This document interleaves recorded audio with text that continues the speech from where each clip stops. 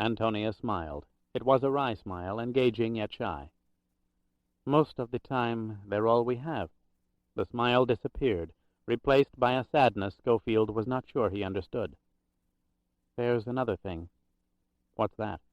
"You. I've watched you. You are a man with so much sorrow. It's as clear on your face as the marks on my body. But I can remember when I was happy.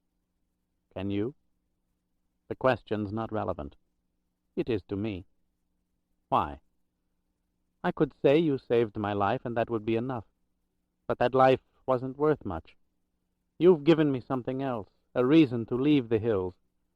I never thought anyone could ever do that for me. You offered me freedom just now, but you're too late. I already have it. You gave it to me.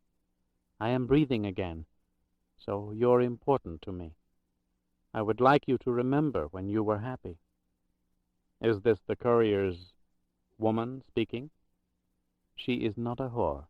She never was." "I'm sorry." "Don't be. It is permitted. And if that is the gift you want, take it. I would like to think there are others." Bray suddenly ached. The ingenuousness of her offer moved him, pained him. She was hurt, and he had hurt her again, and he knew why. He was afraid. He preferred whores. He did not want to go to bed with anyone he cared about. It was better not to remember a face or recall a voice. It was far better to remain deep within the earth. He had been there so long. And now this woman wanted to pull him out, and he was afraid. "You learn the things I teach you. That'll be gift enough." "Then you'll let me stay?" "You just said there wasn't anything I could do about it." "I meant that." "I know you did. If I thought otherwise, I'd be on the telephone to one of the best counterfeiters in Rome." "Why are we in Rome? Will you tell me now?"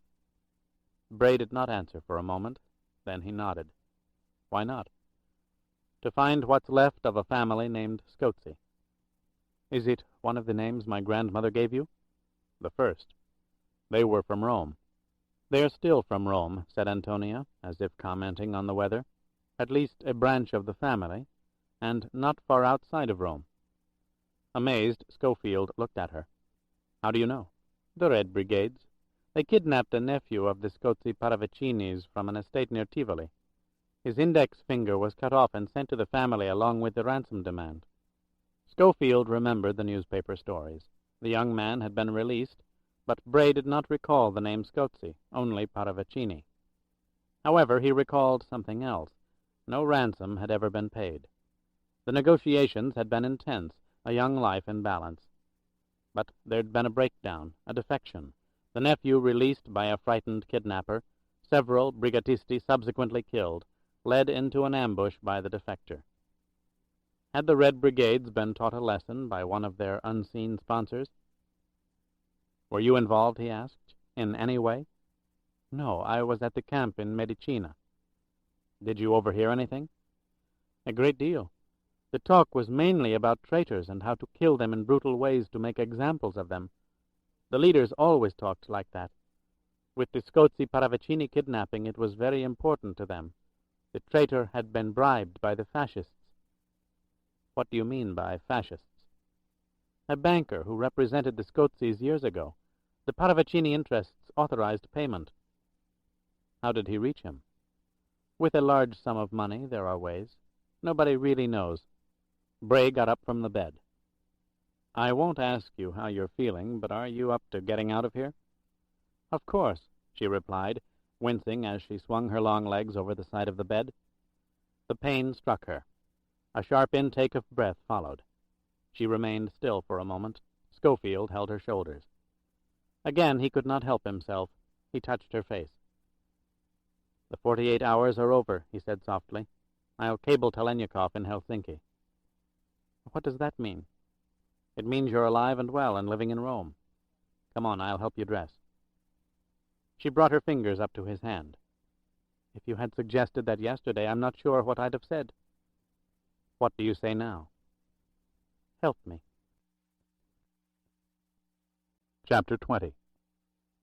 There was an expensive restaurant on the Via Frascati owned by the three Crispi brothers, the oldest of whom ran the establishment with the perceptions of an accomplished thief and the eyes of a hungry jackal, both masked by a cherubic face and a sweeping ebullience.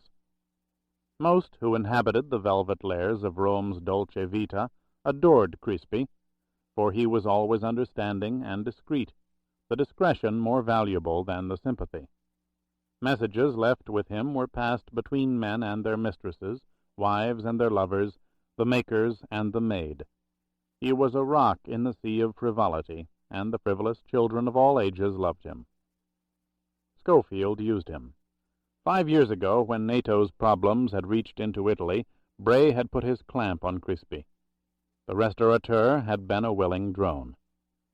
Crispi was one of the men Bray had wanted to see before Antonia had told him about the Scozi Paravicinis. Now it was imperative. If anyone in Rome could shed light on an aristocratic family like the Scozi Paravicinis, it was the effusive crown prince of foolishness that was Crispi. They would have lunch at the restaurant on the Via Frascati. An early lunch for Rome, considered Scofield, putting down his coffee and looking at his watch. It was barely noon, the sun outside the window warming the sitting-room of the hotel suite, the sounds of traffic floating up from the Via Veneto below. The doctor had called the Excelsior and made the arrangements shortly past midnight, explaining confidentially to the manager that a wealthy patient was in sudden need of quarters, confidentially. Bray and Antonia had been met at the delivery entrance and taken up the service elevator to a suite on the 8th floor. He had ordered a bottle of brandy and poured 3 successive drinks for Antonia. The cumulative effects of the alcohol, the medication, the pain, and the tension had brought about the state he knew was best, sleep. He had carried her into the bedroom, undressed her, and put her to bed, covering her, touching her face, resisting the ache that would have placed him beside her. On his way back to the couch in the sitting-room, he had remembered the clothes from the Via Condotti. He had stuffed them in his duffel bag before leaving the pensione. The white hat was the worse for the packing, but the silk dress was less wrinkled than he had thought it would be. He had hung them up before sleeping himself. He had gotten up at 10 and gone down to the shops in the lobby to buy a flesh-colored make-up base that would cover Antonia's bruises, and a pair of Gucci sunglasses that looked remarkably like the eyes of a grasshopper. He had left them along with the clothes on the chair next to the bed. She had found them an hour ago, the dress the first thing she had seen when she had opened her eyes. "You are my personal fanciulla," she had called out to him. "I am a princess in a fairy tale, and my handmaidens wait upon me. What will my socialist comrades think?" "That you know something they don't know," Bray had replied. "They'd hang Marx in effigy to change places with you. Have some coffee and then get dressed. We're having lunch with a disciple of the Medicis. You'll love his politics." She was dressing now, humming fragments of an unfamiliar tune that sounded like a Corsican sea chanty. She had found part of her mind again, and a semblance of freedom. He hoped she could keep both. There were no guarantees. The hunt would accelerate at the restaurant in the Via Frascati, and she was part of it now. The humming stopped, replaced by the sound of high-heeled shoes crossing a marble floor. She stood in the door, and the ache returned to Scofield's chest. The sight of her moved him, and he felt oddly helpless. Stranger still, for a moment he wanted only to hear her speak, listen to her voice, as if hearing it would somehow confirm her immediate presence. Yet she did not speak. She stood there, lovely and vulnerable, a grown-up child seeking approval, resentful that she felt the need to seek it. The silk dress was tinged with deep red, complementing her skin, bronzed by the Corsican sun. The large, wide hat framed half her face in white, the other half bordered by her long, dark brown hair. The strains of France and Italy had merged in Antonia Grave. The results were striking. "You look fine," said Bray, getting up from the chair. "Does the make-up cover the marks on my face?" "I forgot about them, so I guess it does." In the ache he had forgotten. "How are you feeling?" "I'm not sure. I think the brandy did as much damage as the brigatisti." "There's a remedy. A few glasses of wine." "I think not, thank you." "Whatever you say. I'll get your coat. It's in the closet." He started across the room, then stopped, seeing her wince. "You're not all right, are you? It hurts." "No, please, really, I'm fine. The salve your doctor friend gave me is very good, very soothing. He's a nice man." "I want you to go back and see him any time you need help," he said, "whenever anything bothers you." "You sound as though you won't be with me," she replied. "I thought we settled that. I accepted your offer of employment, remember?" Bray smiled. "It'd be hard to forget, but we haven't defined the job. We'll be together for a while in Rome, then, depending on what we find, I'll be moving on. Your job will be to stay here and relay messages between Talaniekov and me." "I am to be a telegraph service?" asked Antonia. "What kind of job is that?" "A vital one. I'll explain as we go along. Come on, I'll get your coat." He saw her close her eyes again. Pain had jolted her. "Antonia, listen to me. When you hurt, don't try to hide it. That doesn't help anybody. How bad is it?" "Not so bad. It will pass, I know. I've been through this before." "Do you want to go back to the doctor?" "No, but thank you for your concern." The ache was still there, but Scofield resisted it. "My only concern is that a person can't function well when he's hurt. Mistakes are made when he's in pain. You won't be allowed any mistakes." "I may have that glass of wine after all." "Please do," he said. They stood in the foyer of the restaurant, Bray aware of the glances Antonia attracted. Beyond the delicate lattice work that was the entrance to the dining room, the oldest Crispy was all teeth and obsequiousness. When he saw Bray, he was obviously startled. For a split second his eyes became clouded, serious. Then he recovered and approached them. "Benvenuto, amico mio," he cried. "It's been over a year," said Scofield, returning the firm grip. "I'm here on business for only a day or so, and wanted my friend to try your fettuccine." These were the words that meant Bray wished to speak privately with Crispy at the table when the opportunity arose. "It is the best in Rome, signorina." Crispy snapped his fingers for an inferior brother to show the couple to their table. "I shall hear you say it yourself momentarily, but first have some wine in case the sauce is not perfect." He winked broadly, giving Scofield's hand an additional clasp to signify he understood. Crispy never came to Bray's table unless summoned. A waiter brought them a chilled bottle of Pouilly Fumé, compliments of the Fratelli, but it was not until the fettuccine had come and gone that Crispy came to the table. He sat in the third chair. Introductions and the small talk that accompanied them were brief. "Antonia's working with me," Scofield explained, "but she's never to be mentioned. To anyone, do you understand?" "Of course." "And neither am I. If anyone from the embassy or anywhere else asks about me, you haven't seen me. Is that clear?" "Clear, but unusual." "In fact, no one's to know I'm here, or was here." "Even your own people?" "Especially my own people. My orders supersede embassy interests. That's as plainly as I can put it." Crispy arched his brows, nodding slowly. "Defectors?" "That'll do." Crispy's eyes became serious. "Very well, I have not seen you, Brandon. Then why are you here? Will you be sending people to me?" "Only Antonia. Whenever she needs help getting cables off to me. And to someone else." "Why should she need my help to send cables?" "I want them rerouted, different points of origin. Can you do it?" "If the idiot comunisti do not strike the telephone service again, it is no problem. I call a cousin in Firenze, he sends one. An exporter in Athens or Tunis or Tel Aviv, they do the same. Everybody does what Crispy wants, and no one asks a single question, but you know that." "What about your own phones? Are they clean?" Crispy laughed. "With what is known to be said on my telephone, there is not an official in Rome who could permit such impertinence." Scofield remembered Robert Winthrop in Washington. "Someone else said that to me not so long ago. He was wrong." "No doubt he was," agreed Crispy, his eyes amused. "Forgive me, Brandon, but you people deal merely in matters of state. We on the Via Frascati deal in matters of the heart. Ours take precedence where confidentiality is concerned. They always have." Bray returned the Italian's smile. "You know, you may be right." He lifted the glass of wine to his lips. "Let me throw a name at you. Scozi Paravicini." He drank. Crispy nodded reflectively. Blood seeks money, and money seeks blood. What else is there to say? Say it plainly. The Scozzis are one of the noblest families in Rome. The venerable Contessa to this day is chauffeured in her restored Bugatti up the Veneto, her children pretenders to thrones long since abandoned.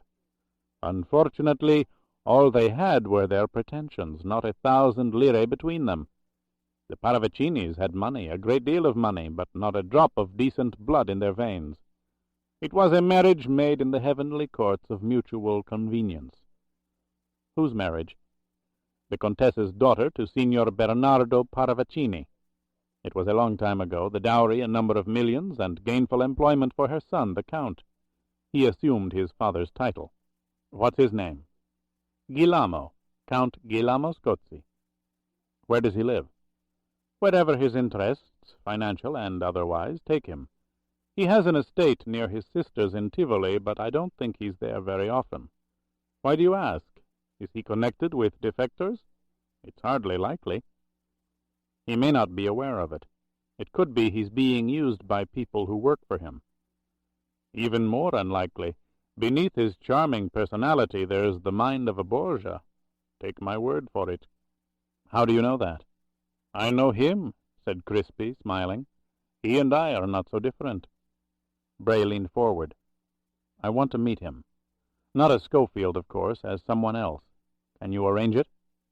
Perhaps, if he's in Italy, and I think he is. I read somewhere that his wife is a patron of the Festa Villa d'Este being held tomorrow night. It is a charity affair for the gardens. He would not miss it. As they say, everyone in Rome will be there. Your Rome, I trust, said Scofield, not mine. He watched her across the hotel room as she lifted the skirt out of the box and folded it on her lap as though checking for imperfections. He understood that the pleasure he derived from buying her things was out of place. Clothes were a necessity. It was as simple as that, but his knowing it did not erase the warmth that spread through him watching her. The prisoner was free, the decisions restored, and although she had commented about the exorbitant prices at the Excelsior, she had not refused to let him buy clothes for her at the shops. It had been a game. She would look over at Bray. If he nodded, she would frown, feigning disapproval, invariably glancing at the price tag, then slowly reevaluate, ultimately acknowledging his taste. His wife used to do that in West Berlin. In West Berlin it had been one of their games. His Karin had always worried about money. They were going to have children one day. Money was important, and the government was not a generous corporation. No grade 12 Foreign Service officer was about to open a Swiss bank account. Of course, by then Scofield had, in Bern, and in Paris and London, and naturally Berlin. He had not told her. His true professional life had never touched her, until it touched her with finality. Had things been different, he might have given her one of those accounts. After he had transferred out of consular operations into a civilized branch of the State Department. God damn it, he was going to. It had only been a matter of weeks. You are so far away. What? Bray brought the glass to his lips. It was a reflex gesture, for he had finished the drink. It occurred to him that he was drinking too much. You're looking at me, but I don't think you see me. I certainly do. I missed the hat. I liked the white hat. She smiled. You don't wear a hat inside. The waiter who brought us dinner would have thought me silly. You wore it at Crispy's place. That waiter didn't. A restaurant is different. Both inside. He got up and poured himself a drink. Thank you again for these. Antonia glanced at the boxes and shopping bags beside the chair. It is like Christmas Eve. I don't know which to open next. She laughed. But there was never a Christmas in Corsica like this. Papa would scowl for a month at the sight of such things. Yes, I do thank you. No need to. Scofield remained by the table, adding more whiskey to his glass. Their equipment. Like an office typewriter or an adding machine or file cabinets. They go with the job. I see. She replaced the skirt and the blouse into the box. But you don't, she said. I beg your pardon? Niente. Does the whiskey help you relax? You could say that. Would you like one? No, thank you. I'm more relaxed than I have been in a long time. It would be wasted. To each according to his needs, or wants, said Scofield, lowering himself into a chair. You can go to bed if you like. Tomorrow's going to be a long day. Does my company bother you? No, of course not. But you prefer to be alone. I hadn't thought about it. She used to say that. In West Berlin, when there were problems and I would sit by myself trying to think as others might think. She would be talking and I would not hear her. She used to get angry, not angry, hurt, and say, "You'd rather be alone, wouldn't you?" And I would, but I could not explain. Perhaps if I had explained, perhaps an explanation would have served as a warning. If something's troubling you, why not talk about it? Oh God, her words, in West Berlin. Stop trying to be somebody else. He heard the statement shouted in his own voice. It was the whiskey, the goddamn whiskey. I'm sorry, I didn't mean that, he added quickly, putting the glass down. I'm tired and I've had too much to drink. I didn't mean it. Of course you did, said Antonia, getting up. I think I understand now. But you should understand also. I am not somebody else. I have had to pretend to be someone who was not me, and that is the surest way to know who you are. I am myself, and you helped me find that person again.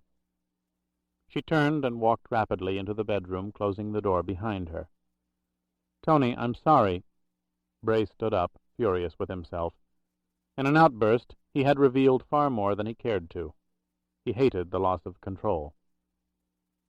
There was a knock on the door, the hallway door. Scofield spun around.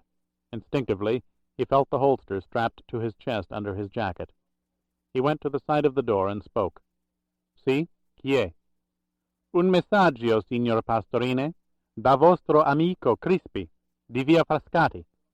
Bray put his hand inside his jacket, checked the chain on the door, and opened it. In the hallway stood the waiter from Crispi's who had served their table. He held up an envelope and handed it to Scofield through the open space. Crispi had taken no risks. His own man was the messenger. Grazie, un momento, said Bray, reaching into his pocket for a lire note. Prego, replied the waiter, accepting the tip. Scofield closed the door and tore open the envelope. 2 gold-embossed tickets were attached to a note. He removed them and read Crispi's message, the handwriting as florid as the language. Word has reached Count Scorzi from the undersigned that an American named Pastor will introduce himself at Villa d'Este. The Count understands that this Pastor has extensive connections in the OPEC countries, acting frequently as a purchasing agent for oil-soaked sheiks. These are endeavors such men never discuss, so just smile and learn where the Arabian Gulf is located. The Count understands, too, that Pastor is merely on holiday and seeks pleasant diversions. All things considered, the Count may offer them. I kiss the hand of the bella signorina. Ciao. Crispi. Bray smiled. Crispi was right. No one who performed middleman services for the sheiks ever discussed those services. Profiles were kept excessively low because the stakes were excessively high. He would talk of other things with Count Guillermo Scorzi. He heard the latch turn on the bedroom door. There was a moment of hesitation before Antonia opened it. When she did, Bray realized why. She stood in the door-frame in a black slip he had bought her downstairs. She had removed her brassiere, her breasts swelling against the sheer silk, her long legs outlined below in opaque darkness. She was barefoot, the bronzed skin of her calves and ankles in perfect concert with her arms and face. Her lovely face, striking yet gentle, with the dark eyes that held his without wavering, without judgment. "You must have loved her very much," she said. "I did. It was a long time ago." "Not long enough, apparently. You called me Tony. Was that her name?" "No." "I'm glad. I would not wish to be mistaken for someone else." "You made that clear. It won't happen again." Antonia was silent, remaining motionless in the doorway, her eyes still without judgment. When she spoke, it was a question. "Why do you refuse yourself?" "I'm not an animal in the hold of a freighter." "We both know that. I've seen you look at me, then look away as though it were not permitted. You're tense, but you seek no release." "If I want that kind of release, I know where to find it." "I offer it to you." "The offer will be taken under consideration." "Stop it!" cried Antonia, stepping forward. "You want a whore? Then think of me as a courier's whore." "I can't do that." "Then don't look at me the way you do. A part of you with me, another far away. What do you want?" "Please don't do this. Leave me where I was, deep in the earth, comfort in the darkness. Don't touch me, for if you do, you die. Can't you understand that? Men will call you across a barrier, and they will kill you. Leave me with whores, professionals, as I am a professional. We know the rules. You don't." She stood in front of him. He had not seen her come to him. She was simply there. He looked down at her, her face tilted up to his, her eyes close, her tears near, her lips parted. Her whole body was trembling. She was gripped by fear. The scars had been torn away. He had ripped them because she had seen the ache in his eyes. She could not erase his pain. What made her think he could erase hers? And then, as if she were reading his thoughts, she whispered again, "If you loved her so much, love me a little. It may help." She reached up to him, her hands cupping his face, her lips inches from his, the trembling no less for the nearness. He put his arms around her. Their lips touched, and the ache was released. He was drawn into a wind. He felt his own tears well up in his eyes and roll down his cheeks, mingling with hers. He let his hands fall down her back, caressing her, pulling her to him, holding her. Please, closer, the moisture of her mouth arousing him, replacing the ache of pain with the ache of wanting her beside him. He swept his hand around to her breast. She pulled her own hand down and pressed it over his, pushing herself against him, revolving her body to the rhythm that infused them both. She pulled her mouth away. "Take me to bed. In the name of God, take me. And love me. Please love me a little." "I tried to warn you," he said. "I tried to warn us both." He was coming out of the earth, and there was sunlight above. Yet in the distance there was the darkness still, and fear. He felt it sharply. But for the moment he chose to remain in the sunlight, if only for a while, with her. Chapter 21. The magnificence of the Villa d'Este was not lost in the chill of the evening. The floodlights had been turned on, and the banks of fountains illuminated. Thousands of cascading streams caught in the light as they arced in serrated ranks down the steep inclines.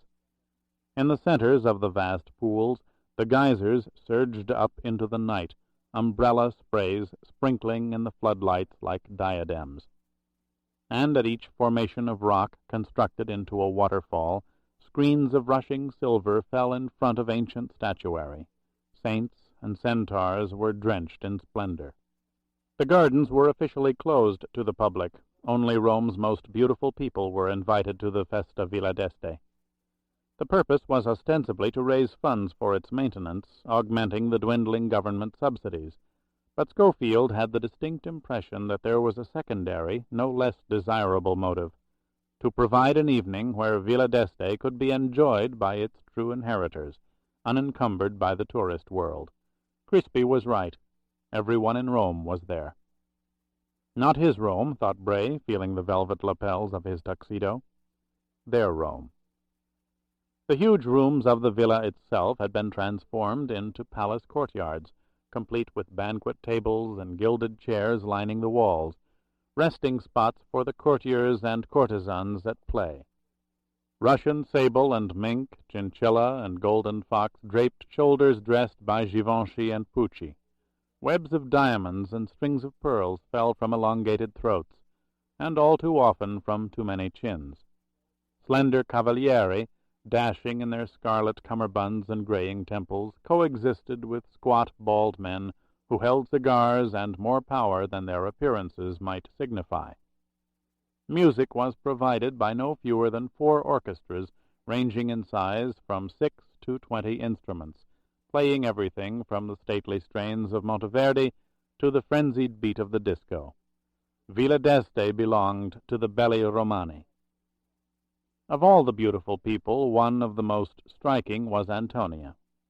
Tony. It was Tony now, by dual decree, arrived at in the comfort of the bed. No jewels adorned her neck or wrists. Somehow they would have detracted from the smooth, bronzed skin, set off by the simple gown of white and gold. The facial swellings had receded, as the doctor had said they would. She wore no sunglasses now, her wide brown eyes reflecting the light. She was as lovely as any part of her surroundings, lovelier than most of her would-be equals, for her beauty was understated, and grew with each second of observation in the beholder's eyes. For convenience, Tony was introduced quite simply as the rather mysterious Mr. Pastor's friend from Lake Como. Certain parts of the lake were known to be retreats for the expensive children of the Mediterranean. Crispy had done his job well. He had provided just enough information to intrigue a number of guests. Those who might wish to learn the most about the quiet Mr. Pastor were told the least, while others too imbued with themselves to care about Pastor were told more, so they could relate what they had learned as gossip, which was their major industry. Those men whose concerns were more directly, even exclusively, financial, were prone to take his elbow and inquire softly about the projected status of the dollar, or the stability of investments in London, San Francisco, and Buenos Aires. With such inquisitors, Scofield inclined his head briefly at some suggestions, and shook it with a single motion at others. Eyebrows were raised, unobtrusively. Information had been imparted, although Bray had no idea what it was. After one such encounter with a particularly insistent questioner, he took Tony's arm and they walked through a massive archway into the next crowded courtyard.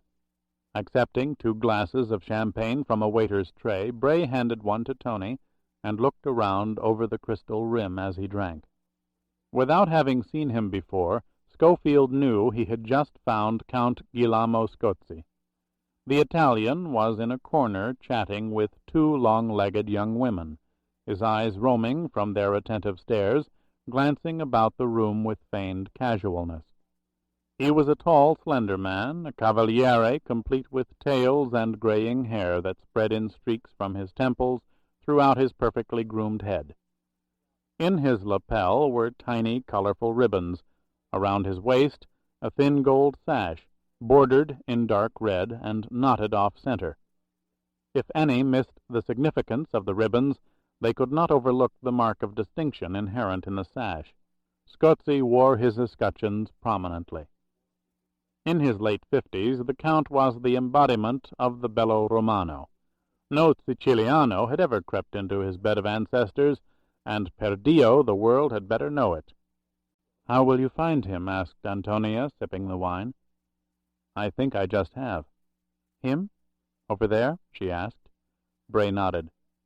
"You're right. I've seen his picture in the newspapers. He's a favorite subject of the paparazzi.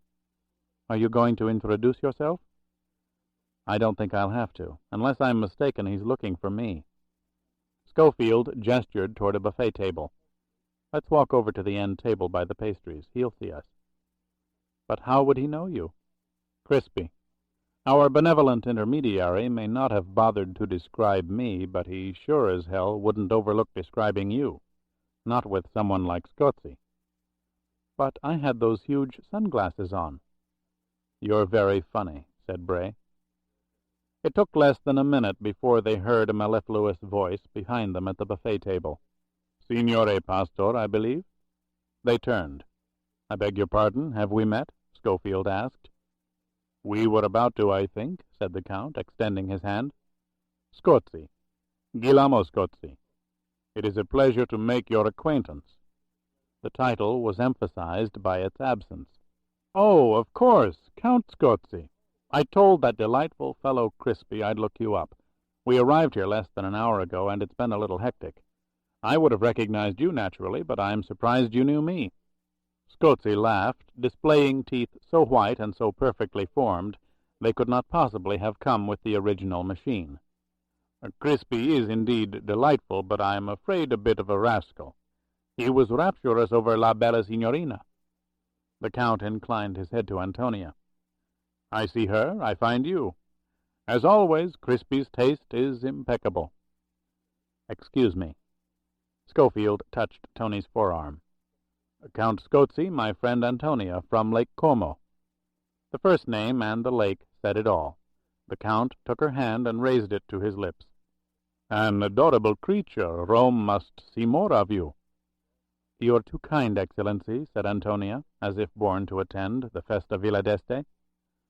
"Truthfully, Mr. Pastor," continued Scozi, "I've been told that many of my more bothersome friends have been annoying you with questions. I apologize for them." "No need to. I'm afraid Crispy's descriptions included more mundane matters." Bray smiled with disarming humility. "When people learn what I do, they ask questions. I'm used to it." "You're very understanding." "It's not hard to be. I just wish I were as knowledgeable as so many think I am. Usually I simply try to implement decisions made before I got there." "But in those decisions," said the Count, "there is knowledge, is there not?" "I hope so. Otherwise an awful lot of money's being thrown away." "Blown away with the desert winds, as it were," clarified Scozi. "Why do I think we actually have met before, Mr. Pastor?"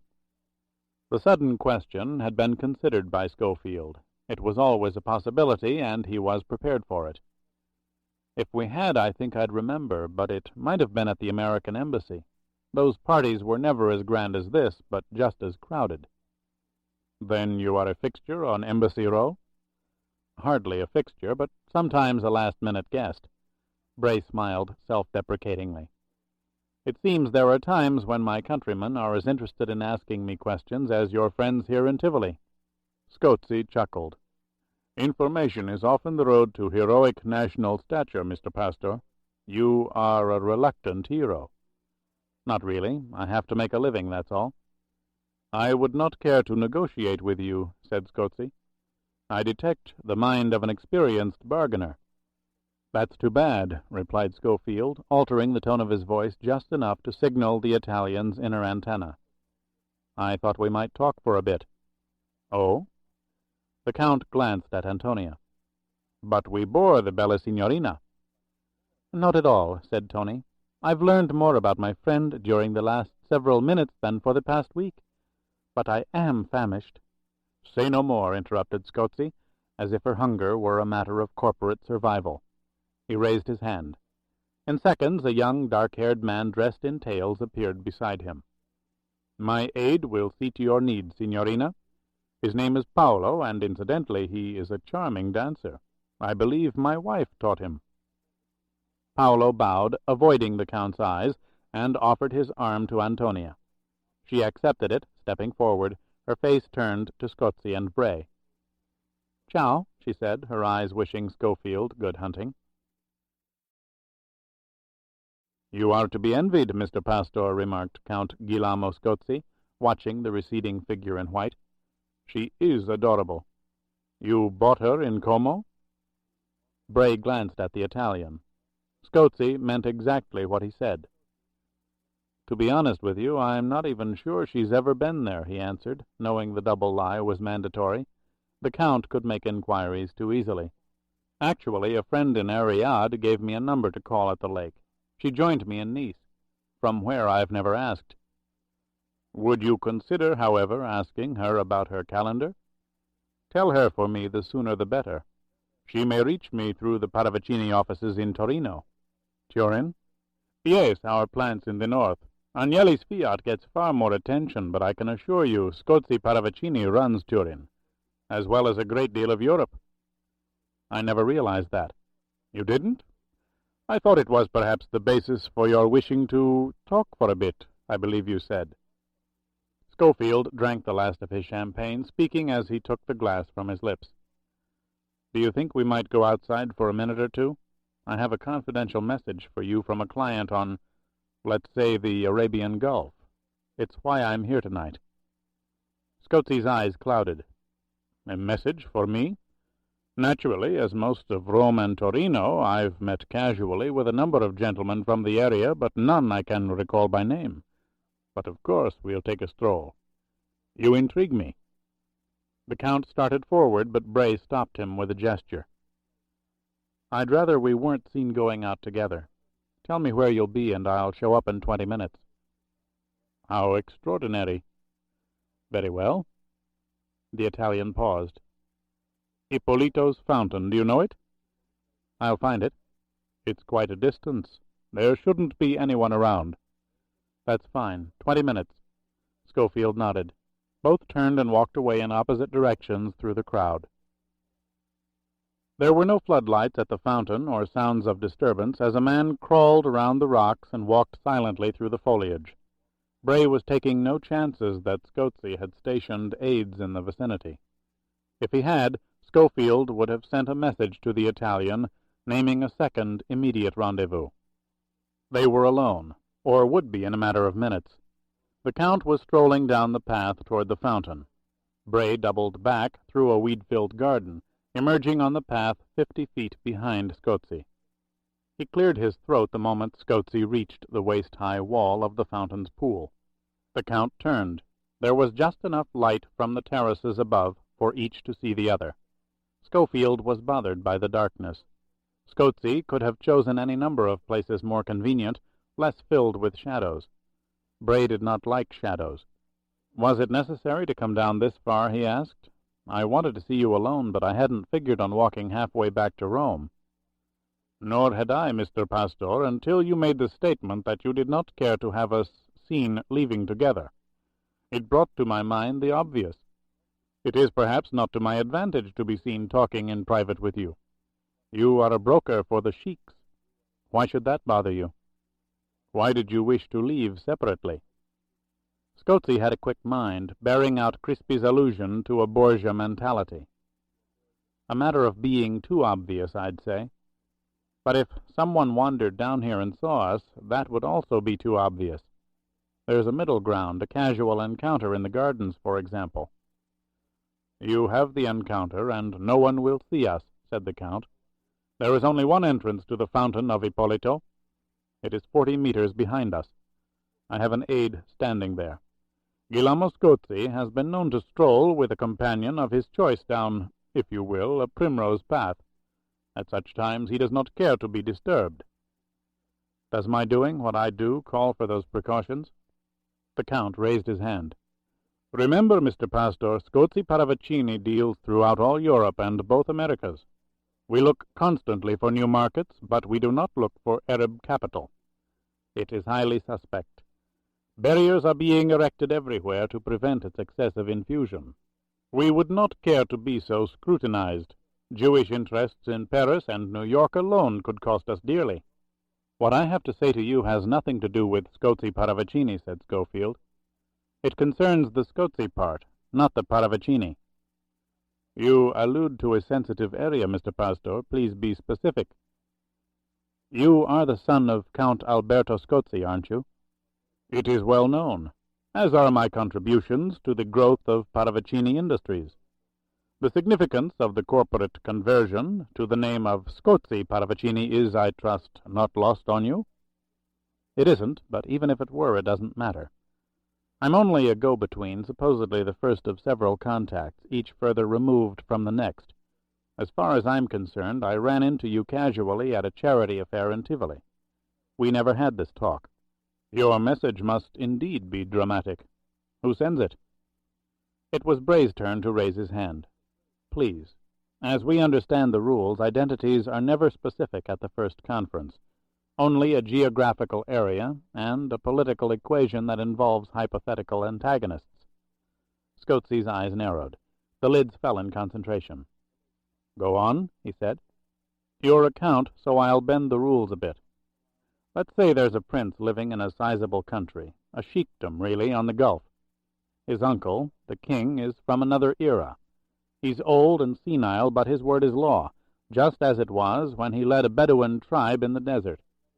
He's squandering millions with bad investments, depleting the sheikdom's resources, taking too much out of the ground too quickly. This hypothetical prince would like him removed, for everyone's good. He appealed to the council through the son of Alberto Scozi, named for the Corsican padrone Guillaume. That's the message. Now I'd like to speak for myself. "Who are you?" asked the Italian, his eyes now wide. "Who sent you?" "Let me finish," said Bray quickly. He had to get past the initial jolt, jump to a second plateau. As an observer of this hypothetical equation, I can tell you it's reached a crisis. There isn't a day to lose. The prince needs an answer, and, frankly, if I bring it to him, I'll be a much richer man for it. You, of course, can name the council's price. And I can tell you that 50 million American is not out of the question." 50 million? It worked. The second plateau was reached. Even for a man like Guillermo Scozi, the amount was staggering. His arrogant lips were parted in amazement. It was the moment to complicate, to stun again. "The sum is conditional, of course. It's a maximum figure that presumes an immediate answer, eliminating subsequent contracts, and delivery of the package within 7 days. It won't be easy. The old man is guarded day and night by Sabati. They're a collection of mad dogs who—" Scofield paused. "But then I don't have to tell you about anything related to Hassan ibn al-Sabah, do I? From what I gather, the Corsican drew on him pretty extensively. At any rate, the prince suggests a programmed suicide." "Enough," whispered Scozi. "Who are you, Pastor? Is the name to mean something to me? Pastor? Priest? Are you a high priest sent to test me?" The Italian's voice rose stridently. "You talk of things buried in the past. How dare you?" "I'm talking about 50 million American dollars. And don't tell me or my client about things buried. His father was buried with his throat slit from chin to collarbone by a maniac sent by the council. Check your records, if you keep them. You'll find it. My client wants his own back again, and he's willing to pay roughly 50 times what his father's brother paid." Bray stopped for a moment and shook his head in disapproval and sudden frustration. "This is crazy. I told him for less than half the amount I could buy him a legitimate revolution, sanctioned by the United Nations. But he wants it this way, with you. And I think I know why. He said something to me. I don't know if it's part of his message, but I'll deliver it anyway. He said, 'The way of the Matarese is the only way. They'll see my faith.' He wants to join you." Guillermo Scozi recoiled. His legs were pressed against the wall of the fountain, his arms rigidly at his side. "What right have you to say these things to me? You're insane, a madman. I don't know what you're talking about." "Really? Then we've got the wrong man. We'll find the right one. I'll find him. We were given the words. We know the response." "What words?" "Per nostro—" Scofield let his voice trail off, his eyes riveted on Scozi's lips in the dim light. Involuntarily the lips parted. The Italian was about to utter the third word, complete the phrase that had lived for 70 years in the remote hills of the Porto Vecchio. No word came. Instead, Scozi whispered again, shock replaced by a concern so deeply felt he could barely be heard. "My God, you cannot, you must not. Where have you come from? What have you been told?" "Just enough to know I found the right man, one of them at any rate. Do we deal?" "Do not presume, Mr. Pastor, or whatever your name is." There was fury now in the Italian's voice. "Pastor'll do. All right, I've got my answer. You pass. I'll tell my client." Bray turned. "Alto! Perché? Che cosa?" Scofield spoke over his shoulder without moving. "Your Italian is very quick, very fluent." "So are several other languages. It helps when you travel a lot." "I travel a lot. What do you want?" "You will stay here until I say you may leave." "Really?" said Scofield, turning to face Scozi again. "What's the point? I've got my answer." "You will do as I tell you. I have only to raise my voice, and an aide will be beside you, blocking any departure you may consider." Bray tried to understand. This powerful consigliere could deny everything, He had, after all, said nothing, and have a strange American followed. Or he could call for help, or he might simply walk away himself and send armed men to find him. He could do any of these things. He was part of the Matarese. The admission was in his eyes, but he chose to do none of them. Then Scofield thought he did understand. Guillermo Scozzi, the quick-thinking industrial pirate with the Borgia mentality, was not sure what he should do. He was caught in a dilemma that suddenly had overwhelmed him. It had all happened too fast. He was not prepared to make a decision. So he made none. Which meant that there was someone else, someone nearby, accessible, who could. Someone at Villa d'Este that night. "Does this mean that you're reconsidering?" asked Bray. "It means nothing." "Then why should I stay? I don't think you should give orders to me. I'm not one of your Praetorians. We don't deal. It's as simple as that." "It is not that simple." Scozzi's voice rose again, fear more pronounced than anger now. "I say it is, and I say the hell with it," said Scofield, turning again. It was important that the Italian summon his unseen guard. Very important. Scozzi did so. "Veni, presto!" Bray heard racing feet on the dark path. In seconds, a broad-shouldered, stocky man in evening clothes came running out of the shadows. "Sorveglia quest'uomo." The guard did not hesitate. He pulled out a short-barreled revolver, leveling it at Bray. Scozzi spoke, as if superimposing a control on himself, explaining the unnecessary. "These are troubled times, Signore Pastore. All of us travel with these Praetorians you just mentioned. Terrorists are everywhere." The moment was irresistible. It was the instant to insert the final verbal blade. "That's something you people should know about. Terrorists, I mean, like the brigades. Do the orders come from the shepherd boy?" It was as though Scozzi had been struck by an unseen hammer. His upper body convulsed, fending off the blow, feeling its impact, trying to recover but not sure it was possible. In the dim light, Scofield could see perspiration forming at the Italian's hairline, matting the perfectly groomed gray temples. His eyes were the eyes of a terrified animal. "Rimanere," he whispered to the guard, then rushed away up the dark path. Scofield turned to the man, looking afraid and speaking in Italian. "I don't know what this is all about any more than you do. I offered your boss a lot of money from someone, and he goes crazy. Christ, I'm just a salesman." The guard said nothing, but Bray's obvious fear relieved him. "Do you mind if I have a cigarette? Guns scare the hell out of me." "Go ahead," said the broad-shouldered man. It was the last thing he would say for several hours.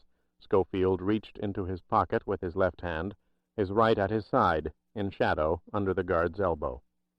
As he pulled out a pack of cigarettes, he shot his right hand up, clasping his fingers around the barrel of the guard's revolver, twisting hand and weapon violently in a counterclockwise motion. Dropping the cigarettes, he gripped the man's throat with his left hand, choking off all sound, propelling the guard off the path, over the bordering rocks into the dense foliage beyond. As the man fell, Bray ripped the gun away from the twisted wrist and brought the handle down sharply on the man's skull. The guard went limp. Scofield pulled him farther into the weeds. No second could be wasted.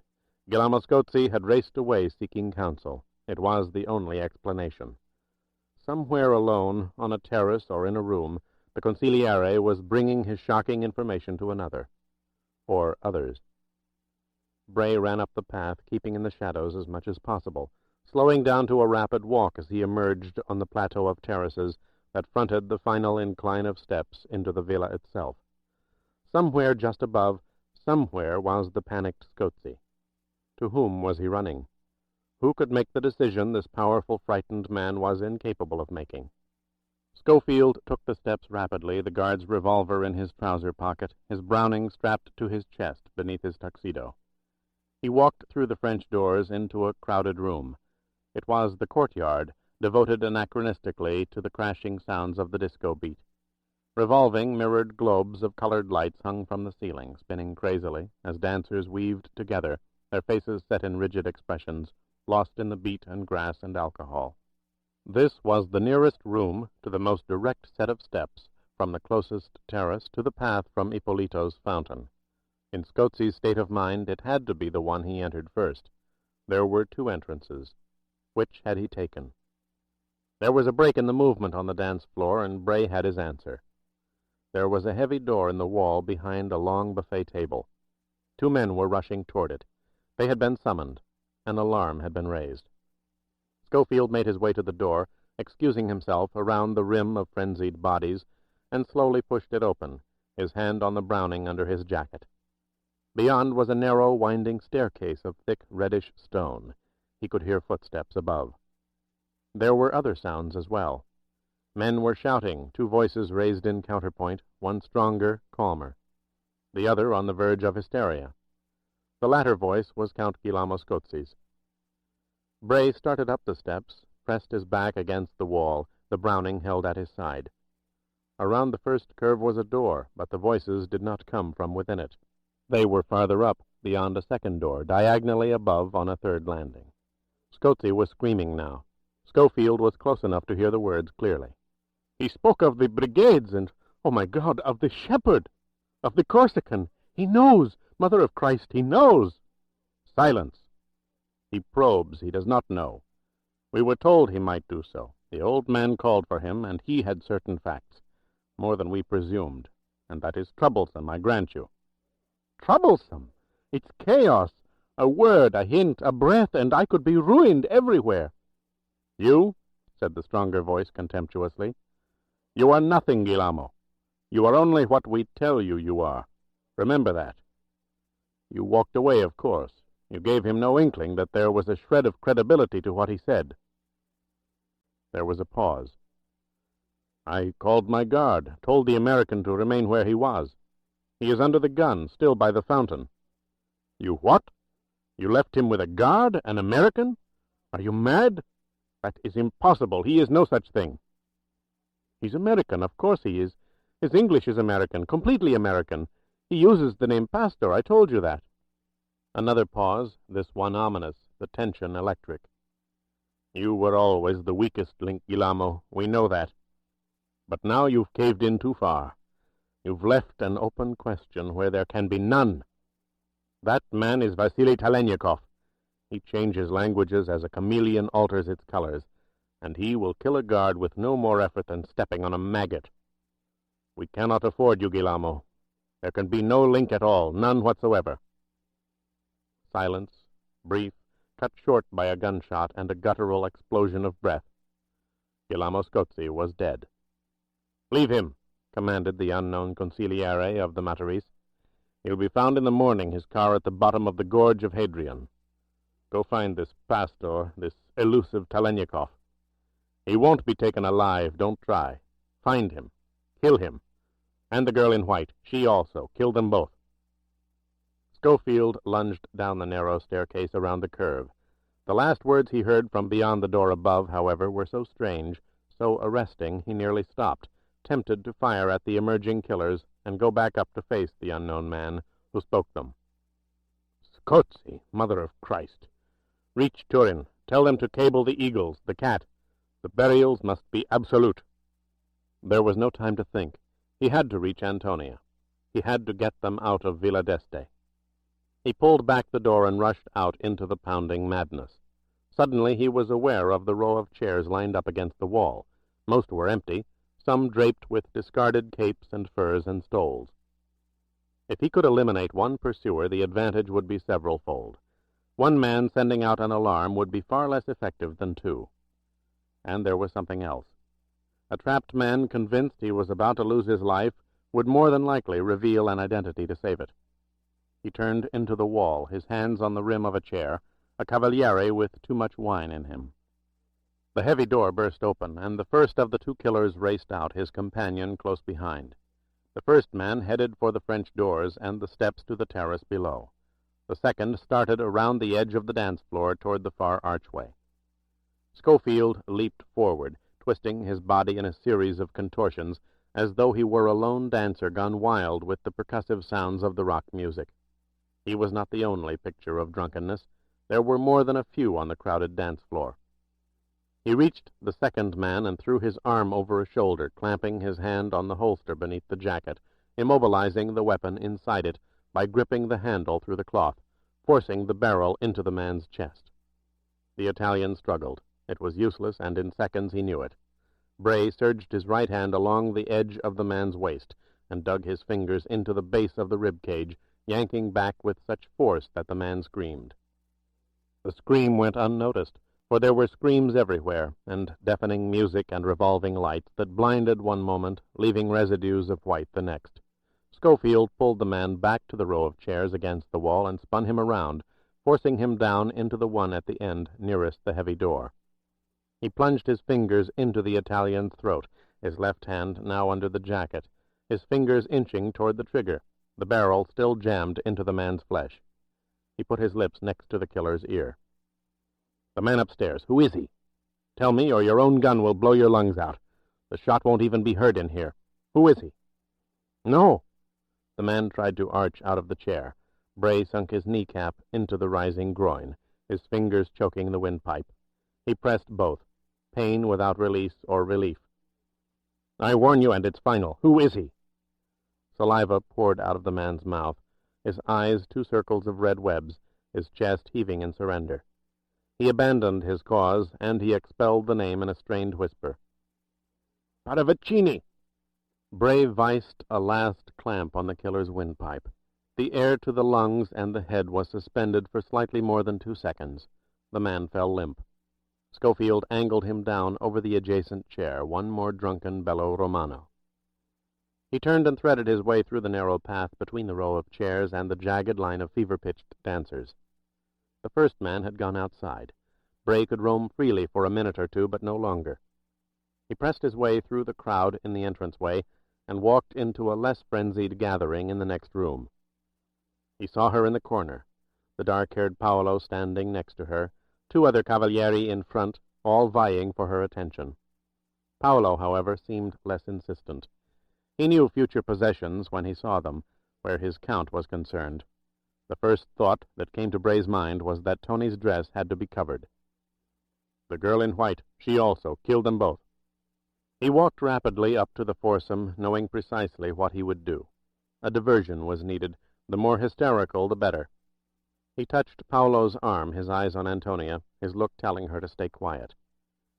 "You are Paolo, aren't you?" he asked the dark-haired man in Italian. "Yes, sir." "Count Guillermo wants to see you right away. It's some kind of emergency, I think." "Of course. Where is he, sir?" "Go through the arch over there and turn right, past a row of chairs to a door. There's a staircase." The young Italian rushed away. Bray excused Tony and himself from the remaining 2 men. He held her arm and propelled her toward the arch that led into the disco. "What's happening?" she asked. "We're leaving," he answered. "Inside here there are some coats and things on the chairs. Grab the darkest and the largest one you can find. Quickly, we haven't much time." She found a long black cape as Bray stood between her and the contortionists on the dance floor. She bunched it under her arm, and they elbowed their way to the French doors and the steps outside. "Here, put it on," ordered Scofield, draping it over her shoulders. "Let's go," he said, starting down the steps. "We'll cut through the terraces to the right and back inside through the hall to the parking." Screams erupted from inside.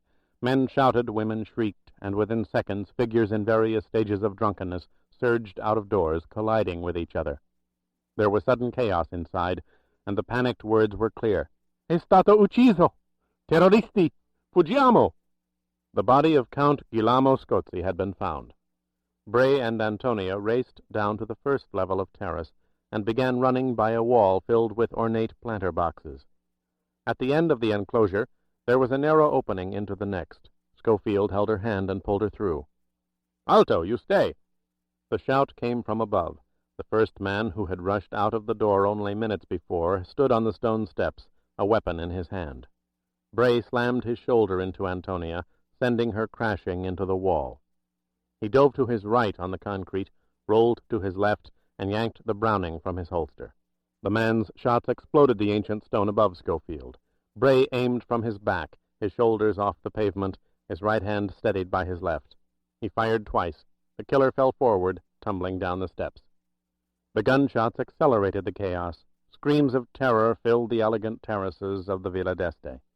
Bray reached Antonia. She was crouching by the wall. "Are you all right?" "I'm alive. Come on." They found a break in the wall where a trough carried a rushing stream of water to a pool below.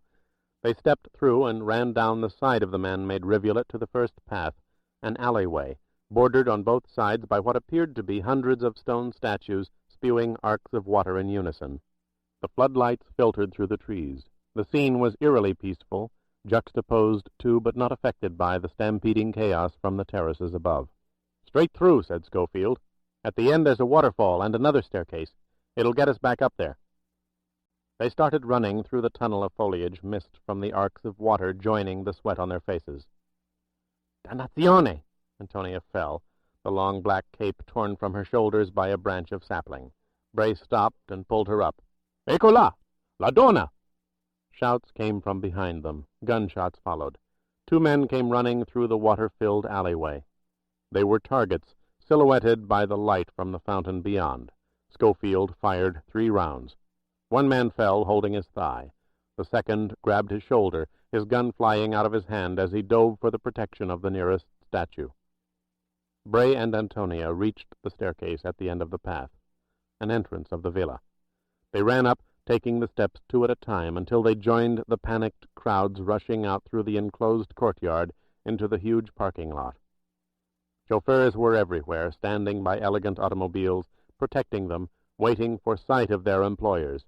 And, as with all chauffeurs in Italy in these times, their guns were drawn. Protection was everything. They had been schooled. They were prepared. One, however, was not prepared enough. Bray approached him.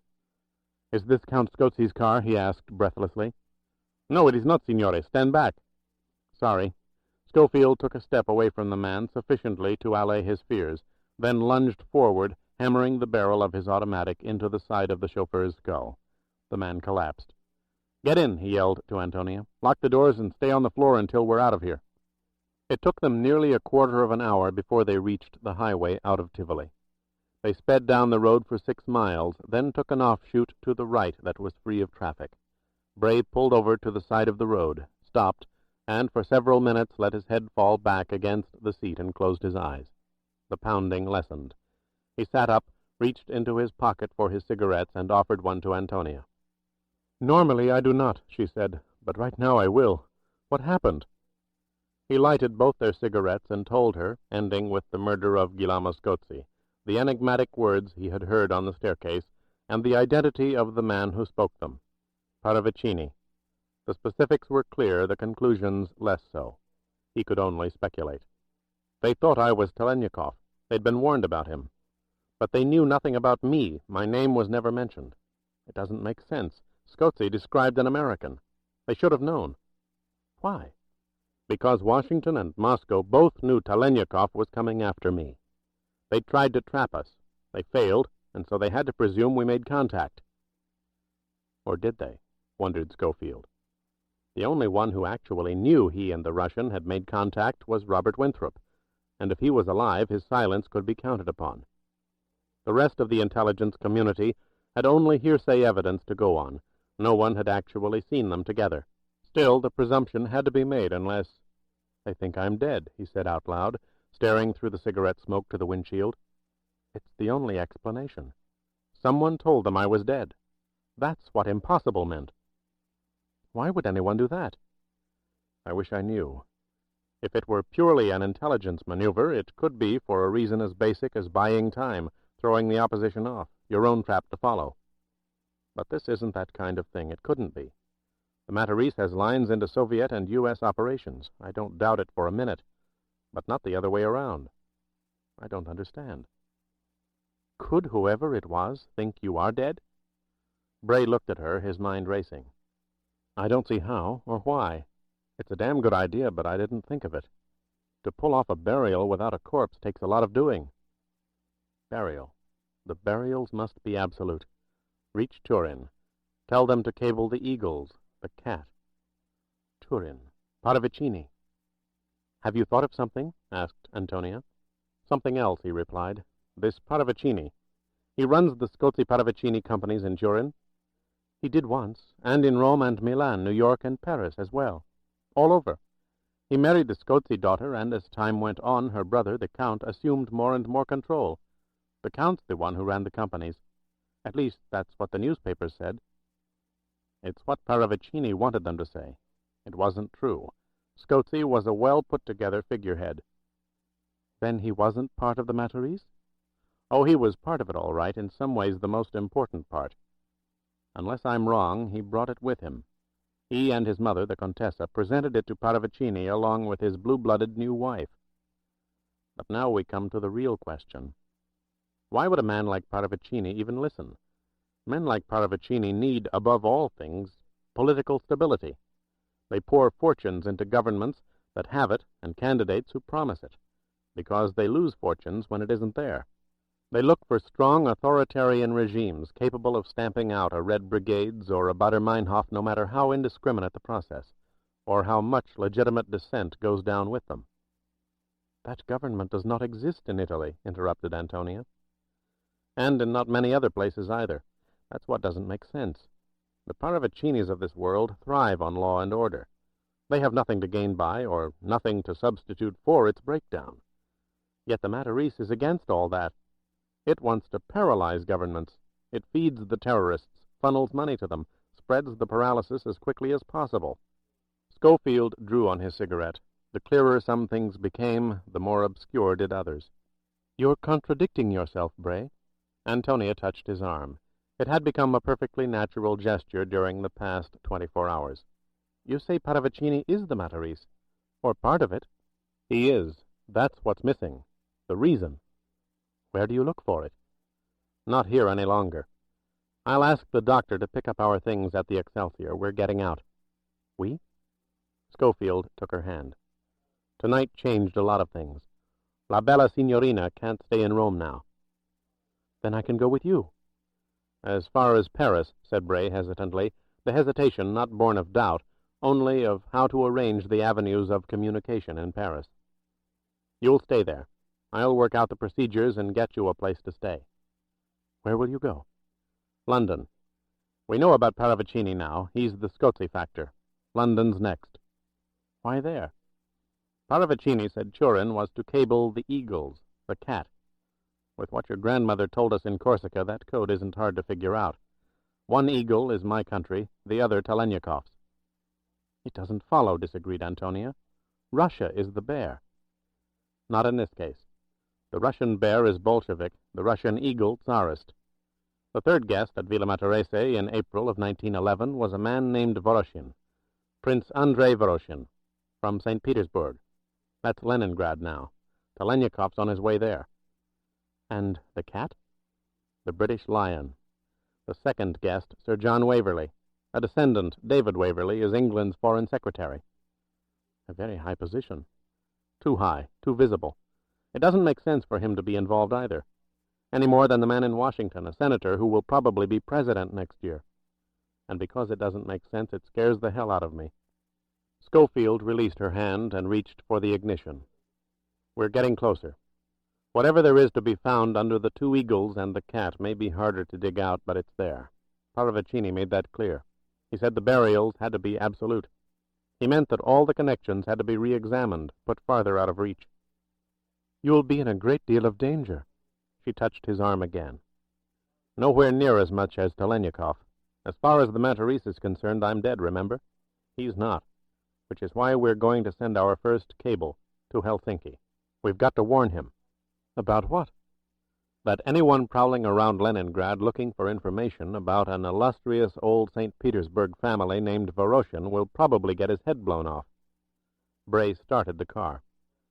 It's wild, he said. We're going after the inheritors, or we think we are, because we've got their names. But there's someone else, and I don't think any of them mean much without him. Who is that? A shepherd boy. He's the one we've really got to find, and I don't have the vaguest idea of how to do it. Chapter 22. Talaniekov walked to the middle of the block on Helsinki's Itä-Kaivopuisto, noting the lights of the American embassy down the street. The site of the building was appropriate. He had been thinking of Beowulf Agate off and on for most of the day. It had taken him most of the day to absorb the news in Scofield cable. The words themselves were innocuous, a salesman's report to an executive of a home office regarding Italian imports of Finnish crystal. But the new information was startling and complex. Scofield had made extraordinary progress in a very short time. He had found the first connection. It was a Scozi, the first name on the guest list of Guillaume de Matarese, and the man was dead, killed by those who controlled him. Therefore, the Americans' assumption in Corsica that the members of the Matarese Council were not born, but selected, proved accurate. The Matarese had been taken over, a mixture of descendants and usurpers. It was consistent with the dying words of Alexei Krupskaya in Moscow. The Matarese was dormant for years. No one could make contact. Then it came back, but it was not the same. Killings, without clients, senseless butchery without a pattern, governments paralyzed. This was indeed a new Matarese, and infinitely more deadly than a cult of fanatics dedicated to paid political assassination. And Beowulf had added a warning in his cable. The Matarese now assumed that the guest list had been found. The stalking of the Voroshin family in Leningrad was infinitely more complicated than it might have been only days ago. Men were waiting in Leningrad for someone to ask questions about the Voroshins. But not the men or man he would reach, thought Talaniekov, stamping his feet against the cold, looking for a sign of the automobile and the man who was to meet him and drive him east along the coast past Hamina toward the Soviet border. Scofield was on his way to Paris with the girl, the American to continue on to England after setting up procedures in France. The Corsican woman had passed whatever tests Beowulf Agate had created. She would live and be their conduit. But as Vasily was beginning to learn, Scofield rarely operated on a simple line. There was a third party, the manager of the Tavastian Hotel in Helsinki. Once in Leningrad, Talaniekov was to cable the manager with whatever particulars he could put into ciphers, and the man, in turn, would wait for direct telephone calls from Paris and relate the codes received from Leningrad. It was then up to the woman to reach Scofield in England. Vasily knew that monitoring cable traffic was a particular talent of the KGB. The only sure way to eliminate it was to use KGB equipment. Somehow he would find a way to do that. An automobile pulled up to the curb, the headlights dimming once, the driver wearing a red muffler, one end draped over a dark leather jacket. Talaniekov crossed the pavement and got in the front seat beside the driver. He was on his way back to Russia. The town of Vaynikola was on the northwest shore of the lake. Across the water was the Soviet Union, the southeast banks patrolled by teams of soldiers and dogs, plagued more often by ennui than by threats of penetration or escape. When the KGB first knew about it, prolonged exposure to the freezing winds during winter months made it simply too dangerous to use as an escape route, and in summer the interminable flow of tourist visas in and out of Tallinn and Riga, to say nothing of Leningrad itself, made those cities the easiest avenues to freedom. As a result, the northwest garrisons along the Finnish border were staffed by the least motivated Russian military personnel, often a collection of misfits and drunks, commanded by men being punished for errors of judgment. Checkpoint Vaynikola was a logical place to cross into Russia. Even the dogs were third-rate. The Finns, however, were not, nor had they ever lost their hatred of the Soviet invaders who had lunged into their country in '39. As they had been masters of the lakes and the forests then, repulsing whole divisions with brilliantly executed traps, so they were masters 40 years later, avoiding others. It was not until Talaniekov had been escorted across an inlet of ice and brought up beyond the patrols above the snow-clogged banks that he realized Checkpoint Vaynikola had become an escape route of considerable magnitude. It was no longer minor. "If ever," said the Finn who had taken him on his last leg of the journey, "any of you men from Washington want to get beyond these Bolshevik bastards, remember us, because we do not forget." The irony was not lost on Vasily Vasilievich Talaniekov, former master strategist for the KGB. "You should be careful with such offers," he replied. "How do you know I'm not a Soviet plant?" The Finn smiled. "We traced you to the Tavastian and made our own inquiries. You were sent by the best there is. He has used us in a dozen different Baltic operations. Give the quiet one our regards." The man extended his hand. "Arrangements have been made to drive you south through Viborg into Zelenogorsk," continued the escort. "What?" Talaniekov had made no such request. He had made it clear that once inside the Soviet Union he preferred to be on his own. "I didn't ask you to do that. I didn't pay for it." The Finn smiled condescendingly. "We thought it best. It will be quicker for you. Walk 2 kilometers down this road. You'll find a car parked by the snowbank. Ask the man inside for the time, saying your car has broken down. But speak Russian. They say you can do so passably well. If the man answers, then begins winding his watch, that's your ride." "I really don't think this is necessary," objected Vasily. "I expected to make my own arrangements, for both our sakes." "Whatever you might arrange, this is better. It will be daybreak soon, and the roads are watched. You have nothing to worry about. The man you're meeting has been on Washington's payroll for a long time." The Finn smiled again. "He is second in command, KGB Viborg." Talaniekov returned the smile. Whatever annoyance he had felt evaporated. In one sentence his escort had provided the answers to several problems. If stealing from a thief was the safest form of larceny, a defector compromising a traitor was even safer. "You're a remarkable people," he said to the Finn. "I'm sure we'll do business again." "Why not? Geography keeps us occupied. We have scores to settle." Talaniekov had to ask, "Still, after so many years?" "It never ends. You are fortunate, my friend. You don't live with a wild, unpredictable bear in your backyard. Try it sometime. It's depressing. Haven't you heard? We drink too much." Vasily saw the car in the distance, a black shadow among other shadows, surrounded by the snow on the road. It was dawn. In an hour the sun would throw its yellow shafts across the Arctic mists, and the mists would disappear. As a child he had been warmed by that sun. He was home. It had been many years, but there was no sense of return, no joy at the prospect of seeing familiar sights, perhaps a familiar face, grown much older as he had grown older. There was no elation at all, only purpose. Too much had happened. He was cold, and the winter sun would bring no warmth on this trip. There was only a family named Voroshin. He approached the car, staying as far to the right as possible, in the blind spot, his Grasburia in his gloved right hand. He stepped through the shoulder of snow, keeping his body low, until he was parallel with the front window. He raised his head and looked at the man inside. The glow of a cigarette partially illuminated the vaguely familiar face.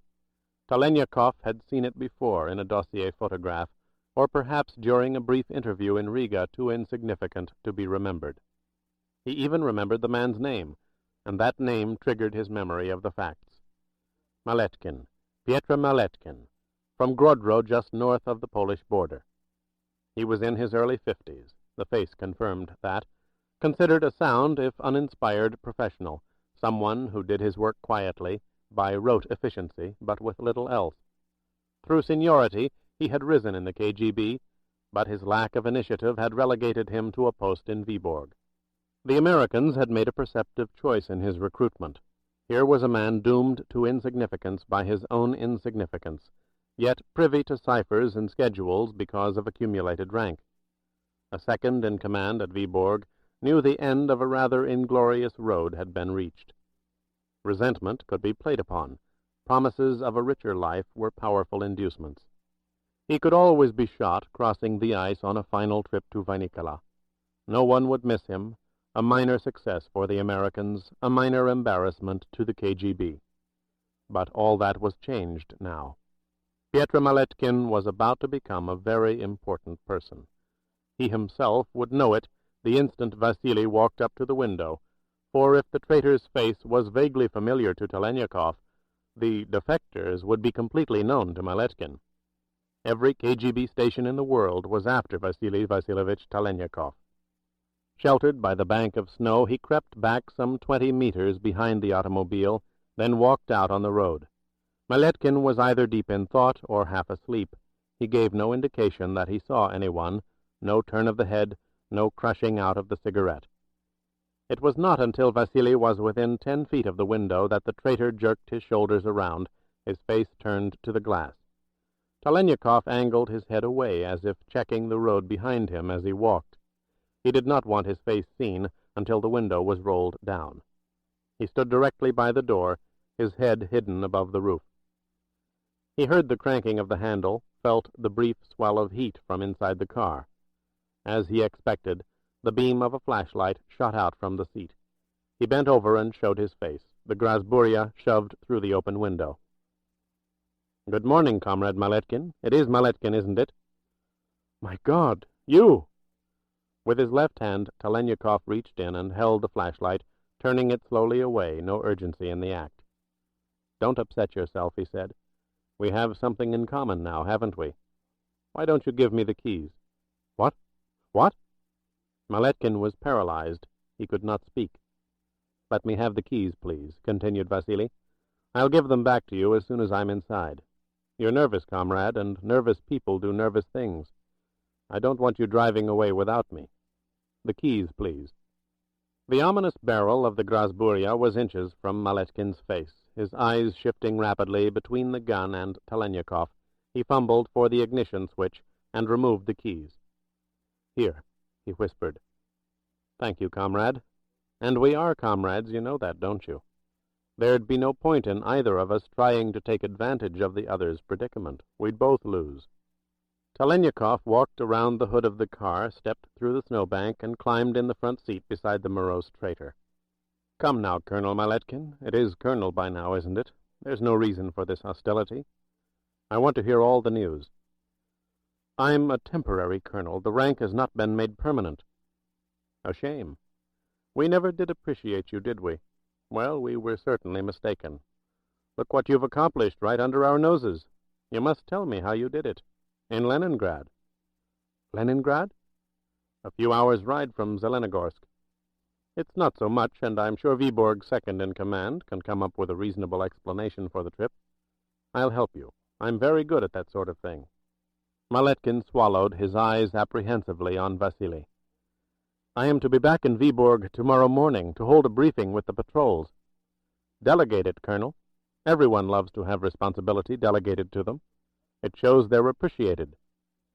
"It was delegated to me," said Maletkin. "See what I mean? By the way, where are your bank accounts? Norway, Sweden, New York? Certainly not in Finland. That would be foolish."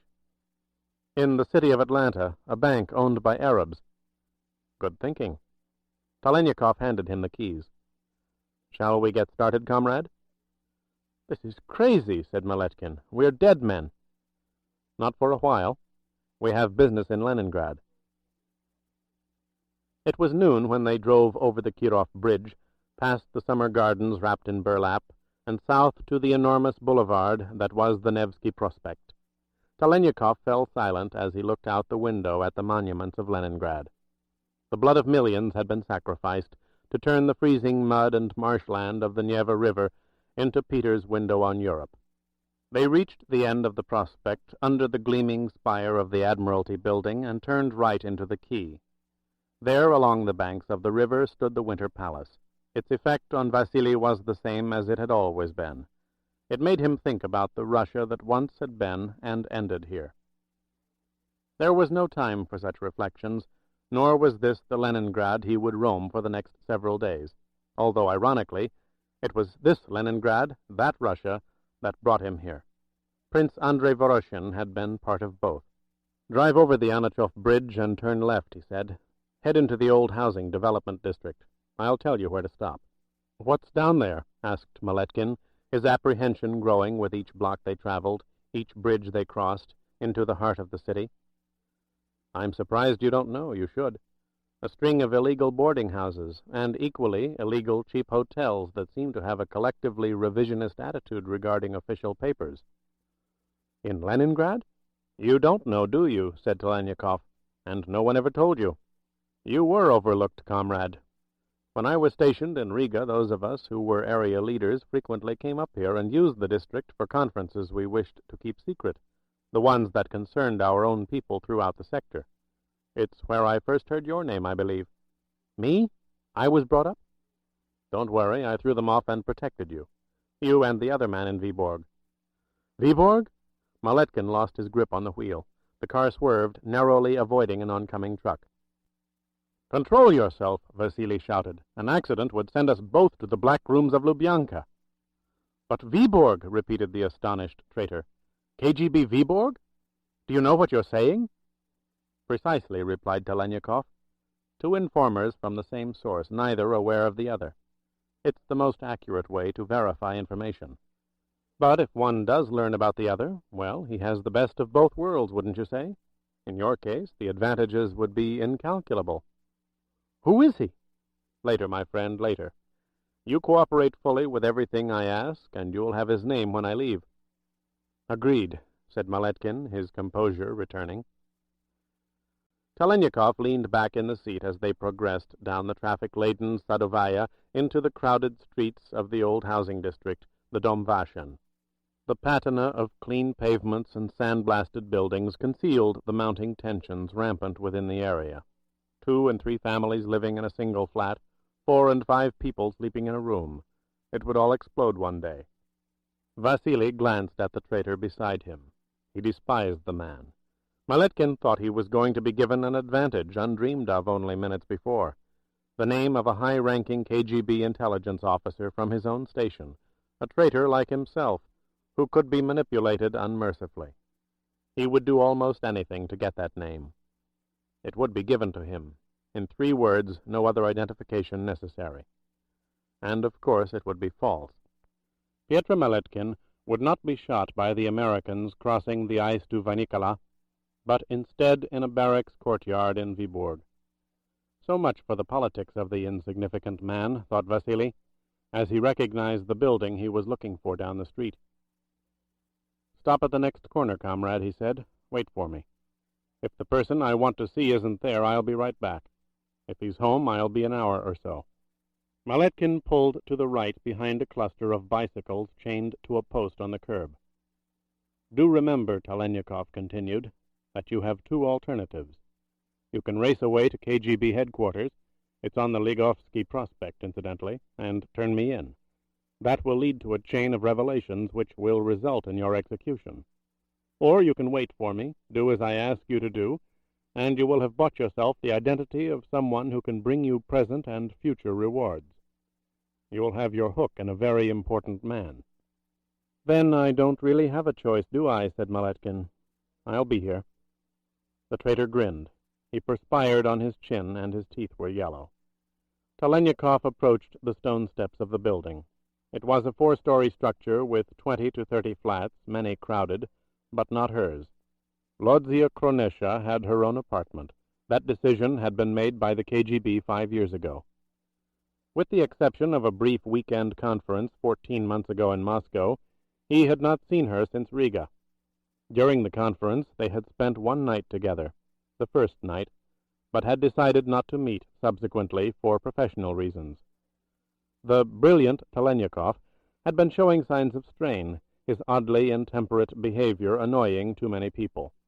And too many people had been talking about it, whispering about it. Him. It was best they sever all associations outside the conference rooms. For in spite of total clearance, she was still being watched. He was not the sort of man she should be seen with. He had told her that, insisted upon it. 5 years ago, Lodzia Kronesha had been in trouble. Some said it was serious enough to remove her from her post in Leningrad.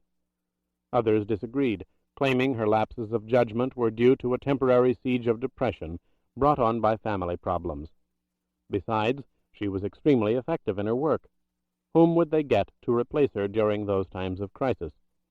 Lodzia was a ranking mathematician, a doctoral graduate from Moscow University, and trained in the Lenin Institute. She was among the most knowledgeable computer programmers in the field. So she was kept on and given the proper warnings regarding her responsibility to the state, which had made her education possible. She was relegated to night operations, computer division, KGB Leningrad, Ligovsky Prospect. That was 5 years ago. She would remain there for at least another 2. Lodzia's crimes might have been dismissed as professional errors, a series of minor mathematical variations, had it not been for a disturbing occurrence 1,300 miles away in Vienna. Her brother had been a senior air defense officer, and he had committed suicide, the reasons for the act unexplained. Nevertheless, the air defense plans for the entire southwest German border had been altered. and Lodzia Kronesha had been called in for questioning. Talaniekov had been present, intrigued by the quiet academic woman brought in under the KGB lamps. He had been fascinated by her slow, thoughtful responses that were as convincing as they were lacking in panic.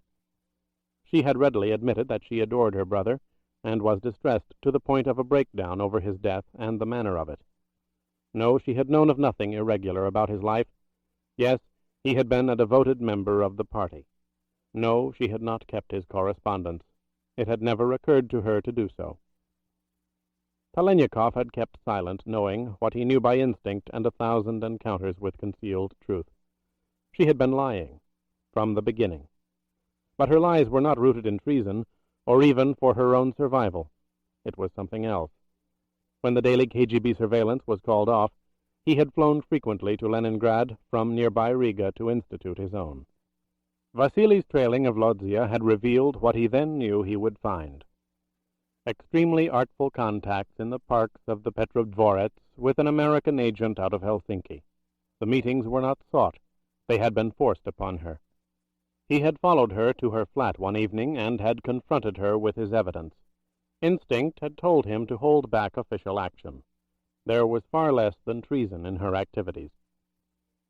"What I have done is insignificant," she had cried, tears of exhaustion filling her eyes. "It is nothing compared to what they want. But they have proof of my doing something. They will not do what they threaten to do." The American had shown her photographs, dozens of them, mostly of her brother, but also of other high-ranking Soviet officials in the Vienna sectors. They depicted the grossest obscenities, extremes of sexual behavior, male with female and male with male, all taken while the subjects were drunk, all showing a Vienna of excessive debauchery in which responsible Soviet figures were willingly corrupted by any who cared to corrupt them. The threat was simple. These photographs would be spread across the world. Her brother, as well as those superior to him in rank and stature, would be held up to universal ridicule, as would the Soviet Union. "What did you hope to gain by doing what you did?" he had asked. "Wear them out," she had replied. "They will keep me on a string, never knowing what I will do, can do, have done. Every now and then they get word of computer errors. They are minor, but it is enough. They will not carry out their threats." "There is a better way," he had suggested. "I think you should leave it to me. There's a man in Washington who spent his fire in Southeast Asia, a general named Blackburn, Anthony Blackburn." Vasily had returned to Riga and sent out word through his network in London. Washington got the information within hours.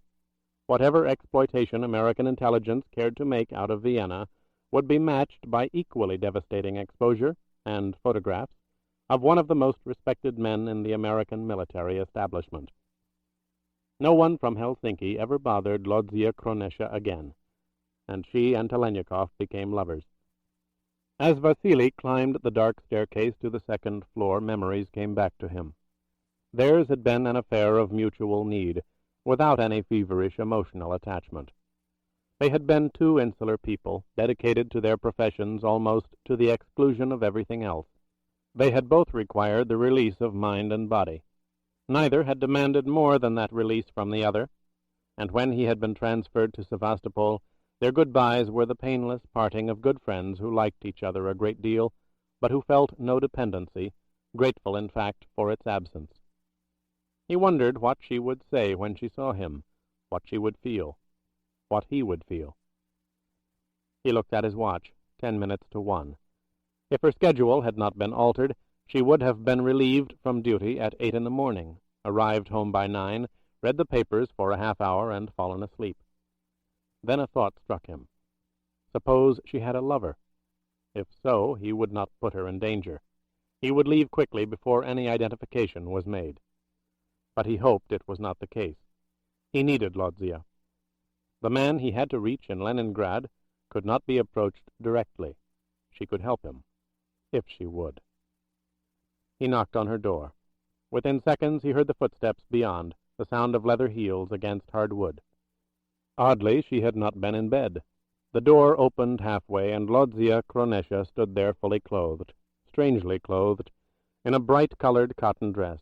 a summer dress, her light brown hair falling over her shoulders, her sharp, aquiline face set in a rigid expression, her hazel green eyes staring at him,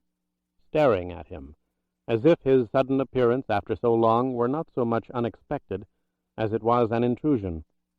"How nice of you to drop by, old friend," she said without a trace of an inflection. She was telling him something.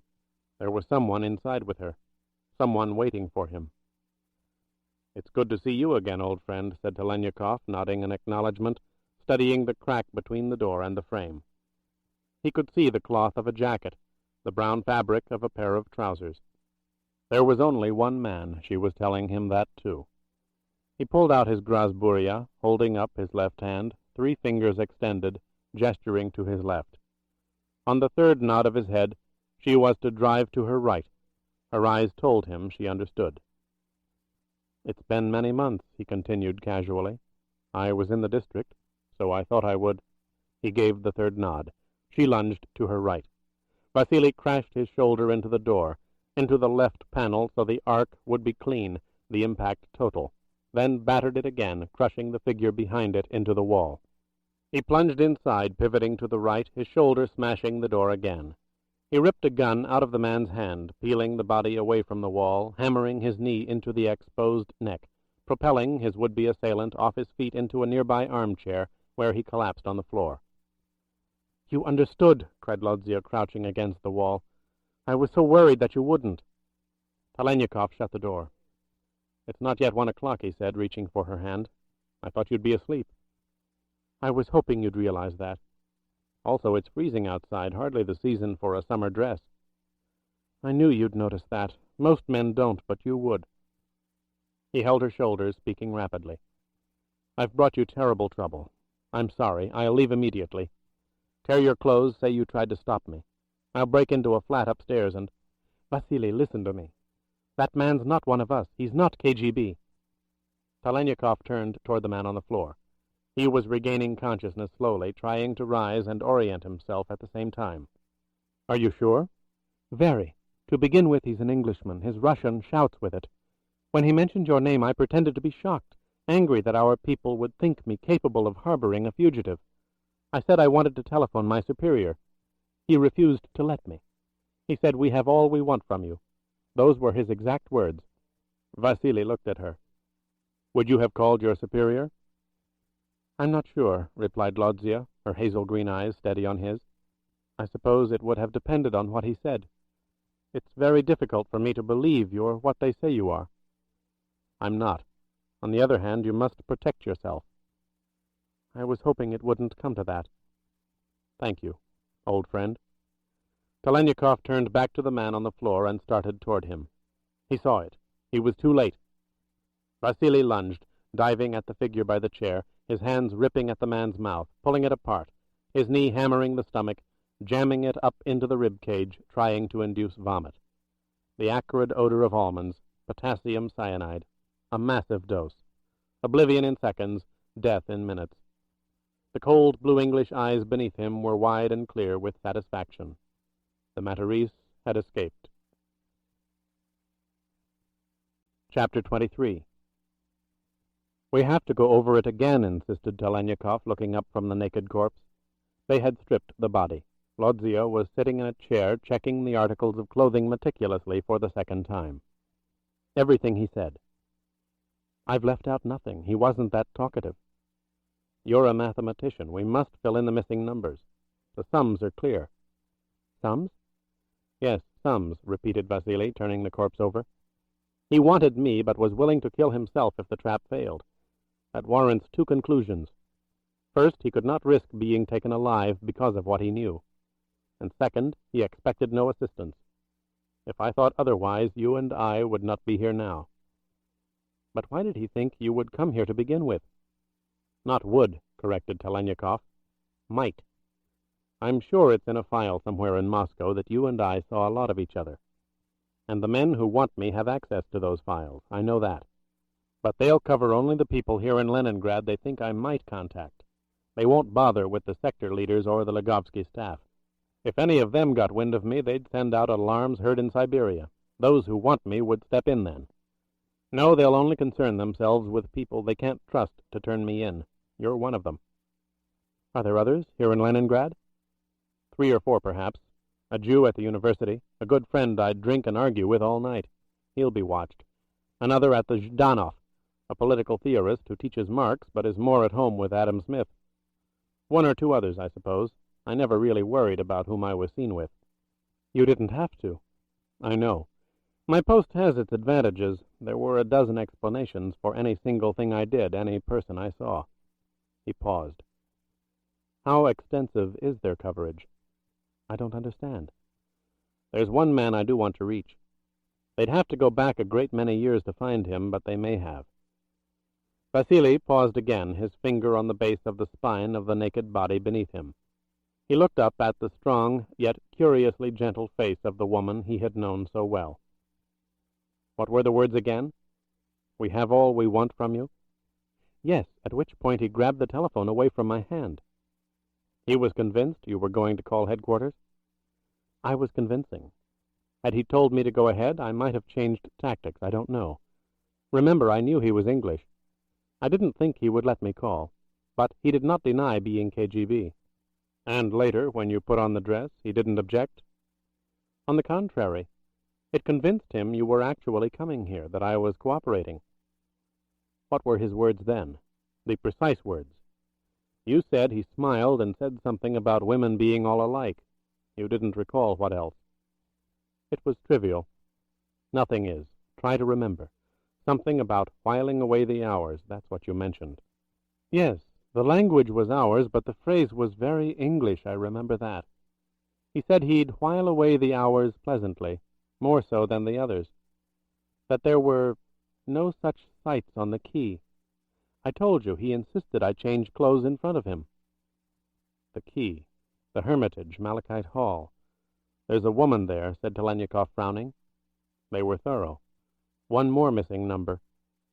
My lover was unfaithful? Frequently, but not with her. She was an unreconstructed czarist, put in charge of the architectural tours and perfectly delightful. She's also closer to 70 than 60, although neither seems so far away to me now. I took her to tea quite often. That's touching. I enjoyed her company. She was a fine instructor in things I knew little about. Why would anyone have put her on a list in a file? Speaking for Leningrad, said Lodzia, amused, if we saw our competition from Riga meeting with such a person, we'd insert it. It's probably as stupid as that. What else did he say?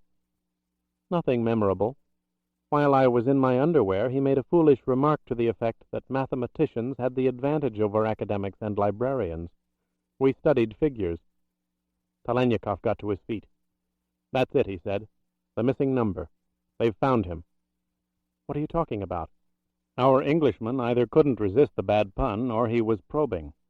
The quay, the Hermitage Museum, the academics, my drinking companions at the Zhdanov, the reference to a librarian, the Saltykov-Shchedrin Library. The man I want to reach is there. Who is he? Vasily hesitated. An old man who years ago befriended a young university student and opened his eyes to things he knew nothing about. Who is he? Who is he? I was a very confused young man, Talaniekov said. How was it possible for over 3/4 of the world to reject the teachings of the Revolution? I could not accept the fact that so many millions were unenlightened. But that's what the textbooks said, what our professors told us. But why? I had to understand how our enemies thought the way they did. And this man was able to tell you? He showed me. He let me find out for myself. I was sufficiently fluent in English and French then, reasonably so in Spanish. He opened the doors, literally opened the steel doors of the forbidden books, thousands of volumes Moscow disapproved of, and let me free with them. I spent weeks, months poring over them, trying to understand. It was there that the great Talaniekov learned the most valuable lesson of all, how to see things as the enemy sees them, how to be able to think like him. That is the keystone of every success I've ever had. My old friend made it possible. And you must reach him now? Yes. He's lived all his life here. He's seen it all happen, and he's survived. If anyone can help me, he can. What are you looking for? I think I have a right to know. Of course you do, but it's a name you must forget. At least, never mention it. I need information about a family named Voroshin. A family from Leningrad? Yes. Lodzia shook her head in exasperation. Sometimes I think the great Talaniekov is a great fool. I can run the name through our computers. The minute you did, you'd be marked, for all purposes dead. That man on the floor has accomplices everywhere. He turned and walked back to the body, kneeling down to continue his examination of the corpse. Besides, you'd find nothing. It's too many years ago, too many changes of regimes and emphases. If any entry or entries had ever been made, I doubt they'd be there now. The irony is that if there was something in the databanks, it would probably mean the Voroshin family is no longer involved. Involved with what, Vasily? He did not answer immediately, for he had turned the nude body over. There was a small discoloration of the skin on the lower midsection of the chest, around the area of the heart, barely visible through the matted hair. It was tiny, no more than a half-inch in diameter. The bluish-purple mark was a circle. At first glance it appeared to be a birthmark, a perfectly natural phenomenon, in no way superimposed on the flesh. But it was not natural. It was placed there by a very experienced needle. Old Krupskaya had said the words as he lay dying. A man was caught, a bluish circle on his chest, a soldier of the Matarese. With this, Talaniekov separated the black hair on the dead man's chest so the jagged circle could be seen clearly. Come here. Lodzia got up, walked to the corpse, and knelt down. What? The birthmark? Per nostro circolo, he said. It wasn't there when our Englishman was born. It had to be earned. I don't understand. You will. I'm going to tell you everything I know. I wasn't sure that I wanted to, but I don't think there's a choice now. They might easily kill me. If they do, there's someone you must reach. I'll tell you how. Describe this mark, fourth rib, border of the cage near the heart. It was not meant to be found. Lodzia was silent as she looked at the bluish mark on the flesh, and finally at Talaniekov. Who is they? They go by the name of the Matarese. He told her everything. When he was finished, Lodzia did not speak for a long time, nor did he intrude on her thoughts. For she had heard shocking things, not the least of which was the incredible alliance between Vasily Vasilievich Talaniekov and a man known throughout the KGB world as Beowulf Agate. She walked to the window overlooking the dreary street. She spoke, her face to the glass. I imagine you've asked this question of yourself 1,000 times. I ask it again. Was it necessary to contact Scofield? Yes, he said. Moscow wouldn't listen to you? Moscow ordered my execution. Washington ordered his. Yes, but you say that neither Moscow nor Washington knows about this Matarese. The trap set for you and Beowulf was based on keeping you apart. I can understand that. Official Washington and official Moscow are blind to the Matarese. Otherwise, someone would have stepped forward in our behalf. We would have been summoned to present what we know, what I brought Scofield. Instead, we are branded traitors, ordered to be shot on sight, no provisions made to give us a hearing. The Matarese orchestrated it, using the clandestine apparatuses of both countries. Then this Matarese is in Moscow, in Washington. Absolutely. In, but not of. Capable of manipulating, but unseen. Not unseen, Vasily, objected Lodzia. The men you spoke to in Moscow— Panicked old men, interrupted Talaniekov. Dying war horses put out to pasture. Impotent. Then the man Scofield approached. The statesman, Winthrop. What of him? Undoubtedly dead by now. Lodzia walked away from the window and stood in front of him. Then where do you go? You're cornered. Vasily shook his head. On the contrary, we're making progress. The first name on the list, Scozzi, was accurate. Now we have our dead Englishman here. No papers, no proof of who he is or where he came from, but with a mark more telling than a billfold filled with false documents. He was part of their army, which means there's another soldier here in Leningrad watching an old man who's curator of literary archives at the Shedrin Library. I want him almost as much as I want to reach my old friend. I want to break him, get answers. The Matarese are in Leningrad to protect the Voroshins, to conceal the truth. We're getting closer to that truth. But suppose you find it. Whom can you take it to? You cannot protect yourselves because you don't know who they are. We know who they are not, and that's enough. The Premier and the President, to begin with. You won't get near them. We will if we have our proof. Beowulf was right about that. We need incontrovertible proof. Will you help us? Help me? Lodzia Kronesha looked into his eyes, her own softening. She reached up with both her hands and cupped his face. Vasily Vasilievich, my life had become so uncomplicated, and now you return. I didn't know where else to go. I couldn't approach that old man directly. I testified on his behalf at a security hearing in 1954. I'm terribly sorry, Lodzia. Don't be. I've missed you. And of course I'll help you. Were it not for you, I might be teaching primary grades in our Tashkent sectors. He touched her face, returning her gesture. That must not be the reason for your help. It isn't. What you've told me frightens me. Under no condition was the traitor Maletkin to beware of Lodzia. The Viborg officer had remained in the automobile at the corner, but when more than an hour had passed, Talaniekov could see him pacing nervously on the pavement below. "He's not sure whether it's this building or the one next door," said Vasily, stepping back from the window. "The cellars still connect, don't they?" "They did when I was last there. I'll go down and come out on the street several doors away. I'll meet him and tell him the man I'm with wants another half hour. That should give us enough time. Finish dressing the Englishman, will you?" Lodzia was right. Nothing had changed in the old buildings. Each cellar connected with the one next door, the filthy, damp underground alleyway extending most of the block. Talaniekov emerged on the street 4 buildings away from Lodzia's flat. He walked up to the unsuspecting Maletkin, startling him. "I thought you went in there," said the traitor from Viborg, nodding his head at the staircase on his left. "There? Yes, I was sure of it." "You're still too excited, comrade. It interferes with your observation. I don't know anyone in that building. I came down to tell you that the man I'm meeting with needs more time. I suggest you wait in the car. It's not only extremely cold, but you'll draw less attention to yourself." "You won't be much longer, will you?" asked Maletkin anxiously. "Are you going somewhere? Without me?" No, of course not. I have to go to the toilet." "Discipline your bladder," said Talaniekov, hurrying away.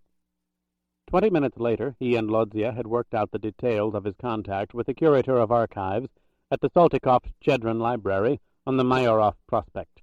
She would tell him that a student from many years ago, a man who had risen high in government office and who had testified for the old gentleman in 1954, wanted to meet with him privately.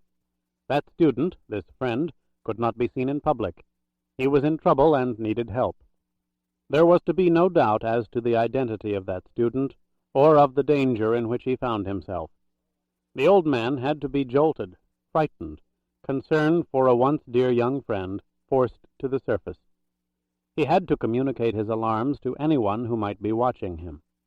The arrangements for the meeting just complicated enough to confuse an old man's mind. For the scholars, confusion and fear would lead to tentative movements, bewildered starts and stops, sudden turns and abrupt reversals, decisions made and instantly rejected. Under these circumstances, whoever followed the old man would be revealed, for whatever moves the scholar made, the one following would have to make. Lodzia would instruct the old man to leave the enormous library complex by the southwest exit at 10 minutes to 6 that evening. The streets would be dark and no snow was expected. He would be told to walk a given number of blocks one way, then another. If no contact was made, he was to return to the library and wait. If it were at all possible, his friend from long ago could try to get there. However, there were no guarantees. Placed in this situation of stress, the numbers alone would serve to confuse the scholar, for Lodzia was to abruptly terminate the telephone call without repeating them. Vasily would take care of the rest, a traitor named Maletkin serving as an unknowing accomplice. "What will you do after you see the old man?" asked Lodzia. "That depends on what he tells me, or what I can learn from the man who follows him." "Where will you stay? Will I see you?" Vasily stood up. "It could be dangerous for you if I come back here."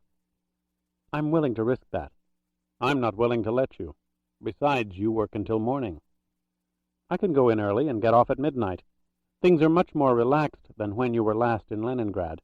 We trade hours frequently, and I am completely rehabilitated." "Someone will ask you why." "I'll tell him the truth. An old friend has arrived from Moscow." "I don't think that's such a good idea." "A party secretary from the Presidium with a wife and several children. He wishes to remain anonymous." "As I said, a splendid idea." Talaniekov smiled. "I'll be careful and go through the cellars." "What will you do with him?" Lodzia nodded at the dead Englishman. "Leave him in the farthest cellar I can find. Do you have a bottle of vodka?" "Are you thirsty?" "He is. One more unknown suicide in paradise. We don't publicize them. I'll need a razor blade."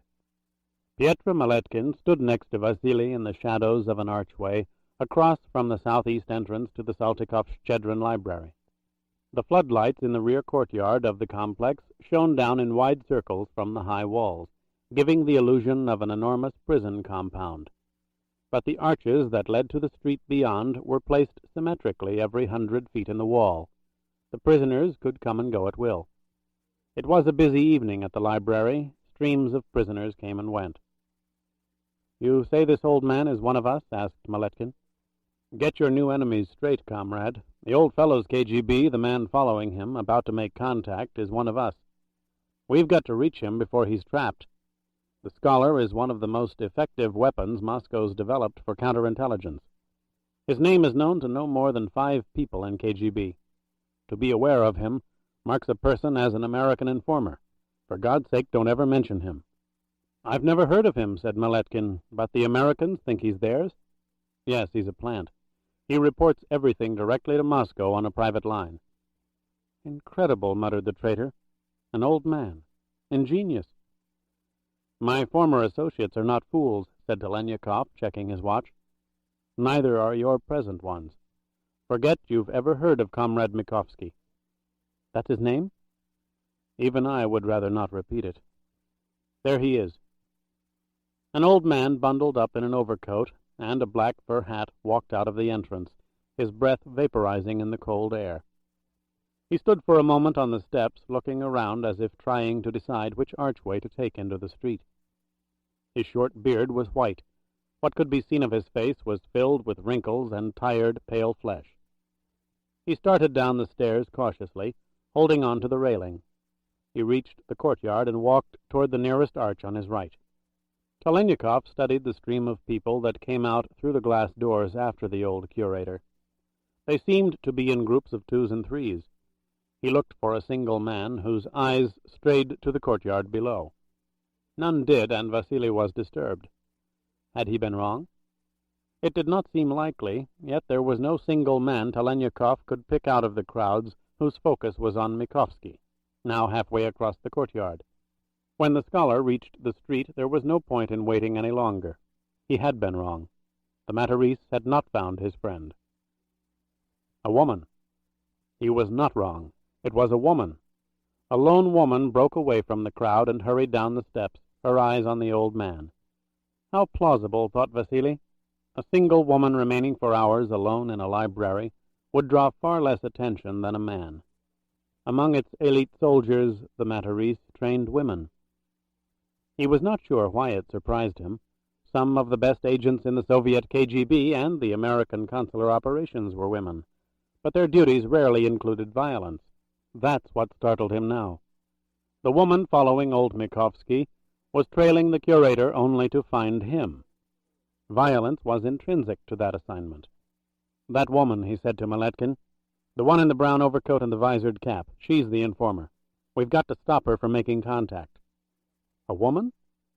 "She is capable of a variety of things which you are not, comrade. Come along now, we must be careful. She won't approach him right away. She'll wait for the most opportune moment, and so must we.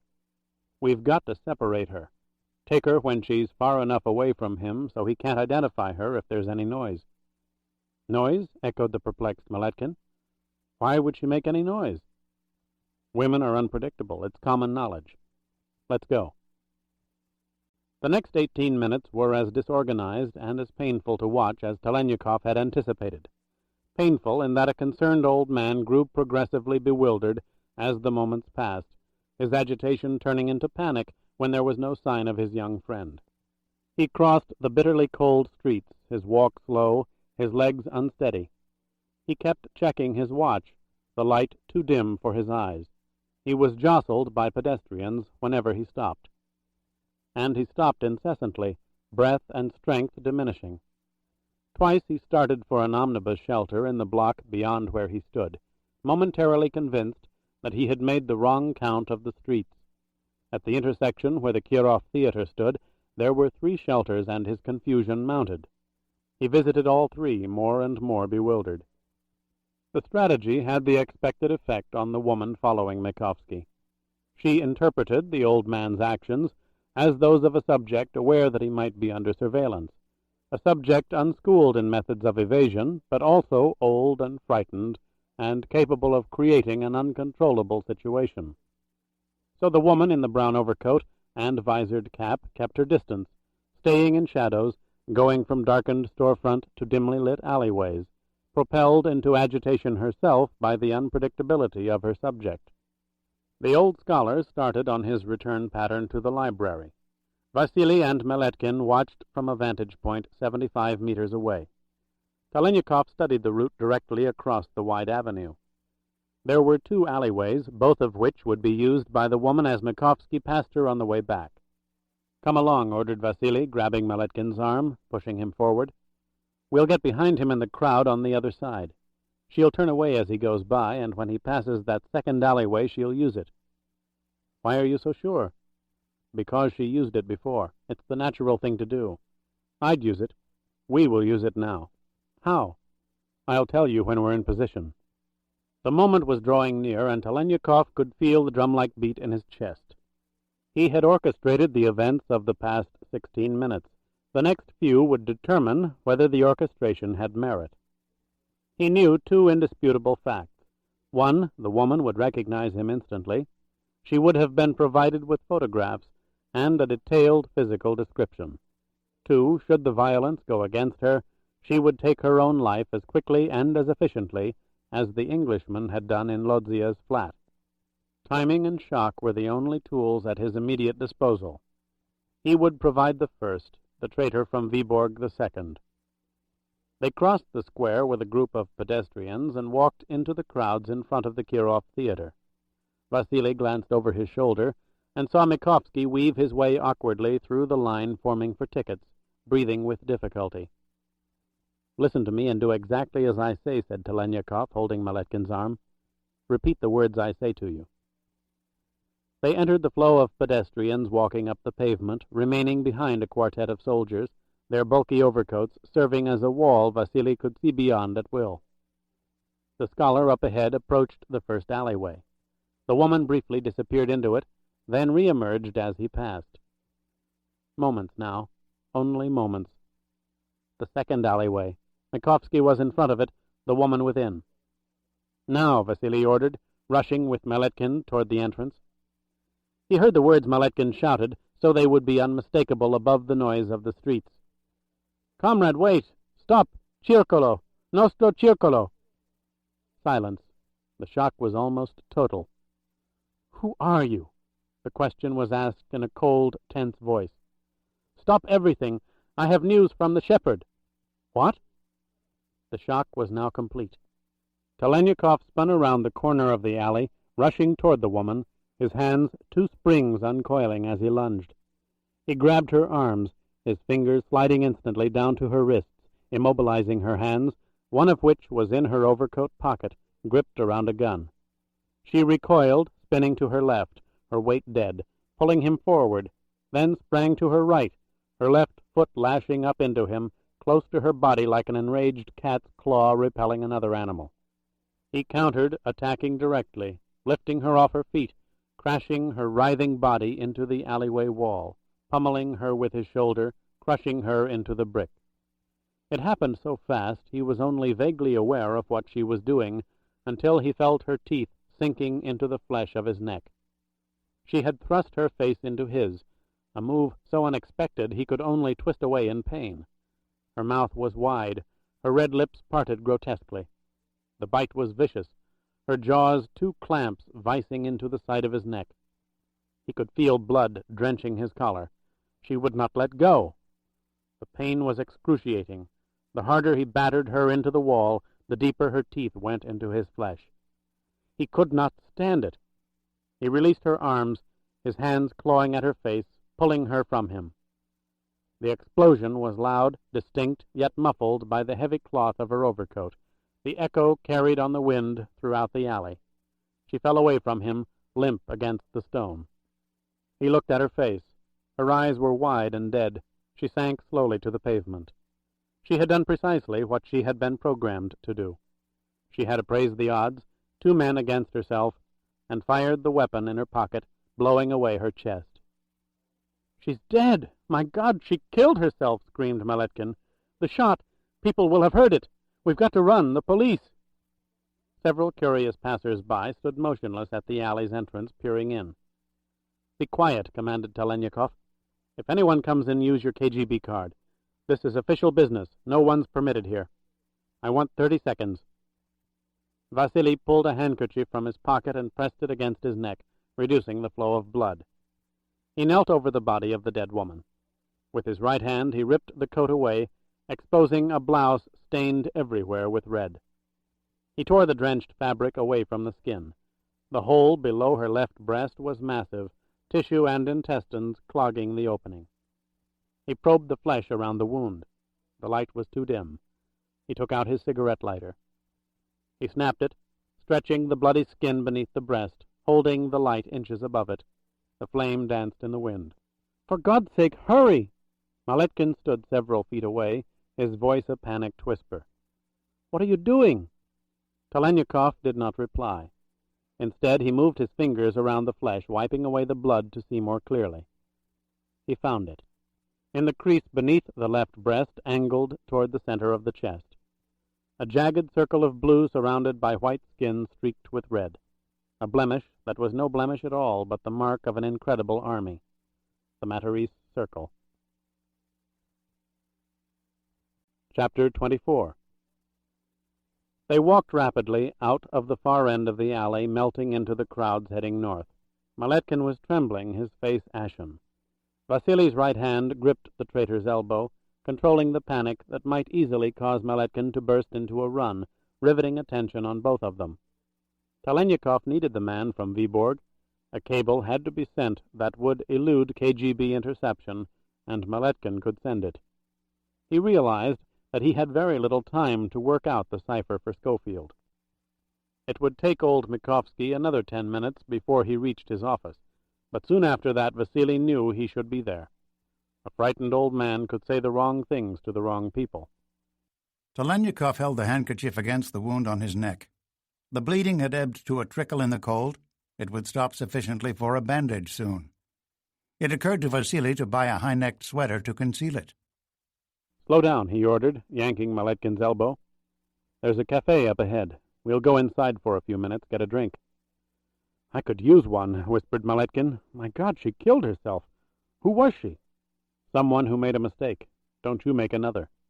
The cafe was crowded. They shared a table with 2 middle-aged women who objected to the intrusion and morosely kept to themselves. It was a splendid arrangement. "Go up to the manager by the door," said Talaniekov.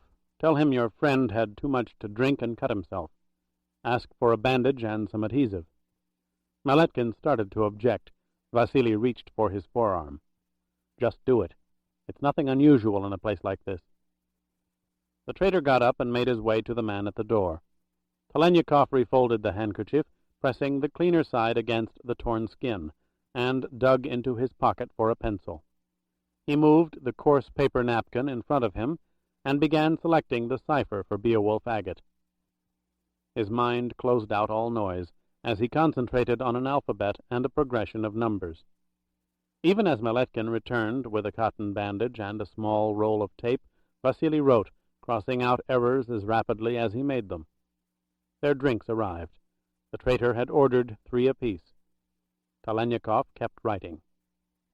8 minutes later he was finished. He tore the napkin in two and copied the wording in large, unmistakable letters. He handed it to Maletkin. "I want this cable sent to Helsinki to the name and hotel listed on top. I want it routed on a white line, commercial traffic not subject to duplicate interception." The traitor's eyes grew wide. "How do you expect me to do that?" "The same way you get information to our friends in Washington. You know the unmonitored schedules. We all protect ourselves from ourselves. It's one of our more finely honed talents." "That's through Stockholm. We bypass Helsinki." Maletkin flushed. His state of agitation and the rapid infusion of alcohol had made him careless. He had not meant to reveal the Swedish connection. It wasn't done, even among fellow defectors. Nor could Vasily use Stockholm. The cable would then be under American scrutiny. There was another way. "How often do you come down here to the Legovsky headquarters for sector conferences?" The traitor pursed his lips in embarrassment. "Not often, perhaps 3 or 4 times during the past year." "You're going over there now," said Talaniekov. "I'm what? You've lost your head." "You'll lose yours if you don't. Don't worry, Colonel. Rank still has its privileges and its effect. You are sending an urgent cable to a Viborg man in Helsinki. White line, non-duplicated traffic. However, you must bring me a verifying copy." "Suppose they check with Viborg?" "Who on duty up there now would interfere with the second in command?" Maletkin frowned nervously. "There will be questions later." Vasily smiled, the promise of untold riches in his voice. "Take my word for it, Colonel. When you return to Viborg, there won't be anything you cannot have, or command." The traitor grinned, the sweat on his chin glistening. "Where do I bring the verifying copy? Where will we meet? When?" Talaniekov held the bandage in place over the wound on his neck and unrolled a strip of tape, the end in his teeth. "Tear it," he said to Maletkin. It was done, and Vasily applied it, ripping off another strip as he spoke. "Stay the night at the Evropeskaya Hotel on Brodsky Street. I'll contact you there." "They'll demand identification." "By all means give it to them. A colonel of the KGB will no doubt get a better room. A better woman, too, if you go down to the lounge. Both cost money." "My treat," Talaniekov said. It was the dinner hour. The huge reading rooms of the Saltykov-Shchedrin library, with their tapestried walls and the enormously high ceilings, were nowhere near as crowded as usual. A scattering of students sat at the long tables. A few groups of tourists strolled about, studying the tapestries and the oil paintings, speaking in hushed whispers, awed by the grandeur that was the Shchedrin. As Vasily walked through the marble hallways toward the complex of offices in the West Wing, he remembered the months he had spent in these rooms, that room, awakening his mind to a world he had known so little about. He had not exaggerated to Lodzia. It was here, through the enlightened courage of one man, that he had learned more about the enemy than in all the training he had later received in Moscow and Novgorod. The Saltykov-Shchedrin was his finest school, the man he was about to see after so many years his most accomplished teacher. He wondered whether the school or the teacher could help him now. If the Voroshin family was bound to the new Matarese, there would be no revealing information in the intelligence databanks. Of that he was certain. But was it here? Somewhere in the thousands of volumes that detailed the events of the Revolution, of families and vast estates banished and carved up, all documented by historians of the time because they knew the time would never be seen again, the explosive beginnings of a new world. It had happened here in Leningrad, St. Petersburg, and Prince Andrei Voroshin was a part of the cataclysm. The revolutionary archives at the Saltykov-Shchedrin were the most extensive in all Russia. If there was a repository for any information about the Voroshins, it would be here. But being here was one thing, finding it something else again. Would his old teacher know where to look? He turned left into the corridor lined with glass-paneled office doors, all dark except one at the end of the hallway. There was a dim light on inside, intermittently blocked by the silhouette of a figure passing back and forth in front of a desk lamp. It was Mikovsky's office, the same room he had occupied for more than a quarter of a century, the slow-moving figure beyond the rippled glass unmistakably that of the scholar. He walked up to the door and knocked softly. The dark figure loomed almost instantly behind the glass.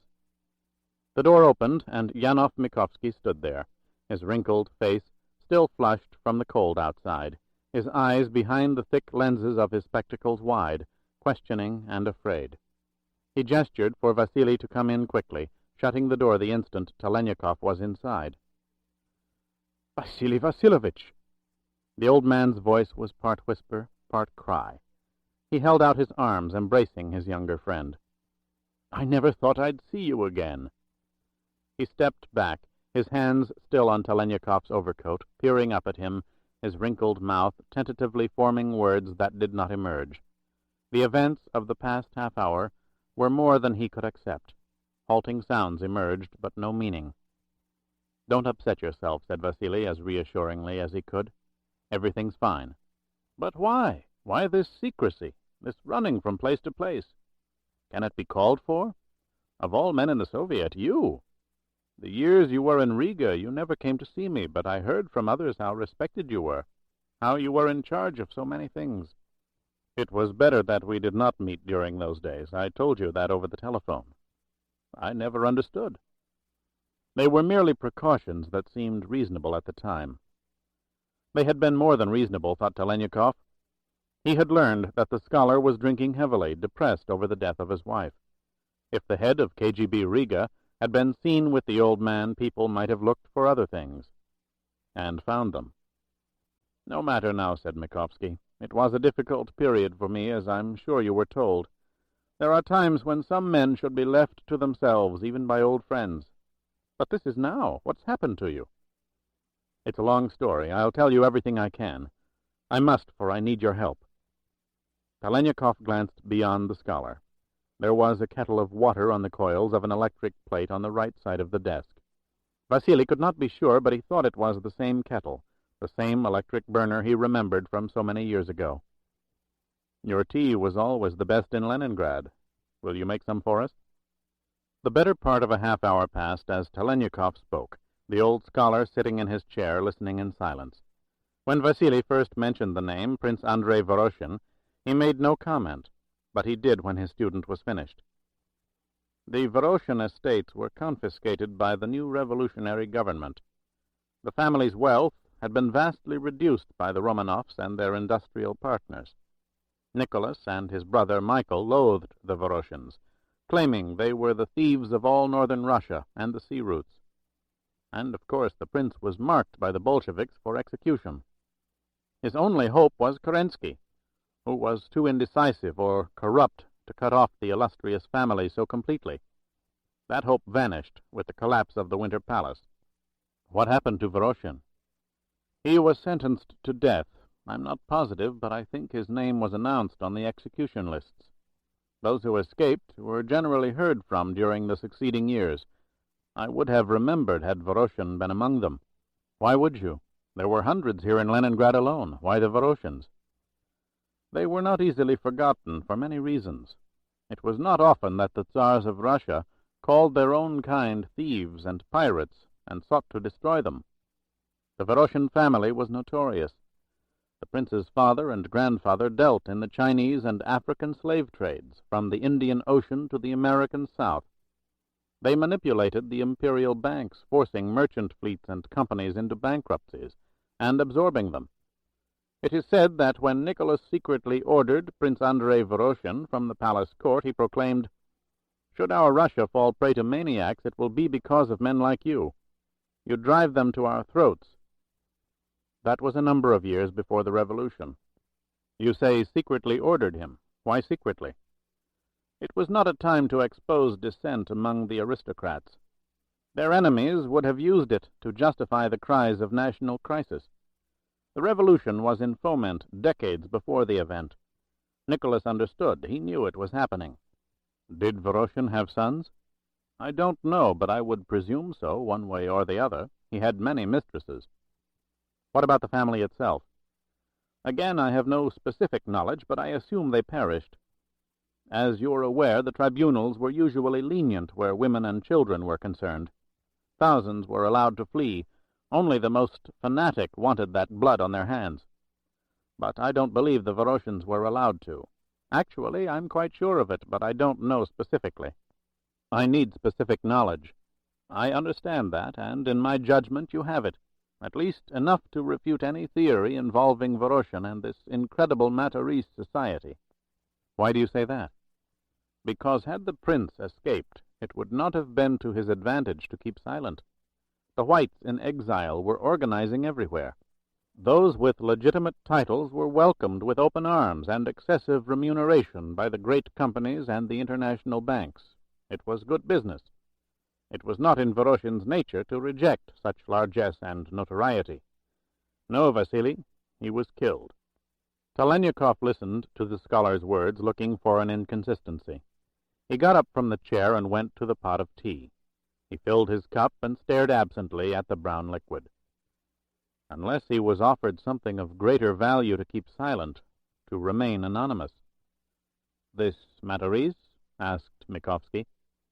Yes, money had been made available, in Rome and in Genoa. It was their initial funding. But it was earmarked for just that, wasn't it? Mikovsky leaned forward. From what you've told me, it was to be used for the hiring of assassins, spreading the gospel of vengeance according to this Guillaume de Matarese, is that not so? That's what the old woman implied, agreed Talaniekov. Then it was not to be spent recouping individual fortunes or financing new ones. You see, that's what I can't accept where Voroshin is concerned. If he had escaped, he would not have turned his back on the opportunities offered him. Not to join an organization bent on political vengeance. He was far too pragmatic a man. Vasily had started back to his chair. He stopped and turned, the cup suspended, motionless in his hand. What did you just say? That Voroshin was too pragmatic to reject. No, interrupted Talaniekov, before that. The money was not to be used recouping fortunes or financing new ones. You see, Vasily, large sums of capital were made available to the exiles. Talaniekov held up his hand. Financing new ones, he repeated. There are many ways to spread a gospel. Beggars and lunatics do it in the streets, priests from pulpits, politicians from rostrums. But how can you spread a gospel that cannot stand scrutiny? How do you pay for it? Vasily put the cup down on the small table next to his chair. You do both anonymously, using the complicated methods and procedures of an existing structure, one in which whole areas operate as separate entities, distinct from one another, yet held together by a common identity, where enormous sums of capital are transferred daily. Talaniekov walked back to the desk and leaned over, his hands on the edge. You make the necessary purchase. You buy the seat of decision. The structure is yours for the using. If I follow you, the scholar said, the money left by Matarese was to be divided and used to buy participation in giant established enterprises. Exactly. I'm looking in the wrong place. Sorry, the right place, but the wrong country. Voroshin did escape. He got out of Russia probably a long time before he had to because the Romanovs crippled him, stripped him, watched his every financial move. He was hamstrung here. And later the sort of investments Guillaume de Matarese envisioned were prohibited in the Soviet. Don't you see, he had no reason to stay in Russia. His decision was made long before the revolution. It's why you never heard of him in exile. He became someone else. You're wrong, Vasily. His name was among those sentenced to death. I remember seeing it myself. But you're not sure you saw it later in the announcements of those actually executed. There were so many. That's my point. There were his communications with the Kerensky Provisional Government. They're a matter of record. Easily dispatched and recorded. Talaniekov pushed himself away from the desk, his every instinct telling him he was near the truth. What better way for a man like Voroshin to lose his identity but in the chaos of a revolution? The mob's out of control, the discipline did not come for weeks, and it was a miracle it came then. Absolute chaos. How easily it could be done. You're oversimplifying, said Mikovsky. Although there was a period of rampage, teams of observers traveled throughout the cities and countryside, writing down everything they saw and heard. Not only facts, but impressions, opinions, interpretations of what they witnessed.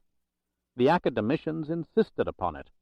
for it was a moment in history that would never be repeated, and they wanted no instant lost, none unaccounted for. Everything was written down, no matter how harsh the observation.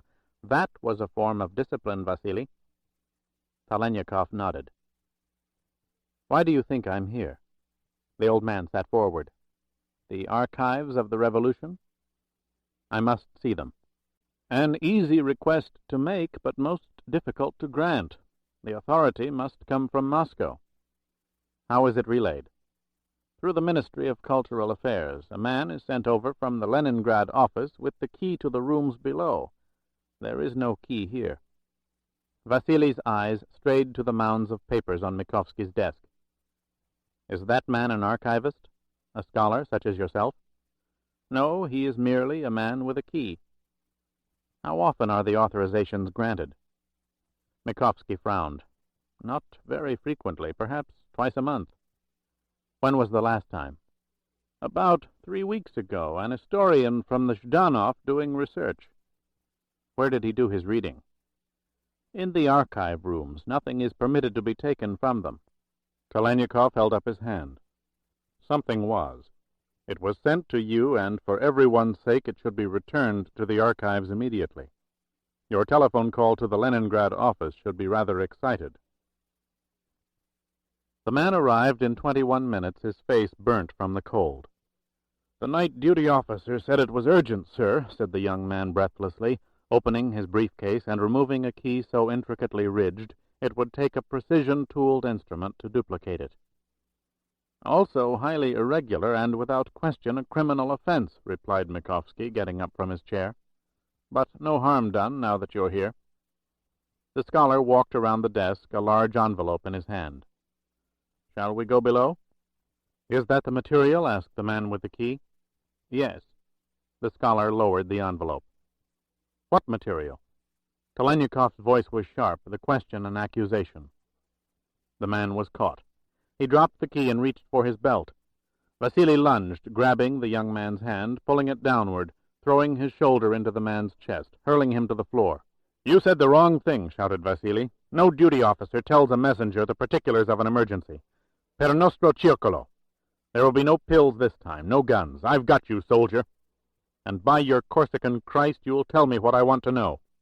Ich sterbe für unser Verein, für unser Heiligtum, whispered the young man, his mouth stretched, his lips bulging, his tongue, his teeth. The bite came, the jaw clamped, the results irreversible. Talaniekov watched in furious astonishment as the capsule's liquid entered the throat, paralyzing the muscles. In seconds it happened. An expulsion of air, a final breath. Call the ministry, he said to the shocked Mikovsky. Tell the night duty officer that it will take several hours to reinsert the material. I don't understand anything. They tapped the ministry's phone. This one intercepted the man with the key. He would have left it and fled after he had killed us both. Vasily ripped the dead man's overcoat apart, and then the shirt beneath. It was there, the blemish that was no blemish, the jagged blue circle of the Matarese. The old scholar reached for the 2 ledgers on the top shelf of the metal racks and handed them to Talaniekov. They were the 17th and 18th volumes they had each gone through, searching for the name Voroshin. It would be far easier if we were in Moscow, said Mikovsky, descending the ladder cautiously, heading for the table. All this material has been transcribed and indexed. 1 volume would tell us exactly where to look. There'll be something. There has to be. Talaniekov handed 1 book to the scholar and opened the second for himself. He began to scan the handwritten entries of ink, cautiously turning the brittle pages. 12 minutes later, Yanov Mikovsky spoke. It's here. What? The crimes of Prince Andrei Voroshin. His execution? Not yet. His life and the lives and criminal acts of his father and grandfather. Let me see. It was all there, meticulously, if superficially, recorded by a steady, precise hand. The fathers Voroshin were described as enemies of the masses, replete with the crimes of wanton murder of serfs and tenants, and the more rarefied manipulations of the imperial banks, causing thousands to be unemployed, casting thousands more into the ranks of the starving. The prince had been sent to southern Europe for his higher education, a grand tour that lasted 5 years, solidifying his pursuance of imperialistic dominance and the suppression of the people. "Where?" Talaniekov spoke out loud. "Referring to what?" asked the scholar, reading the same page. "Where was he sent?" Mikovsky turned the page. "Krefeld. The University of Krefeld. Here it is. That bastard spoke German. Ich sterbe für unser Verein, für unser Heiligtum. It's in Germany." "What is?" "Voroshin's new identity. It's here. Read further." They read. The prince had spent 3 years at Krefeld, 2 in graduate studies at Düsseldorf, returning frequently in his adult years, when he developed close personal ties with such German industrialists as Gustav von Bohlen-Holbach, Friedrich Schotte, and Wilhelm Habenicht. "Essen," said Vasily. Düsseldorf led to Essen. It was territory Voroshin knew, a language he spoke. The timing was perfect. War in Europe, revolution in Russia, the world in chaos. The armaments companies in Essen, that's what he became a part of. Krupp? Ohrverachten, Krupp's competitor. You think he bought himself into one of them? Through a rear door and a new identity. German industrial expansion then was as chaotic as the Kaiser's war.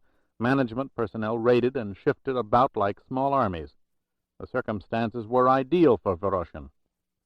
"Here is the execution," interrupted Mikovsky, who had turned the pages. "The description starts here at the top.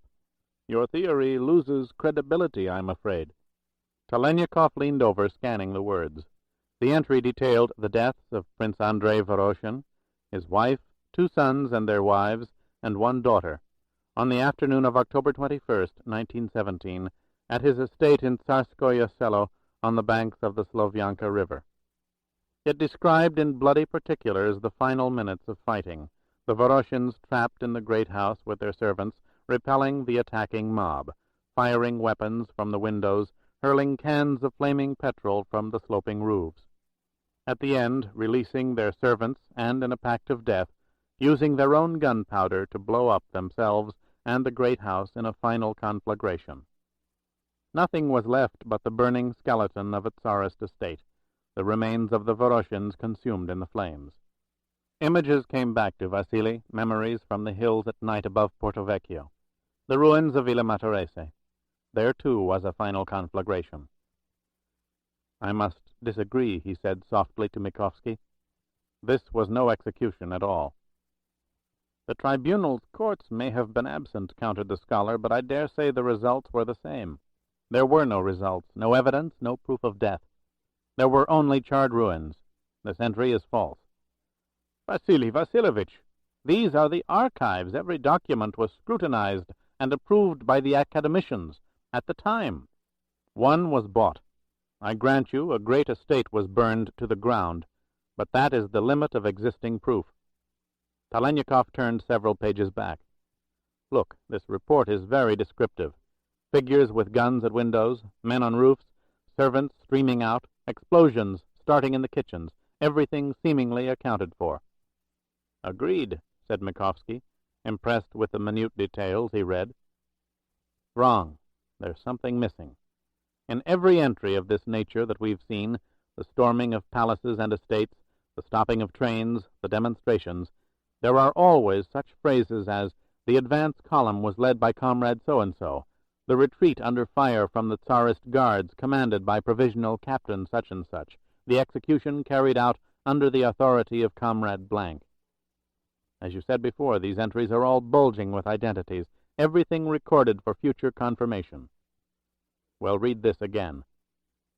Vasily flipped the pages back and forth. "The detail is extraordinary, even to the temperature of the day and the color of the afternoon sky and the fur overcoats worn by the men on the roof. But there's not one identity. Only the Voroshins are mentioned by name, no one else." The scholar put his fingers on a yellowed page, his old eyes racing down the lines, his lips parted in astonishment. "You're right. The excessive detail obscures the absence of specific information." "It always does," said Talaniekov. "The execution of the Voroshin family was a hoax. It never happened." Chapter 25. "That young man of yours was quite impossible," said Mikovsky into the telephone, words and tone harshly critical of the night duty officer at the Ministry of Cultural Affairs. "I made it quite clear, as I assume you made it clear, that he was to remain in the archives until the material was returned. Now, what do I find? The man gone and the key shoved under my door. Really, it's most irregular. I suggest you send someone over to pick it up." The old scholar hung up quickly, ending any chance for the duty officer to speak further. He glanced up at Talaniekov, his eyes filled with relief. "That performance would have merited you a certificate from Stanislavski," Vasily smiled, wiping his hands with paper towels taken from the nearby washroom. "We're covered. You're covered. Just remember, a body without papers will be found behind the furnaces. If you're questioned, you know nothing. You've never seen him before. Your only reaction is one of shock and astonishment." "But cultural affairs, surely they'll know him." "Surely they won't. He wasn't the man sent over with the key. The ministry will have its own problem, quite a serious one. It will have the key back in its possession, but it will have lost a messenger. If that phone is still tapped, the one listening will assume his man was successful. We've bought time." "For what?" "I've got to get to Essen." "Essen? On an assumption, Vasily? On speculation?" "It's more than speculation. Two of the names mentioned in the Voroshin report were significant: Schotte and Bohlen-Holbach. Friedrich Schotte was convicted by the German courts soon after the First World War for transferring money out of the country. He was killed in prison the night he arrived. It was a highly publicized murder. The killers never found. I think he made a mistake, and the Matarese called for his silence. Gustav Bohlen-Holbach married the sole survivor of the Krupp family and assumed control of the Krupp works. If these were Voroshin's friends a half-century ago, they could have been extraordinarily helpful to him. It all fits." Mikovsky shook his head.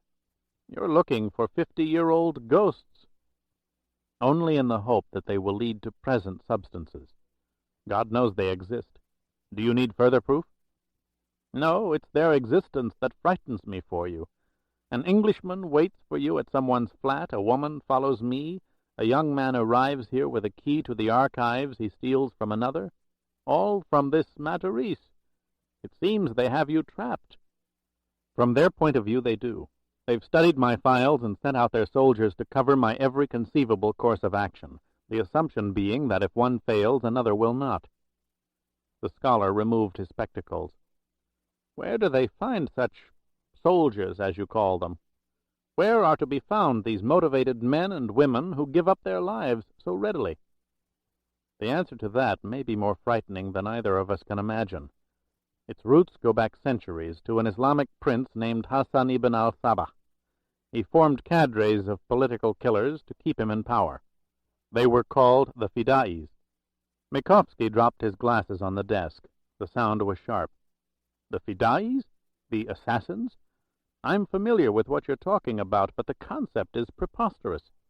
The Fidais, the assassins of Sabah, were based on the prohibitions of a Stoic religion. They exchanged their souls, their minds, their bodies for the pleasures of a Valhalla while on this earth. Such incentives are not credible in these times." "In these times?" asked Vasily. "These are the times. The larger house, the fattened bank account, or the use of a dacha for a longer period of time, supplied more luxuriously than one's comrades. A greater fleet of aircraft, or a more powerful battleship, the ear of a superior, or an invitation to an event others cannot attend. These are very much the times, Yanov.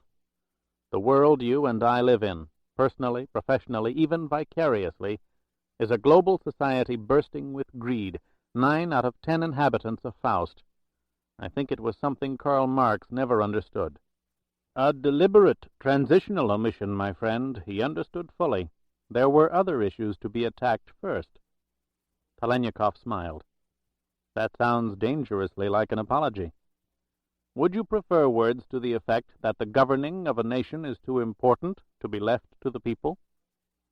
A monarchist statement, hardly applicable. It could have been made by the Tsar. But it wasn't. It was made by America's Thomas Jefferson. Again exercising a transitional omission. Both countries, you see, had just gone through their revolutions. Each was a new, emerging nation. Words and decisions had to be practical. Your erudition does not change my judgment. I've seen too much, used too much. I don't want to change anything, least of all your talents of observation. I would only like you to keep things in perspective. Perhaps we're all in a state of transition. To what? Mikovsky put on his spectacles. To heaven or hell, Vasily. I haven't the vaguest idea which. My only consolation is that I will not be here to find out. How will you get to Essen? Back through Helsinki. Will it be difficult? No, there's a man from Viborg who'll help. When will you leave? In the morning. You're welcome to stay the night with me. No, it could be dangerous for you. The scholar raised his head in surprise.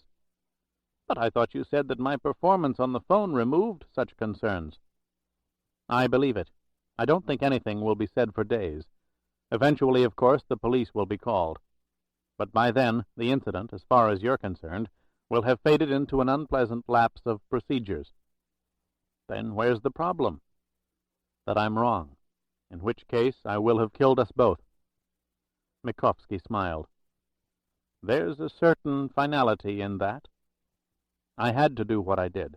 There was no one else, I'm sorry. Don't be. The scholar rose and walked unsteadily around the desk. You must go then, and I will not see you again. Embrace me, Vasily Vasilovich. Heaven or hell, which will it be? I think you know. It is the latter, and you have reached it. I got there a long time ago, said Talaniekov, holding the gentle old man he would never see again. Colonel Maletkin? Asked Vasily, knowing that the hesitant voice on the other end of the line indeed belonged to the traitor from Viborg. Where are you? At a telephone in the street not far away. Do you have something for me? Yes. Good. And I have something for you. Also good, Maletkin said. When? Now. Walk out the front entrance of the hotel and turn right.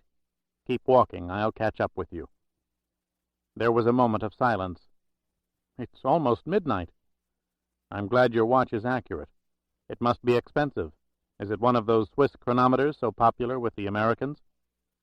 There's a woman here. Tell her to wait. Order her, Colonel. You're an officer of the KGB. 7 minutes later, Maletkin emerged ferret-like on the pavement in front of the entrance, looking smaller than life, and glancing in several directions at once without seemingly turning his head. Although it was cold and dark, Vasily could almost see the sweat on the traitor's chin. In a day or so there would be no chin. It would be blown off in a courtyard in Viborg. Maletkin began walking north. There were not many pedestrians on Brodsky Street. A few couples linked arm in arm, the inevitable trio of young soldiers looking for warmth somewhere, anywhere, before returning to the sterility of their barracks. Talaniekov waited, watching the scene in the street, looking for someone who did not belong. There was no one. The traitor had not considered a double cross, nor had any soldier of the Matarese picked him up. Vasily left the shadows of the doorway and hastened up the block. In 60 seconds he was directly across from Maletkin.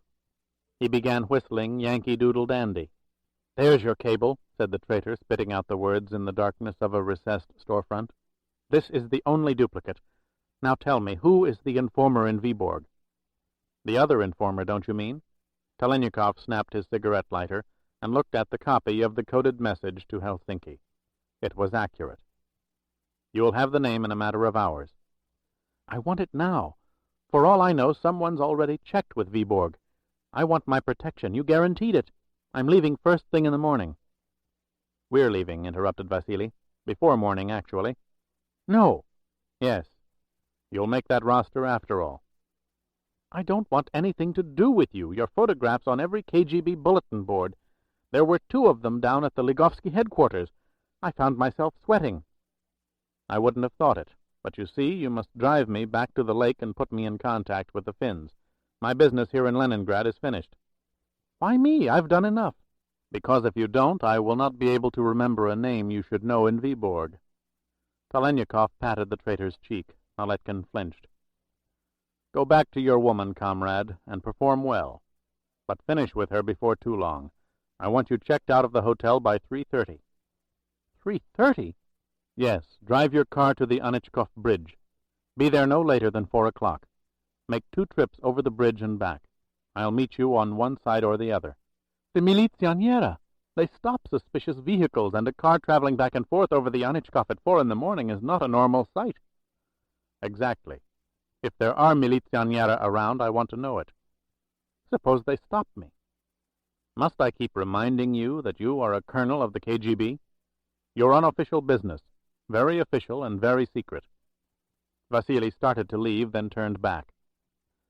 It just struck me, he said. It may have occurred to you to borrow a weapon and shoot me down at an opportune moment. On the one hand, you could take credit for bringing me in, and on the other, you could swear you tried to prevent my being killed at great risk to yourself. As long as you were willing to forgo the name of the man in Viborg, such a strategy would appear to be sound. Very little risk, rewards from both camps. But you should know that every step I take in your presence here in Leningrad is being watched by another now. Maletkin spoke with mounting intensity. I swear to you, such a thing never occurred to me. You really are a damn fool, thought Talaniekov. 4 o'clock, then, comrade. Vasily approached the staircase of the building 4 doors down the block from Lodzia's flat. He had glanced up at her windows. Her lights were on. She was home. He climbed the steps slowly, as a tired man might, returning to an uninviting home after putting in unwanted, unpaid-for overtime behind a never-ending conveyor belt in the cause of some new economic plan no one understood. He opened the glass door and went inside the small vestibule. Instantly he straightened up, the brief performance over. There was no hesitation now. He opened the inner door, walked to the basement staircase, and descended into the filthy environs of the connecting cellars. He passed the door in which he had placed the dead Englishman, vodka poured down the throat, wrists slashed with a razor. He pulled out his lighter, ignited it, and pushed the door back. The Englishman was gone. Not only was he gone, but there were no signs of blood. Everything had been scrubbed clean. Talanyikov's body went rigid, his thoughts suspended in shock. Something terrible had happened. He had been wrong. So wrong. Yet he had been sure. The soldiers of the Matarese were expendable, but the last thing they would do would be to return to a scene of violence. The possibilities of a trap were too great. The Matarese would not, could not, take that risk. But they had, the target worth the gamble. What had he done? Lodzia! He left the door ajar and started walking rapidly through the connecting cellars, the Grasburya in his hand, his steps silent, his eyes and ears primed. He reached Lodzia's building and started up the steps to the ground-level foyer. He pulled the door back slowly and listened. There was a burst of laughter from the staircase above. A high-pitched female voice, joined seconds later by the laughter of a man.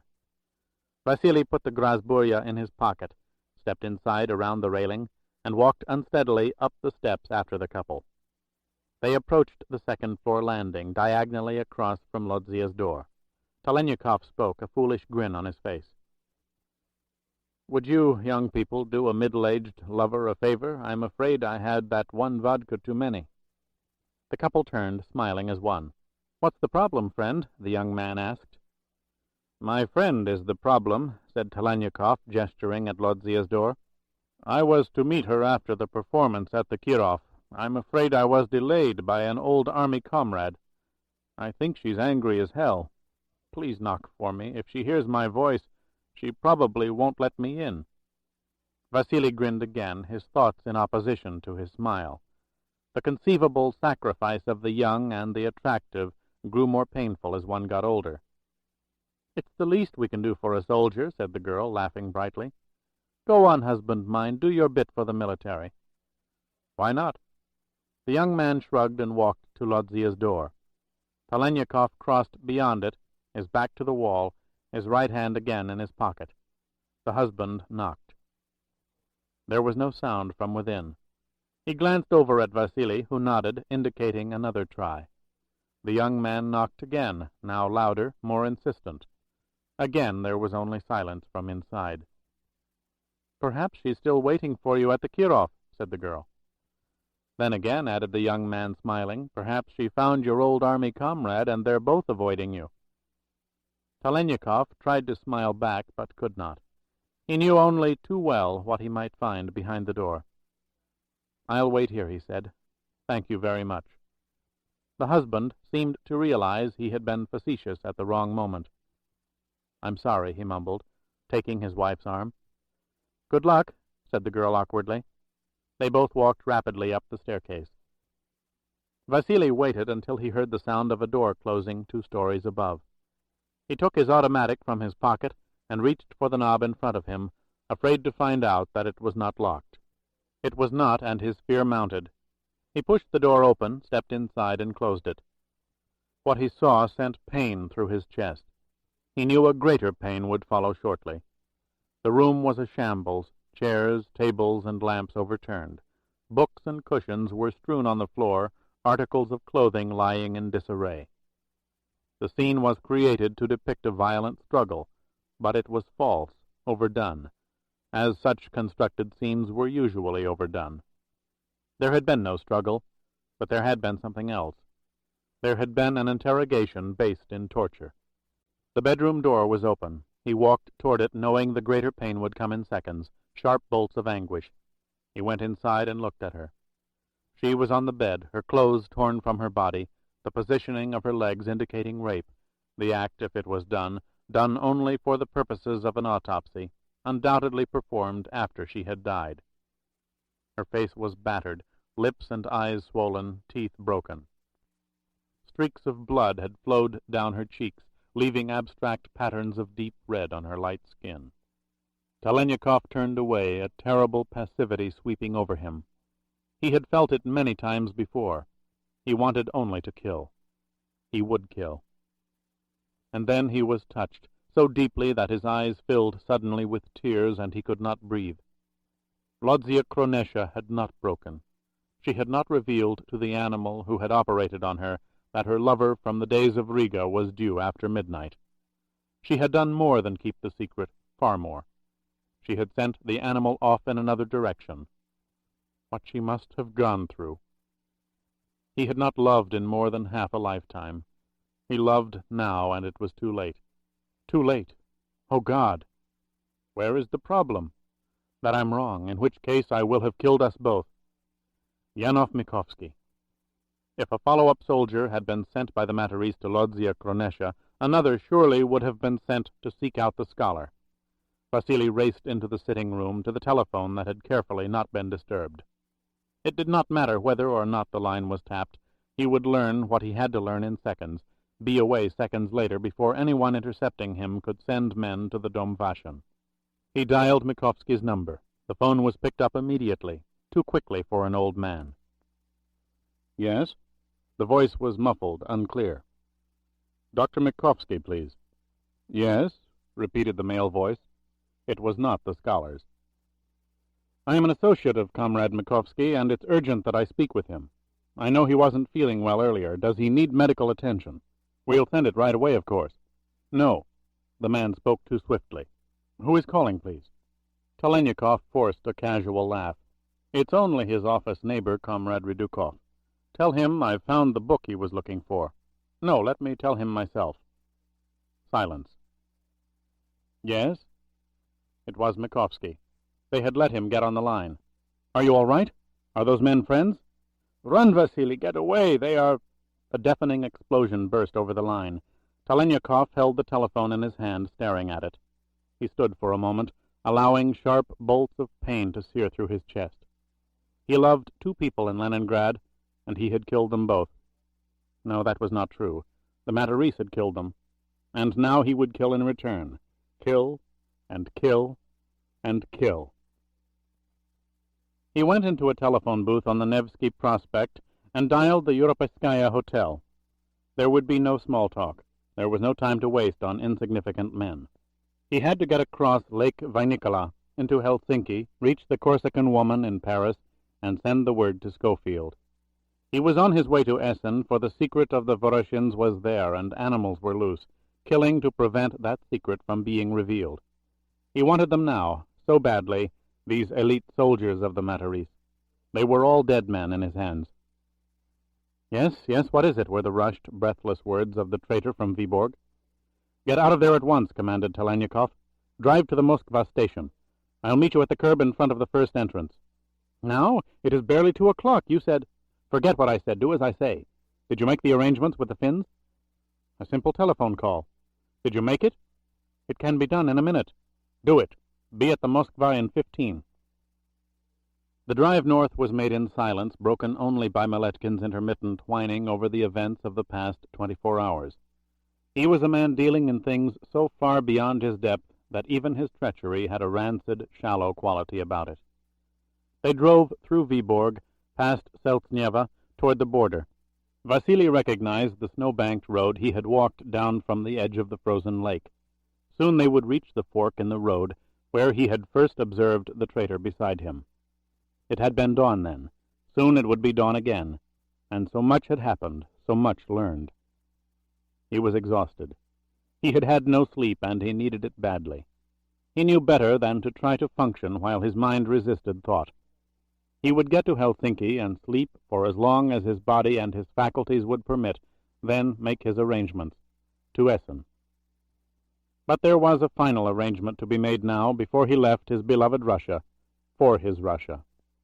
"In less than a minute we'll reach the rendezvous at the lake," Maletkin said. "You'll be met by a Finn along the path to the water's edge. Everything's arranged. Now, comrade, I've carried out my end of the bargain. You deliver yours. Who is the other informer at Viborg?" "You don't need his name. You just need his rank. He's the only man in your sector who can give you orders, your sole superior. First in command at Viborg." "What? He's a tyrant, a fanatic." "What better cover? Drop in to see him, privately. You'll know what to say." "Yes," agreed Maletkin, his eyes on fire, slowing the car down as they approached a break in the snowbank. "Yes, I think I will know what to say. Here's the path." "And here is your gun," said Talaniekov, handing the traitor his weapon, minus its firing pin. "Oh, yes, thank you," replied Maletkin, not listening, his thoughts on power unimagined only seconds ago. Vasily got out of the car. "Goodbye," he said, closing the door. As he rounded the trunk of the automobile toward the path, he heard the sound of Maletkin's window being rolled down. "It's incredible," said the traitor, gratitude in his voice. "Thank you." "You're welcome." The window was rolled up. The roar of the engine joined the screaming whine of the tires as they spun on the snow. The car sped forward. Maletkin would waste no time getting back to Viborg. To his execution. Talaniekov entered the path that would take him to an escort, to Helsinki, to Essen. He began whistling softly. The tune was Yankee Doodle Dandy. Chapter 26. The gentle-looking man in the rumpled clothes and the high-necked cotton sweater clamped a violin case between his knees and thanked the Finnair stewardess for the container of tea. If anyone on board were inclined to guess the musician's age, he'd probably say somewhere between 55 and 60, possibly a little older. Those sitting farther away would start at 60+ and add that he was probably older than that.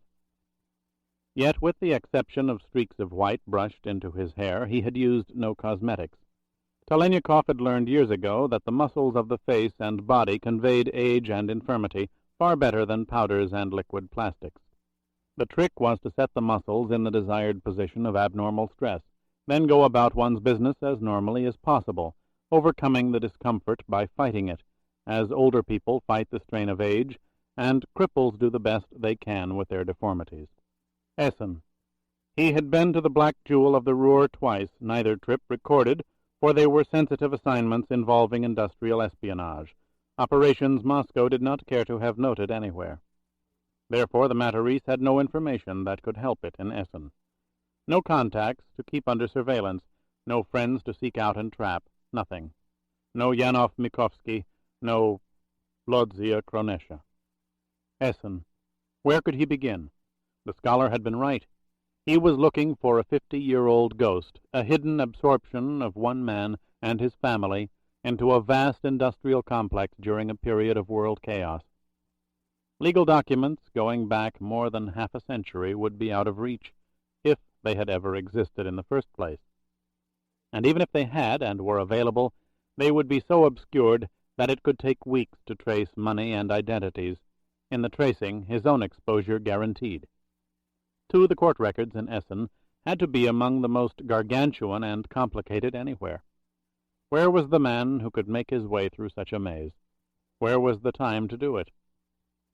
There was a man, a patent attorney, who would no doubt throw up his hands at the thought of trying to find the name of a single Russian entering Essen 50 years ago. But he was a lawyer. He was a place to start. If he was alive, and if he was willing to talk with a long-ago embarrassment. Vasily had not thought of the man in years. Heinrich Kassel had been a 35-year-old junior partner in a firm that did legal work for many of Essen's prominent companies. The KGB dossier on him had depicted a man often at odds with his superiors, a man who championed extremely liberal causes. Some so objectionable to his employers they had threatened to fire him. But he was too good. No superior cared to be responsible for his dismissal. The conspiratorial asses in Moscow had decreed in their wisdom that Kassel was prime material for patent design espionage. In their better wisdom, the asses had sent their most persuasive negotiator, one Vasily Talaniekov, to enlist the attorney for a better world. It had taken Vasily less than an hour over a trumped-up dinner to realize how absurd the assignment was. The realization had come when Heinrich Kassel had leaned back in his chair and exclaimed, "Are you out of your mind? I do what I do to keep you bastards out." There had been nothing for it. The persuasive negotiator and the misguided attorney had gotten drunk, ending the evening at dawn, watching the sun come up over the gardens in Gruga Park. They had made a drunken pact. The lawyer would not report Moscow's attempt to the Bonn government if Talaniekov would guarantee that the KGB dossier was substantially altered. The lawyer had kept silent, and Vasily had returned to Moscow, amending the German's file with the judgment that the radical attorney was probably a provocateur in the pay of the Americans. Kassel might help him, at least tell him where he could start. If he was able to reach Heinrich Kassel, so many things might have happened to prevent it. Disease, death, relocation, accidents of living and livelihood. It had been 12 years since the abortive assignment in Essen. There was something else he had to do in Essen, he mused. He had no gun. He would have to purchase one. The West German airport security was such these days that he could not chance the dismantling of his Grasburia and packing it in his carry-on travel bag. There was so much to do, so little time. But a pattern was coming into focus. It was obscure, elusive, contradictory, but it was there. The Corsican fever was spreading, the infectors using massive sums of money and ingenious financing methods to create pockets of chaos everywhere, recruiting an army of elite soldiers who would give up their lives instantly to protect the cause. But again, what cause? To what purpose? What were the violent philosophical descendants of Guillaume de Matarese trying to achieve? Assassination, terrorism, indiscriminate bombings and riots, kidnapping and murder, all the things that men of wealth had to detest, for in the breakdown of order was their undoing. This was the giant contradiction. Why? He felt the plane dip. The pilot was starting his descent into Essen. Essen. Prince Andrei Voroshin. Whom had he become? "I don't believe it," exclaimed Heinrich Kassel over the telephone, his voice conveying the same good-natured incredulity Talaniekov remembered from 12 years ago. "Every time I pass the gardens in the Gruga, I pause for a moment and laugh. My wife thinks it must be the memory of an old girlfriend." "I trust you cleared that up." "Oh, yes, I tell her it was where I nearly became an international spy, and she's convinced it's an old girlfriend." "Meet me at the Gruga, please. It's urgent and has nothing to do with my former business." "Are you sure? It wouldn't do for one of Essen's more prominent attorneys to have a Russian connection. These are odd times. Rumors abound that the Baader-Meinhof are financed by Moscow, that our neighbors to the far north are up to some nasty old tricks." Talaniekov paused for a moment, wincing at the coincidence. "You have the word of an old conspirator. I'm unemployed." "Really? How interesting. Gruga Park, then. It's almost noon. Shall we say 1 o'clock? Same place in the gardens, although there'll be no flowers this time of year." The ice on the pond glistened in the sunlight, the shrubbery curled for the cold of winter, yet briefly alive in the noonday's warmth from the sky. Vasily sat on the bench. It was 15 minutes past 1, and he felt the stirrings of concern. Without thinking, he touched the bulge in his right-hand pocket that was the small automatic he had purchased in Kopstadt Square, then took his hand away when he saw the hatless figure walking rapidly up the garden path. Castle had grown portly and nearly bald. In his large overcoat with the black fur lapels, he was the image of a successful burgomaster. His obviously expensive attire at odds with Talaniekov's memory of the fiery young lawyer who had wanted to keep you bastards out. As he drew nearer, Talaniekov saw that the face was cherubic. A great deal of Schlagsahne had gone down that throat, but the eyes were alive, still humorous, and sharp. "I'm so sorry, my dear fellow," said the German as Talaniekov got up and accepted the outstretched hand. "A last-minute problem with an American contract." "That has a certain symmetry to it," replied Vasily. "When I returned to Moscow 12 years ago, I wrote in your file that I thought you were on Washington's payroll." "How perceptive. Actually, I'm paid out of New York, Detroit, and Los Angeles, but why quibble over cities?" "You look well, Heinrich. Quite prosperous. What happened to that very vocal champion of the underdog?" "They made him an overdog." The lawyer chuckled. "It would never have happened if you people controlled the Bundestag. I'm an unprincipled capitalist who assuages his guilt with sizable contributions to charity. My Reichsmarks do far more than my vocal cords ever did." "A reasonable statement." "I'm a reasonable man, and what appears somewhat unreasonable to me now is why you would look me up. Not that I don't enjoy your company, for I do. But why now? You say you're not employed in your former profession. What could I possibly have that you'd be interested in?" "Advice." "You have legal problems in Essen? Don't tell me a dedicated communist has private investments in the Ruhr." "Only of time, and I have very little of that. I'm trying to trace a man, a family from Leningrad who came to Germany, to Essen, I'm convinced, between 60 and 70 years ago. I'm also convinced they entered illegally, and secretly bought into Ruhr industry." Castle frowned. "My dear fellow, you're mad. I'm trying to tick off the decades. I was never very good at figures, but if I'm not mistaken, you're referring to the period between 1910 and 1920. Is that correct?" "Yes, they were turbulent times." "You don't say. There was merely the Great War to the south, the bloodiest revolution in history in the north, mass confusion in the eastern Slavic states, the Atlantic ports in chaos, and the ocean a graveyard. In essence, all Europe was, if I may be permitted, in flames, and Essen itself experiencing an industrial expansion unseen before or since, including the Hitler years. Everything, naturally, was secret, fortunes made every day. Into this insanity comes one white Russian selling his jewels, as hundreds did, to buy himself a piece of the pie in any of a dozen companies, and you expect to find him? I thought that might be your reaction." "What other could I possibly have?" Castle laughed again. "What is the name of this man?" "For your own good, I'd rather not tell you." "Then how can I help you?" "By telling me where you would look first if you were me." "In Russia?" "I did. The Revolutionary Archives in Leningrad." "You found nothing?"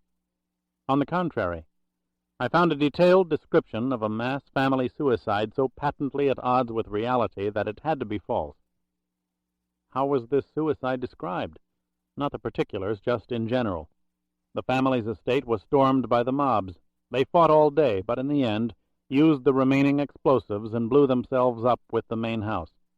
One family holding off a rioting mob of Bolsheviks for an entire day? Hardly likely."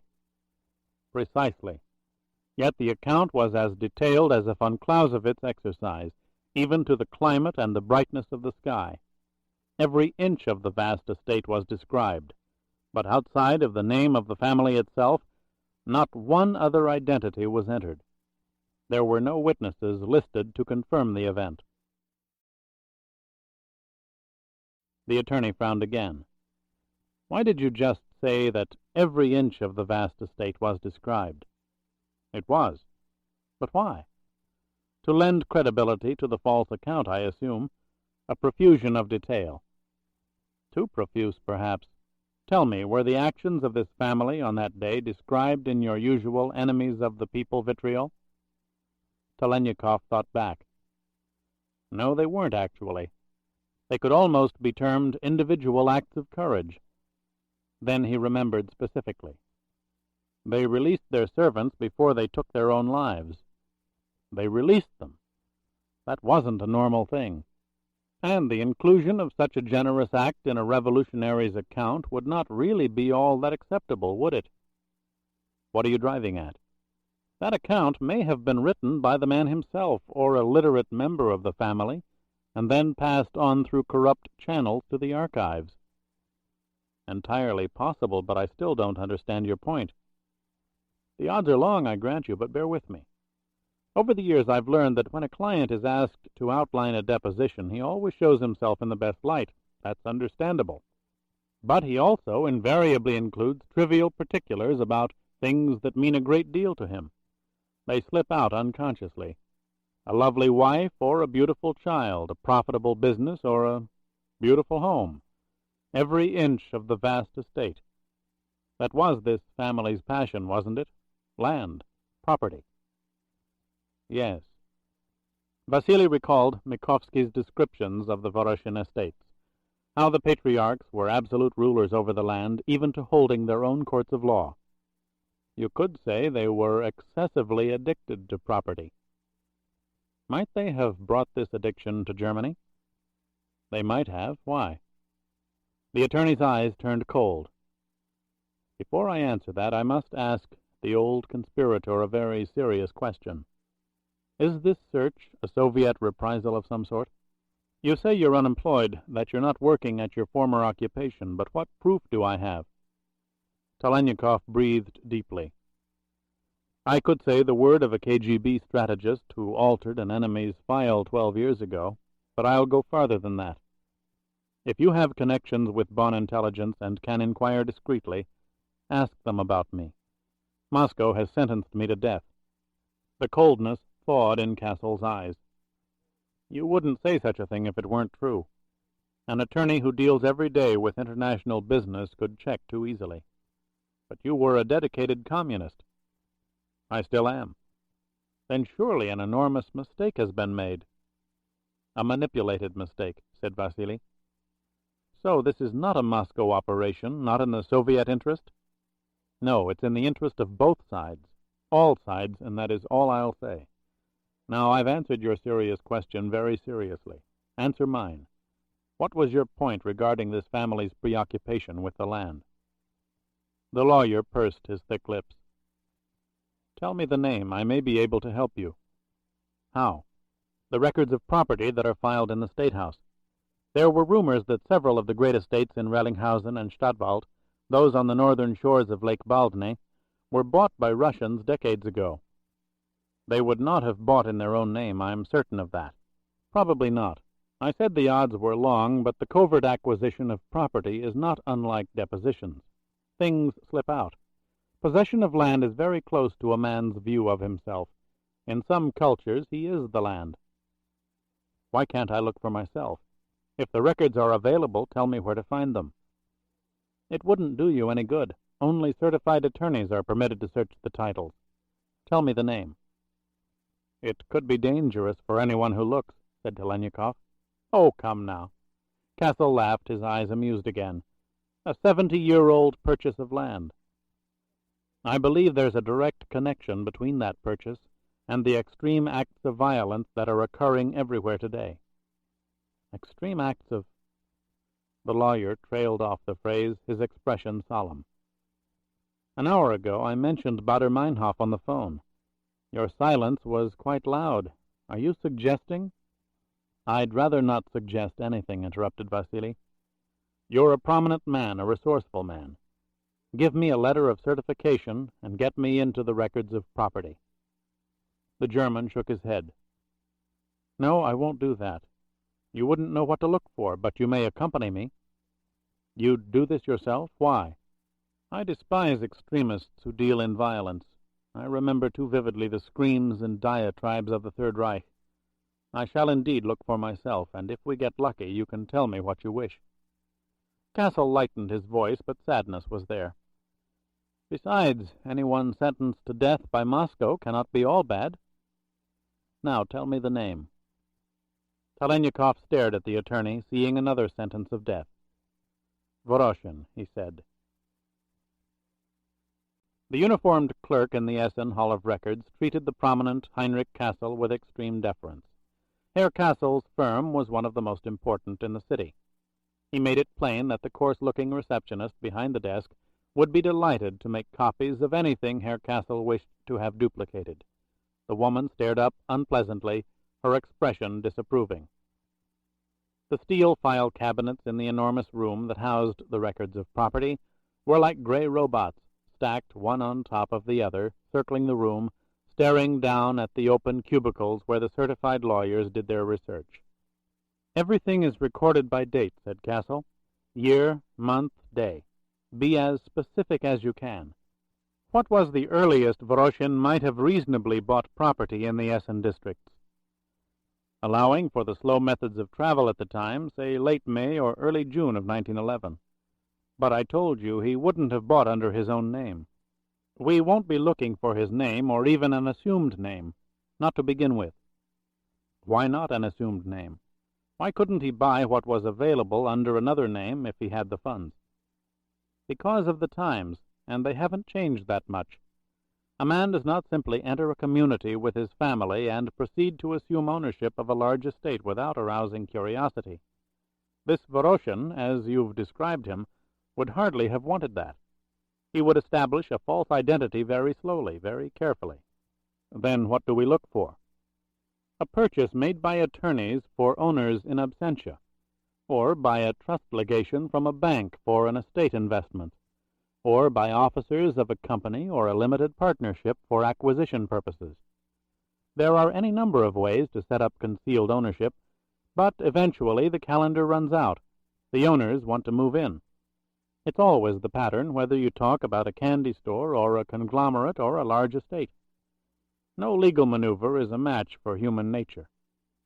Castle paused, looking at the gray cabinets. Come, we'll start with the month of May, 1911. If there's anything here, it may not be that difficult to find. There were no more than 30 or 40 such estates in the whole of the Ruhr, perhaps 10 to 15 in the Rellinghausen-Stadtwald districts.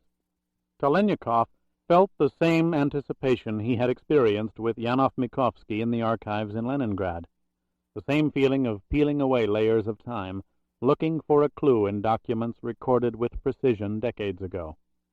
But now he was awed by the seeming irrelevancies that Heinrich Castle spotted and extracted from the thick pages of legalese. The attorney was like a child in that candy store he had referred to, a young expert whose eyes roamed over the jelly beans and the sour balls, picking out the flawed items for sale.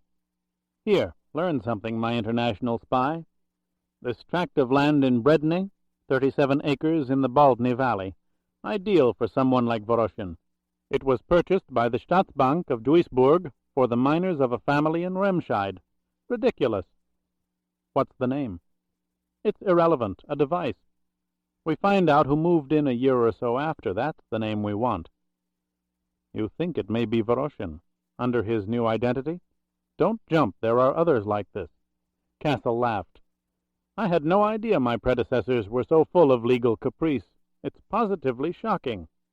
Look, he said, pulling out another sheaf of papers, his eyes automatically riveted on an indented clause on the first page. Here's another. A cousin of the Krupps is transferring ownership of property in Rellinghausen to a woman in Düsseldorf in gratitude for her many years of service. Really? It's possible, isn't it? Of course not. The family would never permit it. A relative found a way to turn a handsome profit by selling to someone who did not want his peers or his creditors to know he had the money. Someone who controlled the woman in Düsseldorf, if she ever existed. The Krupps probably congratulated their cousin. And so it went, 1911, 1912, 1913, 1914, 1915. August 20, 1915. The name was there. It meant nothing to Heinrich Castle, but it did to Talaniekov. It brought to mind another document 2,000 miles away in the archives in Leningrad. The crimes of the Voroshin family, the intimate associates of Prince Andrei. Friedrich Schotte, Wait a minute. Vasily placed his hand over the pages. Where's this? Stadtwald. There's nothing irregular here. As a matter of fact, it's absolutely legal, very clean. Perhaps too legal, too clean, just as the Voroshin massacre was too profuse with detail. What in God's name are you talking about? What do you know of this Friedrich Schotte? The attorney grimaced in thought, trying to recall irrelevant history. This was not what he was looking for. He worked for the Krupps, I think, in a very high position. It would have had to be for him to buy this. He got in trouble after the First World War. I don't remember the circumstances, a prison sentence or something, but I can't see why it's relevant. I can, said Talaniekov. He was convicted of manipulating money out of Germany. He was killed on the first night of that prison sentence in 1919. Was the estate sold then? I would think so. It would appear by the map survey to be a rather expensive property for a prison widow to maintain. How can we find out? Look through the year 1919. We'll get there. Let's get there now, please. Castle sighed. He got up and headed for the cabinets, returning a minute later with a bulging folder. When a brief is interrupted, continuity is lost, he muttered. Whatever we lose can be restored. We may gain time. It took nearly 30 minutes before Castle extracted a file within a file and placed it on the table. I'm afraid we've just wasted a half hour. Why? The estate was purchased by the Ferracton family on November 12, 1919. The Ferracton Works? Krupp's competitor? Well, not then. More so now, perhaps. The Ferractons came to Essen from Munich soon after the turn of the century, sometime around 1906 or 7. It's common knowledge. The Ferractons were Munichers, and they couldn't be more respectable. You have a V, but no Voroshin. Vasily's mind raced back over the information already known. Guillaume de Matarese had summoned the heads of once powerful families, stripped, nearly but not entirely, of their past riches and influence. According to old Mikovsky, the Romanovs had waged a long battle against the Voroshins, labeling them the thieves of Russia, provokers of revolution. It was clear. The Padrone from the hills of Porto Vecchio had summoned a man, and by extension his family, already in the process of a covert immigration, taking with them everything they could out of Russia. The Imperial V, that's what we've found, said Talaniekov. My God, what a strategy! Even to the prolonged use of truckloads of gold and silver sent out of Leningrad with the Imperial V. Vasily picked up the pages in front of the attorney. You said it yourself, Heinrich. Voroshin would build a false identity very slowly, very carefully. That's exactly what he did. He simply began 5 or 6 years before I thought he had. I'm sure if such records were kept or memories could be activated, we'd find that Herr Ferracton came first to Essen alone until he was established. A man of wealth, testing new waters for investments and a future, bringing with him a carefully constructed history from faraway Munich, money flowing through the Austrian banks. So simple, and the times were so right. Suddenly Castle frowned. His wife, said the lawyer quietly. What about his wife? She was not a Municher. She was Hungarian, from a wealthy family in Debrecen, it was said. Her German was never very good. Translated, she was from Leningrad and a poor linguist. What was Ferracton's full name? Ansel Ferracton, said the attorney, his eyes now on Talaniekov. Ansel. Andrei. Vasily let the pages fall. It's incredible how the ego strives to be sublime, isn't it? Meet Prince Andrei Voroshin. Chapter 27. They strolled across the Gildenplatz, the Café Hague building blazing with light, the Bosch insignia subdued but prominent below the enormous clock. It was 8 in the evening now, the sky dark, the air cold. It was not a good night for walking, but Talaniekov and Castle had spent nearly 6 hours in the records of property. The wind that blew across the square was refreshing. Nothing should shock a German from the Ruhr, said the lawyer, shaking his head. After all, we are the Zurich of the North. But this is incredible, and I know only a part of the story. You won't reconsider and tell me the rest? One day I may. That's too cryptic. Say what you mean. If I'm alive. Vasily looked at Castle. Tell me everything you can about the Ferractons. There isn't that much. The wife died in the mid-30s, I think. One son and a daughter-in-law were killed in a bombing raid during the war. I remember that. The bodies weren't found for several days, buried under the rubble, as so many were. Ansel lived to a ripe old age, somehow avoiding the war crimes penalties that caught the Krupps. He died in style, heart seizure, while on horseback sometime in the 50s. Who's left? Walter Verachten, his wife, and their daughter. She never married, but it didn't prevent her from enjoying connubial pleasures. What do you mean? She cut a bold figure, as they say, and when she was younger, had one to match her reputation. The Americans have a term that fits. She was, in some ways, still is, a man-eater. The attorney paused. Strange how things turn out. It's Odile who really runs the companies now. Walter and his wife are in their late 70s and are rarely seen in public these days. Where do they live? They're still in Stadtwald, but not at the original estate, of course. As we saw, it was one of those sold to post-war developers. It's why I didn't recognize it. They have a house further out in the countryside now. What about the daughter, this Odile?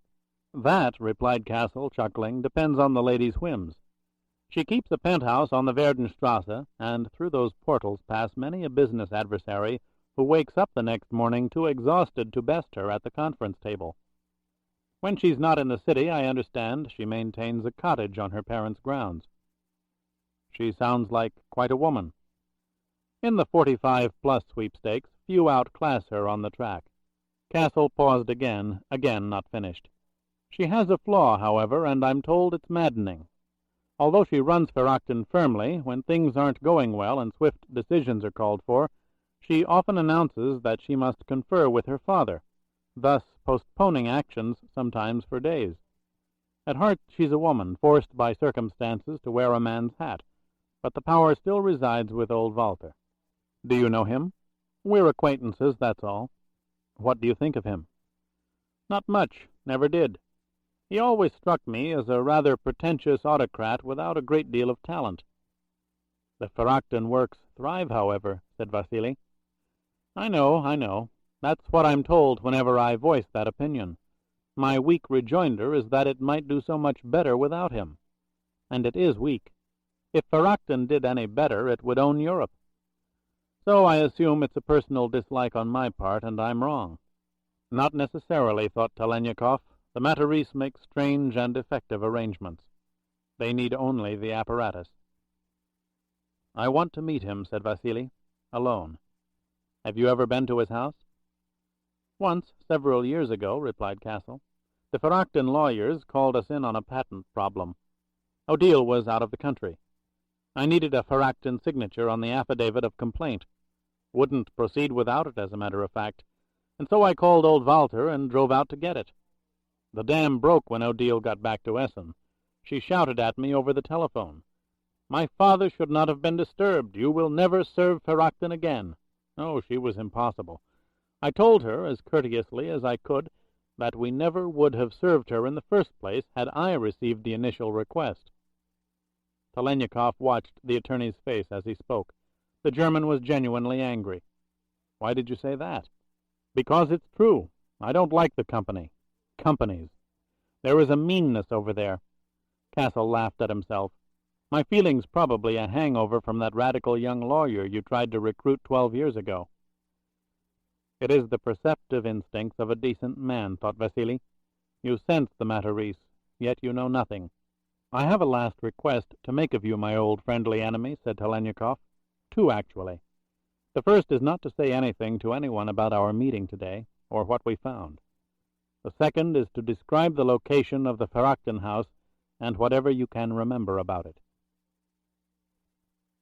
The corner of a brick wall loomed into view in the glare of the headlights. Vasily pressed down on the accelerator of the rented Mercedes, his eyes glancing at the odometer, judging the distance between the start of the wall and iron gate. 5/8 of a kilometer, nearly 1,800 feet. The tall gate was closed. It was electronically operated, electronically protected. He came to the end of the wall. It was somewhat shorter in length than its counterpart on the other side of the gate. Beyond, there was only the extension of the forest, in the middle of which had been built the Ferrachton compound. He depressed the pedal and looked for an opening off the road, somewhere he could conceal the Mercedes. He found it between two trees, the shrubbery dampened down by previous snows. He angled the coupe into the natural cave of greenery, plunging in as far off the road as possible. He turned off the engine, got out, and retraced the car's path, pulling up the shrubbery until he reached the road 15 feet away. He stood on the shoulder and examined the camouflage. In the darkness it was sufficient. He started back toward the Ferrachton wall. If he could get over it without setting off any alarms, he knew he could reach the house. There was no way to electronically scan a forest. Wires and cells were too easily tripped by animals and birds. It was the wall itself that had to be negotiated. He reached it and studied the brick in the flame of his cigarette lighter. There were no devices of any sort. It was an ordinary brick wall, its very ordinariness misleading, and Vasily knew it. There was a tall oak on his right, limbs curling up above the top of the wall, but not extending over it. He leaped, his hands clawing the bark, his knees vicing the trunk. He scaled up to the first limb, swinging his leg over it, pulling himself up into a sitting position, his back against the tree. He leaned forward and downward, his hands balancing his body on the limb until he was prone, and studied the top of the wall in the dim light. He found what he knew had to be there. Grooved into the flat surface of the concrete was a crisscrossing network of wire-coated plastic tubing through which air and current flowed. The electricity was of sufficient voltage to inhibit animals from gnawing at the plastic, and the air pressure was calibrated to set off alarms the instant a given amount of weight fell on the tubes. The alarms were undoubtedly received in a scanning room in the compound, where instruments pinpointed the place of penetration. Talaniekov knew the system was practically fail-safe. If one strand was shorted out, there were 5 or 6 others to back it up, and the pressure of a knife across the wire coating would be enough to set off the alarm. But practically fail-safe was not totally fail-safe. Fire, melting the plastic and releasing the air without the pressure of a blade. The only alarm set off in this way was that of malfunction. The trace would begin where the system originated, which had to be much nearer the house. He estimated the distance between the edge of the tree limb and the top of the wall. If he could loop his leg as close to the end of the limb as possible, swing underneath, and brace himself with one hand against the ridge of the wall, his free hand could hold his lighter against the plastic tubes. He pulled out his cigarette lighter, his American lighter, he reflected with a certain chagrin, and pushed the tiny butane lever to its maximum. He tested it. The flame shot out and held steady. He lowered it slightly, for the light was too bright. He took a deep breath, firmed the muscles of his right leg, and dropped to his left hand making contact with the edge of the wall as he arced downward. He steadied himself and began breathing slowly, orienting his vision to the upside-down view. Blood raced to his head. He revolved his neck briefly to lessen the pressure, then snapped on the lighter, holding the flame against the first tube. There was a crackling of electricity, then an expulsion of air as the tube turned black and melted. He reached the second in the immediate series. This one exploded like a small, wet firecracker, the sound no more than that of a low-gauge air gun. The third grew into a thin, outsized bubble. A bubble. Pressure. Weight. He pushed the flame into it, and it burst. He held his breath, waiting for the sound of an alarm. It did not come. He had punctured the tube in time, before the heat and the expansion had reached the weight tolerance. It taught him something. Hold the flame closer at first contact. He did so with the following 2 strands, each bursting on touch. There was a final tube. Suddenly the flame receded, sinking back into its invisible source. He was out of fuel. He closed his eyes for a moment in frustration and sheer anger. His leg ached furiously. The blood in his head made him dizzy. Then he thought of the obvious, annoyed with himself that he had not considered it immediately. The one remaining tube might well prevent a full malfunction alarm. He was far better off leaving it intact. There were at least 15 free inches on the surface of the concrete more than enough to place a foot on and plunge over the wall to the other side. He struggled back up to the limb and rested for a while, letting his head clear. Then, slowly, carefully, he lowered his left foot to the wall, setting it securely on top of the burnt-out tubes. With equal caution, he raised his right leg over the limb, sliding down until the limb was in the small of his back. He took a deep breath, tensed his muscles, and leaped forward, pressing his left foot into the stone, propelling himself over the wall. He fell to the ground, rolling to break his fall. He was inside the Ferakton compound. He got to his knees, listening for any sounds of an alert. There were none, so he rose to his feet and started threading his way through the dense woods toward what he presumed to be the central area of the property. The fact that he was half walking, half crawling in the right direction was confirmed in less than a minute. He could see the lights of the main house filtered through the trees, the beginning of a large expanse of lawn clearer with each step. A glow of a cigarette. He dropped to the ground. Directly ahead, perhaps 50 feet, stood a man at the edge of the lawn. Instantly, Talaniekov was aware of the forest breezes. He listened for the sounds of an animal. Nothing. There were no dogs. Walter Ferakton had confidence in his electronic gates and sophisticated alarm system. He needed only human patrols to make the darkness of his compound secure. Vasily inched forward, his eyes on the guard ahead. The man was in uniform, a visored hat, and a heavy winter jacket pinched at the waist by a thick belt that held a holstered gun. The guard checked his watch and stripped his cigarette, shaking the tobacco to the grass. He had been in the army. He walked several paces to his left, stretched, yawned, proceeded another 20 feet, then strolled aimlessly back toward where he had been standing. That short stretch of ground was his post. Other guards, no doubt, stationed every several hundred feet, ringing the main house like Caesar's Praetorian Guard. But these were neither Caesar's times nor Caesar's dangers. The duty was boring, the guard given to openly smoked cigarettes, yawns, and aimless wandering. The man would not be a problem. But getting across the stretch of lawn to the shadows of the drive on the right side of the house might well be. He would have to walk briefly in the glare of the floodlights that shot down from the roof. A hatless man in a dark sweater and trousers doing such a thing would be ordered to stop. But a guard, dressed in a visored cap and a heavy jacket with a holster at his side, would not cause so much concern. And if reprimanded, that guard could always return to his post. It was important to bear that in mind. Talaniekov crawled through the underbrush, elbows and knees working on the hard ground, pausing with every snap of a branch, blending what noise he made into the sounds of the night forest. He was within 5 feet, a spray of juniper between himself and the guard. The bored man reached into his jacket pocket and took out his pack of cigarettes. It was the moment to move. Now. Vasily sprang up, his left hand clutching the guard's throat, his left heel dug into the earth to provide backward leverage. In one motion he pulled the man off his feet, arching him down into the juniper bush, crashing the guard's skull into the ground, his fingers clawing the windpipe, tightening around it. The shock of the assault, combined with the blow to the head and the choking of air, rendered the man unconscious. There was a time when Talaniekov would have finished the job, killing the guard because it was the most practical thing to do. That time was past.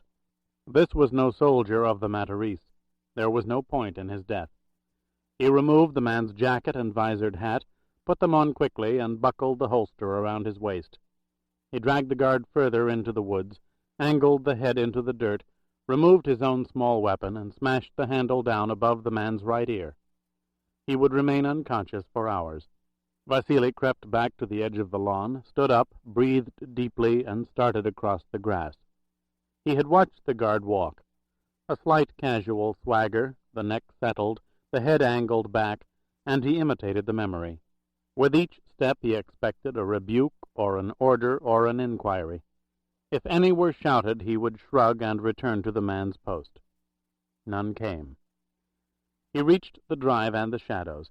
50 yards down the pavement there was a light streaming out of an open door and the figure of a woman opening a garbage can, 2 paper bags at her feet. Vasily walked faster, his decision made. He approached the woman. She was in the white uniform of a maid. "Excuse me, the captain ordered me to bring a message to Herr Verrachten." "Who the hell are you?" asked the stocky woman. "I'm new. Here, let me help you." Talaniekov picked up the bags. "You are new. It's Helga this, Helga that. What do they care? What's the message? I'll bring it to him." "I wish I could give it to you. I've never met the old man, and I don't want to, but that's what I was told to do." "They're all farts down there. Commandos. A bunch of beer-soaked ruffians, I say. But you're better looking than most of them." "Herr Verrachten, please. I was told to hurry." "Everything's hurry this and hurry that. It's 10 o'clock. The old fool's wife is in her rooms, and he's in his chapel, of course." "Where?" "Oh, all right. Come on in. I'll show you." "You are better looking. More polite, too." "Stay that way." Helga led him through a corridor that ended at a door opening into a large entrance hall. Here the walls were covered with numerous Renaissance oil paintings, the colors vivid and dramatic under pinpoint spotlights. They extended up a wide circular staircase, the steps of Italian marble. Branching off the hall were several larger rooms, and the brief glimpses Talaniekov had of them confirmed Heinrich Kassel's description of a house filled with priceless antiques. But the glimpses were brief. The maid turned the corner beyond the staircase, and they approached a thick mahogany door filled with ornate biblical carvings.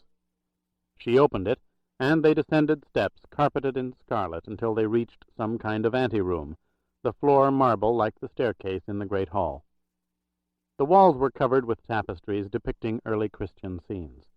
An ancient church pew was on the left, the bas-relief examples of an art long forgotten.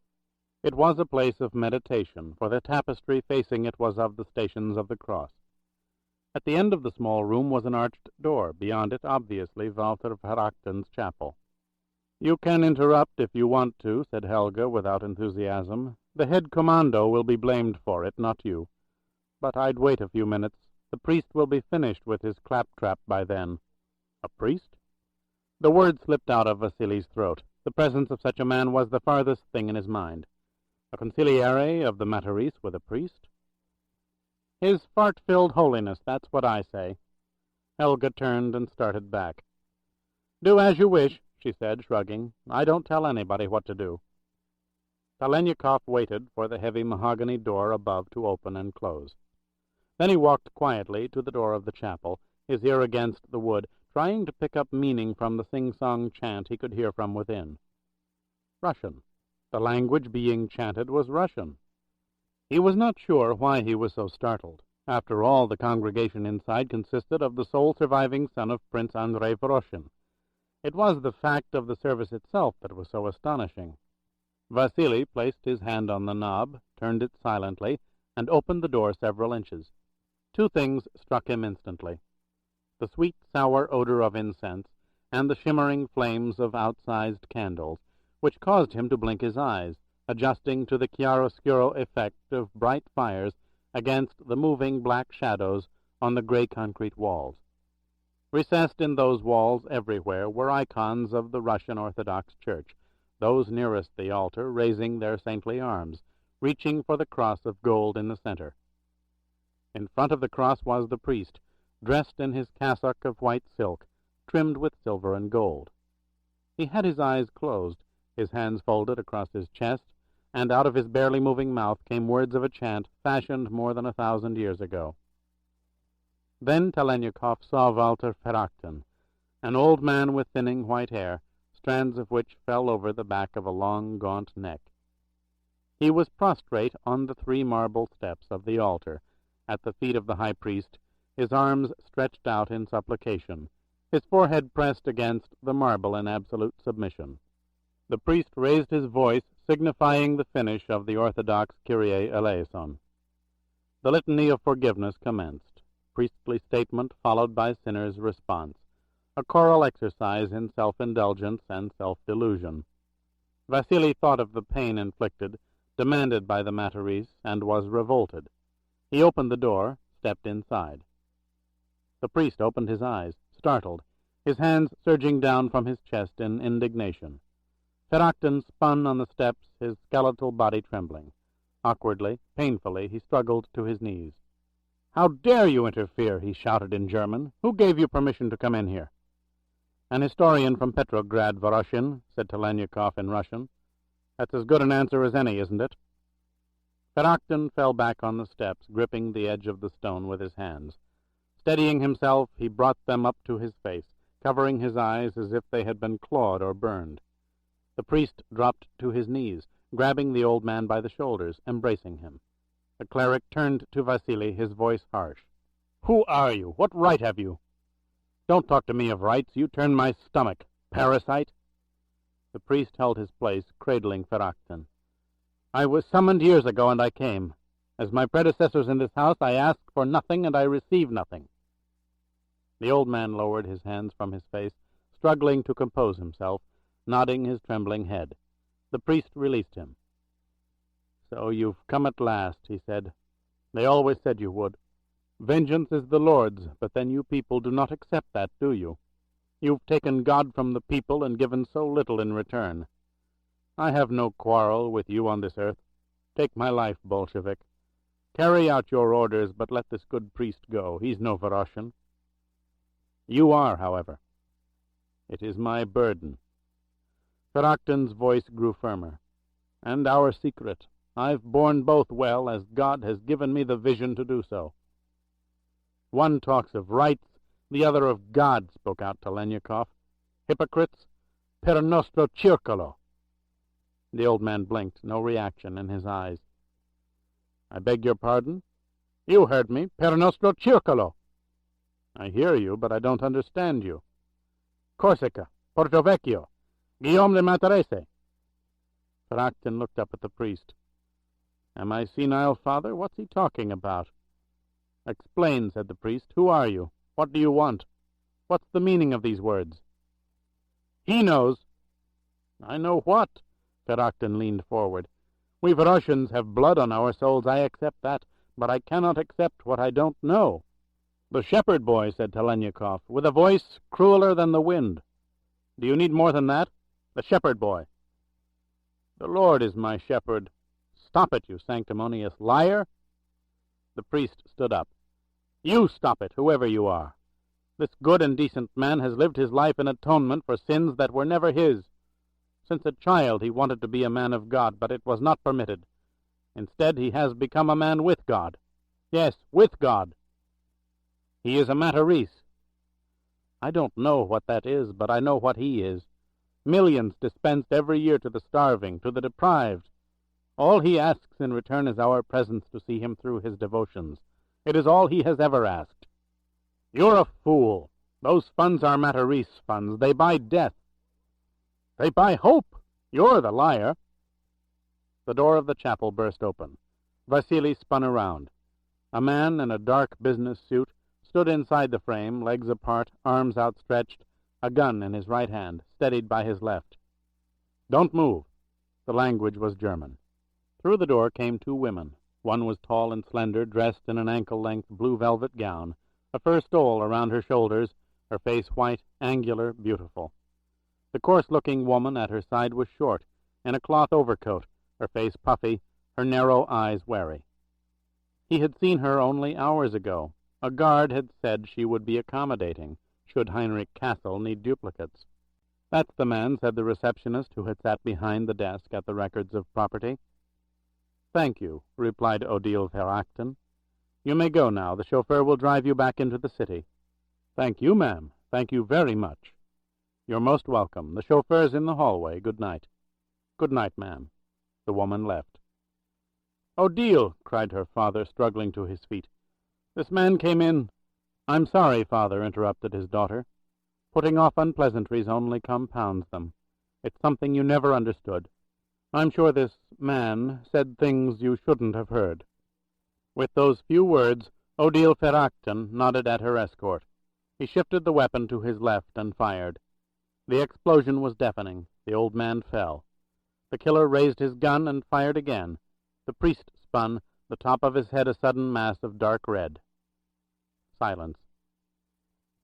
"That was one of the most brutal acts I've ever seen," said Talaniekov. He would kill, somehow.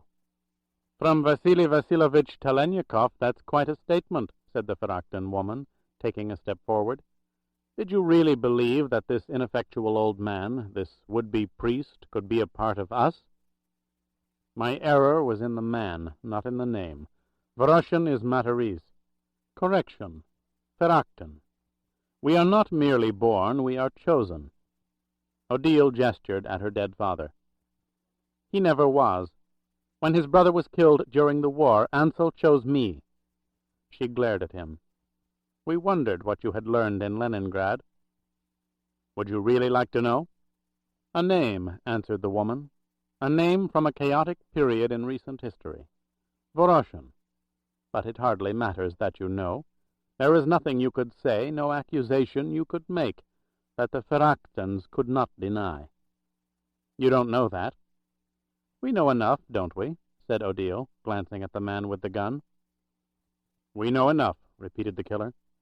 I missed you in Leningrad, but I did not miss the woman Kronesha, did I? If you know what I mean. You! Talaniekov started forward. The man clicked the gun's hammer back with his thumb. Vasily held his place, body and mind aching. He would kill. To do so, control had to be found. And shock.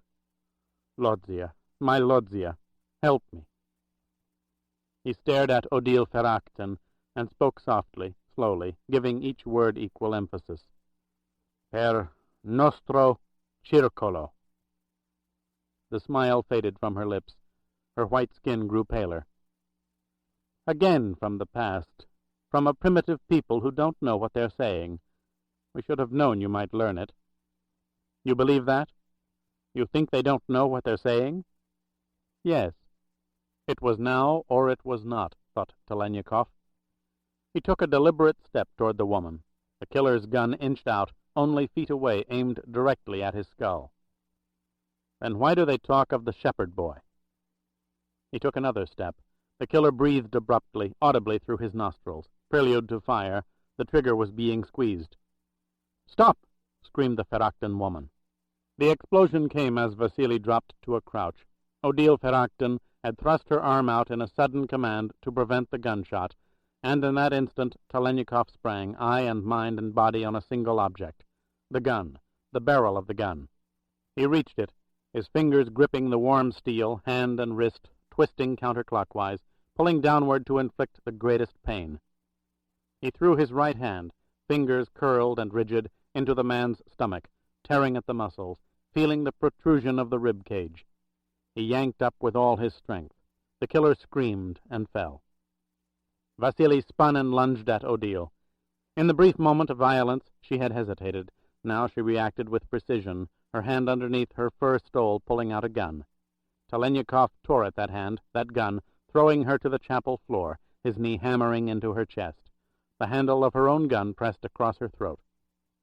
There will be no mistake this time, he said. No capsules in the mouth. You'll be killed, she whispered. Probably, agreed Vasily, but you'll go with me, and you don't want that. I was wrong. You're not one of your soldiers. The chosen don't take their own lives. I'm the only one who can save yours. She choked under the pressure of the steel, but went on. The shepherd. Where? How? You want information. Good, so do I.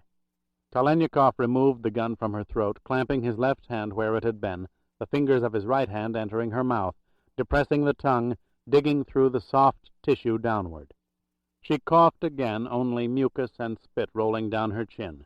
There were no lethal pills in her mouth. He had been right. The chosen did not commit suicide. He then spread the stole and ran his hand over her body, pulling her off the floor and reaching around her back, pushing her down again and plunging his hand between her legs, ankles to pelvis, feeling for a gun or a knife. There was nothing. Get up, he ordered. She rose only partially, her knees pulled up under her, holding her neck. You must tell me, she whispered. You know you can't get out. Don't be a fool, Russian. Save your life. What do you know of the shepherd? What am I offered to tell you? What do you want? What does the Matarese want? The woman paused. Order. Through chaos? Yes. The shepherd. In the name of God, tell me. I'll tell you when we're out of the compound. No, now. Do you think I'd trade that off? He pulled her to her feet. We're leaving now. Your friend here will wake up before too long, and a part of me would give my life to take his. Slowly, in great pain as he took another's. But I will not do that. He must report to faceless men, and they must make their moves, and we must watch. For Ferachton is suddenly headless. You'll be far away from Essen. No! Then you'll die, said Talaniekov simply. I got in, I'll get out. I gave orders. No one's to leave. Who's leaving? A uniformed guard returns to his post. Those aren't Matarese out there. They're exactly what they're supposed to be. Former commandos hired to protect wealthy executives. Vasily jammed the gun into her throat. Your choice? It doesn't matter to me. She flinched. He grabbed her neck, pulling it into the barrel. She nodded. We will talk in my father's car, she whispered. We're both civilized people. You have information I need, and I have a revelation for you. You have nowhere to turn but to us now. It could be far worse for you. He sat next to her in the front seat of Walter Ferachton's limousine. He had taken off the uniform and was now no more than another stud in Odile Ferachton's stable. She was behind the wheel, his arm around her shoulders, his automatic again jammed into her, out of sight. As the guard at the gatehouse nodded and turned to press the release button, he leaned into her. One uncalled-for move, one gesture, and she was dead. She knew it. None came. She sped through the open gate, turning the wheel to the left.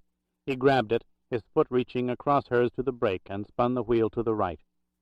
The car skidded into a half-spin. He steadied it and slammed his foot over hers on the accelerator. "What are you doing?" she cried.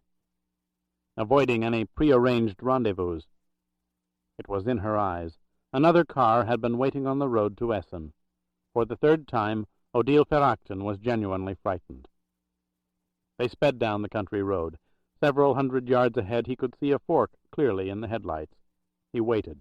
Instinctively she bore to the right. The fork was reached. The turn began. He moved his hand swiftly to the rim of the wheel and pushed it up, sending them into the left road. "You'll kill us!" screamed the Ferachton woman. "Then both of us will go," said Talaniekov. The surrounding woods diminished. There were open spaces ahead. "That field on the right. Pull over." "What?"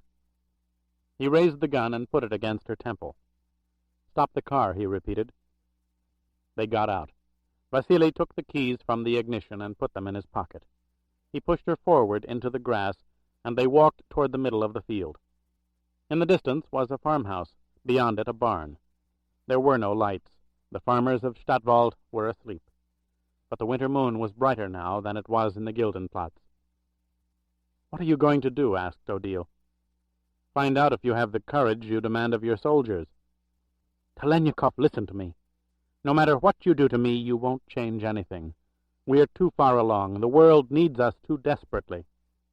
"This world needs killers?" "To save it from killers. You talk of the shepherd. He knows. Can you doubt it? Join us.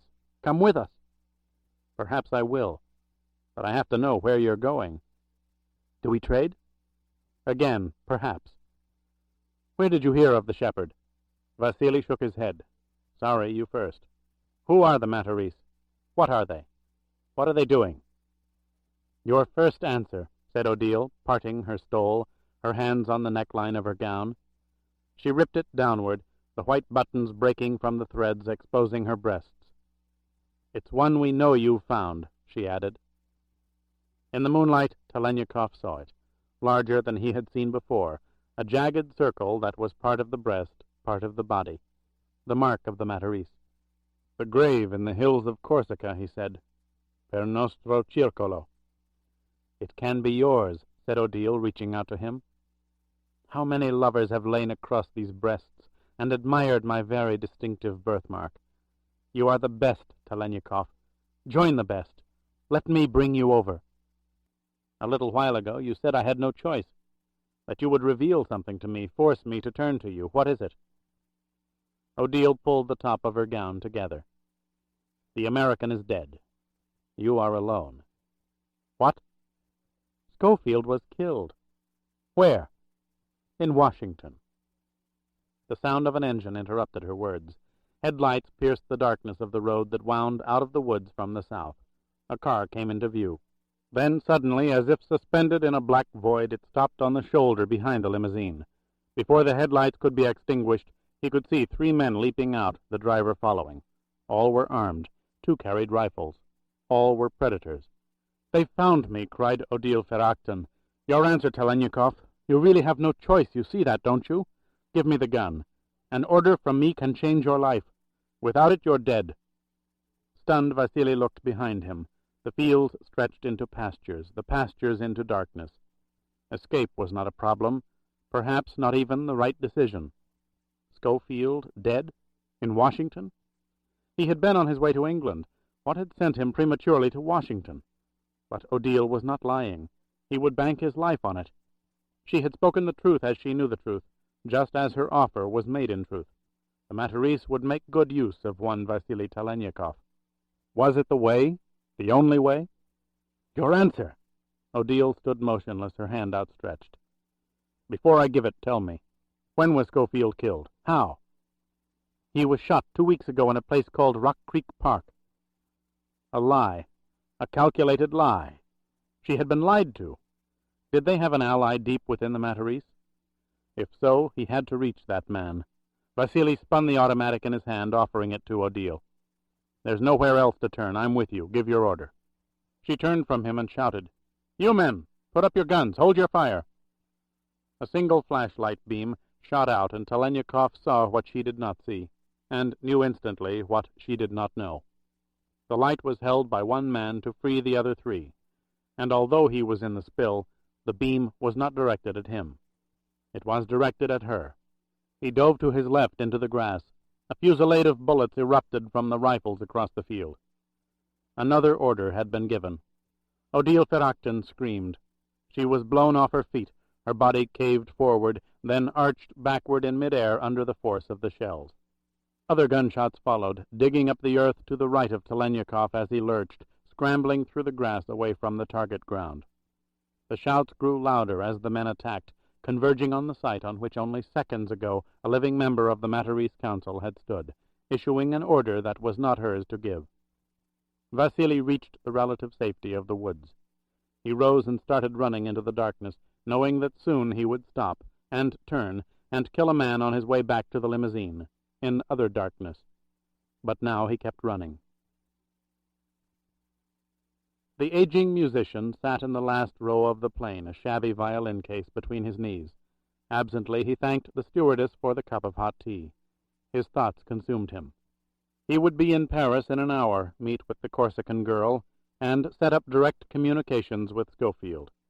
It was imperative they work in concert now. Things were happening too rapidly. He had to join Beowulf Agate in England.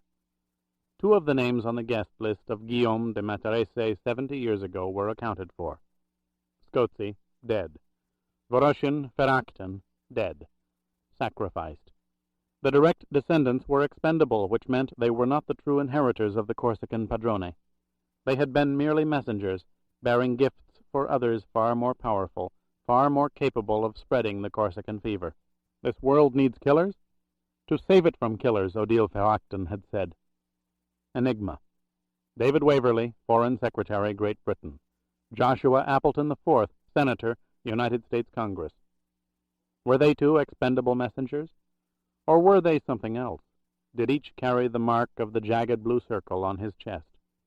Had Scozi? And if either did, or Scozi had, was that unnatural blemish the mark of mystical distinction Odile Ferrachton had thought it was? Or was it, too, something else?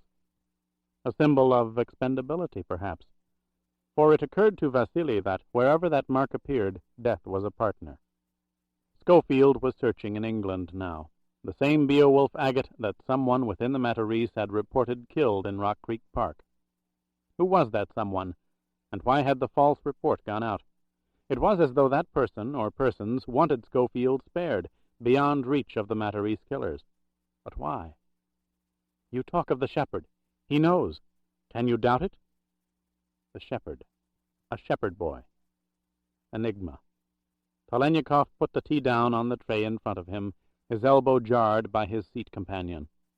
The businessman from Essen had fallen asleep, his arm protruding over the divider. Vasily was about to remove it when his eyes fell on the folded newspaper spread out on the German's lap.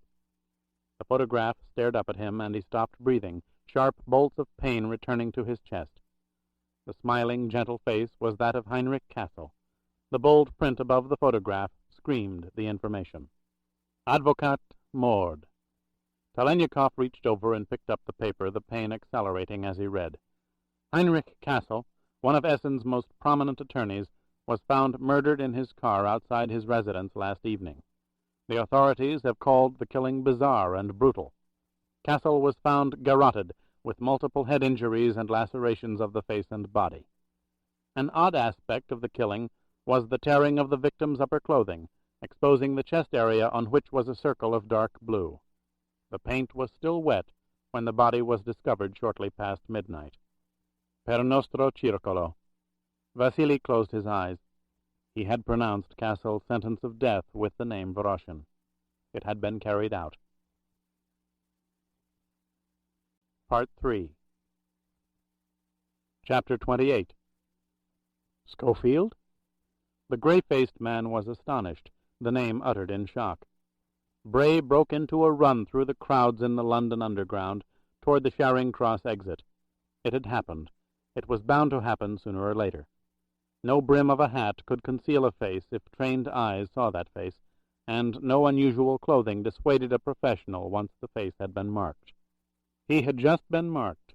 The man making the identification, and without question now racing to a phone, was a veteran agent for the Central Intelligence Agency stationed at the American Embassy on Grosvenor Square. Scofield knew him slightly. 1 or 2 lunches at the Guinea, 2 or 3 conferences, inevitably held prior to consular operations invading areas the company considered possessively sacrosanct. Nothing close, only cold. The man was a fighter for CIA prerogatives, and Beowulf Agate had transgressed too frequently. God damn it! Within minutes the U.S. network in London would be put on alert. Within hours every available man, woman, and paid informer would spread throughout the city looking for him. It was conceivable that even the British would be called in, but it was not likely. Those in Washington who wanted Brandon Allen Scofield wanted him dead, not questioned, and this was not the English style. No, the British would be avoided. Bray counted on it. There was a man he had helped several years ago under circumstances that had little to do with their allied professions, that had made it possible for the Englishman to remain in British intelligence. Not only remain, but advance to a position of considerable responsibility. Roger Simmons had dropped £2,000 of MI6 funds at the tables of les ambassadeurs. Bray had replaced the sum from one of his accounts. The money had never been repaid, not by default, only because Scofield had not crossed Simmons' path. In their work, one did not leave a forwarding address. A form of repayment would be asked for now. That it would be offered, Scofield did not question, but whether it could be delivered was something else again. Yet it would be neither if Roger Simmons learned that he was on Washington's terminal list. Debts aside, the Englishman took his work seriously. There'd be no Fuchs or Philbys on his conscience, much less a former killer from consular operations conceivably turned paid assassin. Bray wanted Simmons to arrange a private, isolated meeting between himself and England's Foreign Secretary, David Waverley. The meeting, however, had to be negotiated without Scofield's name being used. The British agent would balk at that, refuse entirely if he learned of Washington's hunt for him. Scofield knew he had to come up with a credible motive. He had not thought of one yet. He ran out of Charing Cross Station and walked into the flow of pedestrians heading south on the Strand. At Trafalgar Square he crossed the wide intersection, joining the early evening crowds. He looked at his watch. It was 6:15, 7:15 in Paris. In 30 minutes he was to start calling Tony at her flat in the Rue du Bac. There was a telephone center a few blocks away on Haymarket. He would make his way there slowly, stopping to buy a new hat and jacket. The CIA man would give a precise description of his clothing. Changing it was imperative. He was wearing the same windbreaker he had worn in Corsica, the same visored fishing cap. He left them in a curtained dressing-room at a branch of Dunn's, buying a dark tweed Mackinaw jacket and an Irish walking hat, the soft brim falling around his head, a circle of narrow fabric throwing shadows downward across his face. He walked south again, more rapidly now, and cut through the winding back streets into Haymarket. He paid one of the operators at the telephone center counter, was assigned a booth, went inside, and closed the glass door, wishing it were solid. It was 10 minutes to 7. Antonia would be waiting by the phone. They always allowed a variable of a half-hour for channel telephone traffic. If he did not reach her by 8:15 Paris time, she could expect his next call between 11:45 and 12:15. The one condition Tony had insisted upon was for them to talk to each other every day. Bray had not objected. He had come out of the earth and found something very precious to him, something he had thought he had lost permanently. He could love again. The excitement of anticipation had come back. The sound of a voice stirred him. The touch of a hand was meaningful. He had found Antonia Grave at the most inopportune time of his life, yet finding her gave a significance to his life he had not felt for a number of years. He wanted to live and grow old with her. It was as simple as that. And remarkable. He had never thought about growing old before. It was time he did. If the Matarese allowed it. The Matarese. An international power without a profile, its leaders faceless men trying to achieve what? Chaos? Why? Chaos. Scofield was suddenly struck by the root meaning of the word. A state of formless matter, of clashing bodies in space, before the creation, before order was imposed on the universe. The telephone rang. Bray picked it up quickly. "Vasili's here," said Antonia. "In Paris? When did he get in?" "This afternoon. He's hurt." "How badly?" "His neck. He should have stitches." There was a brief pause as the phone was being passed, or taken. "He should have sleep," said Talaniekov in English. "But I have things to tell you first, several warnings." "What about Voroshin?" "He kept the V for practical, if foolish, purposes. He became Essens Verachten, Ansel Verachten." "The Verachten works?" "Yes." "Good Christ!" "His son believed that." "What?" "It's irrelevant. There's too much to tell you. His granddaughter was the chosen one. She's dead, killed on Matarese orders."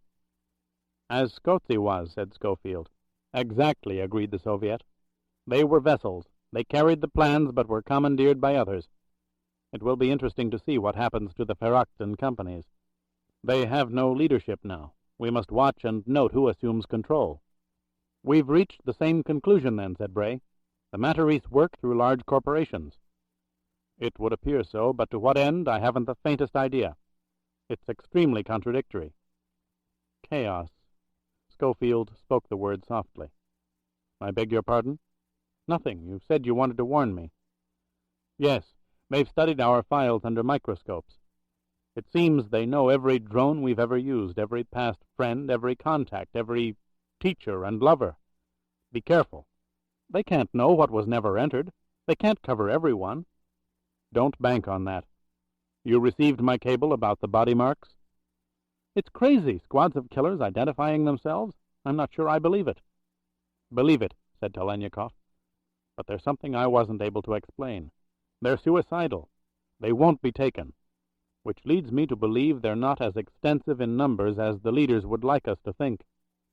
They're some kind of elite soldiers sent out to the troubled areas, not to be confused with hired guns employed by second and third parties." Bray paused, remembering. "You know what you're describing, don't you?" "All too well," replied the Russian. "Hassan ibn al-Sabah, the Fidais. Cadres of assassins, till death do us part from our pleasures. How is it modernized?" "I have a theory. It may be worthless. We'll discuss it when I see you." "When will that be?" "Tomorrow night, early the next morning, probably. I can hire a pilot and a plane in the Cap Gris district. I've done it before. There's a private airfield between Hythe and Ashford. I should be in London by 1 o'clock, 2 or 3 at the latest. I know where you're staying. The girl told me." "Talaniekov." "Yes?"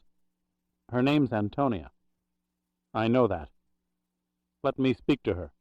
"Of course. Here she is." He found the name in the London directory. R. Simmons, Bradbury Lane, Chelsea. He memorized the number and placed the first call at 7:30 from a booth in Piccadilly Circus.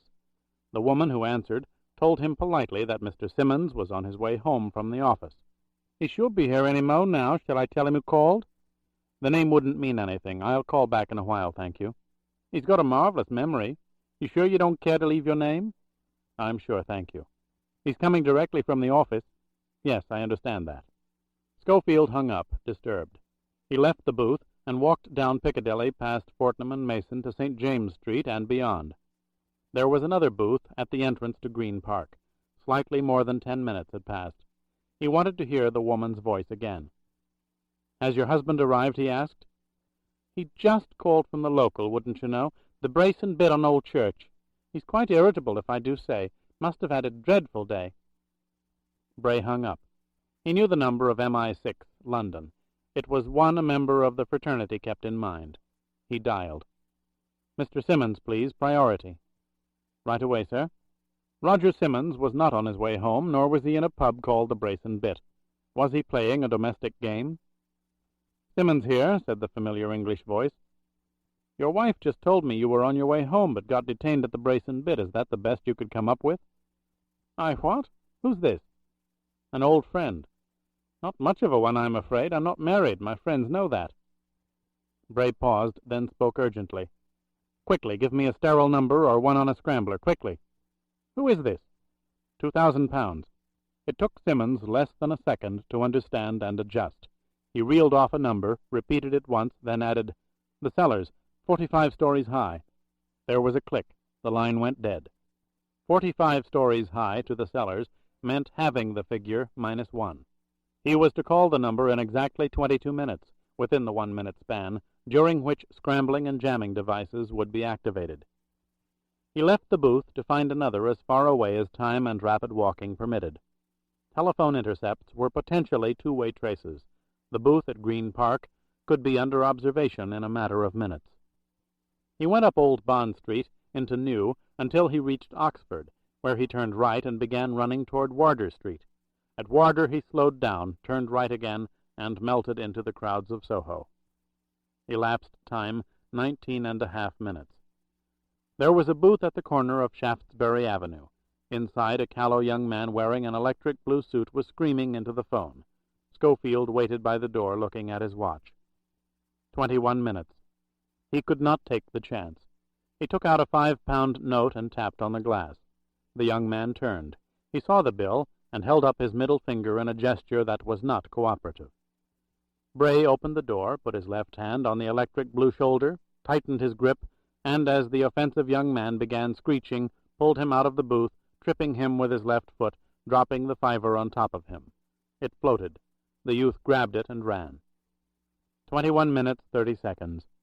Scofield took several deep breaths, trying to slow the rapid pounding in his chest. 22 minutes. He dialed. "Don't go home," said Bray the instant Simmons was on the line. "Don't you stay in London," was the reply. "Grosvenor Square has an alert out for you." "You know? Washington called you in?" "Hardly. They won't say a word about you. You're terminated personnel, an off-limits subject. We probed several weeks ago when we first got word." "Word from where?" "Our sources in the Soviet, in KGB. They're after you, too, but then they always have been." "What did Washington say when you probed?" "Played it down. Failure to report whereabouts, something like that. They're too embarrassed to put an official stamp on the nonsense. Are you authoring something? There's a lot of that over there." "How did you know about the alert?" interrupted Scofield. "The one out for me now." "Oh, come now. We do keep tabs, you know. A number of people Grosvenor has on its payroll quite rightly have first loyalties to us." Bray paused briefly, bewildered. "Roger, why are you telling me this? I can't believe £2,000 would make you do it." "That misappropriated sum has been sitting in a Chelsea bank drawing interest for you since the morning after you bailed me out." "Then why?" Simmons cleared his throat, the proper Englishman facing the necessity of showing emotion. "I have no idea what your quarrel is over there, and I'm not sure I care to. You have such puritanical outbursts. But I was appalled to learn that our prime source in Washington confirmed that the State Department subscribes to the Soviet ploy. As I said, it's not only nonsense, I find it patently offensive. A ploy? What ploy?" That you joined forces with the Serpent. The Serpent? It's what we call Vasily Talaniekov, a name I'm sure you'll recall. To repeat, I don't know what your trouble is, but I do know a goddamn lie, a macabre lie at that, when I hear one. Simmons cleared his throat again. Some of us remember East Berlin, and I was here when you came back from Prague. How dare they, after what they've done?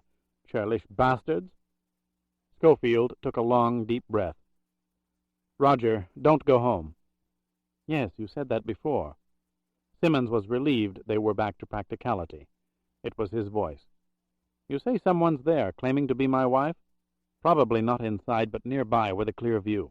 They've tapped into your phone, and the equipment's good. No echoes, no static. My phone? They're trailing me in London? They're covering you. They're after me.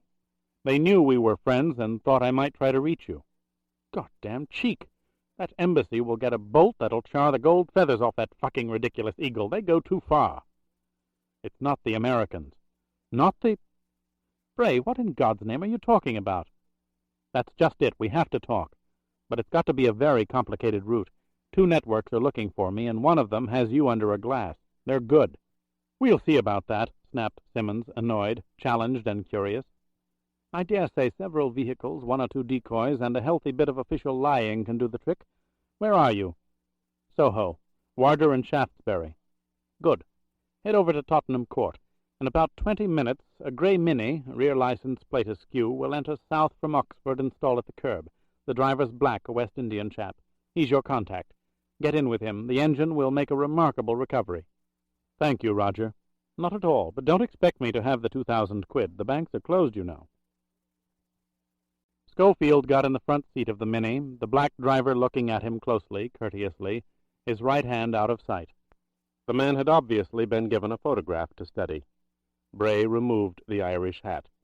"Thank you," said the driver, his hand moving swiftly to his jacket pocket, then to the wheel. The engine caught instantly, and they sped out of Tottenham Court. "My name is Israel. You're Brandon Scofield, obviously. Good to make your acquaintance." "Israel?" he asked. "That's it, man," replied the driver, smiling, a pronounced West Indian lilt to his voice. "I don't think my parents had in mind the cohesiveness of minorities when they gave it to me, but they were avid readers of the Bible. Israel Isles. It's a nice name. My wife thinks they blew it, as you Americans say. She keeps telling me that if they had only used Ishmael instead, all my introductions would be memorable."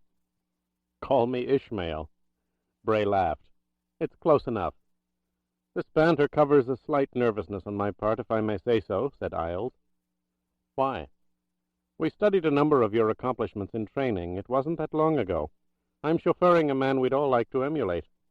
The trace of laughter vanished from Scofield's face. "That's very flattering. I'm sure you will if you want to. And when you get to be my age, I hope you think it's been worth it." They drove south out of London on the road toward Heathrow, branching off the highway at Redhill, heading west into the countryside. Israel Isles was sufficiently perceptive to curtail the banter. He apparently understood that he was driving either a very preoccupied or exhausted American.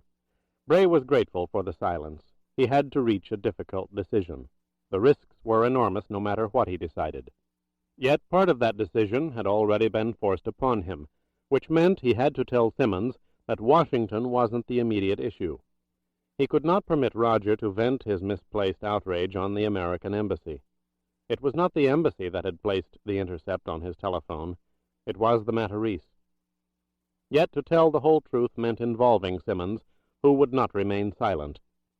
He would go to others, and those others to their superiors. It was not the time to speak of conspiracy so massive and contradictory that it would be branded no more than the product of 2 terminated intelligence officers, both wanted for treason in their respective countries.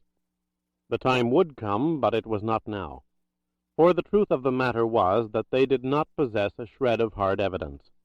Everything they knew to be true was so easily denied as the paranoid ramblings of lunatics and traitors. On the surface, the logic was their enemies. Why would the leaders of mammoth corporations, conglomerates that depended on stability, finance chaos? Chaos, formless matter clashing bodies in space.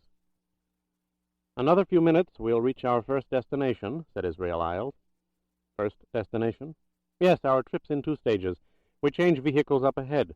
This one is driven back to London. The driver black, his passenger white, and we proceed in another quite different car.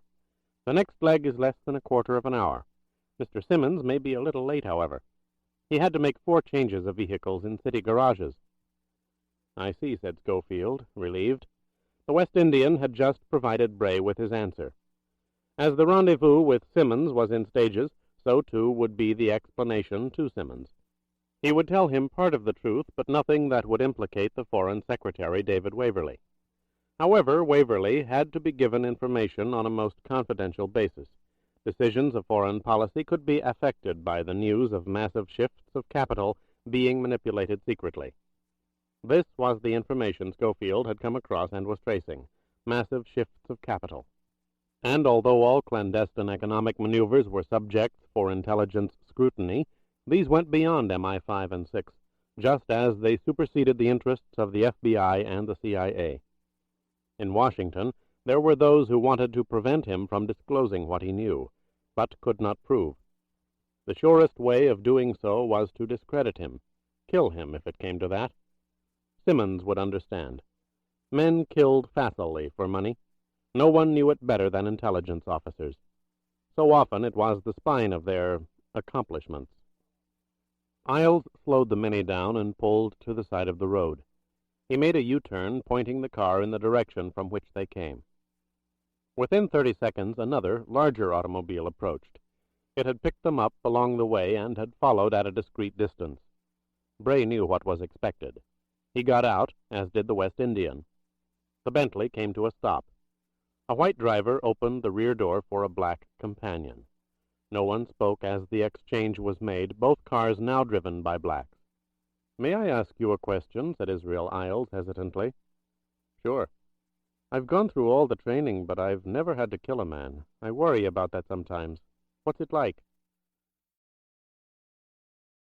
Scofield looked out the window at the shadows rushing past. "It's like walking through a door into a place you've never been before. I hope you do not have to go there, for it's filled with 1,000 eyes, a few angry, more frightened, most pleading, all wondering, why me now?"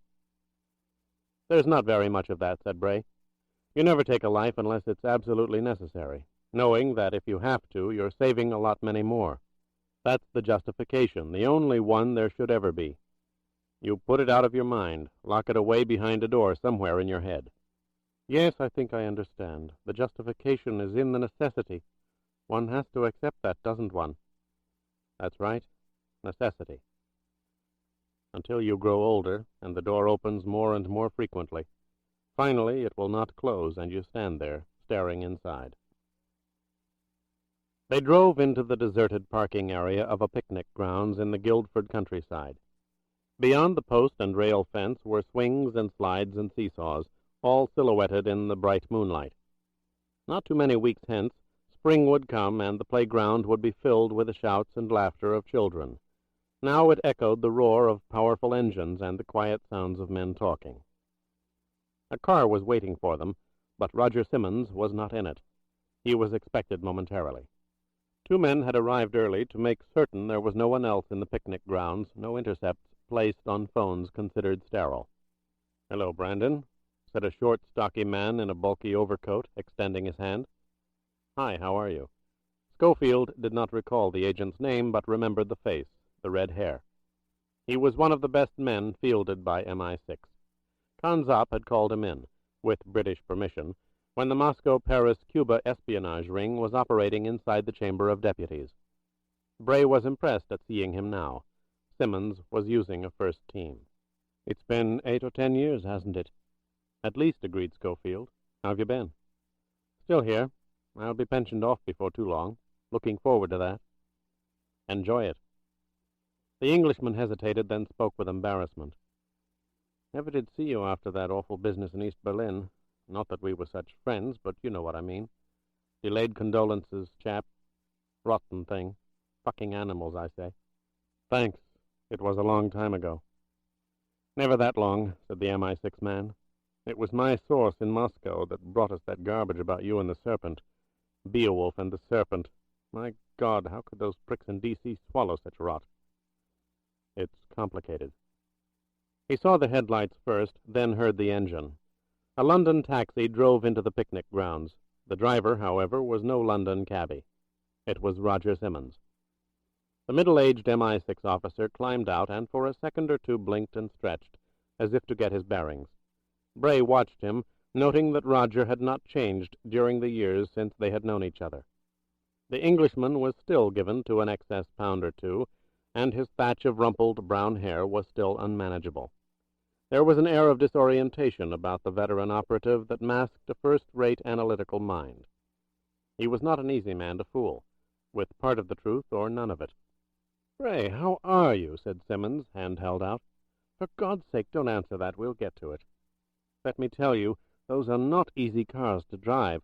I feel as though I've just limped through the worst rugger match in Liverpool. I shall be far more generous with cabbies in the future." Roger looked around, nodding to his men, then spotting the opening in the fence which led into the playground. "Let's take a stroll. If you're a good lad, I may even give you a push or two in one of the swings." The Englishman listened in silence, leaning against the iron leg of the swing, as Bray sat on the seat and told his story of the massive shifting of funds. When Scofield had finished, Simmons pushed himself away from the pole, walked behind Bray, and shoved him between the shoulder blades. "There's the push I promised you, although you don't deserve it. You haven't been a good lad." "Why not?" "You're not telling me what you should, and your tactics are disturbing." "I see. You don't understand why I'm asking you not to use my name with Waverley?" "Oh, no, that's perfectly all right.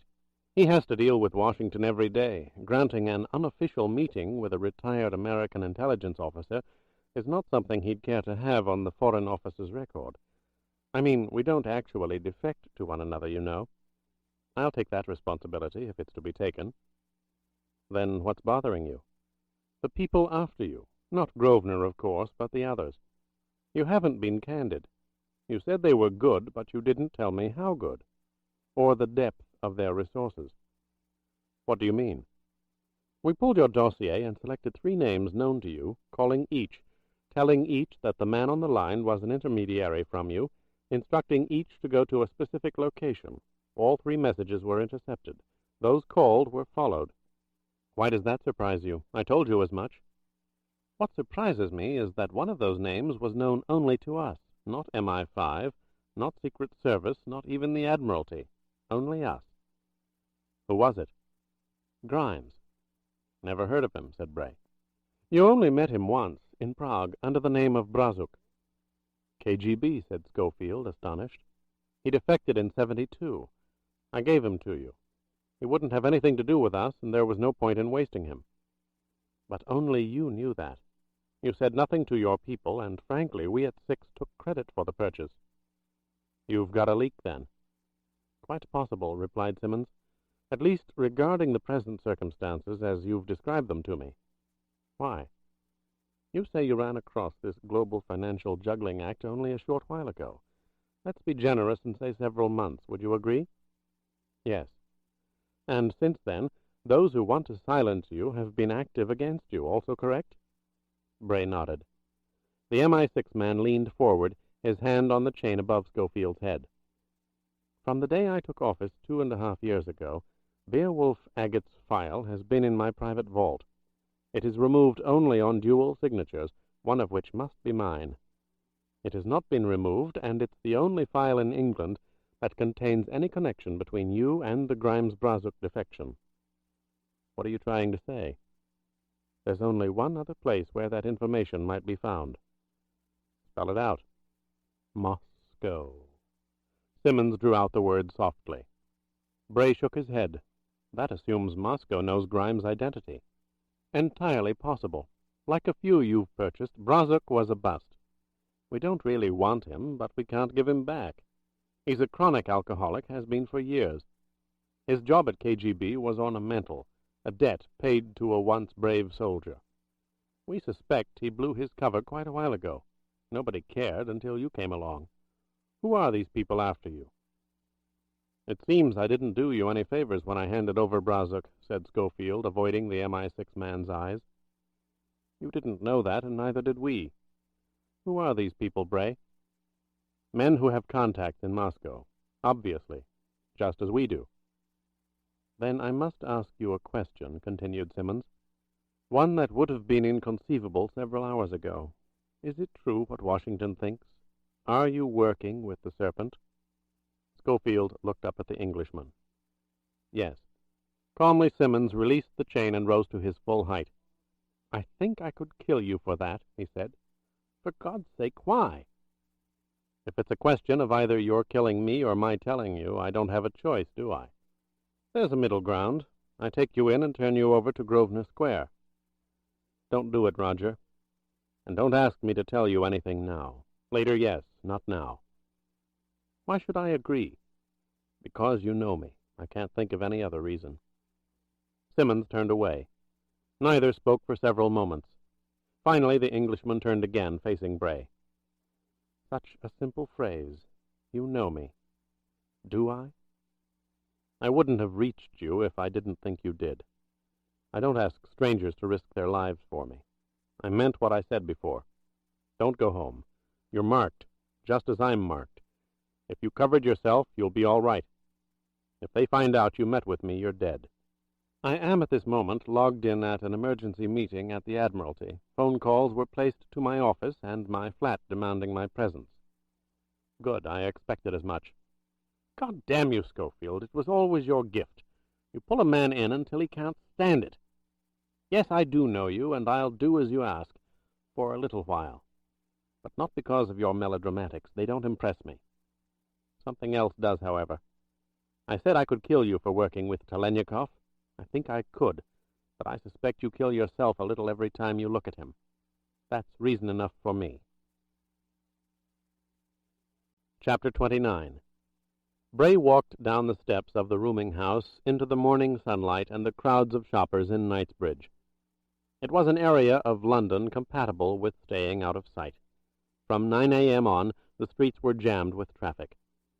He stopped at a newsstand, shifted his attaché case to his left hand, picked up the Times, and went into a small restaurant where he slipped into a chair, satisfied that it provided a clear view of the entrance, more satisfied still that the pay telephone on the wall was only feet away. It was 10:15. He was to call Roger Simmons at precisely 10:15 on the sterile number that could not be tapped. He ordered breakfast from a laconic Cockney waitress and unfolded the newspaper. He found what he was looking for in a single column on the upper left section of the front page. Verachten heiress dead. Essen. Odile Verachten, daughter of Walter, granddaughter of Ansel Verachten, founder of the Verachten Works, was found dead in her Werdenstrasse penthouse last evening, an apparent victim of a massive coronary stroke. For nearly a decade, Fräulein Verachten had assumed the managerial reins of the diversified companies under the guidance of her father, who has receded from active participation during the past years. Both parents were in seclusion at their estate in Stadtwald, and were not available for comment. A private family burial will take place on the residential grounds. A corporate statement is expected shortly, but none from Walter Verachten, who is reported to be seriously ill. Odile Verachten was a dramatically attractive addition to the boardrooms of this city of coldly efficient executives. She was mercurial, and, when younger, given to displays of exhibitionism often at odds with the behavior of Essen's business leaders. But no one doubted her ability to run the vast Verachten Works. Scofield's eyes quickly scanned the biographical hyperbole that was an obituary editor's way of describing a spoiled, headstrong bitch who undoubtedly slept around with the frequency, if not the delicacy, of a Soho whore. There was a follow-up story directly beneath. Bray began reading and knew instantly, instinctively, that another fragment of the elusive truth was being revealed. Verachten death concerns Transcom. New York, New York. In a move that took Wall Street by surprise, it was learned today that a team of management consultants from Transcommunications Incorporated was flying to Essen, Germany, for conferences with executives of the Verachten Works. The untimely death of Fräulein Odile Verachten, 47, and the virtual seclusion of her father, Walter, 76, has left the Verachten companies without an authoritative voice at the top. What astonished supposedly well-informed sources here was the extent of Transcom's holdings in Verachten. In the legal labyrinths of Essen, American investments are often beyond scrutiny, but rarely when those holdings exceed 20%.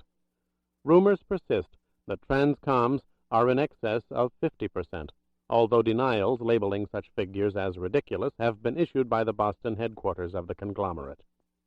The words sprang up from the page at Scofield. The Boston headquarters. Were two fragments of that elusive truth being revealed? Joshua Appleton IV was the senator from Massachusetts, the Appleton family the most powerful political entity in the state. They were the Episcopal Kennedys, far more restrained in self-evocation, but every bit as influential on the national scene, which was intrinsic to the international financial scene. Would a retrospective of the Appletons include connections, covert or otherwise, with transcommunications? It was something that would have to be learned. The telephone on the wall behind him rang. He checked his watch. It was 8 minutes past 10. Another 7, and he would call Simmons at MI6 headquarters. He glanced at the phone, annoyed to see the Cockney waitress wincing into the mouthpiece, a groan or an expletive forming at her lips. He hoped her conversation would not last long. "Mr. Haggett, is there a Mr. B. Haggett here?" The question was shouted angrily. Bray froze. B. Haggett here? Haggett B. Beowulf Haggett. Was Simmons playing some insane game of one-upmanship? Had the Englishman decided to prove the superior quality of British intelligence's tracking techniques? Was the damn fool so egotistical he could not leave well enough alone? God, what a fool. Scofield rose as unobtrusively as possible, holding his attaché case. He went to the phone and spoke. "What is it?" "Good morning, Beowulf Haggett," said a male voice with vowels so full and consonants so sharp they could have been formed at Oxford. "We trust you've rested since your arduous journey from Rome. Who's this?" "My name's irrelevant. You don't know me. We merely wanted you to understand. We found you. We'll always be able to find you. But it's all so tedious. We feel that it would be far better for everyone concerned if we sat down and thrashed out the differences between us. You may discover they are not so great after all. I don't feel comfortable with people who've tried to kill me." "I must correct you. Some have tried to kill you. Others have tried to save you." "For what? A session of chemical therapy? To find out what I've learned, what I've done?" "What you've learned is meaningless, and you can't do anything. If your own people take you, you know what you can expect. There will be no trial, no public hearing. You're far too dangerous to too many people. You've collaborated with the enemy, killed a young man your superiors believe was a fellow intelligence officer in Rock Creek Park, and fled the country. You're a traitor. You'll be executed at the first opportune moment. Can you doubt it after the events on Nebraska Avenue? We can execute you the instant you walk out of that restaurant, or before you leave." Bray looked around, studying the faces at the tables, looking for the inevitable pair of eyes, a glance behind a folded newspaper, or above the rim of a coffee cup. There were several candidates. He could not be sure. And without question there were unseen killers in the crowds outside. He was trapped. His watch read 11 minutes past 10. Another 4, and he could dial Simmons on the sterile line. But he was dealing with professionals. If he hung up and dialed, was there a man now at one of these tables, innocuously raising a fork to his mouth or sipping from a cup, who would pull out a weapon powerful enough to blow him into the wall? Or were those inside merely hired guns, unwilling to make the sacrifice the Matarese demanded of its elite? He had to buy time and take the risk, watching the tables every second as he did so, preparing himself for that instant when escape came with sudden movement and the conceivable, unfortunate sacrifice of innocent people. "You want to meet? I want to guarantee I'll get out of here." "You've got it?" "Your saying it isn't enough. Identify one of your employees in here." "Let's put it this way, Beowulf. We can hold you there, call the American embassy, and before you could blink, they'd have you cornered. Even should you get past them, we'd be waiting on the outer circle, as it were." His watch read 12 past 10. 3 minutes. Then obviously you're not that anxious to meet with me. Scofield listened, his concentration total. He was almost certain the man on the line was a messenger. Someone above wanted Beowulf Agate taken, not killed. I said we felt it would be better for everyone concerned. Give me a face, interrupted Bray. The voice was a messenger. Otherwise, call the goddamned embassy. I'll take my chances. Now. Very well, came the reply, spoken rapidly. There's a man with rather sunken cheeks wearing a gray overcoat. I see him. Bray did, 5 tables away. Leave the restaurant. He'll get up and follow you. He's your guarantee. 10:13. 2 minutes. What guarantee does he have? How do I know you won't take him out with me? Oh, come now, Scofield. I'm glad to hear you've got another name for me. What's your name? I told you it's irrelevant. Nothing's irrelevant. Bray paused. I want to know your name. Smith. Accept it. 10:14. 1 minute. Time to start. I'll have to think about it. I also want to finish my breakfast. Abruptly hanging up, he shifted his attaché case to his right hand and walked over to the plain-looking man 5 tables away. The man stiffened as Scofield approached. His hand reached under his overcoat. The alert's off, said Scofield, touching the concealed hand under the cloth of the coat. I was told to tell you that. You're to take me out of here. But first I want to make a telephone call. He gave me the number. I hope I can remember it. The hollow-cheeked killer remained immobile, speechless. Scofield walked back to the telephone on the wall. 10:14 and 51 seconds. 9 seconds to go. He frowned, as if trying to recall a number, picked up the phone and dialed. 3 seconds past 10:15, he heard the echoing sound that followed the interruption of the bell. The electronic devices were activated. He inserted his coin. We have to talk fast, he said to Roger Simmons. They found me. I've got a problem. Where are you? We'll help. Scofield told him. Just send in 2 sirens. Regular police will do. Say it's an Irish incident. Possible subjects inside. That's all I'll need. I'm writing it down. They're on their way. What about Waverley? Tomorrow night. His house in Belgravia. I'm to escort you, of course. Not before then? Before then? Good God, man, the only reason it's so soon is that I managed an open-end memorandum from the Admiralty, from that same mythical conference I was logged into last night. Bray was about to speak, but Simmons rushed on. Incidentally, you were right. An inquiry was made to see if I was there. Were you covered? The caller was told the conference could not be interrupted, that I would be given the message when it was over. Did you return the call? Yes, from the Admiralty's cellars, an hour and 10 minutes after I left you. I woke up some poor chap in Kensington, an intercept, of course. Then if you got back there, they saw you leave the Admiralty building? From the well-lighted front entrance. Good. You didn't use my name with Waverley, did you? I used a name, not yours. Unless your talk is extremely fruitful, I expect I'll take a lot of gaff for that. An obvious fact struck Bray. Roger Simmons' strategy had been successful. The Matarese had him trapped inside the Knightsbridge restaurant, yet Waverley had granted him a confidential interview 36 hours away. Therefore no connection had been made between the interview in Belgravia and Beowulf Agate. Roger, what time tomorrow night? 8ish. I'm to ring him first. I'll pick you up around 7. Have you any idea where you'll be? Scofield avoided the question. I'll call you at this number at 4:30. Is that convenient? So far as I know, if I'm not here, leave an address 2 blocks north of where you'll be. I'll find you. You'll bring the photographs of all those following your decoys yesterday? They should be on my desk by noon. Good. And one last thing. Think up a very good, very official reason why you can't bring me to Belgravia Square tomorrow night. What? That's what you'll tell Waverley when you call him just before our meeting. It's an intelligence decision. You'll pick him up personally and drive back to MI6. MI6? But you won't take him there. You'll bring him to the Connaught. I'll give you the room number at 4:30. If you're not there, I'll leave a message. Subtract 22 from the number I give.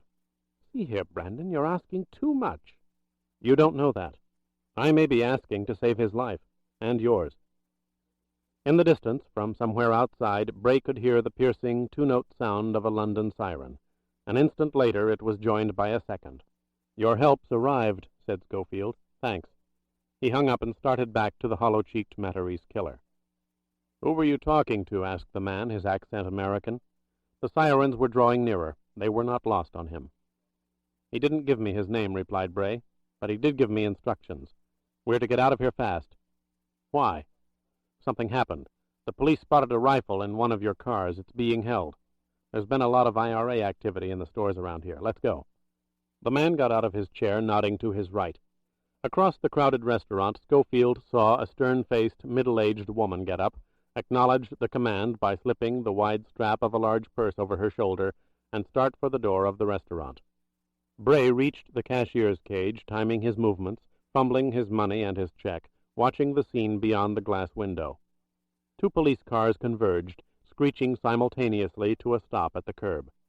A crowd of curious pedestrians gathered, then dispersed, curiosity replaced by fear as 4 helmeted London police jumped out of the vehicles and headed for the restaurant. Bray judged the distance, then moved quickly.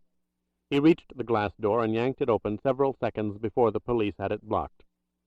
The hollow-cheeked man and the middle-aged woman were at his heels, at the last moment sidestepping around him to avoid confronting the police. Scofield turned suddenly and lurched to his right, clutching his attaché case under his arm, grabbing his would-be escorts by the shoulders and pulling them down. "These are the ones," he shouted. "Check them for guns. I heard them say they were going to bomb Scotch House." The police fell on the 2 Matarese, arms and hands and clubs thrashing the air. Bray dropped to his knees, releasing his double grip, and dove to his left out of the way. He scrambled to his feet, raced through the crowds to the corner, and ran into the street, threading his way between the traffic. He kept up the frantic race for 3 blocks, stopping briefly under canopies and in storefronts to see if anyone followed him. None did, and 2 minutes later he slowed down and entered the enormous bronze-bordered portals of Harrods. Once inside, he accelerated his pace as rapidly and as unobtrusively as possible, looking for a telephone. He had to reach Talaniekov at the flat in the Rue de Bac before the Russian left for Cap Gris. He had to, for once Talaniekov reached England, he would head for London and a cheap rooming house in Knightsbridge. If the KGB man did that, he would be taken by the Matarese. "Through the chemist's toward the south entry," said an imperturbable clerk. "There's a bank of phones against the wall." The late-morning telephone traffic was light. The call went through without delay. "I was leaving in a few minutes," said Talaniekov, his voice oddly hesitant. "Thank Christ you didn't. What's the matter with you?" "Nothing. Why?" "You sound strange. Where's Antonia? Why didn't she answer the phone?" "She stepped out to the grocer's. She'll be back shortly. If I sounded strange, it's because I don't like answering this telephone." The Russian's voice was normal now, his explanation logical. "What is the matter with you? Why this unscheduled call?" "I'll tell you when you get here, but forget Knightsbridge." "Where will you be?" Scofield was about to mention the Connaught when Talaniekov interrupted. "On second thought, when I get to London, I'll phone Tower Central. You recall that exchange, don't you?" Tower Central. Bray hadn't heard the name in years, but he remembered. It was a code name for a KGB drop on the Victoria Embankment, abandoned when consular operations discovered it some time back in the late 60s. The tourist boats that traveled up and down the Thames, that was it. "I remember," said Scofield, bewildered. "I'll respond." "Then I'll be going." "Wait a minute," interrupted Bray. "Tell Antonia I'll call in a while." There was a brief silence before Talaniekov replied. "Actually, she said she might take in the Louvre. It's so close by. I can get to the Cap Gris district in an hour or so. There's nothing, I repeat, nothing to worry about." There was a click, and the line to Paris went dead. The Russian had hung up. "There's nothing, I repeat, nothing to worry about." The words cracked with the explosive sounds of nearby thunder. His eyes were blinded by bolts of lightning that carried the message into his brain. There was something to worry about, and it concerned Antonia Grave. "Actually, she said she might take in the Louvre. I can get to the Cap Gris district in an hour or so. Nothing to worry about." 3 disconnected statements preceded by an interruption that prohibited disclosure of the contact point in London. Scofield tried to analyze the sequence. If there was meaning, it was in the progression. The Louvre was only blocks away from the Rue de Bac, across the Seine but nearby. The Cap Gris district could not be reached in an hour or so. 2.5 or 3 were more logical. Nothing, I repeat, nothing to worry about. Then why the interruption? Why the necessity of avoiding any mention of the Victoria Embankment? Sequence, progression. Further back? I do not like answering this telephone. Words spoken firmly, almost angrily. That was it. Suddenly Bray understood, and the relief he felt was like cool water sprayed over a sweat-drenched body. Talaniekov had seen something wrong.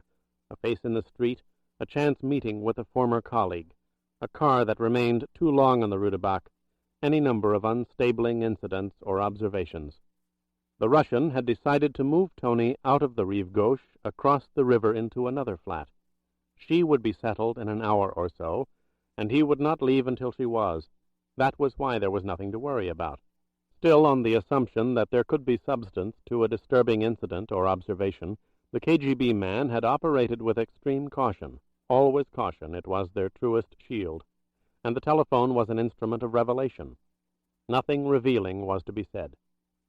Sequence, progression, meaning. Or was it? The serpent had killed his wife.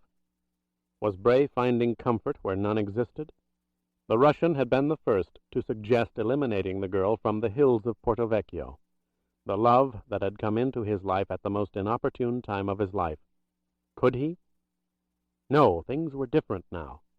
There was no Beowulf agate to stretch to the breaking point, because that breaking point guaranteed the death of the serpent, the end of the hunt for the Matarese. The best of professionals did not kill unnecessarily. Still he wondered as he picked up the phone in Harrod's south entranceway, what was necessity but a man convinced of the need? He put the question out of his mind. He had to find sanctuary. London's staid Connaught Hotel not only possessed one of the best kitchens in London, but was an ideal choice for quick concealment, as long as one stayed out of the lobby and tested the kitchen from room service. Quite simply, it was impossible to get a room at the Connaught unless a reservation was made weeks in advance.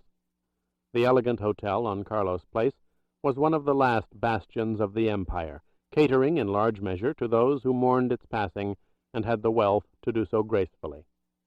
There were enough to keep it perpetually full. The Connaught rarely had an available room.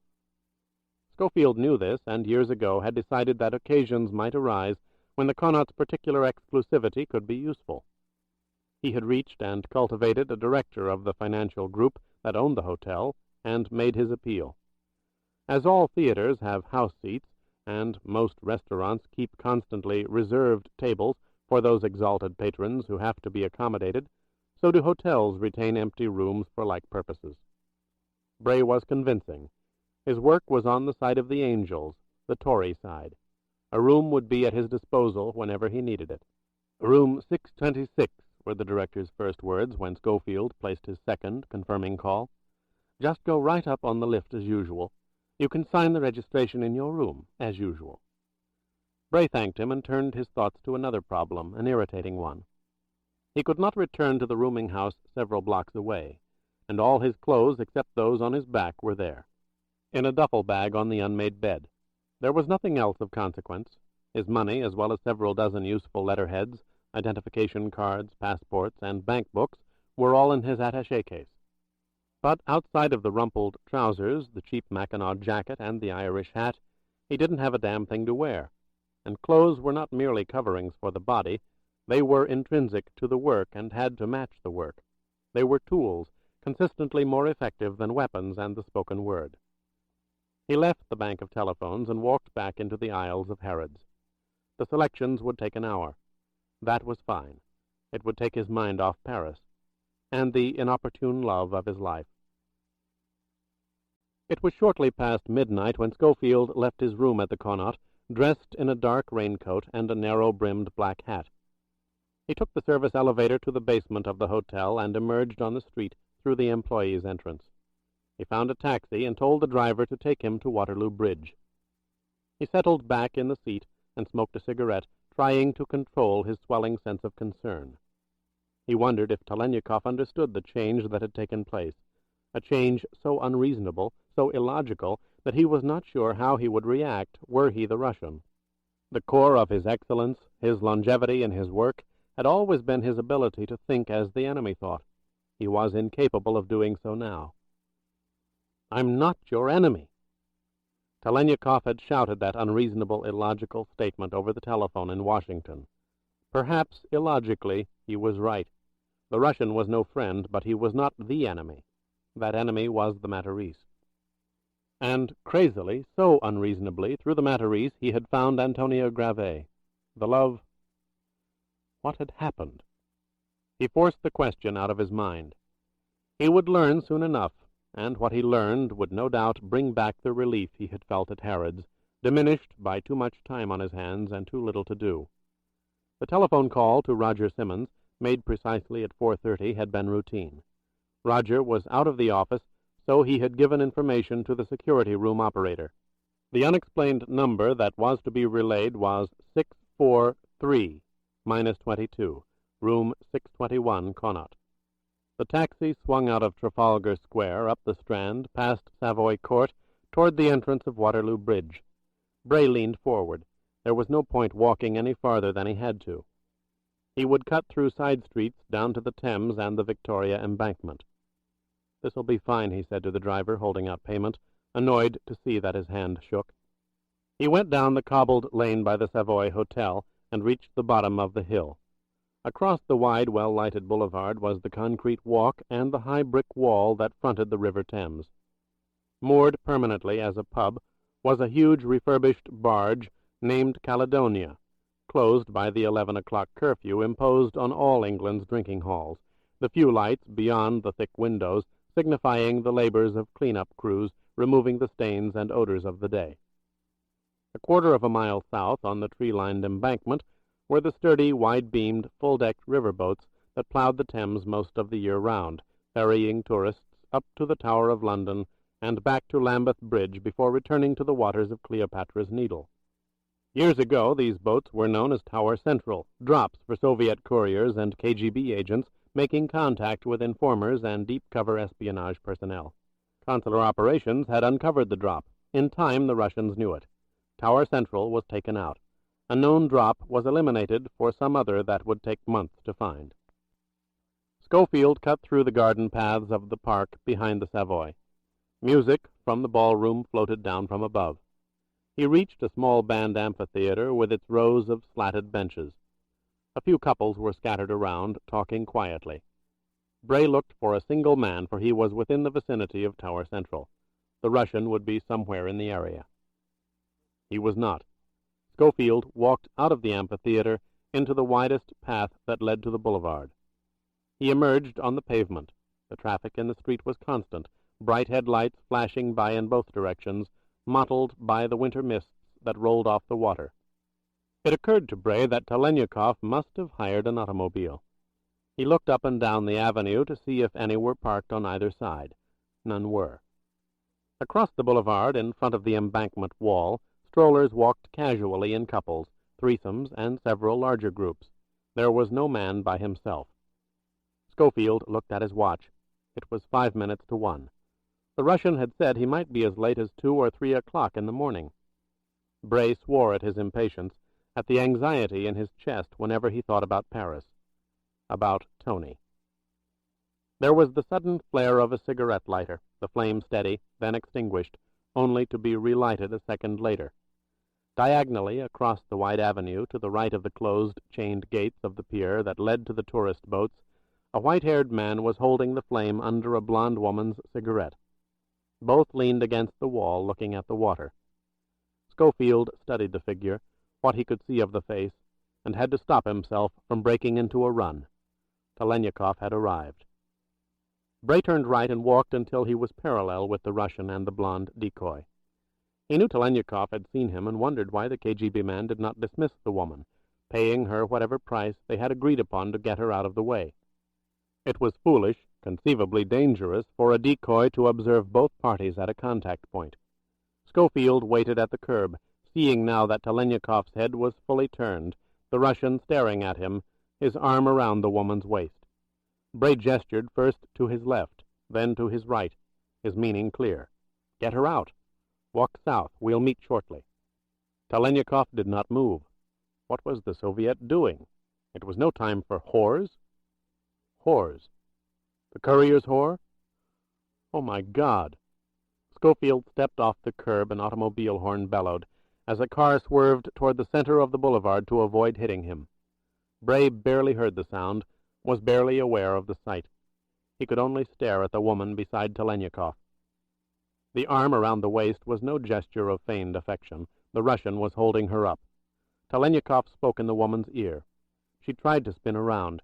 Her head fell back on her neck, her mouth open, a scream or a plea about to emerge, but nothing was heard. The strained face was the face of his love. Under the blonde wig it was Tony. All control left him. He raced across the wide avenue, speeding cars braking, spinning wheels, blowing horns. His thoughts converged like staccato shots of gunfire, one thought, one observation, more painful than all the others. Antonia looked more dead than alive. Chapter 30. "She's been drugged," said Talaniekov. "Why the hell did you bring her here?" asked Bray. "There are hundreds of places in France, dozens in Paris, where she'd be safe, where she'd be cared for. You know them as well as I do." "If I could have been certain, I would have left her," replied Vasily, his voice calm. "Don't probe. I considered other alternatives." Bray understood his brief silence an expression of gratitude. Talaniekov could easily have killed Tony, probably would have killed her, had it not been for East Berlin. A doctor? Helpful in terms of time, but not essentially necessary. What was the chemical? Scopolamine. When? Early yesterday morning, over 18 hours. 18? It was no time for explanations. Do you have a car? I couldn't take the chance. A lone man with a woman who could not stand up under her own power. The trail would have been obvious. The pilot drove us up from Ashford. Can you trust him? No, but he stopped for petrol 10 minutes outside of London and went inside to relieve himself. I added a quart of oil to his fuel tank. It should be taking effect on the road back to Ashford. Find a taxi. Scofield's look conveyed the compliment he would not say. We have much to discuss, added Talaniekov, moving away from the wall. Then hurry, said Bray. Antonia's breathing was steady, the muscles of her face relaxed in sleep. When she awoke, she would be nauseated, but it would pass with the day. Scofield pulled the covers over her shoulders, leaned down and kissed her on her pale white lips, and got up from the bed. He walked out of the bedroom, leaving the door ajar. Should Tony stir, he wanted to hear her. Hysterics were a byproduct of scopolamine. They had to be controlled. It was why Talaniekov could not risk leaving her alone, even for the few minutes it would have taken to lease a car. What happened? He asked the Russian, who sat in a chair, a glass of whiskey in his hand. Yesterday morning, said Talaniekov, correcting himself, his white-haired head angled back against the rim of the chair, his eyes closed. The man was clearly exhausted. They say you're dead. Did you know that? Yes, what's that got to do with it? It's how I got her back. The Russian opened his eyes and looked at Bray. There's very little about Beowulf Agate I don't know. And? I said I was you. There were several basic questions to answer. They were not difficult. I offered myself in exchange for her. They agreed. Start from the beginning. I wish I could. I wish I knew what it was. The Matarese, or someone within the Matarese, wants you alive.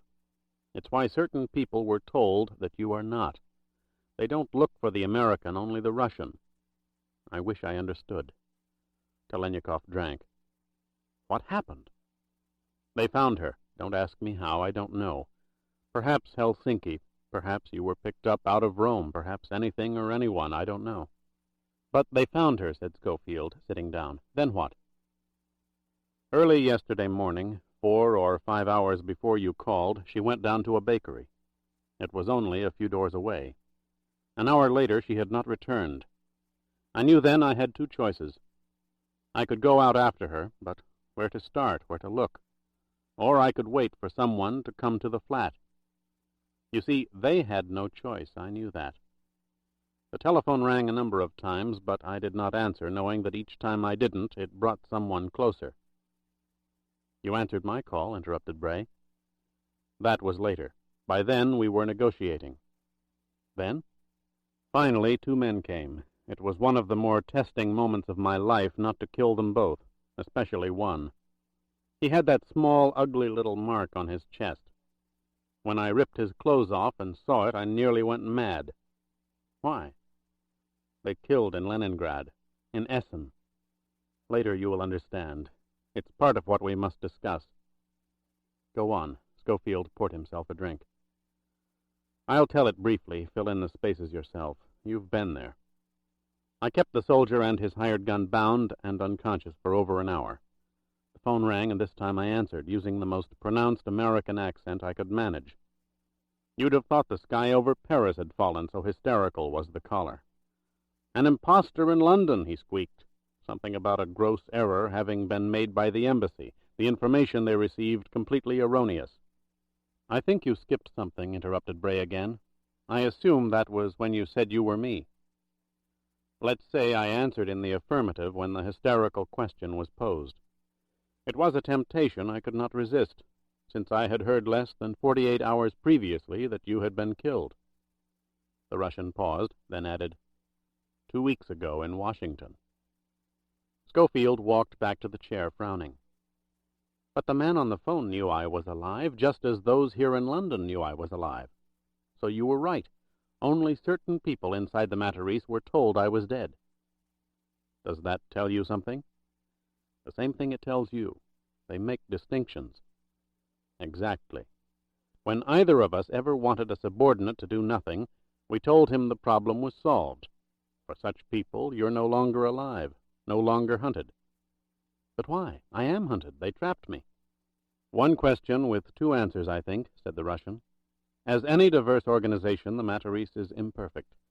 Among its ranks are the undisciplined, the violence-prone, men who kill for the score alone or because of fanatic beliefs. These were the people who were told you were dead. If they did not hunt you, they would not kill you. That's your first answer. What's the second? Why does someone want to keep me alive? To make you a consigliere of the Matarese. What? Think about it. Consider what you'd bring to such an organization. Bray stared at the KGB man. No more than you would. Oh, much more. There are no great shocks to come out of Moscow, I accept that. But there are astonishing revelations to be found in Washington. You could provide them. You'd be an enormous asset. The sanctimonious are always far more vulnerable. I accept that. Before Odile Ferrachtin was killed, she made an offer to me. It was not an offer she was entitled to make. They don't want the Russian, they want you. If they can't have you, they'll kill you, but someone's giving you the option. It would be far better for all concerned if we sat down and thrashed out the differences between us. You may discover they're not so great after all. Words from a faceless messenger. Let's get back to Paris, said Bray. How did you get her? It wasn't so difficult. The man on the phone was too anxious. He saw a generalship in his future, or his own execution. I discussed what might happen to the soldier with the ugly little mark on his chest. The fact that I knew about it was nearly enough in itself. I set up a series of moves offering the soldier and Beowulf agate for the girl. Beowulf was tired of running and was perfectly willing to listen to whatever anyone had to say. I, knew I was cornered, but professionalism demanded that you, extract certain guarantees. The girl had to go free.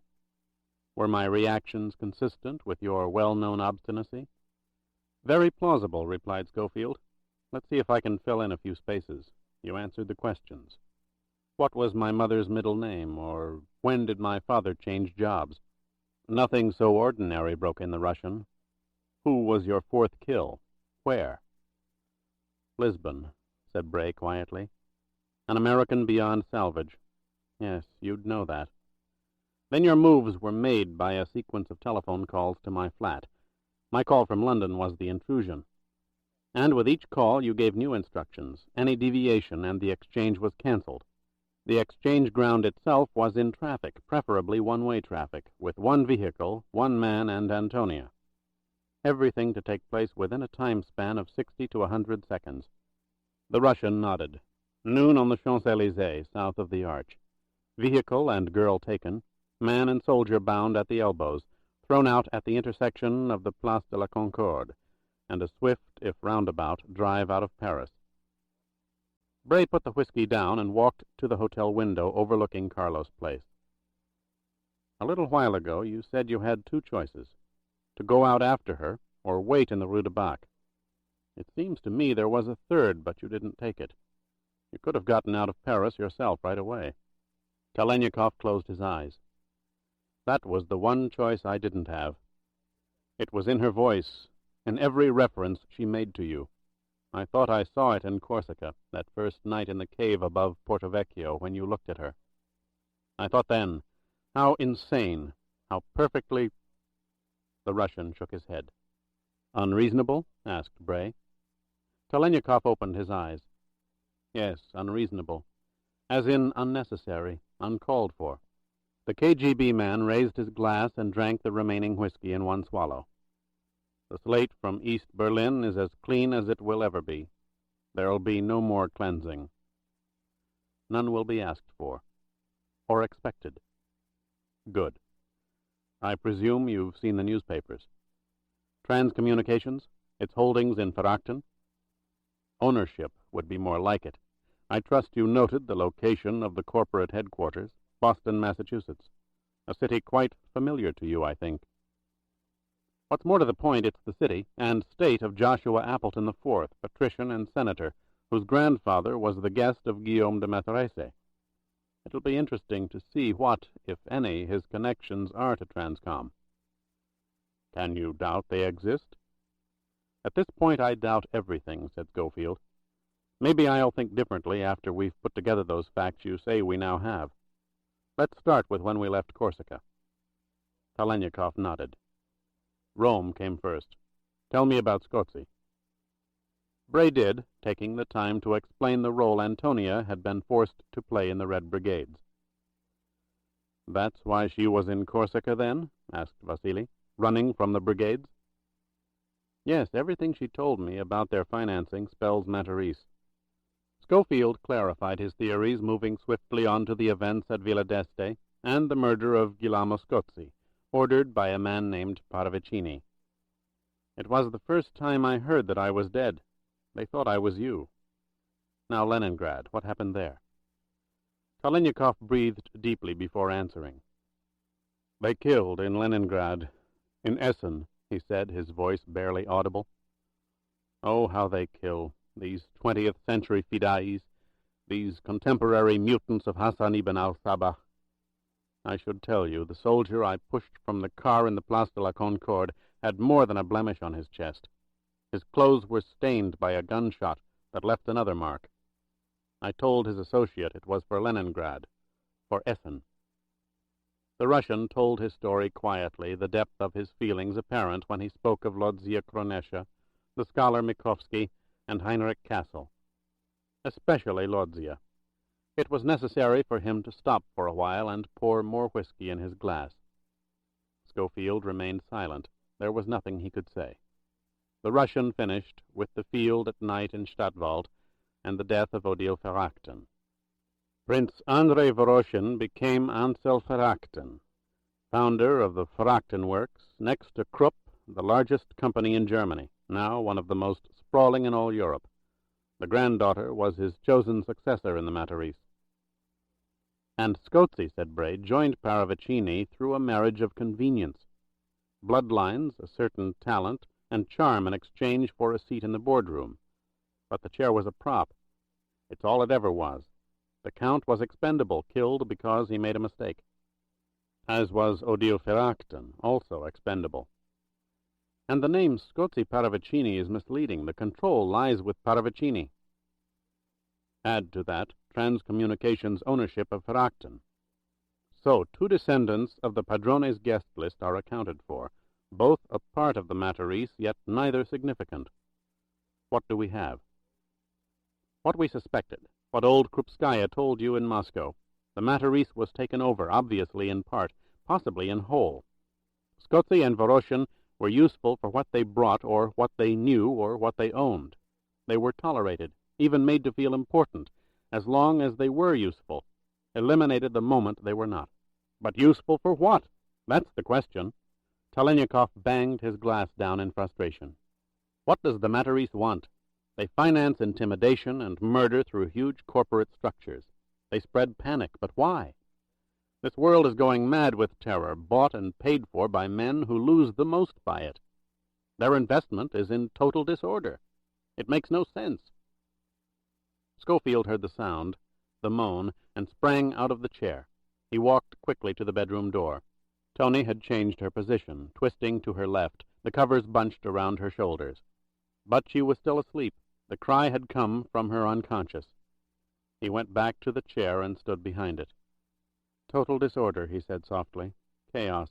A clashing of bodies in space. Creation. What are you talking about? Asked Talaniekov. I'm not sure, replied Scofield. I keep going back to the word chaos, but I'm not sure why. We're not sure of anything. We have 4 names, but 2 didn't amount to much, and they're dead. We see an alignment of companies who are the superstructure, the essential superstructure, behind terrorism everywhere. But we cannot prove the alignment and don't know why they're sponsoring it. Scozzi Paravicini finances the Red Brigades. Ferrachten, no doubt, Baader-Meinhof, God only knows what transcommunications pays for. And these may be only a few of the many involved. We have found the Matarese, but still we don't see them. Whatever charges we leveled against such conglomerates would be called the ravings of madmen, or worse. Much worse, said Bray, remembering the voice over the restaurant's telephone. Traitors. We'd be shot. Your words have the ring of prophecy. I don't like them. Neither do I, but I like being executed less. A non sequitur. Not when coupled with what you just said.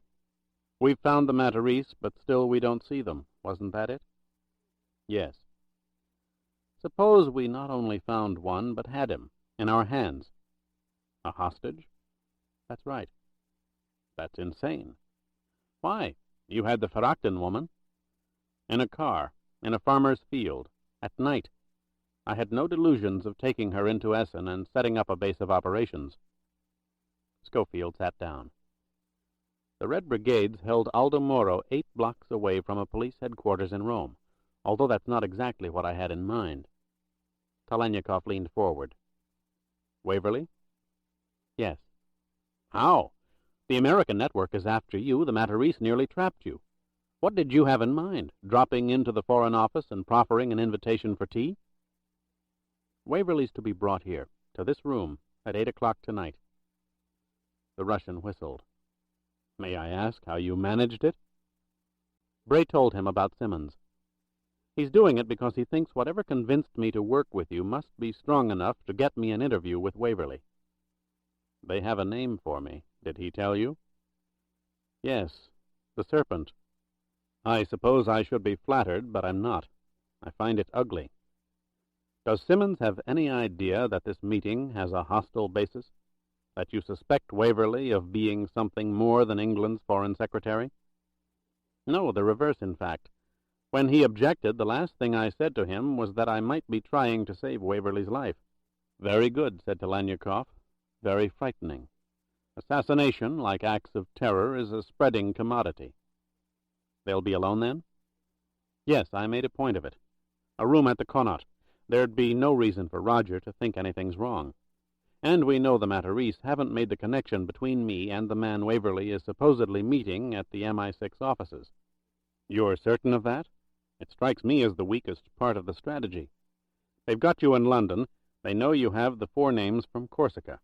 Suddenly, from nowhere, Waverly, the consigliere, is asked to meet secretly with a man at the office of a British intelligence agent known to have been a friend of Beowulf Agate.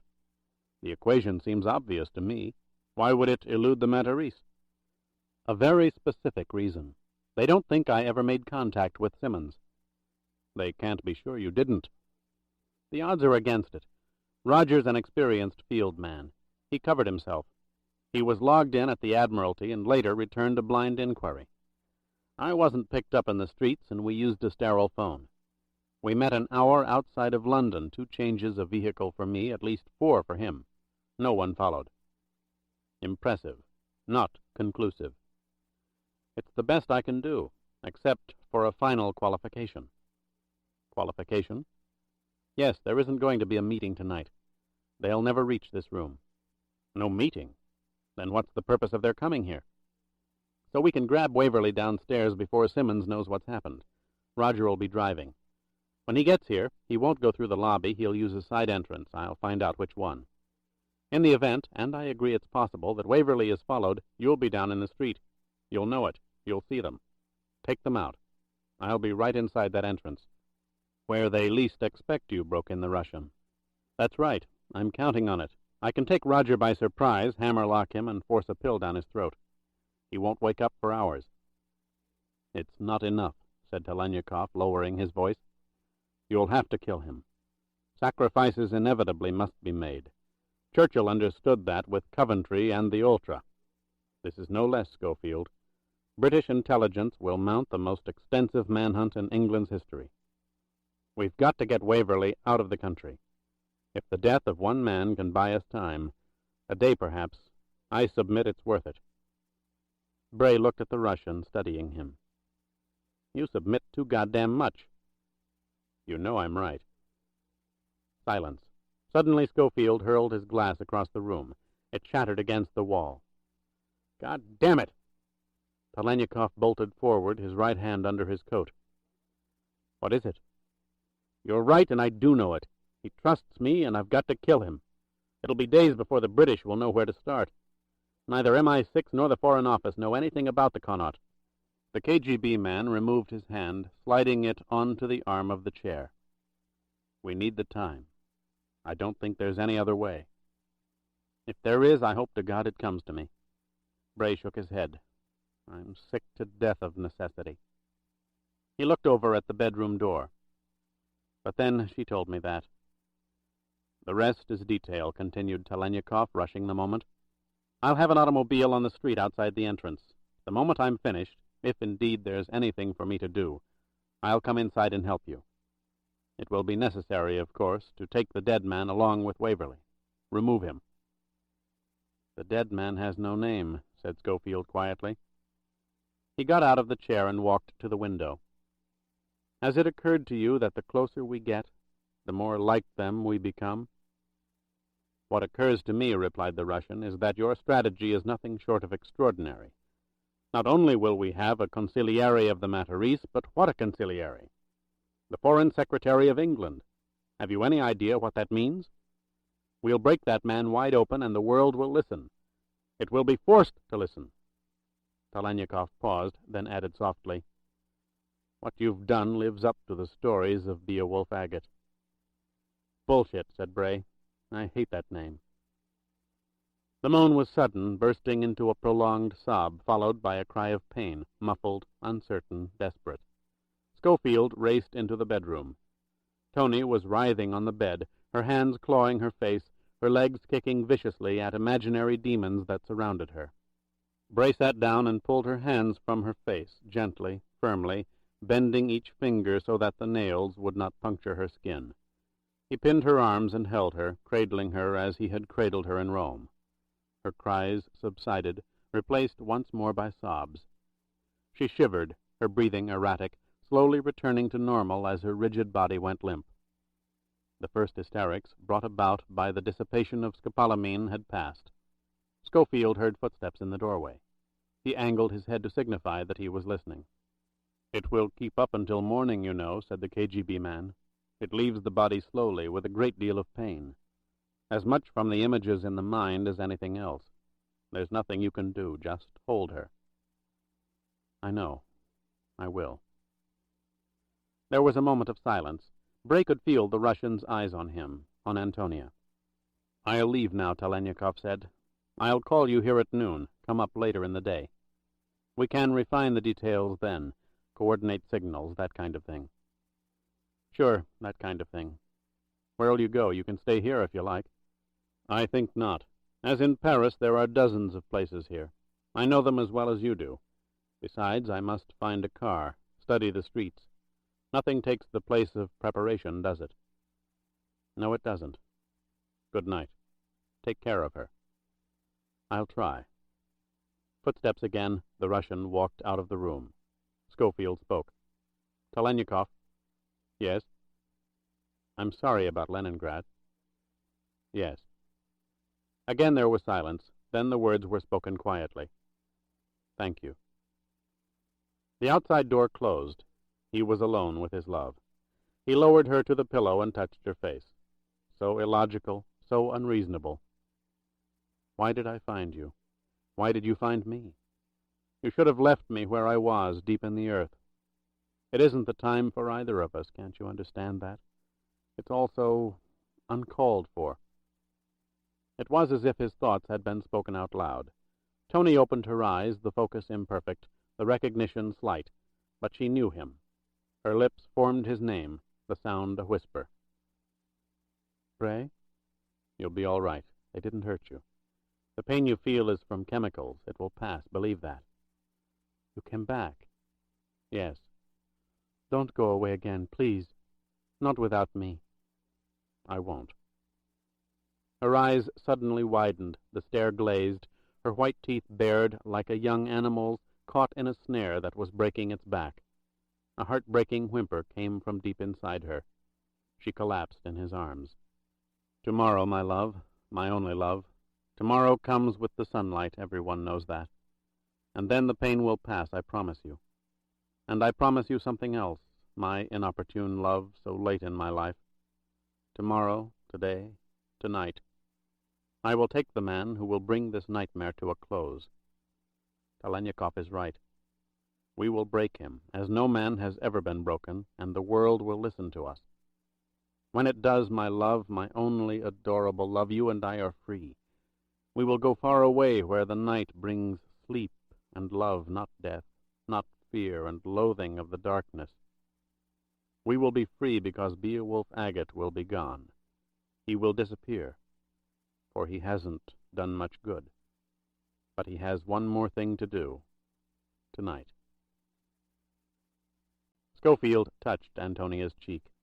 She held his hand briefly, moving it to her lips, smiling, reassuring him with her eyes. "How's the head?" asked Bray. "The ache is barely a numbness now," she said. "I'm fine, really." Scofield released her hand and walked across the room where Talaniekov was bent over a table studying a road map. Without having discussed it, both men were dressed nearly alike for their work. Sweaters and trousers of dark material, tightly strapped shoulder holsters with black leather belts laterally across the chest. Their shoes were also dark in color, but light in weight, with thick rubber soles that had been scraped with knives until they were coarse. Talaniekov now glanced up as Bray approached the table. "Out of Great Dunmow, we'll head east toward Coggeshall on our way to Nayland. Incidentally, there's an airfield capable of handling small jets south of Hadley. Such a field might be of value to us in a few days." "You may be right." "Too," added the KGB man with obvious reluctance, "this route passes the Blackwater River. The forests are dense in that area. It would be a good place to drop off the package." "The dead man still hasn't got a name," said Scofield. "Give him his due. He's Roger Simmons, honorable man, and I hate this fucking world." At the risk of appearing fatuous, may I forgive me, suggest, that what you do tonight will benefit that sad world we both have abused too well for too long. I'd just as soon you didn't submit or suggest anything. Bray looked at his watch. "He'll be calling soon. When he does, Tony will go down to the lobby and pay Mr. Edmonton's bill. That's me. She'll come back up with a steward and take our bags and briefcases down to the car we've rented in Edmonton's name and drive directly to Colchester. She'll wait at a restaurant called Bonner's until 11:30. If there are any changes of plans or we need her, we'll reach her there. If she doesn't hear from us, she'll go on to Nayland, to the Double Crown Inn, where she has a room reserved in the name of Vickery." Talaniekov pushed himself up from the table. "My briefcase is not to be opened," he said. "It's tripped." "So's mine," replied Scofield. "Any more questions?" The telephone rang. All three looked at it, a moment suspended in time, for the bell meant the time had come. Bray walked over to the desk, let the phone ring a second time, then picked it up. Whatever words he might have expected, whatever greetings, information, instructions, or revelations that might have come, nothing on this earth could have prepared him for what he heard. Simmons' voice was a cry from some inner space of torment, a pain of such extreme that it was beyond belief. "They're all dead! It's a massacre! Waverley, his wife, children, 3 servants, dead! What in hell have you done?" Oh, my God! Scofield's mind raced, thoughts swiftly translated into carefully selected words. "Roger, listen to me. It's what I tried to prevent." He cupped the phone, his eyes on Talaniekov. "Waverley's dead. Everyone in the house killed." "Method!" shouted the Russian. "Marks on the bodies, weapons, get it all." Bray shook his head. "We'll get it later." He took his hand from the mouthpiece. Simmons was talking rapidly, close to hysterics. "It's horrible! Oh, God, the most terrible thing! They've been slaughtered like animals!" "Roger, get hold of yourself. Now listen to me. It's part of a pattern. Waverley knew about it. He knew too much. It's why he was killed. I couldn't reach him in time." "You couldn't! For the love of God, why didn't you? Couldn't you? Tell me! He was the Foreign Secretary, England's Foreign Secretary. Have you any idea the repercussions, Oh, my God, a tragedy, a catastrophe! Butchered!" Simmons paused. When he spoke again, it was obvious that the professional in him was struggling for control. "I want you down in my office as soon as you can get here. Consider yourself under detention by the British government." "I can't do that. Don't ask me." "I'm not asking, Scofield. I'm giving you a direct order backed up by the highest authorities in England. You will not leave that hotel. By the time you reach the lift, all the current would be shut off, every staircase, every exit under armed guard." All right. I'll get to MI6, lied Bray. "You'll be escorted. Remain in your room." "Forget the room, Roger," said Scofield, grasping for whatever words he could find that might fit the crisis. "I've got to see you, but not at MI6. "I don't think you heard me." "Put guards on the doors, shut off the goddamned elevators, do anything you like. But I've got to see you here. I'm going to walk out of this room and go down to the bar, to the darkest booth I can find. Meet me there." "I repeat." "Repeat all you want to, but if you don't come over here and listen to me, there'll be other assassinations. That's what they are, Roger. Assassinations. And they won't stop at a foreign secretary, or a secretary of state, or a president, or a prime minister." "Oh, my God," whispered Simmons. "It's what I couldn't tell you last night. It's the reason you looked for when we talked. But I won't put it on record. I can't work in sanction. And that should tell you enough. Get over here, Roger." Bray closed his eyes, held his breath. It was now or it was not. "I'll be there in 10 minutes, said Simmons, his voice cracking. Scofield hung up the phone, looking first at Antonia, then Talaniekov. "He's on his way." "He'll take you in," exclaimed the Russian. "I don't think so. He knows me well enough to know I won't go on record if I say I won't. And he doesn't want the rest of it on his head." Bray crossed to the chair where he had thrown his raincoat and travel bag. "I'm sure of one thing. He'll meet me downstairs and give me a chance. If he accepts, I'll be back in an hour. If he doesn't, I'll kill him." Scofield unzipped his bag, reached into it, and pulled out a sheathed, long-bladed hunting knife. It still had the Harrod's price tag on it. He looked at Tony. Her eyes told him she understood. Both the necessity and his loathing of it.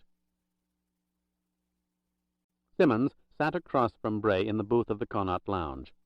The subdued lighting could not conceal the pallor of the Englishman's face. He was a man forced to make decisions of such magnitude that the mere thought of them made him ill. Physically ill, mentally exhausted. They had talked for nearly 40 minutes. Scofield, as planned, had told him part of the truth, a great deal more of it than he cared to, but it was necessary. He was now about to make his final request of Roger, and both men knew it. Simmons felt the terrible weight of his decision. It was in his eyes. Bray felt the knife in his belt. His appalling decision to use it, if necessary, made it difficult for him to breathe.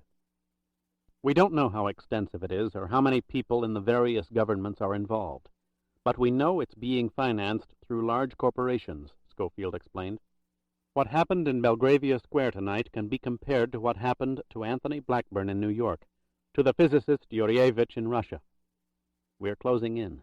We have names, covert alliances, knowledge that intelligence branches in Washington, Moscow, and Bonn have been manipulated.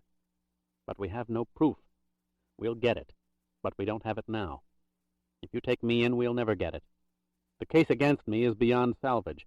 I don't have to tell you what that means. I'll be executed at the first opportune moment. For the wrong reason, by the wrong people, but the result will be the same. Give me time, Roger. What will you give me? What more do you want? Those names. The alliances. They're meaningless now. Worse than that, if they're recorded, they'll either go further underground, cutting off all traces, or the killing, the terrorism will accelerate. There'll be a series of bloodbaths, and you'll be dead. That's my condition. The names, the alliances, or you will not leave here. Bray stared at the MI6 man. Will you stop me, Roger? I mean here, now, at this moment, will you? Can you? Perhaps not. But those two men over there will. Simmons nodded to his left. Scofield shifted his eyes. Across the room, at a table in the center of the lounge, were two British agents. One of them, the red-haired, stocky man he had spoken with last night at the moonlit playground in Guildford. There was no sympathy now, only hostility in his look. You covered yourself, said Scofield. Did you think I wouldn't? They're armed and have their instructions. The names, please. Simmons took out a notebook and a ballpoint pen. He placed them in front of Bray. Don't write nonsense, I beg you. Be practical. If you and the Russian are killed, there's no one else. I may not be in a class with Beowulf, Agate, and the Serpent, but I'm not without certain talents. How much time will you give me? 1 week, not a day more. Scofield picked up the pen, opened the small notebook, and began to write. April 4th, 1911.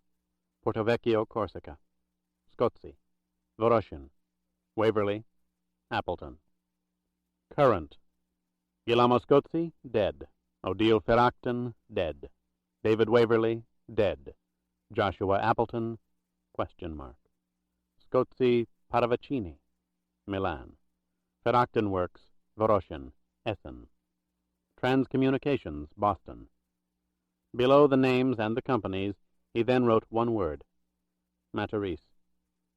Bray walked out of the elevator, his mind on air routes, accessibilities, and cover. Hours now took on the significance of days. There was so much to learn, so much to find, and so little time to do it all.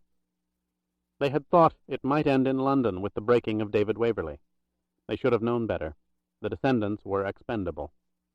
3 were dead, 3 names removed from the guest list of Guillaume de Matarese for the date of April 4th, 1911. Yet one was left. The golden politician of Boston, the man few doubted would win the summer primaries and without question the election in the fall. He would be President of the United States. Many had cried out during the violent 60s and 70s that he could bind the country together. Appleton was never so presumptuous as to make the statement, but most of America thought he was perhaps the only man who could. But bind it for what? For whom? That was the most frightening prospect of all. Was he the one descendant not expendable, chosen by the council, by the shepherd boy, to do what the others could not do? They would reach Appleton, thought Bray as he rounded the corner of the Connaught hallway toward his room, but not where Appleton expected to be reached, if he expected to be reached. They would not be drawn to Washington, where chance encounters with state, FBI, and company personnel were 10 times greater than any other place in the hemisphere. There was no point in taking on 2 enemies simultaneously. Instead, they would go to Boston, to the conglomerate so aptly named Transcommunications. Somewhere, somehow, within the upper ranks of that vast company, they would find one man with a blue circle on his chest, or connections to Scozzi Paravicini or Ferracton, and that man would whisper an alarm summoning Joshua Appleton IV. They would trap him, take him in Boston, and when they were finished with him, the secret of the Matarese would be exposed, told by a man whose impeccable credentials were matched only by his incredible deceit. It had to be Appleton. There was no one else. If they... Scofield reached for the weapon in his holster. The door of his room 20 feet down the corridor was open. There were no circumstances imaginable that allowed it to be conceivably left open by choice. There had been an intruder. Intruders. He stopped, shook the paralysis from his mind, and ran to the side of the door, pressing his back into the wall by the molding. He lunged inside, crouching, leveling his gun in front of him, prepared to fire. There was no one at all. Nothing but silence and a very neat room. Too neat. The road map had been removed from the table, the glasses washed, returned to the silver tray on the bureau, the ashtrays wiped clean. There was no evidence that the room had been occupied. Then he saw it. Them. And the paralysis returned. On the floor by the table were his attaché case and travel bag, positioned neatly beside each other the way a steward or a bellboy might position them. And folded neatly over the travel bag was his dark blue raincoat. A guest was prepared for departure. 2 visitors had already departed. Antonia was gone, Talaniekov gone. The bedroom door was open, the bed fully made up, the bedside table devoid of the water pitcher and the ashtray, which an hour ago had been filled with half-smoked cigarettes, testimony to an anxious, pain-stricken night and day. Silence. Nothing. His eyes were suddenly drawn to the one thing, again on the floor, that was not in keeping with the neatness of the room, and he felt sick.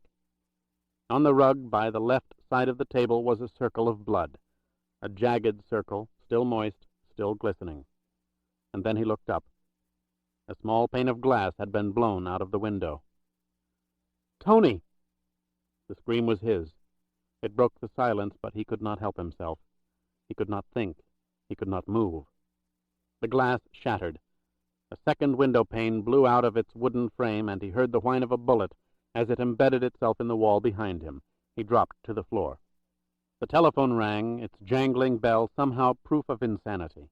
He crawled to the desk below the sightline of the window. "Tony? Tony!" He was screaming, crying, yet he had not reached the desk, had not touched the phone. He raised his hand and pulled the instrument to the floor beside him. He picked up the receiver and held it to his ear. "We can always find you, Beowulf," said the precise English voice on the other end of the line. "I told you that when we spoke before." "What have you done with her?" shouted Bray. "Where is she?" "Yes, we thought that might be your reaction. Rather strange coming from you, isn't it? You don't even inquire about the serpent." "Stop it! Tell me!" "I intend to. Incidentally, you had a grave lapse of judgment, again strange for one so experienced. We merely had to follow your friend Simmons from Belgravia. A quick perusal of the hotel registry, as well as the time and the method of registering, gave us your room." "What have you done with her? Them?" "The Russian's wounded, but he may survive, at least sufficiently long for our purposes." "The girl?" "She's on her way to an airfield, as is the serpent." "Where are you taking her?" "We think you know. It was the last thing you wrote down before you named the Corsican, a city in the state of Massachusetts." "Oh, God. Simmons?" "Dead, Beowulf. We have the notebook. It was in his car. For all intents and purposes, Roger Simmons, MI6, has disappeared. In light of his schedule, he may even be tied in with the terrorists who massacred the Foreign Secretary of England and his family." "You bastards." "No, merely professionals. I'd think you'd appreciate that. If you want the girl back, you'll follow us. You see, there's someone who wants to meet with you." "Who?" "Don't be a fool," said the faceless messenger curtly. "In Boston?" "I'm afraid we can't help you get there, but we have every confidence in you. Register at the Ritz-Carlton Hotel under the name of Vickery. Yes, that's a good name, such a benign sound." "Boston," said Bray, exhausted. Again there was the sudden shattering of glass. A third window pane blew out of its frame. "That shot," said the voice on the phone, "is a symbol of our good faith. We could have killed you with the first." Chapter 31. He reached the coast of France the same way he had left it 4 days ago, by motor launch at night. The trip to Paris took longer than anticipated. The drone he had expected to use wanted no part of him. The word was out. The price for his dead body too high, the punishment for helping Beowulf Agate too severe. The man owed Bray. He preferred to walk away. Scofield found an off-duty gendarme in a bar in Boulogne-sur-Mer. The negotiations were swift. He needed a fast ride to Paris, to Orly Airport. To the gendarme the payment was staggering. Bray reached Orly by daybreak. By 9 a.m., a Mr. Edmonton was on the first Air Canada flight to Montreal. The plane left the ground, and he turned his thoughts to Antonia. They would use her to trap him, but there was no way they would permit her to stay alive once the trap had closed, any more than they would let Talaniekov live once they had learned everything he knew. Even the serpent could not withstand injections of scopolamine or sodium amytal. No man could block his memory or prohibit the flow of information once the gates of recall were chemically pried open. These were the things he had to accept, and having accepted them, base his moves on their reality. He would not grow old with Antonia Grave. There would be no years of peace. Once he understood this, there was nothing left but to try to reverse the conclusion, knowing that the chances of doing so were remote. Simply put, since there was absolutely nothing to lose, conversely there was no risk not worth taking, no strategy too outlandish or outrageous to consider. The key was Joshua Appleton. That remained constant. Was it possible that the senator was such a consummate actor that he had been able to deceive so many so well for so long? Apparently it was so. One trained from birth to achieve a single goal, with unlimited money and talent available to him, could probably conceal anything. But the gap that needed filling was found in the stories of Josh Appleton, Marine Combat Officer, Korea. They were well known, publicized by campaign managers, emphasized by the candidate's reluctance to discuss them, other than to praise the men who had served with him. Captain Joshua Appleton had been decorated for bravery under fire on 5 separate occasions, but the medals were only symbols, the tributes of his men, paeans of genuine devotion. Josh Appleton was an officer dedicated to the proposition that no soldier should take a risk he would not take himself, and no infantryman, regardless of how badly he was wounded or how seemingly hopeless the situation, was to be left to the enemy if there was any chance at all to get him back. With such tenets, he was not always the best of officers, but he was the best of men. He continuously exposed himself to the severest punishment to save a private's life, or draw fire away from a corporal's squad. He had been wounded twice dragging men out of the hills of Panmunjom, and nearly lost his life at Chosun when he had crawled through enemy lines to direct a helicopter rescue. After the war, when he was home, Appleton had faced another struggle as dangerous as any he had experienced in Korea. A near-fatal accident on the Massachusetts Turnpike. His car had swerved over the divider, crashing into an onrushing truck, the injuries sustained from head to legs so punishing the doctors at Massachusetts General had about given him up for dead. When bulletins were issued about this decorated son of a prominent family, men came from all over the country.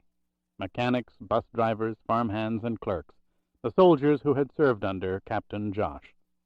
For 2 days and nights they had kept vigil, the more demonstrative praying openly, others simply sitting with their thoughts or reminiscing quietly with their former comrades. And when the crisis had passed, and Appleton had been taken off the critical list, these men went home. They had come because they had wanted to come. They had left not knowing whether they had made any difference, but hoping that they had. Captain Joshua Appleton IV, U.S. M.C.R., was deserving of that hope. This was the gap that Bray could neither fill nor understand. The captain who had risked his life so frequently, so openly, for the sake of other men. How could those risks be reconciled with a man programmed since birth to become the President of the United States? How could repeated exposures to death be justified to the Matarese? Somehow they had been, for there was no longer any doubt where Senator Joshua Appleton stood.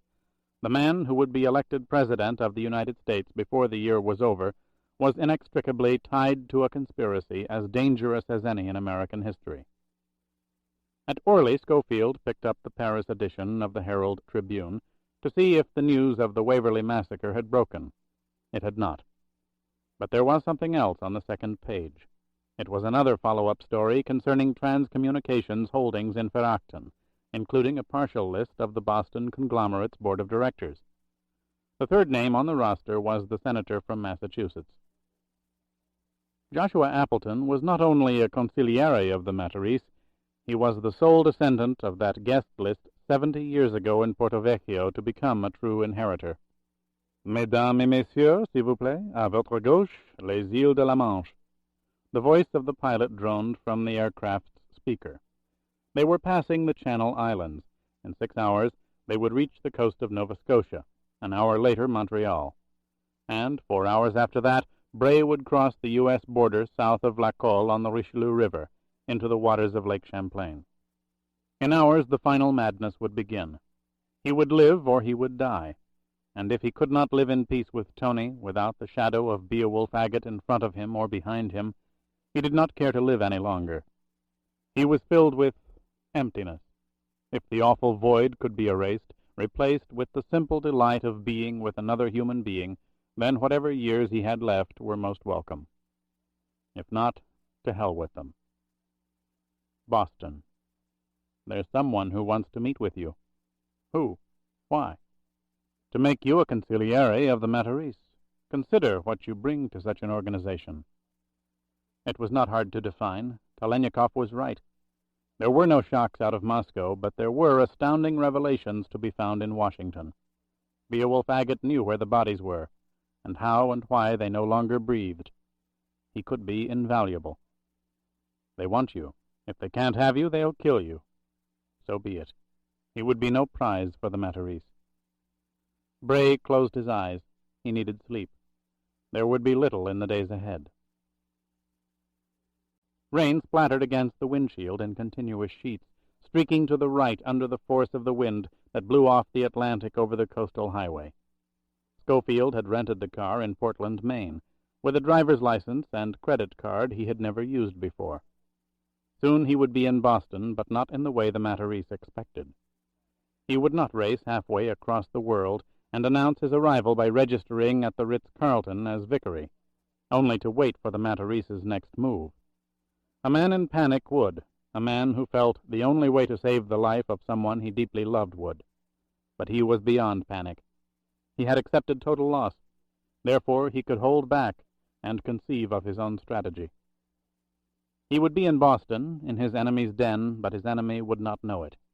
The Ritz-Carlton would receive 2 telegrams spaced a day apart. The first would arrive tomorrow requesting a suite for Mr. B.A. Vicary of Montreal, arriving the following day. The second would be sent the next afternoon, stating that Mr. Vicary had been delayed, his arrival now anticipated 2 days later. There would be no address for Vicary, only telegraph offices on Montreal's King and Market streets, and no request for confirmations. The assumptions here being that someone in Boston would make sure rooms were available. Only the 2 telegrams sent from Montreal. The Matarese had little choice but to believe he was still in Canada. What they could not know, suspect surely, but not be certain, was that he had used a drone to send them. He had. He had contacted a man, a felony-prone separatiste he had known before, and met him at the airport, giving him the 2 handwritten messages on telegraph forms, along with a sum of money and instructions when and from where to send them. Should the Matarese phone Montreal for immediate confirmations of origin, they would find the forms written in Bray's handwriting. He had 3 days and 1 night to operate within Matarese territory, to learn everything he could about transcommunications and its hierarchy. To find another flaw, one significant enough to summon Senator Joshua Appleton IV to Boston, on his terms, in panic. So much to learn, so little time. Scofield let his mind wander back to everyone he had ever known in Boston and Cambridge, both as student and professional. Among that crowd of fits and misfits, there had to be someone who could help him. He passed a road sign telling him he had left the town of Marblehead. He'd be in Boston in less than 30 minutes. It was 5:35, the horns of impatient drivers blaring on all sides, as the taxi inched its way down Boylston Street's crowded shopping district. He had parked the rented car in the farthest reaches of the Prudential underground lot, available should he need it, but not subject to the vagaries of weather or vandalism. He was on his way to Cambridge. A name had come into focus. A man who had spent 25 years teaching corporate law at the Harvard School of Business. Bray had never met him. There was no way the Matarese could make him a target. It was strange, thought Bray, as the cab clambered over the ribs of the Longfellow Bridge, that both he and Talaniekov had been brought back, however briefly, to those places where it had begun for each of them. 2 students, one in Leningrad, one in Cambridge, with a certain not dissimilar talent for foreign languages. Was Talaniekov still alive, or was he dead or dying somewhere in Boston? Tony was alive. They'd keep her alive, for a while. Don't think about them. Don't think about her now. There is no hope. Not really. Accept it, live with it. Then do the best you can. The traffic congealed again at Harvard Square, the downpour causing havoc in the streets. People were crowded in storefronts, students in ponchos and jeans racing from curb to curb, jumping over the flooded gutters, crouching under the awning of the huge newspaper stand. The newspaper stand. Newspapers from all over the world was the legend printed across the white sign above the canopy. Bray peered out the window, through the rain and the collection of bodies. One name, one man, dominated the observable headlines. Waverley, David Waverley, England's Foreign Secretary. "Let me off here," he said to the driver, reaching for the travel bag and briefcase at his feet. He pushed his way through the crowd, grabbed 2 domestic papers off the row of 20-odd different editions, left $1, and ran across the street at the first break in traffic. A half a block down Massachusetts Avenue was a German-style restaurant he vaguely remembered from his student days. The entrance was jammed. Scofield excused his way to the door, using his travel bag for interference, and went inside. There was a line waiting for tables. He went to the bar and ordered scotch. The drink arrived. He unfolded the first newspaper. It was the Boston Globe. He started reading, his eyes racing over the words, picking out the salient points of the article. He finished and picked up the Los Angeles Times, the story identical to the Globe's A Wire Service report, and almost surely the official version put out by Whitehall, which was what Bray wanted to know. The massacre of David Waverley, his wife, children, and servants in Belgravia Square was held to be the work of terrorists, most likely a splinter group of fanatic Palestinians. It was pointed out, however, that no group had as yet come forth to claim responsibility, and the PLO vehemently denied participation. Messages of shock and condolence were being sent by political leaders across the world. Parliaments and presidiums, congresses and royal courts, all interrupted their businesses at hand to express their fury and grief. Bray reread both articles and the related stories in each paper, looking for Roger Simmons' name. It was not to be found. It would not come for days, if ever. The speculations were too wild, the possibilities too improbable. A senior officer of British intelligence somehow connected to the slaughter of Britain's Foreign Secretary. The Foreign Office would put a clamp on Simmons' death for any number of reasons. It was no time to... Scofield's thoughts were interrupted. In the dim light of the bar he had missed the insert. It was a late bulletin in the Globe. London, March 3rd. An odd and brutal aspect of the Waverley killings was revealed by the police only hours ago. After receiving a gunshot in the head, David Waverley received an apparently grotesque coup de grace in the form of a shotgun blast fired directly into his chest, literally removing the left side of his upper abdomen and rib cage. The medical examiner was at a loss to explain the method of killing, for the administering of such a wound, considering the caliber and the proximity of the weapon, is considered extremely dangerous to the one firing the gun. The London police speculate that the weapon used might have been a primitive short-barreled handheld shotgun once favored by roaming gangs of bandits in the Mediterranean. The 1934 Encyclopedia of Weaponry refers to the gun as the lupo, the Italian word for wolf. The medical examiner in London might have trouble finding a reason for the method of killing, but Scofield did not. If England's Foreign Secretary had a jagged blue circle affixed to his chest in the form of a birthmark, it was gone. And there was a message in the use of the lupo. The Matarese wanted Beowulf Agate to understand clearly how far and how wide the Corsican fever had spread, into what rarefied circles of power it had reached. He finished his drink, left his money on the bar with the 2 newspapers, and looked around for a telephone. The name that had come into focus, the man he wanted to see, was Dr. Theodore Goldman, a dean of the Harvard School of Business and a thorn in the side of the Justice Department. For he was an outspoken critic of the Antitrust Division, incessantly claiming that justice prosecuted the minnows and let the sharks roam free. He was a middle-aged enfant terrible who enjoyed taking on the giants, for he was a giant himself, cloaking his genius behind a facade of good-humored innocence that fooled no one. If anyone could shed light on the conglomerate called Transcommunications, it was Goldman. Bray did not know the man, but he had met Goldman's son a year ago in The Hague, under circumstances that were potentially disastrous for a young pilot in the Air Force. Aaron Goldman had gotten drunk with the wrong people near the Grote Kerk, men known to be involved in a KGB infiltration of NATO. The son of a prominent American Jew was prime material for the Soviets. An unknown intelligence officer had gotten the pilot away from the scene, slapped him into sobriety, and told him to go back to his base.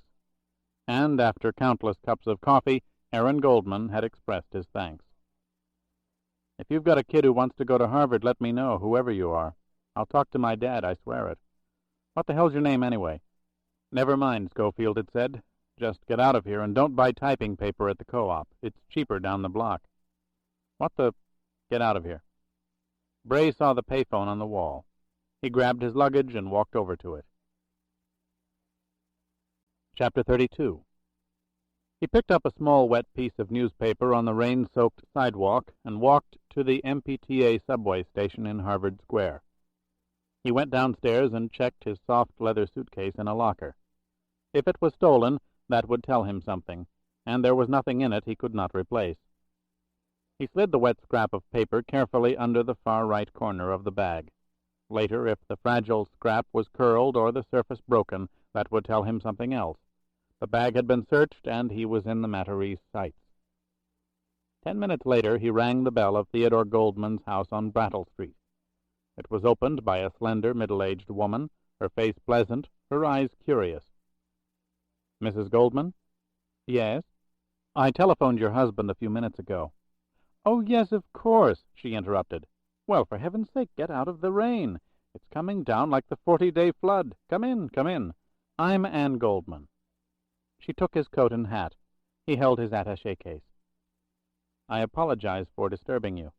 "Don't be foolish. Aaron told us all about that night in The Hague. You know, I've never been able to figure out where that place is. Why would a city be called The Anything?" "It's confusing." "I gather our son was very confused that night, which is a mother's way of saying he was plastered." She gestured toward a squared-off double doorway so common to old New England houses. "Theo's on the telephone and trying to mix his stinger at the same time. It's making him frantic. He hates the telephone and loves his evening drink." Theodore Goldman was not much taller than his wife, but there was an expansiveness about him that made him appear much larger than he was. His intellect could not be concealed, so he took refuge in humor, putting guests, and, no doubt, associates, at ease. They sat in 3 leather armchairs that faced the fire, the Goldmans with their stingers, Bray drinking scotch. The rain outside was heavy, drumming on the windows. The recapping of their son's escapade in The Hague was over quickly, Scofield dismissing it as a minor night out on the town. "With major consequences, I suspect," said Goldman, "if an unknown intelligence officer hadn't been in the vicinity." "Your son's a good pilot." "He'd better be. He's not much of a drinker." Goldman sat back in his chair. "But now, since we've met this unknown gentleman who's been kind enough to give us his name, what can we do for him?" "To begin with, please don't tell anyone I came to see you." "That sounds ominous, Mr. Vickery. I'm not sure I approve of Washington's tactics in these areas." "I'm no longer attached to the government. The request is personal. Frankly, the government doesn't approve of me any longer, because in my former capacity I think I uncovered information Washington, especially the Department of Justice, doesn't want exposed.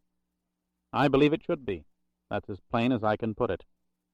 Goldman rose to the occasion. "That's plain enough. In all honesty, I used my brief meeting with your son as an excuse to talk to you. It's not admirable, but it's the truth." "I admire the truth. Why did you want to see me?" Scofield put his glass down. "There's a company here in Boston. At least the corporate headquarters are here. It's a conglomerate called Transcommunications." "It certainly is," Goldman chuckled. "The Alabaster Bride of Boston, the Queen of Congress Street." I don't understand, said Bray. The Transcom Tower, explained Anne Goldman. It's a white stone building 30 or 40 stories high, with rows of tinted blue glass on every floor. The ivory tower with 1,000 eyes staring down at you, added Goldman, still amused. Depending on the angle of the sun, some seem to be open, some closed, while others appear to be winking. Winking? Closed? Eyes, pressed Anne, blinking her own. The horizontal lines of tinted glass are huge windows, rows and rows of large bluish circles. Scofield caught his breath. Per nostro circolo. It sounds strange, he said without emphasis.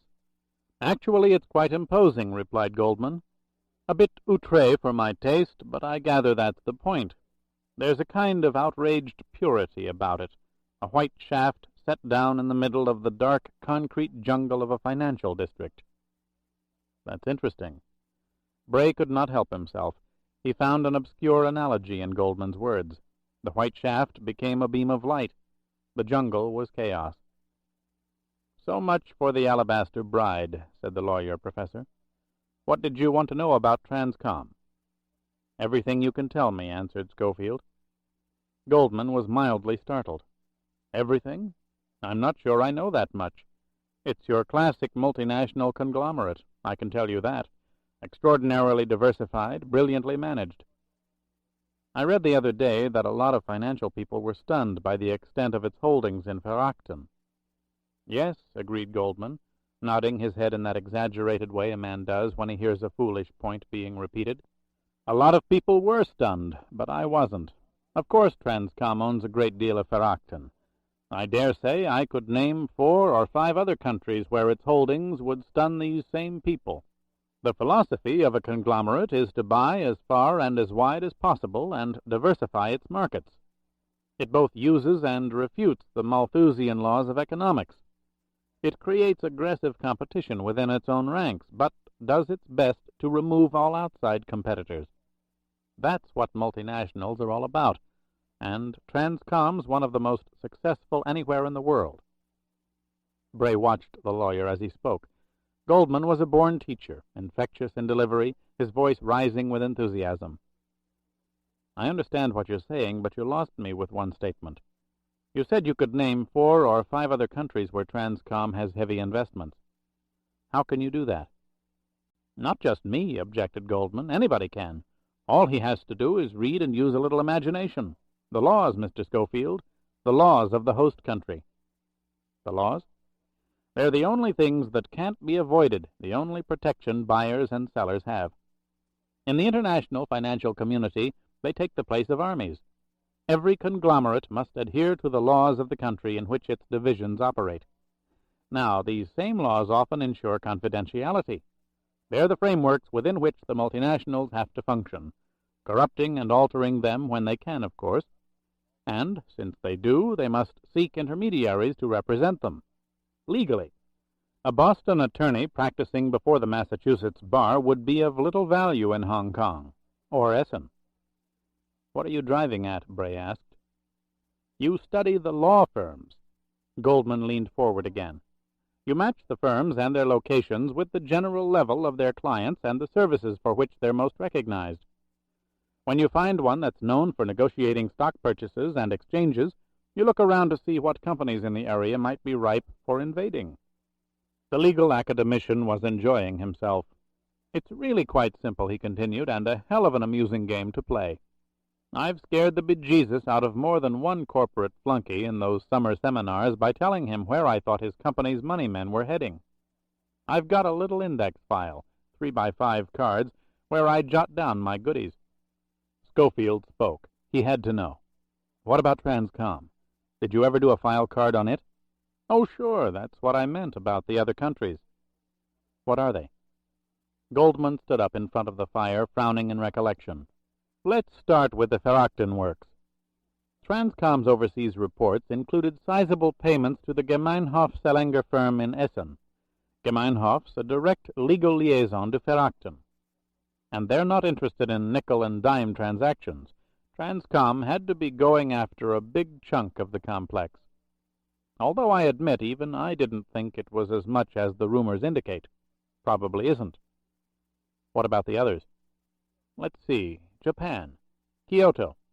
TC uses the firm of Aikawa Onmura and something. My guess would be Yakashubi Electronics. That's pretty substantial, isn't it? Panasonic can't compare.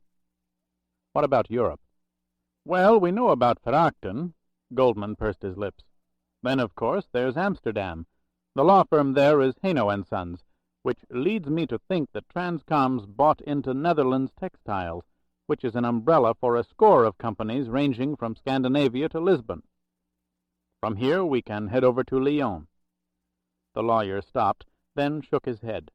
No, that's probably tied in with Turin. Turin? Bray sat forward. Yes, they're so close together, the interests so compatible, there's no doubt prior ownership buried in Turin. Who in Turin? The law firms Palladino e Latona, which can only mean one company, or companies. Scozi Paravicini. Scofield went rigid. They're a cartel, aren't they? My God, yes. It certainly is. Agnelli and Fiat get all the publicity, but Scozi Paravicini runs the Colosseum and all the lions. When you combine it with Verachten and Netherlands Textiles, throw in Yakashubi, add Singapore and Perth, and a dozen other names in England, Spain, and South Africa I haven't mentioned, the Alabaster Bride of Boston has put together a global federation. You sound as if you approve. No, actually, I don't. I don't think anyone can when so much economic power is so centralized. It's a corruption of the Malthusian law. The competition is false. But I respect the reality of genius when its accomplishments are so obviously staggering. Transcommunications was an idea born and developed in the mind of one man, Nicholas Gideron. I've heard of him. A modern-day Carnegie or Rockefeller, isn't he? More, much more. The Janines, the Lucases, the Bloodhorns, the Wonder Boys of Detroit and Wall Street, none of them can touch Gideron. He's the last of the vanishing giants, a really benign monarch of industry and finance. He's been honored by most of the major governments of the West, and not a few in the Eastern Bloc, including Moscow. Moscow? Certainly, said Goldman, nodding thanks to his wife, who was pouring a second stinger into his glass. No one's done more to open up East-West trade than Nicholas Gideron. As a matter of fact, I can't think of anyone who's done more for world trade in general. He's over 80 now, but I understand he's still filled with as much pea and vinegar as he was the day he walked out of Boston Latin. He's from Boston? Yes, a remarkable story. He came to this country as a boy, an immigrant boy of 10 or 11 without a mother, traveling with a barely literate father in the hold of a ship. I suppose you could call it the definitive story of the American dream. Involuntarily, Scofield gripped the arm of the chair. He could feel the pressure on his chest, the tightening in his throat. Where did that ship come from? Italy, said Goldman, sipping his drink. Southern part. Sicily, or one of the islands. Bray was almost afraid to ask the question. Would you by any chance know whether Nicholas Gideron ever knew a member of the Appleton family? Goldman looked over the rim of his glass. I know it, and so does most everyone in Boston. Gideron's father worked for the Appletons, for the senator's grandfather at Appleton Hall. It was old Appleton who spotted the boy's promise, gave him the backing, and persuaded the schools to take him. It wasn't so easy in those days, the early 1900s. The two-toilet Irish had barely gotten their second John, and there weren't too many of them. An Italian kid, Italian, was nowhere. Gutter meat. Bray's words floated. He could hardly hear them himself. That was Joshua Appleton II, wasn't it? Yes. He did all that for this child. Hell of a thing, wasn't it? And the Appletons had enough troubles then. They'd lost damn near everything in the market fluctuations. They were hanging on by the skin of their teeth. It was almost as if old Joshua had seen a message on some mystical wall. What do you mean? Gideron paid everything back several thousandfold. Before Appleton was in his grave, he saw his companies back on top, making money in areas he'd never dreamed of, the capital flowing out of the banks owned by the Italian kid he'd found in his carriage house. Oh, my God. I told you, said Goldman, it's one hell of a story. It's all there to be read. If you know where to look, and why. I beg your pardon? Gideron. Scofield felt as though he were walking through swirling circles of mist toward some eerie light. He put his head back and stared at the ceiling, at the dancing shadows thrown up by the fire. Guideron. It's a derivative of the Italian guida, a guide. Or shepherd, said Goldman. Bray snapped his head down, his eyes wide, riveted on the lawyer. What did you say? Goldman was puzzled. I didn't say it, he did. About 7 or 8 months ago at the UN. The United Nations? Yes, Guideron was invited to address the General Assembly. The invitation was unanimous, incidentally. Didn't you hear it? It was broadcast all over the world. He even taped it in French and Italian for Radio International. I didn't hear it. The UN's perennial problem. Nobody listens. What did he say? Pretty much what you just said, that his name had its roots in the word guida, or guide, and that was the way he'd always thought of himself, as a simple shepherd guiding his flocks, aware of the rocky slopes and uncrossable streams, that sort of thing. His plea was for international relationships based on the mutuality of material need, which he claimed would lead to the higher morality. It was a little strange philosophically, but it was damned effective. So effective, in fact, that there's a resolution on this session's agenda that'll make him a full-fledged member of the UN's Economic Council. That's not just a title, by the way. With his expertise and resources, there's not a government in the world which won't listen very hard when he talks. He'll be one damned powerful amicus curiae. Did you hear him give that speech? Sure, laughed the lawyer. It was mandatory in Boston. You were cut off the Globe's subscription list if you missed it. We saw the whole thing on public television. What did he sound like? Goldman looked at his wife. Well, he's a very old man. Still vigorous, but nevertheless old. How would you describe him, darling? Just as you do, said Anne. An old man. Not large, but quite striking, with that look of a man who's so used to being listened to. I do remember one thing, though, about the voice. It was high-pitched and maybe a little breathless, but he spoke extremely clearly, every phrase very precise, very penetrating. Quite cold, in fact.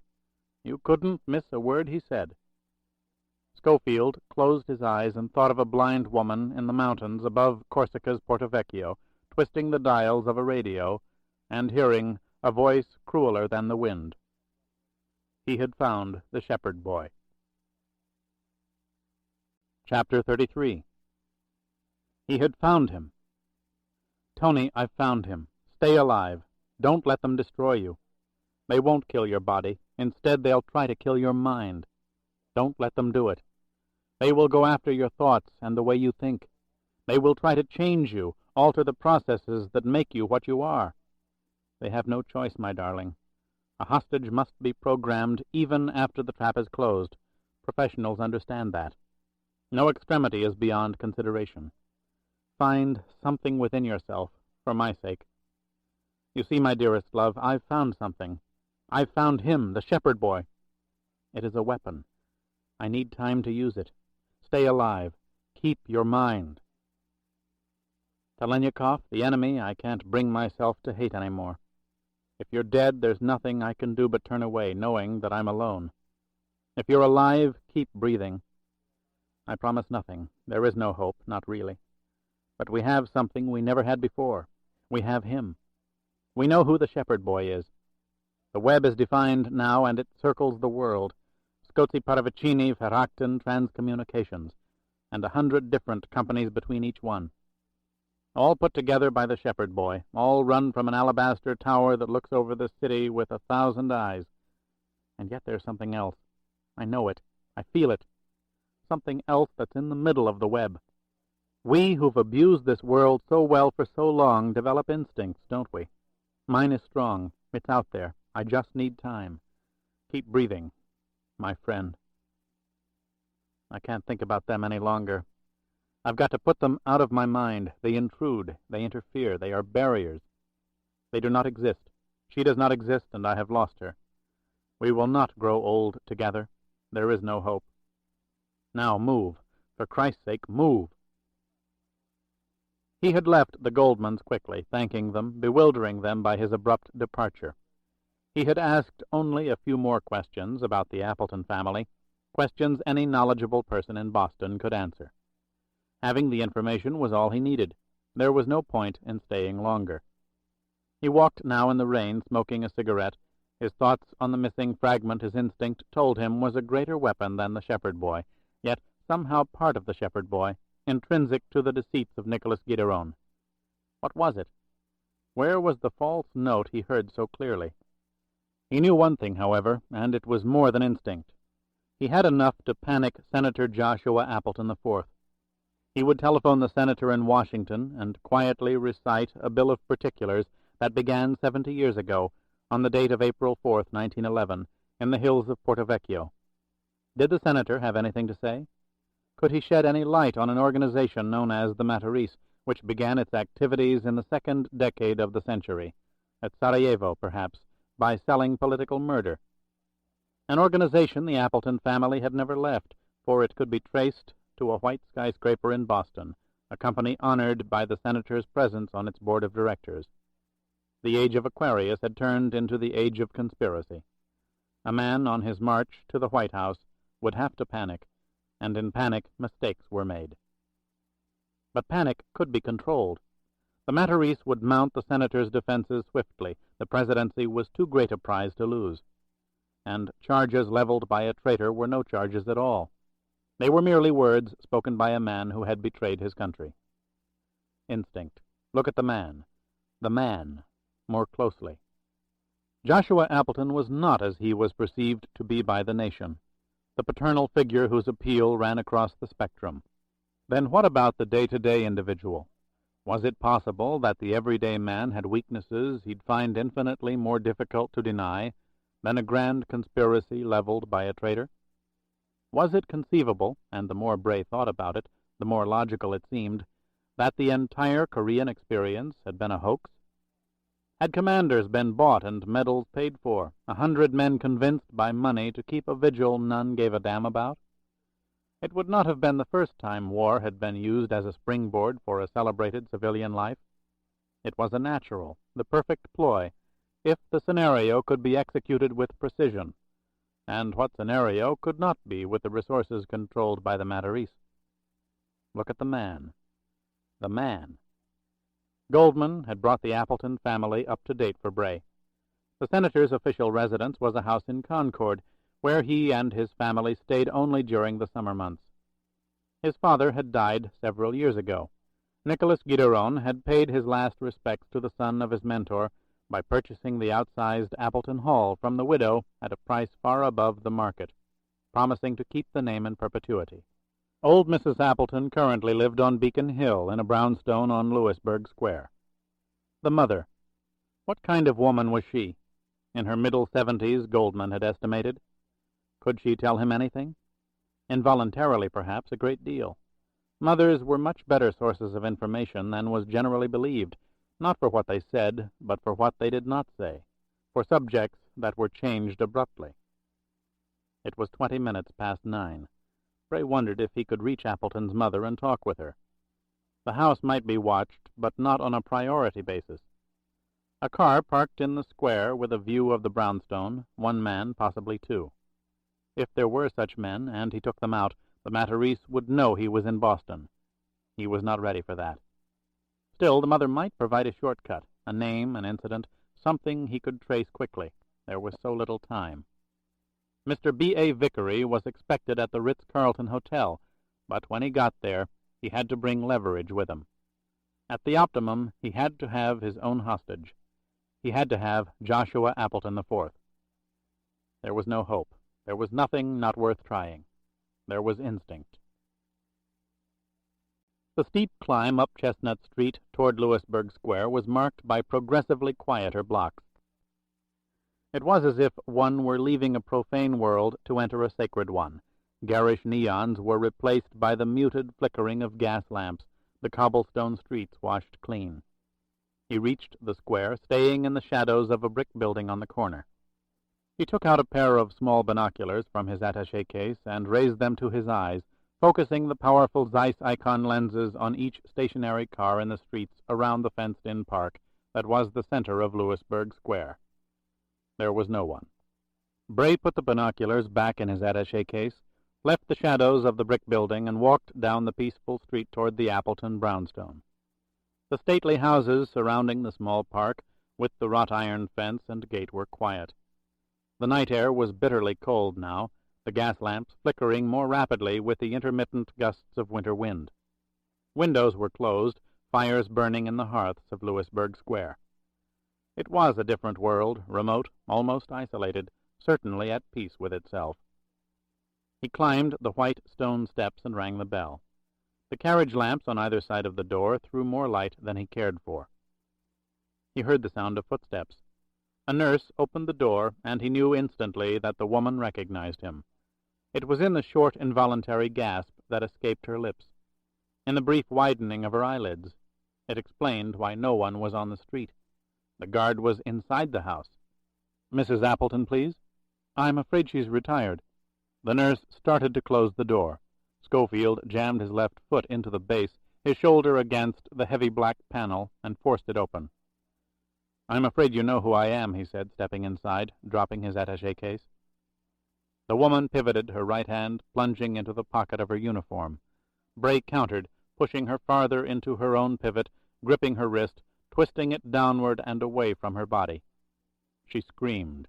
Scofield yanked her to the floor, his knee crashing up into the base of her spine. With his left arm he viced her neck from behind, forearm across her shoulder blades, and pulled up violently as she fell. 10 more pounds of pressure, and he would have broken her neck. But he did not want to do that. He wanted this woman alive. She collapsed unconscious to the floor. He crouched in silence, removing the short-barreled revolver from the nurse's pocket, waiting for sounds or signs of people. The scream had to have been heard by anyone inside the house. There was nothing. There was something, but it was so faint he could not fathom what it was.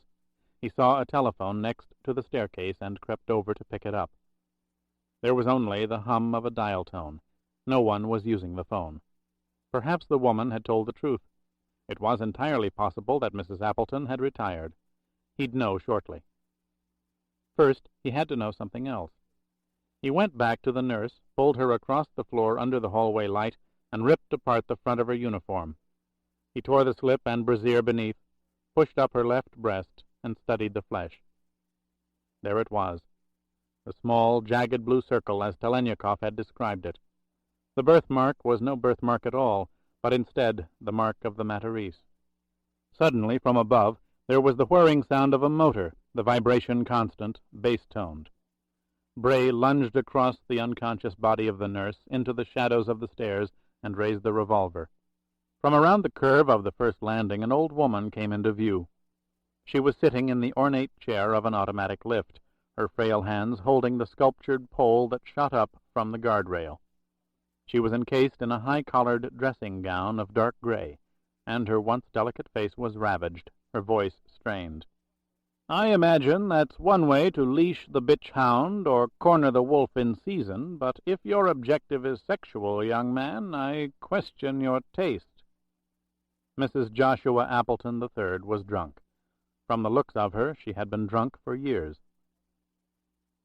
"My only objective, Mrs. Appleton, is to see you. This woman tried to stop me. This is her gun, not mine. I'm an experienced intelligence officer employed by the United States government and fully prepared to show you my identification. In light of what happened, I am checking for concealed weapons. I would do the same under like circumstances anywhere, anytime." With those words he had begun, and with an equanimity born of prolonged alcohol saturation, the old woman accepted his presence. Scofield carried the nurse into a small drawing-room, bound her hands and feet in slip-knots made from the torn nylon of her hose, saving the elastic waistband for a gagging brace, pulled between her teeth, tied firmly to the back of her neck. He closed the door and returned to Mrs. Appleton in the living-room. She had poured herself a brandy.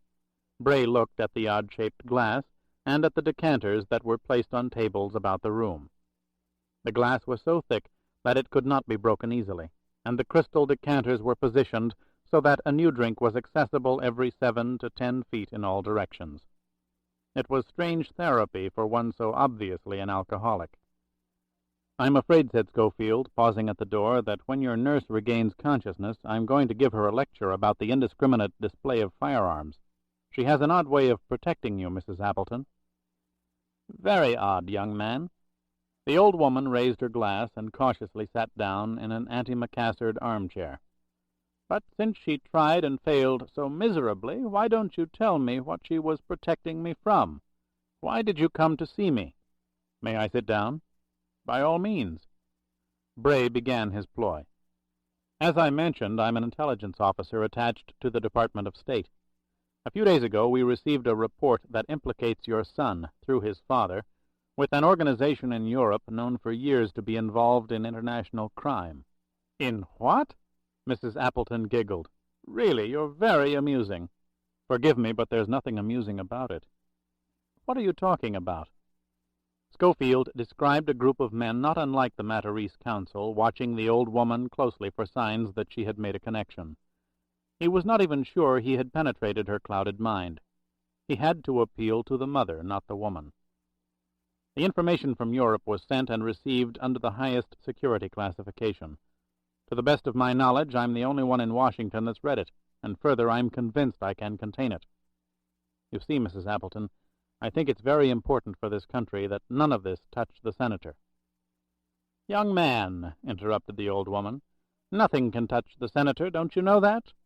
My son will be the President of the United States. He'll be elected in the fall. Everybody says so. Everybody wants him." "Then I haven't been clear, Mrs. Appleton. The report from Europe is devastating, and I need information. Before your son ran for office, how closely did he work with his father in the Appleton business ventures? Did he travel frequently to Europe with your husband? Who were his closest friends here in Boston? That's terribly important. People that only you might know, men and women who came to see him at Appleton Hall." "Appleton Hall, way up on Appleton Hill," broke in the old woman in a strained, whispered sing-song of no discernible tune, "with the grandest view of Boston, and ever will be still. Joshua the First wrote that over 100 years ago. It's not very good, but they say he picked out the notes on a harpsichord. So like the Joshuas, a harpsichord. So like us all, really. Mrs. Appleton, after your son came back from the Korean War—" "We never discussed that war." For an instant the old woman's eyes became focused, hostile. Then the clouds returned. "Of course, when my son is president, they won't wheel me out like Rose or Miss Lillian. I'm kept for very special occasions." She paused and laughed a soft, eerie laugh that was self-mocking. "After very special sessions with the doctor." She paused again and raised her left forefinger to her lips. "You see, young man, sobriety isn't my strongest suit." Scofield watched her closely, saddened by what he saw. Beneath the ravaged face there had been a lovely face, the eyes once clear and alive, not floating in dead sockets as they were now. "I'm sorry, it must be painful to know that." "On the contrary," she replied whimsically. It was her turn to study him. "Do you think you're clever?" "I've never thought about it one way or the other. Instinct." "How long have you been ill, Mrs. Appleton?" "As long as I care to remember, and that is quite long enough, thank you." Bray looked again at the decanters. "Has the senator been here recently?" "Why do you ask?" She seemed amused. Or was she on guard? "Nothing, really," said Scofield casually. He could not alarm her. Not now. He was not sure why or what, but something was happening. "I indicated to the nurse that the senator might have sent me here, that he might be on his way himself." "Well, there you are!" cried the old woman, triumph in her strained alcoholic voice. "No wonder she tried to stop you." "Because of all these?" asked Bray quietly, gesturing at the decanters. "Bottles filled, obviously, every day with booze. Perhaps your son might object." "Oh, don't be a damn fool. She tried to stop you because you lied." "Lied?" "Of course. The senator and I meet only on special occasions, after those very special treatments, when I'm trotted out so his adoring public can see his adoring mother. My son has never been to this house, and he would never come here. The last time we were alone was over 8 years ago. Even at his father's funeral, although we stood together, we barely spoke." "May I ask why?" "You may not. But I can tell you it has nothing to do with that gibberish. What I could make of it you talked about. Why did you say you never discussed the Korean War? Don't presume, young man. Mrs. Appleton raised the glass to her lips.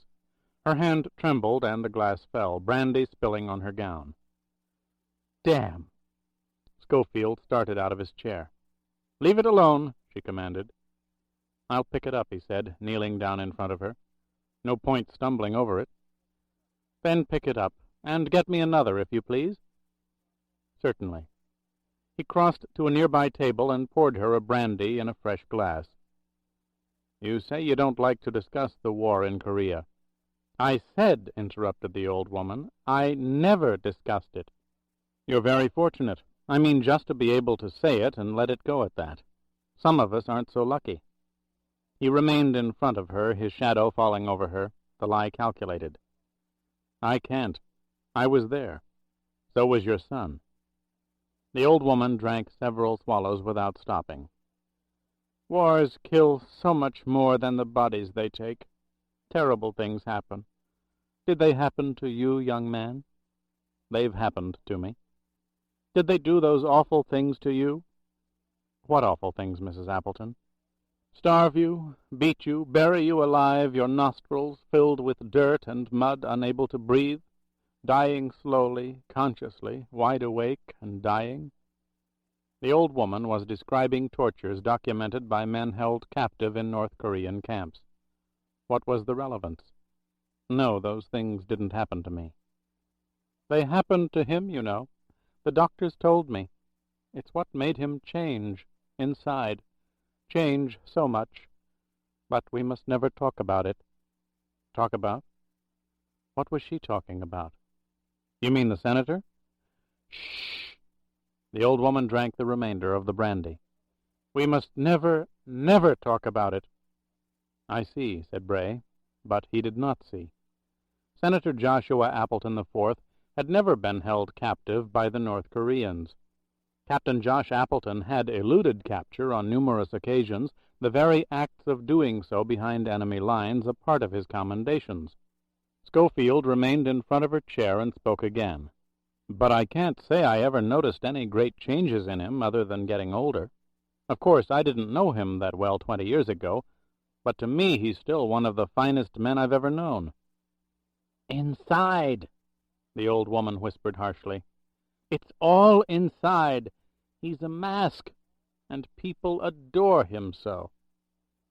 Suddenly tears were in her clouded eyes, and the words that followed, a cry from deep within her memory. They should adore him. He was such a beautiful boy, such a beautiful young man.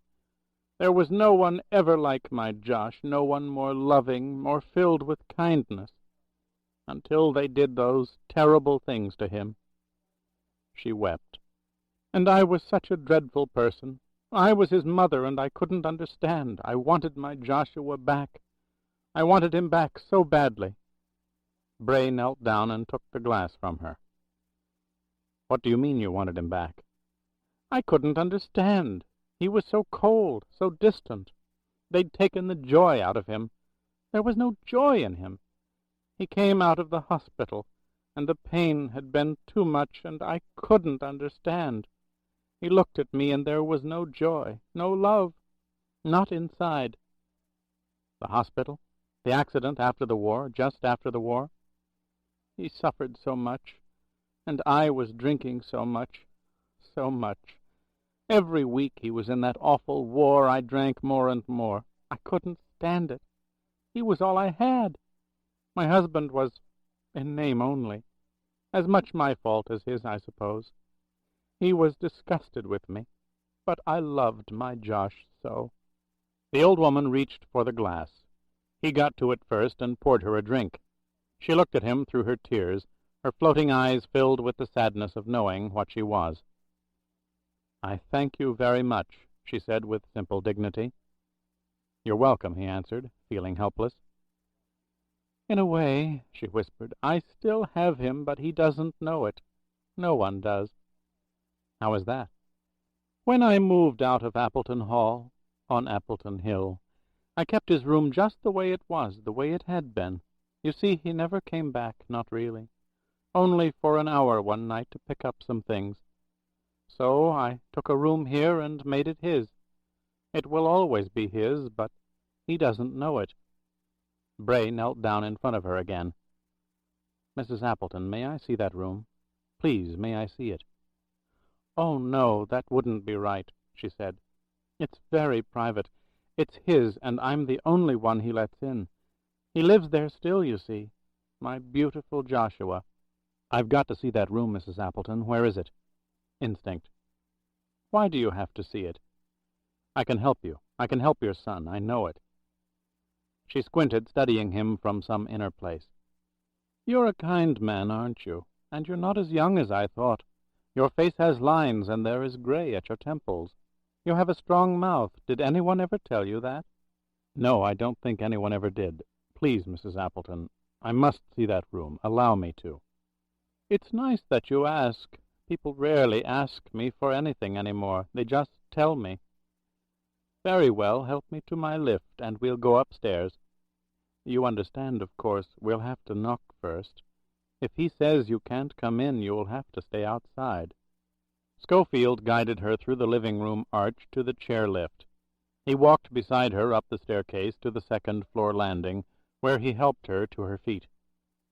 "This way," she said, gesturing toward a narrow, darkened corridor. "It's the last door on the right." They reached it, stood in front of it for a moment, and then the old woman rapped lightly on the wood.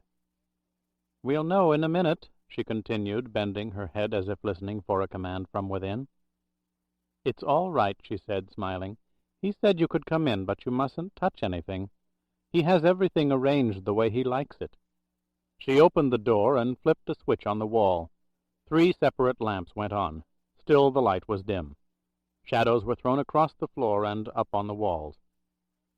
The room was a young man's room, mementos of an expensive youth on display everywhere.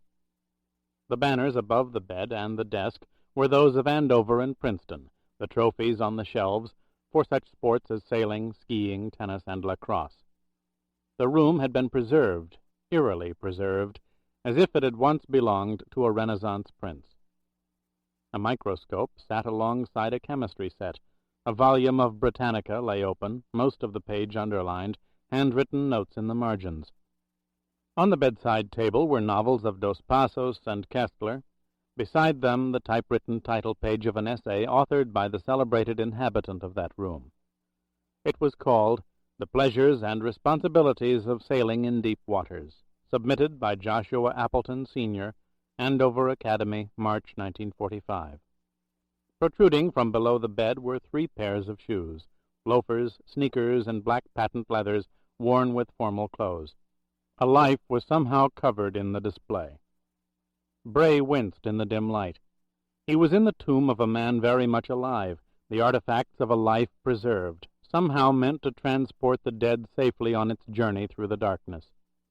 It was a macabre experience when one thought of Joshua Appleton, the electric, mesmerizing senator from Massachusetts.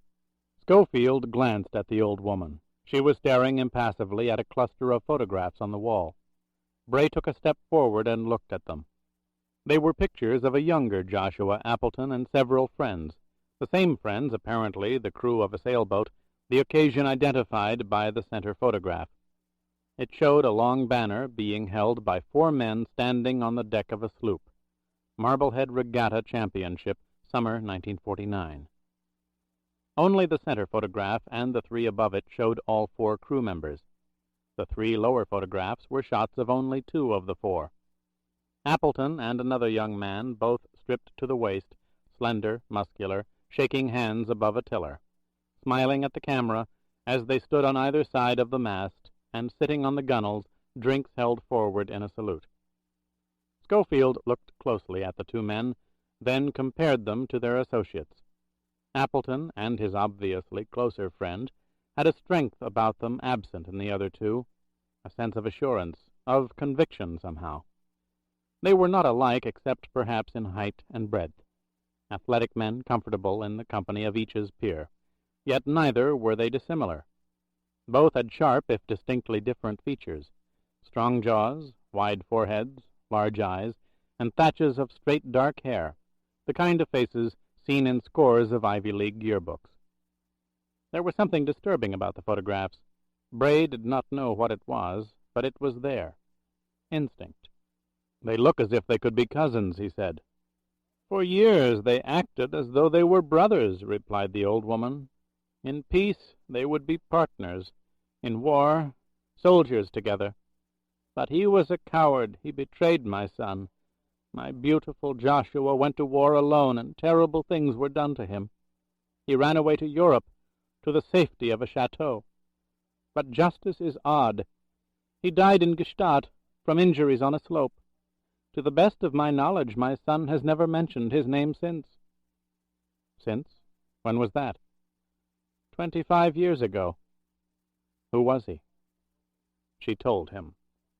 Scofield could not breathe. There was no air in the room, only shadows in a vacuum. He had found the shepherd boy, but instinct told him to look for something else, a fragment as awesome as anything he had learned. He had found it. The most devastating piece of the puzzle was in place, the quantum jump explained. He needed only proof, for the truth was so extraordinary. He was in a tomb. The dead had journeyed in darkness for 25 years. Chapter 34. He guided the old woman to her bedroom, poured her a final brandy, and left her. As he closed the door, she was sitting on the bed chanting that unsingable tune. "Appleton Hall, way up on Appleton Hill." Notes picked out on a harpsichord more than 100 years ago. Notes lost, as she was lost without ever knowing why. He returned to the dimly lit room that was the resting place of memories, and went to the cluster of photographs on the wall. He removed one and pulled the small picture hook out of the plaster, smoothing the wallpaper around the hole. It might delay discovery, certainly not prevent it. He turned off the lights, closed the door, and went downstairs to the front hall. The guard nurse was still unconscious. He left her where she was. There was nothing gained by moving her or killing her. He turned off every light, including the carriage lamps above the front steps, opened the door, and slipped out into Louisburg Square. On the pavement he turned right and began walking rapidly to the corner, where he would turn right again, descending Beacon Hill into Charles Street to find a taxi. He had to pick up his luggage in the subway locker in Cambridge. The walk down the hill would give him time to think, time to remove the photograph from its glass frame, folding it carefully into his pocket so that neither face was damaged. He needed a place to stay, a place to sit and fill up pages of paper with facts, conjectures, and probabilities, his bill of particulars. In the morning he had several things to do, among which were visits to the Massachusetts General Hospital and the Boston Public Library. The room was no different from any other room in a very cheap hotel in a very large city. The bed sagged, and the single window looked out on a filthy stone wall not 10 feet from the cracked panes of glass. The advantage, however, was the same as it was everywhere in such places. Nobody asked questions. Cheap hotels had a place in this world, usually for those who did not care to join it. Loneliness was a basic human right, not to be tampered with lightly. Scofield was safe. He could concentrate on his bill of particulars. By 4:35 in the morning he had filled 17 pages. Facts, conjectures, probabilities. He had written the words carefully, legibly, so they could be clearly reproduced. There was no room for interpretation. The indictment was specific even where the motives were not. He was gathering his weapons, storing his bandoliers of ammunition. They were all he had. He fell back on the sagging bed and closed his eyes. 2 or 3 hours' sleep would be enough. He heard his own whisper float up to the cracked ceiling. "Talaniekov, keep breathing. Tony, my love, my dearest love, stay alive. Keep your mind." The portly female clerk in the hospital's Department of Records and Billing seemed bewildered, but she was not about to refuse Bray's request. It wasn't as if the medical information held there was that confidential, and a man who produced government identification certainly had to be given cooperation. "Now, let me get this clear," she said in a strong Boston accent, reading the labels on the front of the cabinets. The senator wants the names of the doctors and the nurses who attended him during his stay here in 53 and 54, from around November through March. That's right. As I told you, next month's sort of an anniversary for him. It'll be 25 years since he was given his reprieve, as he calls it. Confidentially, he's sending each of them a small medallion in the shape of the medical shield with their names and his thanks inscribed on them. The clerk stopped. Isn't that just like him, though? To remember. Most people go through an experience like that and just want to forget the whole thing. They figure they beat the Reaper, so the hell with everybody. Until the next time, of course. But not him. He's so, well, concerned, if you know what I mean. Yes, I do. The voters know it, too, let me tell you. The Bay State's going to have its first president since JFK, and there won't be any of that religious nonsense about the Pope and the Cardinals running the White House, neither. No, there won't, agreed Bray. I'd like to stress again the confidential nature of my being here. The senator doesn't want any publicity about his little gesture. Scofield paused and smiled at the woman. And as of now, you're the only person in Boston who knows. Oh, don't you worry about that. As we used to say when we were kids, my lips are sealed. And I'd really treasure a note from Senator Appleton, with his signature and everything, I mean. The woman stopped and tapped a file cabinet. Here we are, she said, opening the drawer. Now remember, all that's here are the names of the doctors, surgeons, anesthesiologists, consultants, listed by floor and OR desks, the staff nurses assigned, and a schedule of the equipment used. There are no psychiatric evaluations or disease-related information. They can only be obtained directly through the physician. But then you're not interested in any of that. You'd think I was talking to one of those damned insurance sneaks. She gave him the file. There's a table at the end of the aisle. When you're finished, just leave the folder on my desk. That's okay, said Bray, knowing better. I'll put it back. No sense bothering you. Thanks again.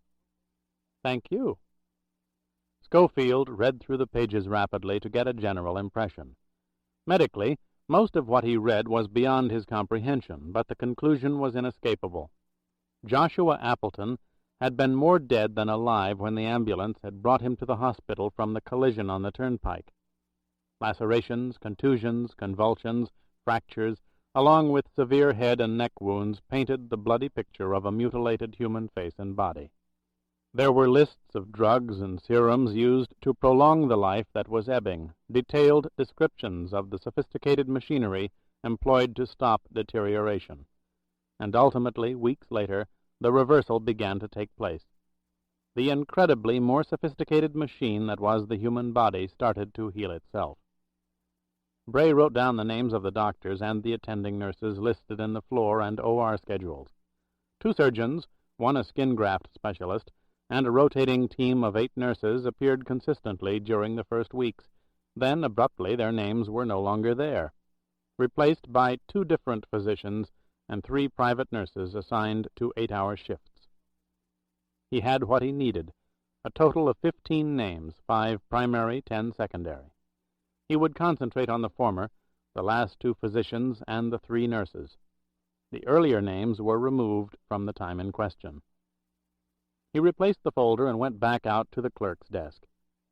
All done, he said, then added, as if the thought had just struck him, Say, you could do me, the senator, one more favor, if you would. If I can, sure. I've got the names here, but I need a little updating. After all, it was 25 years ago. Some of them may not be around any longer. It would help if I got some current addresses. I can't help, said the clerk, reaching for the phone on her desk, but I can send you upstairs. This is patient territory. They've got the personnel records. Lucky bastards. They're computerized. I'm still very concerned about keeping this confidential. Hey, don't you worry. You've got Peg Flanagan's word for it. My girlfriend runs that place.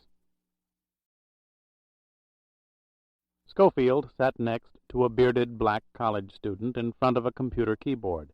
The young man had been assigned to help by Peg Flanagan's girlfriend. He was annoyed that his office temp job had suddenly required him to put down his textbooks. I'm sorry to bother you, said Bray, wanting a temporary friend. It's nothing, man, answered the student, punching the keys. It's just that I got an exam tomorrow, and any pissant can run this barbarian hardware. What's the exam? Tertiary kinetics. Scofield looked at the student. Someone once used the word tertiary with me when I was in school around here. I didn't know what he meant. You probably went to Harvard, man. That's turkey time. I'm at Tech. Bray was glad the old school spirit was still alive in Cambridge. What have you got? He asked, looking at the screen above the keyboard. The black had keyed in the name of the first doctor. I've got an omniscient tape, and you've got nothing. What do you mean? The good doctor doesn't exist, not as far as this institution is concerned. He's never so much as dispensed an aspirin in this joint. That's crazy. He was listed in the Appleton records. Speak to the Lord of the Flies, man. I punched the letters, and up comes no wreck. I know something about these machines. They're easily programmed. The black nodded. Which means they're easily deprogrammed, rectified, as it were. Your doctor was deleted. Maybe he stole from Medicare. Maybe. Let's try the next.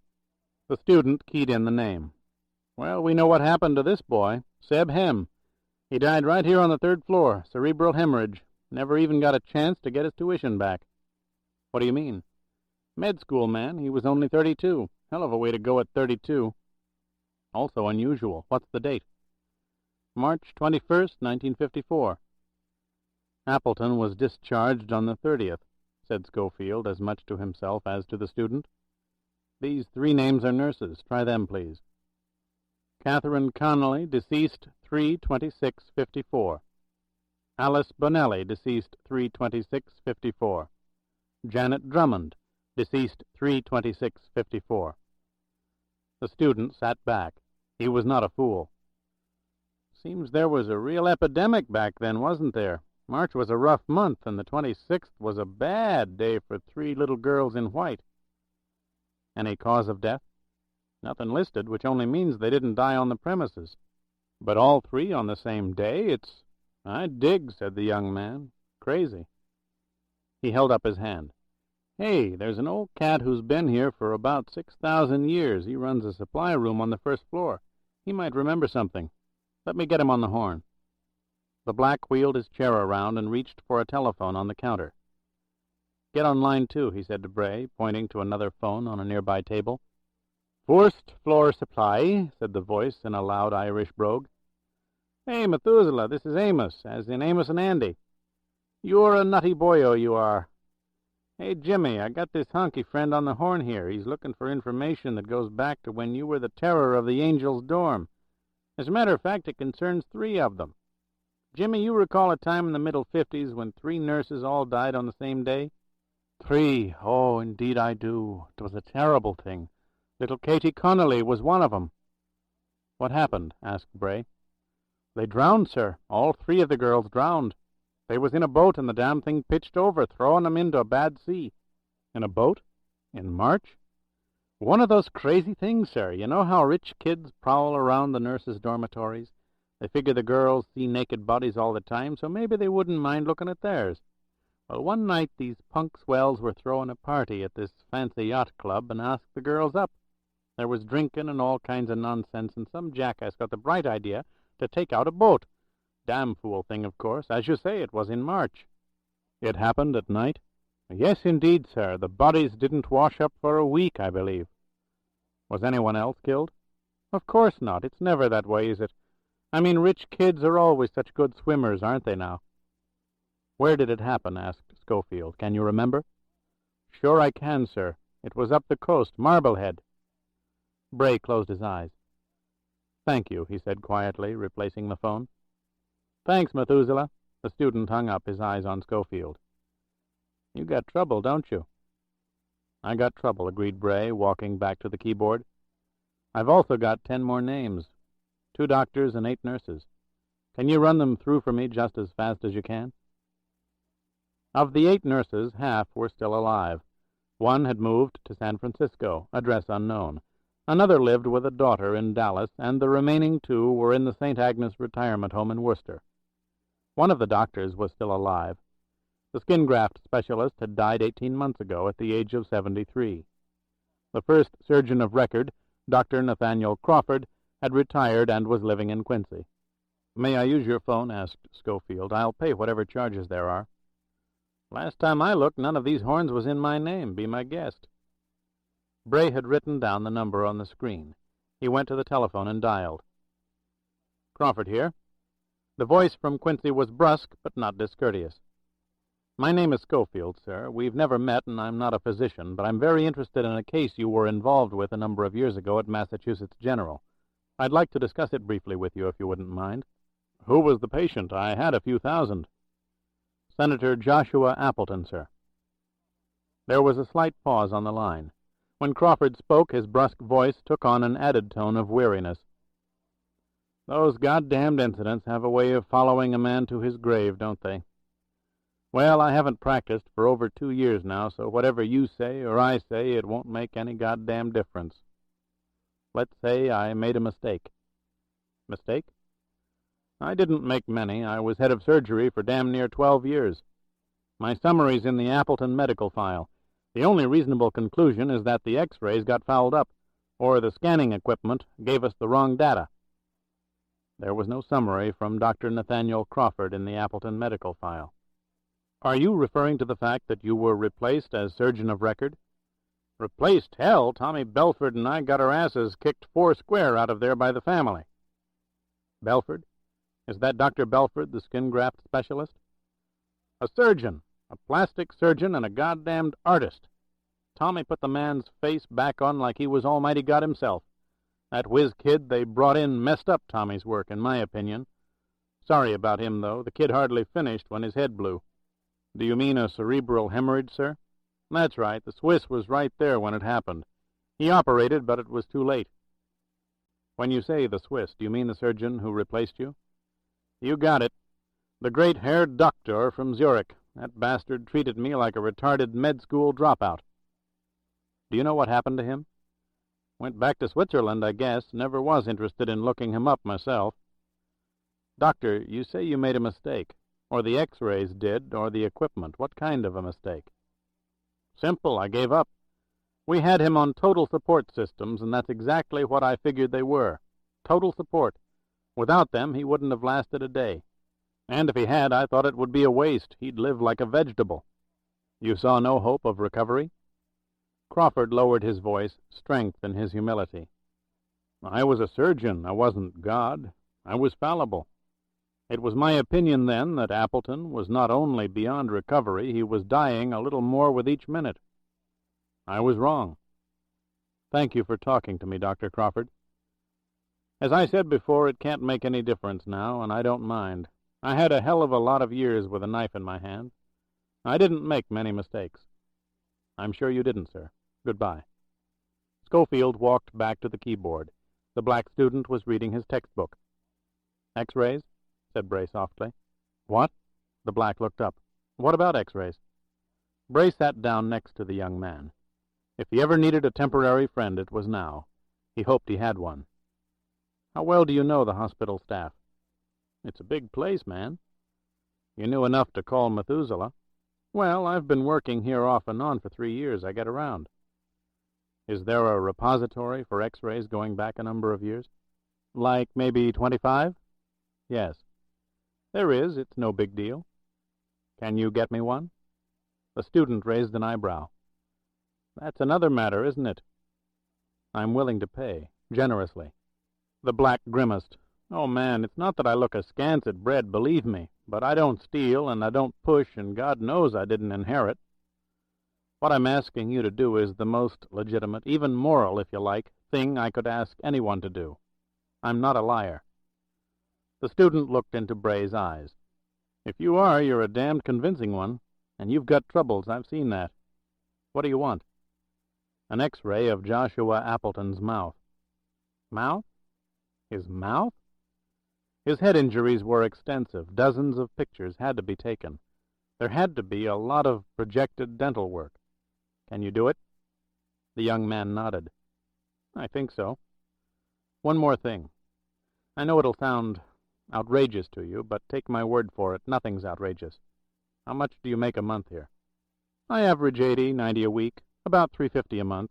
It's not bad for a graduate student. Some of these interns make less. Of course, they get room and board. Why? Suppose I told you that I'd pay you $10,000 to take a plane to Washington and bring me back another X-ray. Just an envelope with an X-ray in it. The black tugged at his short beard, his eyes on Scofield as though he were observing a lunatic. Suppose? I'd say, Feats, do your stuff. $10,000? There'd be more time for those tertiary kinetics. And there's nothing illegal? It's straight. I mean, really straight? For it to be considered remotely illegal as far as you're concerned, you'd have to know far more than anyone would tell you. That's straight. I'm just a messenger. I fly to Washington and bring back an envelope with an X-ray in it. Probably a number of small ones, that's all. What are they of? Joshua Appleton's mouth. It was 1:30 in the afternoon when Bray reached the library on Boylston Street. His new friend, Amos La Follette, was taking the 2 o'clock shuttle to Washington and would return on the 8 o'clock flight. Scofield would meet him at the airport. Obtaining the X-rays had not been difficult. Anyone who knew the bureaucratic ways of Washington could have gotten them. Bray made 2 calls, the first to the Congressional Liaison Office and the second to the dentist in question. The first call was made by a harried aide of a well-known representative suffering from an abscessed tooth. Could Liaison please get this aide the name of Senator Appleton's dentist? The senator had mentioned the man's superior work to the congressman. Liaison gave out the dentist's name. The call to the dentist was a routine spot check by the General Accounting Office, all bureaucratic form, no substance, forgotten tomorrow. GAO was collecting backup evidence for dental work done on senators, and some idiot on K Street had come up with X-rays. Would the receptionist please pull Appleton's and leave it at the front desk for a GAO messenger? It would be returned in 24 hours. Washington operated at full speed. There simply was not enough time to do the work that had to be done, and GAO spot checks were not legitimate work. They were irritants and complied with in irritation, but nevertheless obeyed. Appleton's X-rays would be left at the desk. Scofield checked the library directory, took the elevator to the 2nd floor, and walked down the hallway to the journalism division, current and past publications, microfilm. He went to the counter at the far end of the room and spoke to the clerk behind it. March and April 1954, please. The Globe or the Examiner, whatever's available. He was given 8 boxes of film and assigned a cubicle. He found it, sat down, and inserted the first roll of film. By March of '54, the bulletins detailing the condition of Joshua Appleton, Captain Josh, had been relegated to the back pages. He had been in the hospital more than 20 weeks by then. But he was not ignored. The famous vigil was covered in detail. Bray wrote down the names of several of those interviewed. He would know by tomorrow whether there'd be any reason to get in touch with them. March 21st, 1954. Young doctor dies of cerebral hemorrhage. The brief story was on page 16.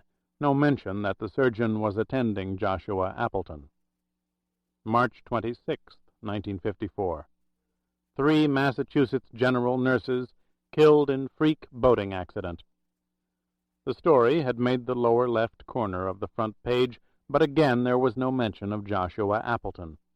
Indeed, it would have been strange if there had been. The 3 were on a rotating 24-hour schedule. If they were all in Marblehead that night, who was at the Appleton bedside? April 10th, 1954. Bostonian dies in Gstaad skiing tragedy. He had found it. It was, naturally, on the front page, the headlines prominent, the copy written as much to evoke sympathy as to report the tragic death of a young man. Scofield studied the story, positive that he would come to certain lines. He did. Because of the victim's deep love of the Alps, and to spare family and friends further anguish, the family has announced that the burial will take place in Switzerland, in the village of Col du Pion. Bray wondered who was in that coffin in Col du Pion, or was it merely empty? He returned to the cheap hotel, gathered his things together, and took a cab to the Prudential Center parking lot, Gate A. He drove the rented car out of Boston, along Jamaica Way into Brookline. He found Appleton Hill driving past the gates of Appleton Hall, absorbing every detail he could within the short space of time. The huge estate was spread like a fortress across the crest of the hill, a high stone wall surrounding the inner structure, tall roofs that gave the illusion of parapets seen above the distant wall. The roadway beyond the main gate wound up the hill around a huge brick carriage house covered with ivy, housing no fewer than 8 to 10 complete apartments, 5 garages fronting an enormous concrete parking area below. He drove around the hill. The 10-foot-high wrought-iron fence was continuous. Every several hundred yards, small lean-to shelters were built into the earth of the hill like miniature bunkers, and within a number of them he could see uniformed men sitting and standing, smoking cigarettes and talking on telephones. It was the seat of the Matarese, the home of the shepherd boy. At 9:30 he drove out to Logan Airport. He had told Amos La Follette to get off the plane and head directly to the dimly lit bar across from the main newsstand. The booths were so dark it was nearly impossible to see a face 5 feet in front of one, the only light a series of flashes from an enormous television screen on the wall. Bray slid into the black plastic booth, adjusting his eyes to the lack of light. For an instant he thought of another booth in another dimly lit room and another man. London, the Connaught Hotel, Roger Simmons. He pushed the memory from his mind. It was an obstacle. He could not handle obstacles right now. He saw the student walk through the bar's entrance.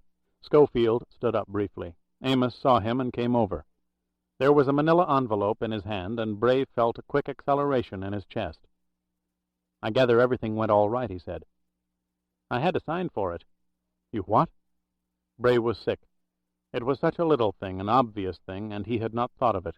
"Take it easy. I wasn't brought up on 135th Street and Lenox Avenue for nothing." "What name did you use?" asked Scofield, his pulse receding. "R.M. Nixon. The receptionist was real nice. She thanked me." "You'll go far, Amos." "I intend to." "I hope this'll help." Bray handed his envelope across the table. The student held it between his fingers. "Hey, man, you know you don't really have to do this." "Of course I do. We had an agreement." "I know that, but I've got an idea you've gone through a lot of sweat for a lot of people you don't know." "And a number that I know very well. The money's incidental. Use it." Bray opened his attaché case and slipped the X-ray envelope inside.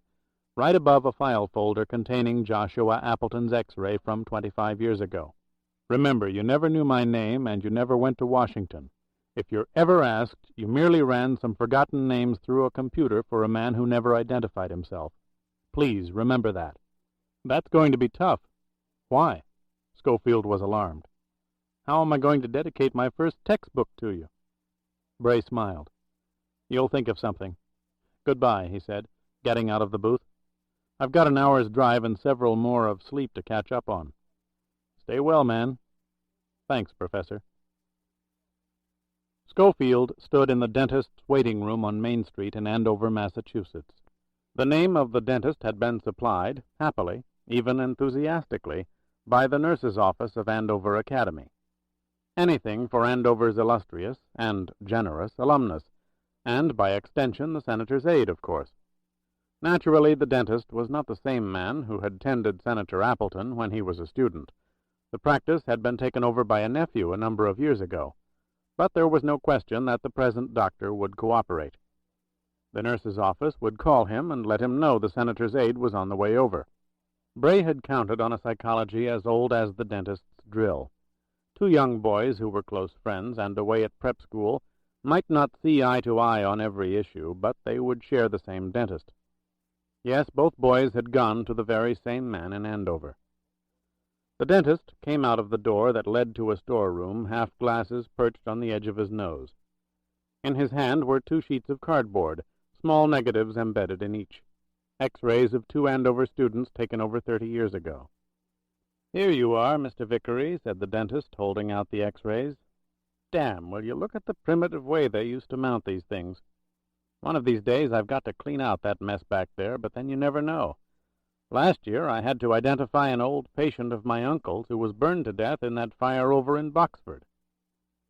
"Thank you very much," said Scofield, accepting the X-ray sheets.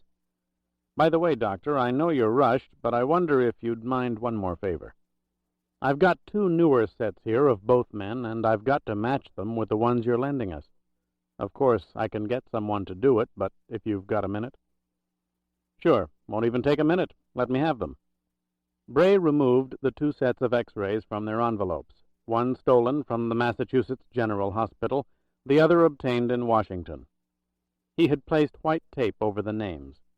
He gave them to the dentist, who carried them to a lamp and held them in sequence against the glare of the light bulb above the shade. "There you are," he said, holding the matching X-rays separately in each hand. Scofield put each set in a different envelope. "Thanks again, Doctor." "Any time." The dentist walked rapidly back into his office. He was a man in a hurry. Bray sat in the front seat of the car, his breathing erratic, perspiration on his forehead. He opened the envelopes and took out the X-ray sheets. He pulled off the small strips of tape that covered the names. He had been right. The awesome fragment was irrevocably in place, the proof in his hand. The man who sat in the Senate, the man who unquestionably would be the next President of the United States, was not Joshua Appleton IV. He was Julian Gideron, son of the shepherd boy. Chapter 35. Scofield drove southeast to Salem. Delay was irrelevant now, previous schedules to be thrown away. He had everything to gain by moving as fast as he could, as long as every move was the right move, every decision the perceptive decision. He had his cannons and his nuclear bomb, his bill of particulars and the X-rays. It was a question now of mounting his weapons properly, using them, not only to blow the Matarese out of existence, but first, above all, first, to find Antonia and force them to release her, and Talaniekov, if he was still alive. Which meant he had to create a deception of his own. All deceptions were based on illusion, and the illusion he had to convey was that Beowulf Agate could be had, his cannons and his bomb diffused, his assault stopped, the man himself destroyed. To do this, he had to take the initial position of strength, the weakness to follow. The hostage strategy would not wash any longer. He would not be able to get near Appleton. The shepherd boy would not permit it, the prize of the White House too great to place in jeopardy. Without the man there was no prize. So his position of strength lay in the X-rays. It was imperative he establish the fact that only a single set of X-rays existed, that duplicates were out of the question. Spectroanalysis would reveal any such duplicating process, and Beowulf Agate was not a fool. He would expect an analysis to be made. He wanted the girl. He wanted the Russian. The X-rays could be had for them. There would be a subtle omission in the mechanics of the exchange, a seeming weakness the enemy would pounce on. But it would be calculated, no weakness at all. The Matarese would be forced to go through with the exchange. A Corsican girl and a Soviet intelligence officer for X-rays that showed incontrovertibly that the man sitting in the Senate on his way to the presidency was not Joshua Appleton IV, legend of Korea, politician extraordinary, but instead a man supposedly buried in 1954 in the Swiss village of Col du Pion. He drove down toward Salem Harbor, drawn as he was always drawn toward the water, not precisely sure what he was looking for until he saw it. A shield-shaped sign on the lawn of a small hotel. Efficiency Suites. It made sense. Rooms with a refrigerator and cooking facilities. There'd be no stranger eating in restaurants. It was not the tourist season in Salem. He parked the car in a lot covered with white gravel and bordered by a white picket fence, the gray water of the harbor across the way. He carried his attaché case and travel bag inside, registered under an innocuous name, and asked for a suite. "Will payment be made by credit card, sir?" asked the young woman behind the counter. "I beg your pardon?" "You didn't check off the method of payment. If it's a credit card, our policy is to run the card through the machine." "I see. No, actually, I'm one of those strange people who use real money. One man's fight against plastic. Why don't I pay you for a week in advance? I doubt I'll stay any longer." He gave her the money. "I assume there's a grocery store nearby?" "Yes, sir, just up the street." "What about other stores? I've a number of things to get." There's a shopping plaza about 10 blocks west. I'm sure you'll find everything you need there. Bray hoped so. He was counting on it. He was taken to his suite, which was in effect one large room with a pull-out bed and divider that concealed the smallest stove this side of a hot plate and a refrigerator. But the room looked out over the harbor. It was fine. He opened his attaché case, took out the photograph he had removed from the wall in Mrs. Appleton's tomb for her son, and stared at it. Two young men, tall, muscular, neither to be mistaken for the other, but enough alike for an unknown surgeon somewhere in Switzerland to sculpt one into the other. A young American doctor paid to sign the medical authorization of discharge, then killed for security. A mother maintained as an alcoholic, kept at a distance, but paraded whenever it was convenient and fruitful to do so. Who knew a son better than his mother? Who in America would argue with, much less confront, Mrs. Joshua Appleton III? Scofield sat down and added a page to the 17 in his bill of particulars. Doctors: Nathaniel Crawford and Thomas Belford. A Swiss physician deprogrammed from a computer. A young plastic surgeon dead suddenly of a cerebral hemorrhage. 3 nurses drowned off Marblehead. Gstaad. A coffin in Col du Pion.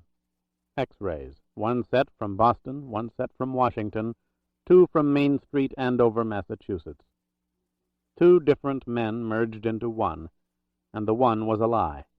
A fraud was about to become President of the United States. Bray finished writing and walked to the window that looked out on the still cold waters of Salem Harbor. The dilemma was clearer than it had ever been. They had traced the Matarese from its roots in Corsica through a federation of multinational corporations that encircled the globe. They knew it financed terror the world over, encouraged the chaos that resulted from assassinations and kidnappings, killing in the streets and aircraft blown out of the skies. They understood all this, but they did not know why. Why? The reason would have to wait. Nothing mattered but the deception that was Senator Joshua Appleton IV. For once the son of the shepherd boy reached the presidency, the White House belonged to the Matarese. What better residence for a consigliere? Keep breathing, my old enemy. Tony, my love, stay alive. Keep your mind. Scofield went back to his attaché case on the table, opened a side flap, and took out a single-edged razor blade that was wedged down between the leather. He then held the 2 matted sheets of cardboard with the embedded X-ray slides of 2 Andover students 35 years ago, and placed them on the table, one on top of the other. There were 4 rows of negatives, each with 4 slides, a total of 16 on each card. Small red-bordered labels identifying the patients, and the dates of the X-rays were affixed to the upper left-hand corners. He checked carefully to see that the borders of the cardboard sheets matched. They did. He pressed a manila envelope down on the top sheet between the first and second rows of X-rays, took the razor blade, and began to cut, slicing so that the blade went through both sheets of X-rays. The top row fell clean, 2 strips of 4 X-ray negatives. The names of the patients and dates of entry, typed on the small red-bordered labels more than 35 years ago, were on the strips. The simplest chemical analysis would confirm their authenticity. Bray doubted that any such analysis would be made on the new labels he would purchase and stick on the remaining 2 sheets with 12 X-rays each. It would be a waste of time.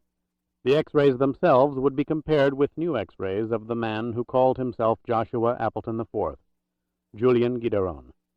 That was all the proof the Matarese would need. He took the strips and the larger sheets of negatives, knelt down and carefully buffed the edges of the cuts across the rug. Within 5 minutes, each of the edges was rubbed smooth, soiled just enough to match the age of the original borders. He got up and put everything back in his attaché case.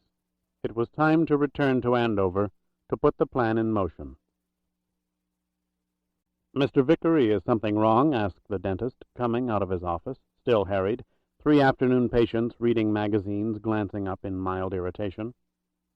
"I'm afraid I forgot something. May I speak with you for a second?"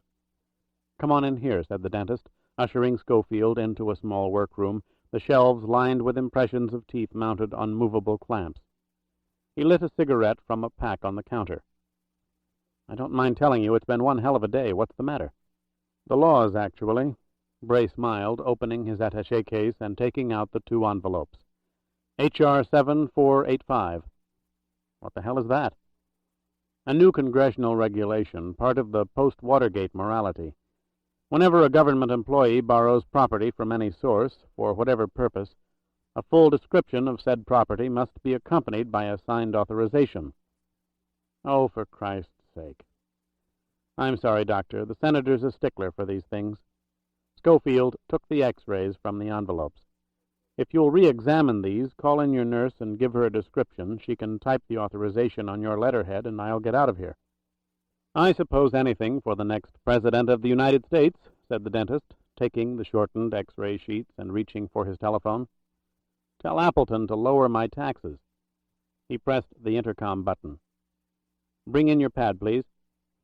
"Do you mind?" Bray took out his cigarettes. "Are you nuts? Carcinoma loves company." The nurse came through the door, steno pad and pencil in hand. "How do I start this?" asked the doctor, looking at Scofield.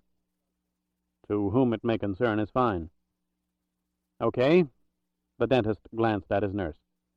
"We are keeping the government honest." He snapped on a scanning lamp and held both X-ray sheets against the glass. "To whom it may concern, Mr. The doctor stopped, looking at Bray again. "What's your first name?" "B.A. will do." "Mr. B.A. Vickery of Senator Appleton's office in Washington, D.C., had requested and received from me 2 sets of X-rays dated November 11th, 1943, for patients identified as Joshua Appleton and Julian Guideron." The dentist paused. "Anything else?" "A description, Doctor. That's what H.R. 7485 calls for." The dentist sighed, the cigarette protruding from his lips. "Said identical sets include 1, 2, 3, 4 across, 12 negatives." The doctor stopped, squinting through his half-glasses. "You know," he interjected, "my uncle wasn't only primitive, he was downright careless." "What do you mean?" asked Scofield, watching the dentist closely. "The right and left bicuspids are missing in both of these. I was so rushed I didn't notice before." "They're the cards you gave me this morning." "I'm sure they are. There are the labels. I think I matched the upper and lower incisors." He held out the X-rays for Scofield and turned to the nurse. "Put what I said into English and type it up, will you? I'll sign it outside." He crushed out his cigarette and extended his hand. "Nice to meet you, Mr. Vickery. I've really got to get back in there. Just one more thing, Doctor. Would you mind initialing these sheets and dating them?" Bray separated the X-rays and placed them on the counter. "Not at all," said the dentist. Scofield drove back to Salem. A great deal was still to be clarified, new decisions to be made as events shaped them, but he had his overall plan. He had a place to begin. It was almost time for Mr. B.A. Vickery to arrive at the Ritz-Carlton, but not yet. He had stopped earlier at the shopping plaza in Salem, where he had found small red-bordered labels almost identical to those used more than 35 years ago, and a store selling typewriters where he had typed in the names and the dates, rubbing them lightly to give the labels an appearance of age. And while walking to his car, he had looked briefly around at the shops, again seeing what he had hoped to see. Copies made while you wait. Equipment bought, sold, leased. Expert service.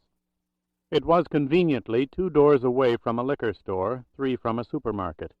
He would stop there now and have copies made of his bill of particulars, and afterward pick up something to drink and eat. He would be in his room for a long time. He had phone calls to make. They would take 5 to 7 hours to complete. They had to be routed on a very precise schedule through Lisbon. Bray watched as the manager of the Plaza Duplicating Service extracted the collated sheets of his indictment from the levels of gray trays that protruded from the machine. He had chatted briefly with the balding man, remarking that he was doing a favor for a nephew. The young fellow was taking one of those creative writing courses at Emerson, and had entered some sort of college competition. "That kid's got some imagination," said the manager, clipping the stacks of copies together. "Oh, did you read it?" "Just parts. You stand over that machine with nothing to do but make sure there's no jamming, you look. But when people come in with personal things, like letters and wills, you know what I mean, I always try to keep my eyes on the dials. Sometimes it's hard." Bray laughed. "I told my nephew he'd better win or he'd be put in jail." "Not any more. These kids today, they're great. They say anything. I know a lot of people don't like 'em for it, but I do." "I think I do, too." Bray looked at the bill placed in front of him and took his money from his pocket. "Say, you wouldn't by any chance have an Alpha 12 machine here, would you?" "Alpha 12? That's an $80,000 piece of equipment. I do a good business, but I'm not in that class." "I suppose I could find one in Boston." "That insurance company over on Lafayette Street has one. You can bet your life the Home Office paid for it. It's the only one I know of north of Boston, and I mean right up to Montreal." "An insurance company?" "West Hartford Casualty. I trained the two girls who run the Alpha 12. Isn't that just like an insurance company? They buy a machine like that, but they won't pay for a service contract." Scofield leaned on the counter, a weary man confiding. "Listen, I've been traveling for 5 days, and I've got to get a report into the mails by tonight. I need an Alpha 12. Now, I can drive into Boston and probably find one. But it's damn near 4 o'clock, and I'd rather not do that.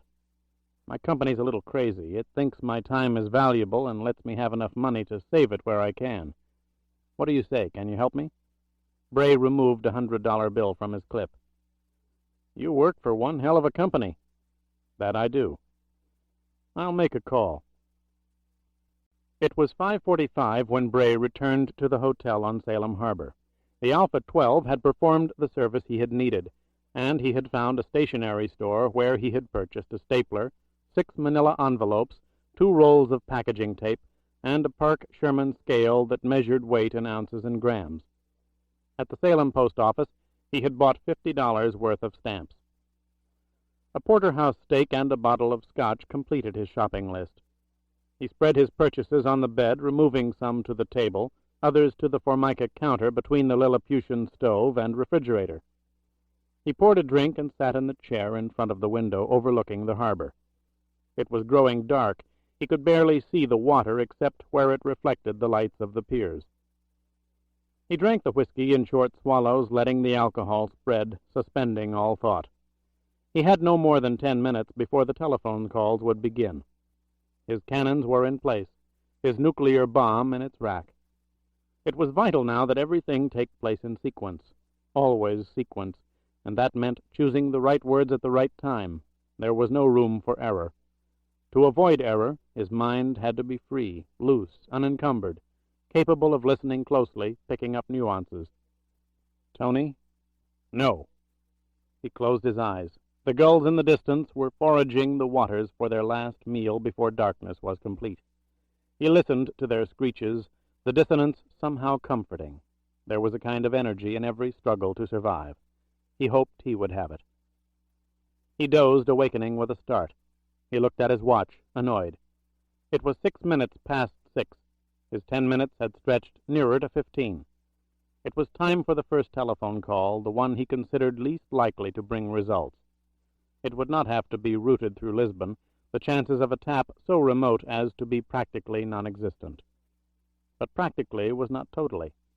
Therefore his conversation would last no longer than 20 seconds, the minimum amount of time needed for even the most sophisticated tracing equipment to function.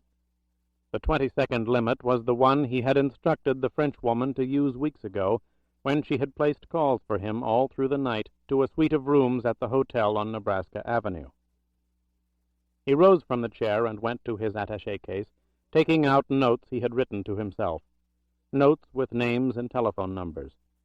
He walked over to the bedside telephone, pulled the armchair next to the phone, and sat down. He thought for a moment, composing a verbal shorthand French for what he wanted to say, doubting, however, that it would make any difference. Ambassador Robert Winthrop had disappeared more than a month ago. There was no reason to think he had survived. Winthrop had raised the names of the Matarese with the wrong men, or man, in Washington. He picked up the phone and dialed. 3 rings followed before an operator got on the line and asked for his room number. He gave it, and more distant rings continued. "Hello?" Listen, there's no time. Do you understand? Yes, go ahead. She knew him. She was with him. He spoke rapidly in French, his eyes on the sweep hand of his watch. Ambassador Robert Winthrop, Georgetown. Take 2 company men with you, no explanations. If Winthrop's there, ask to see him alone, but say nothing out loud. Give him a note with the words, "Beowulf wants to reach you." Let him advise in writing. The contact must be sterile. I'll call you back. 17 seconds. We must talk, was the strong, quick reply. Call back. He hung up. She'd be safe. It was not only unlikely that the Matarese had found her and tapped her, but even if they had, they would not kill her. There was nothing to gain, more to learn by keeping the intermediary alive, and too much of a mess killing the company men with her. Besides, there were limits to his liability under the circumstances. He was sorry, but there were. It was time for Lisbon. He had known since Rome that he would use Lisbon when the moment came. A series of telephone calls could be placed through Lisbon only once. For once those receiving the calls were listed in the overnight databanks, red cards would fly out of computers into alarm slots, the coded source traced through other computers in Langley, and no further calls permitted by that source, all transmissions terminated.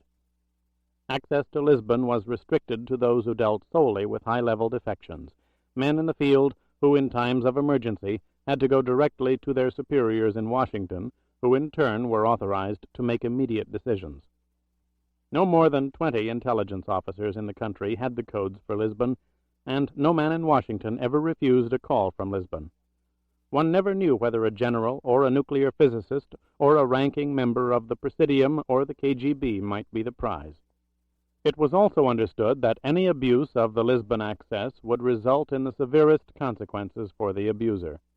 Bray was amused, grimly, at the concept. The abuse he was about to inflict was beyond anything conceived by the men who made the rules. He looked at the 5 names and titles he was about to call.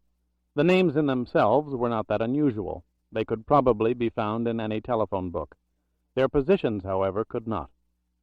The Secretary of State, the Chairman of the National Security Council, the Director of the Central Intelligence Agency, the Chief Foreign Policy Advisor to the President, the Chairman of the Joint Chiefs of Staff.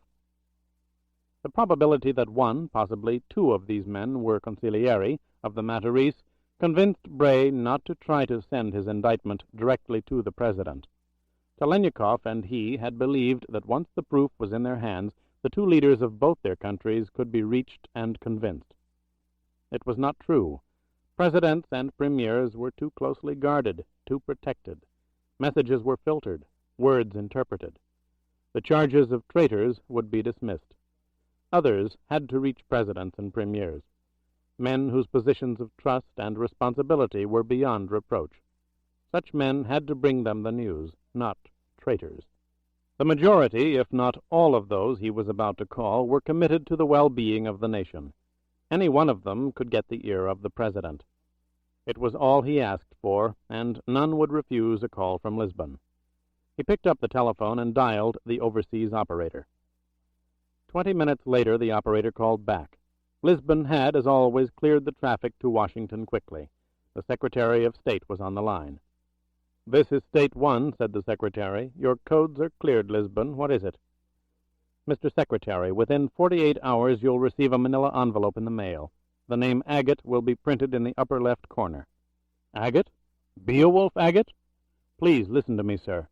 Have the envelope brought directly to you unopened. Inside there's a detailed report describing a series of events which have taken place, and are taking place right now, that amount to a conspiracy to assume control of the government." "Conspiracy? Please be specific. Communist?" "I don't think so." "You must be specific, Mr. Scofield. You are a wanted man, and you're abusing the Lisbon connection. Self-seeking cries of alarm from you are not in your interest, or in the interest of the country. You'll find all the specifics you need in my report. Among them is proof, I repeat, proof, Mr. Secretary, that there's been a deception in the Senate that goes back 20 years. It's of such magnitude that I'm not at all sure the country can absorb the shock. It may not even be in its interest to expose it. Explain yourself." "The explanation's in the envelope, but not a recommendation. I haven't got any recommendations. That's your business. And the President's. Bring the information to him as soon as you get it. I order you to report to me immediately. I'll come out in 48 hours if I'm alive. When I do, I want two things: vindication for me and asylum for a Soviet intelligence officer, if he's alive. Scofield, where are you? Bray hung up. He waited 10 minutes and placed his second call to Lisbon. 35 minutes later, the chairman of the National Security Council was on the line. Mr. Chairman, within 48 hours you'll receive a manila envelope in the mail. The name Agate will be printed in the upper left corner.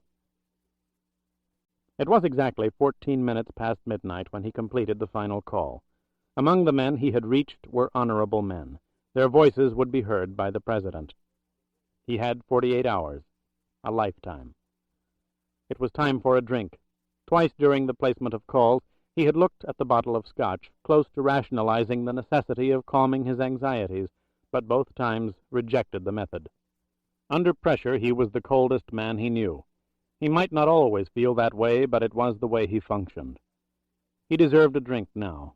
It would be a fitting salute to the call he was about to make to Senator Joshua Appleton IV, born Julian Gideron, son of the shepherd boy. The telephone rang, the shock of its sound causing Bray to grip the bottle in his hand, oblivious to the whiskey he was pouring. Liquor spilled over the glass onto the counter. It was impossible.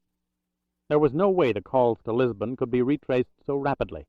The magnetic trunk lines fluctuated hourly, ensuring blind origins. The entire system would have to be shut down for a minimum of 8 hours in order to trace a single call. Lisbon was an absolute. Place a call through it, and a man was safe, his location buried until it no longer mattered. The phone rang again. Not to answer was not to know, the lack of knowledge infinitely more dangerous than any tracing. No matter what, he still had cards to play, or at least the conviction that those cards were playable. He would convey that. He lifted up the phone. Yes? Room 212? What is it?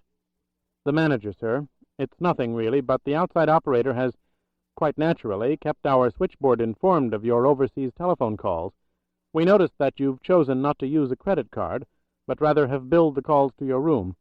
We thought you'd appreciate knowing that the charges are currently in excess of $300. Scofield looked over at the depleted bottle of scotch. Yankee skepticism would not change until the planet blew up, and then the New England bookkeepers would sue the universe.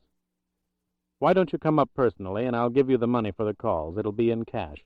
Oh, not necessary at all, sir. Actually, I'm not at the hotel. I'm at home. There was the slightest, slightly embarrassed pause. In Beverly, we'll just attach— Thank you for your concern, interrupted Bray, hanging up and heading back to the counter and the bottle of scotch. 5 minutes later, he was ready, ice-like calm spreading through him as he sat down next to the telephone. The words would be there because the outrage was there. He did not have to think about them. They would come easily.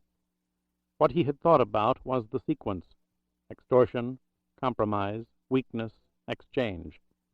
Someone within the Matarese wanted to talk with him, recruit him for the most logical reasons in the world. He'd give that man, whoever he was, the chance to do both.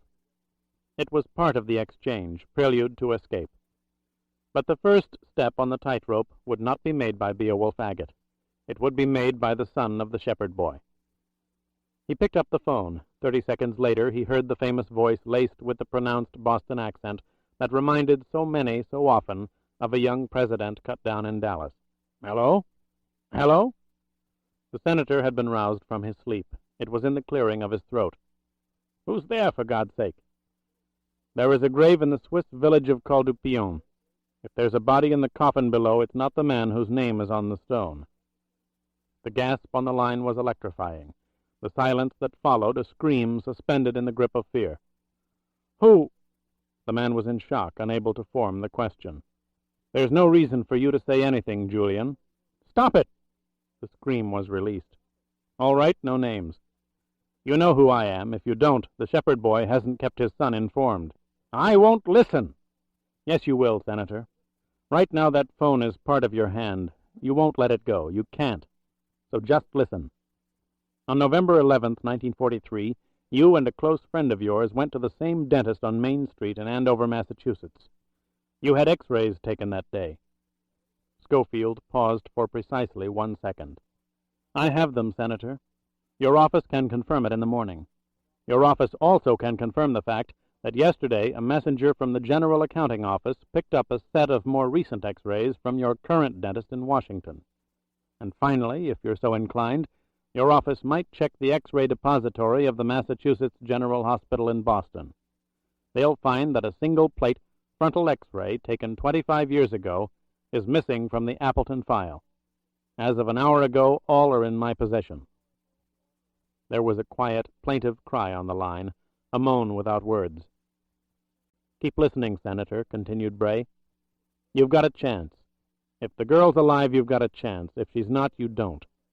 Regarding the Russian, if he's going to die, I'll be the one who kills him. I think you know why. You see, accommodations can be made. What I know, I don't want to know. What you do is no concern of mine, not any longer. What you want, you've already won, and men like me simply end up working for people like you. That's all that ever happens. Ultimately, there's not much difference between any of you, anywhere. Scofield paused again. The bait was glaring. Would he take it? He did, the whisper hoarse, the statement tentative. There are people who want to talk with you. I'll listen, but only after the girl is free. The Russian turned over to me. The X-rays? The words were rushed, cut off. A man was drowning. That's the exchange. How? We'll negotiate it. You've got to understand, Senator, the only thing that matters to me now is me. The girl and I, we just want to get away. What? Again the man was incapable of forming the question. Do I want? Completed Scofield. Proof that she's alive, that she can still walk. I don't understand. You don't know much about exchanges, either. A package that's immobile isn't any package at all. It voids the exchange. I want proof, and I've got a very powerful pair of binoculars. Binoculars? Your people will understand. I want a telephone number and a sighting. Obviously, I'm in the Boston vicinity. I'll call you in the morning at this number. There's a debate on the Senate floor, a quorum. You'll miss it, said Bray, hanging up. The first move had been made. Telephones would be in use all night between Washington and Boston. Move and countermove, thrust and parry, press and check. The negotiations had begun. He looked at the manila envelopes on the table. Between calls, he had sealed all of them, weighed and stamped them. They were ready to go. Except one, and there was no reason to believe he would mail it, the tragedy found in the disappearance of the man and what he might have done. It was time to call his old friend from Paris back. He picked up the phone and dialed. Bray, thank God, we've been waiting for hours. We? Ambassador Winthrop. He's there? It's all right. It was handled extremely well. His man, Stanley, assured me that no one could possibly have followed them, and for all purposes the ambassador is in Alexandria. Stanley's good. Scofield felt like yelling to the skies in sheer relief, sheer joy. Winthrop was alive. The flanks were covered, the Matarese destroyed. He was free to negotiate as he had never negotiated in his life before, and he was the best there was. Let me talk to Winthrop. Brandon, I'm on the line. I'm afraid I took the phone from your friend quite rudely. Forgive me, my dear. What happened? I tried calling you. I was hurt.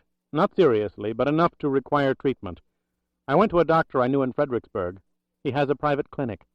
It wouldn't do for the eldest of so-called statesmen to show up at a Washington hospital with a bullet in his arm. I mean, can you imagine Harriman turning up in a Harlem emergency ward with a gunshot wound? I couldn't involve you any further, Brandon. Jesus, I should have considered that. You had enough to consider. Where are you? Outside of Boston. There's so much to tell you, but not on the phone. It's all in an envelope, along with 4 strips of X-rays. I've got to get it to you right away, and you've got to get it to the President. The Matarese? More than either of us could imagine. I have the proof. Take the first plane to Washington. I'll reach the President now and get you full protection, a military escort if need be. The search will be called off. I can't do that, sir. Why not? The ambassador was incredulous. There are hostages involved. I need time. They'll be killed unless I negotiate. Negotiate? You don't have to negotiate. If you have what you say you have, let the government do it. It takes roughly 1 pound of pressure and less than 1/5 of a second to pull a trigger, said Scofield. I've got to negotiate. But you see, I can now. I'll stay in touch. Pinpoint the exchange ground. You can cover me." "Those words again," said Winthrop. "They never leave your vocabulary, do they?" "I've never been so grateful for them." "How much time?" "It depends. It's delicate. 24, possibly 30 hours. It has to be less than 48. That's the deadline." "Get the proof to me, Brandon. There's an attorney. His firm's in Boston, but he lives in Waltham. He's a good friend. Do you have a car?" "Yes, I can get to Waltham in about 40 minutes." "Good. I'll call him. He'll be on the first plane to Washington in the morning. His name is Paul Bergeron. You'll have to get his address from the phone book." "No problem." It was 1:45 a.m. when Bray rang the bell of the Fieldstone house in Waltham. The door was opened by Paul Bergeron, dressed in a bathrobe, creases of concern on his aging, intelligent face. "I know I'm not to ask your name, but would you care to come in? From what I gather, I'm sure you can use a drink." "Thanks just the same, but I still have work to do." "Here's the envelope, and thanks again." "Another time, perhaps." The attorney looked at the thick manila envelope in his hand. "You know, I feel the way Jim St. Clair must have felt when he got that last call from Al Haig. Is this some kind of smoking gun?" "It's on fire, Mr. Bergeron." "I called the airline an hour ago. I'm on the 7:55 to Washington. Winthrop will have this by 10 in the morning." "Thanks. Good night." Scofield drove back toward Salem, scanning the roads instinctively for signs of anyone following him. There were none, nor did he expect to see any. He was also looking for an all-night supermarket. Their wares were rarely, if ever, restricted to foodstuffs. He found one on the outskirts of Medford, set back from the highway. He parked in front, walked inside, and saw what he was looking for in the second aisle, a display of inexpensive Big Ben alarm clocks. He bought 10 of them. It was 3:18 when he walked into his room. He took the alarm clocks from their boxes, lined them up on the table, and opened his attaché case, taking out a small leather case containing miniature hand tools. He would buy bell wire and batteries first thing in the morning, the explosives later in the day. The charges might be a problem, but it was not insurmountable. He needed more show than power, and in all likelihood he would need nothing at all. The years, however, had taught him caution. An exchange was like the workings of a giant aircraft. Each system had a backup system, each backup an alternative. He had 6 hours to prepare his alternatives. It was good he had something to do. Sleep now was out of the question.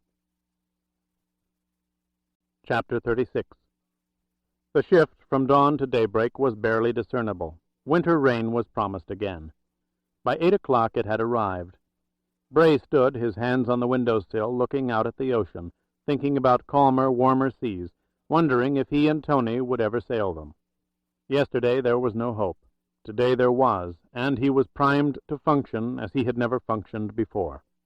All that was Beowulf Agate would be seen and heard from this day. He had spent his life preparing for the few brief hours that would prolong it the only way that was acceptable to him. He would bring her out, or he would die. That had not changed. The fact that he had effectively destroyed the Matarese was almost incidental now. That was a professional objective, and he was the best. He and the Russian were the best. He turned from the window and went to the table, surveying his work of the last few hours. It had taken less time than he had projected, so total was his concentration. Each clock was dismantled, every main wheel spring drilled at the spindle, new pinion screws inserted in the ratchet mechanisms, the miniature bolts balanced. Each was now prepared to accept the insertion of bell wires leading to battery terminals that would throw 30 seconds of sparks into exposed powder. These sparks would, in turn, burn and ignite explosives over a span of 15 minutes. Each alarm had been set and reset a dozen times, infinitesimal grooves filed across the gears ensuring sequence. All worked a dozen times in sequence. Professional tools, no particular significance attached to his knowing them. The designer was also a mechanic, the architect a builder, the critic a practitioner of the craft. It was essential. Powder could be obtained at any gunsmith's with the purchase of shells. As for explosives, a simple visit to a demolition or excavation site armed with the proper government identification, was all that it took for an on-the-spot inventory. The rest was a matter of having large pockets in a raincoat. He had done it all before. Lay mentality was the same everywhere. Beware the man bearing a black plastic ID case who spoke softly. He was dangerous. Cooperate. Do not allow your name to get on a list. He placed the clock mechanisms in a box given him by the supermarket clerk 5 hours ago, sealed the top, and carried it outside to his car. He opened the trunk, wedged the box into the corner, and returned to the hotel lobby. "I find that I'll be leaving shortly," he said to the young man behind the front desk. "I paid for a week, but my plans have changed." "You also had a lot of phone calls billed to your room." "True," agreed Scofield, wondering how many people in Salem were also aware of it. "Did witches still burn in Salem?" "If you'd have the balance ready for me, I'll be down in about a half hour. Add these papers to my bill, please." He took 2 newspapers from the stacks on the counter, the Morning Examiner and a local weekly. He walked back up the staircase to his room. He made instant coffee, carried the cup to the table, and sat down with the newspapers and the Salem telephone book. It was 8:25. Paul Bergeron had been in the air 30 minutes, weather at Logan Airport permitting. It was something he would check when he started his calls. He opened the Examiner, turning to the classified section. There were 2 openings for construction workers, the first in Newton, the second in Braintree. He wrote down the addresses, hoping to find a third or a fourth nearer by. He did. In the Salem Weekly there was a photograph taken 5 days ago showing Senator Joshua Appleton at a groundbreaking ceremony in Swampscott. It was a federal project coordinated with the state of Massachusetts, a middle-income housing development being built on the rocky land north of Phillips Beach. The caption read, "Blasting and excavation to commence." The irony was splendid. He opened the telephone book and found a gunsmith in Salem. He had no reason to look further. He wrote down the address. It was 8:37. Time to call the lie that went under the name of Joshua Appleton. He got up and went to the bed, deciding impulsively to phone Logan Airport first. He did, and the words he heard were the words he wanted to hear. 7:55 to Washington. That would be Eastern Flight 62. Let me check, sir. There was a 12-minute delay, but the plane's airborne. No change in the ETA. Paul Bergeron was on his way to Washington and Robert Winthrop. There would be no delays now, no crisis conferences, no hastily summoned meetings between arrogant men trying to decide how and when to proceed. Winthrop would call the Oval Office. An immediate audience would be granted, and the full might of government would be pitted against the Matarese. And tomorrow morning, Winthrop had agreed to that, the senator would be picked up by Secret Service and taken directly to Walter Reed Hospital, where he would be subjected to intensive examinations. A 25-year fraud would be exposed, the son destroyed with the shepherd boy. Bray lit a cigarette, sipped his coffee, and picked up the phone. He was in full command. He would concentrate totally on his negotiations, on the exchange that would be meaningless to the Matarese. The senator's voice was tense, exhaustion in his tight delivery. "Nicholas Gideron wants to see you." "The shepherd boy himself," said Scofield. "You know my conditions. Does he? Is he prepared to meet them?" "Yes," whispered the son, "a telephone number he agrees to. He's not sure what you mean by a sighting." "Then there's nothing further to talk about. I'll hang up." "Wait!" "Why, it's a simple word. I told you I had binoculars. What else is there to say? He's refused. Goodbye, Senator." "No!" Appleton's breathing was audible. All right. You'll be told a time and a location when you call the number I give you." "I'll be what?" "You're a dead man, Senator. If they want to sacrifice you, that's their business. And yours, I suppose, but not mine." "What the hell are you talking about? What's wrong?" "It's unacceptable. I'm not told a time and a location. I tell you, and you tell them. Specifically, I give you a location and a time span, Senator. Between 3 and 5 o'clock this afternoon, at the north windows of Appleton Hall, the ones looking out over Jamaica Pond. Have you got that? Appleton Hall." "That is the telephone number." "You don't say. Have the windows lighted, the woman in one room, the Russian in another. I want mobility, conversation. I want to see them walking, talking, reacting. Is that clear? Yes, walking, reacting.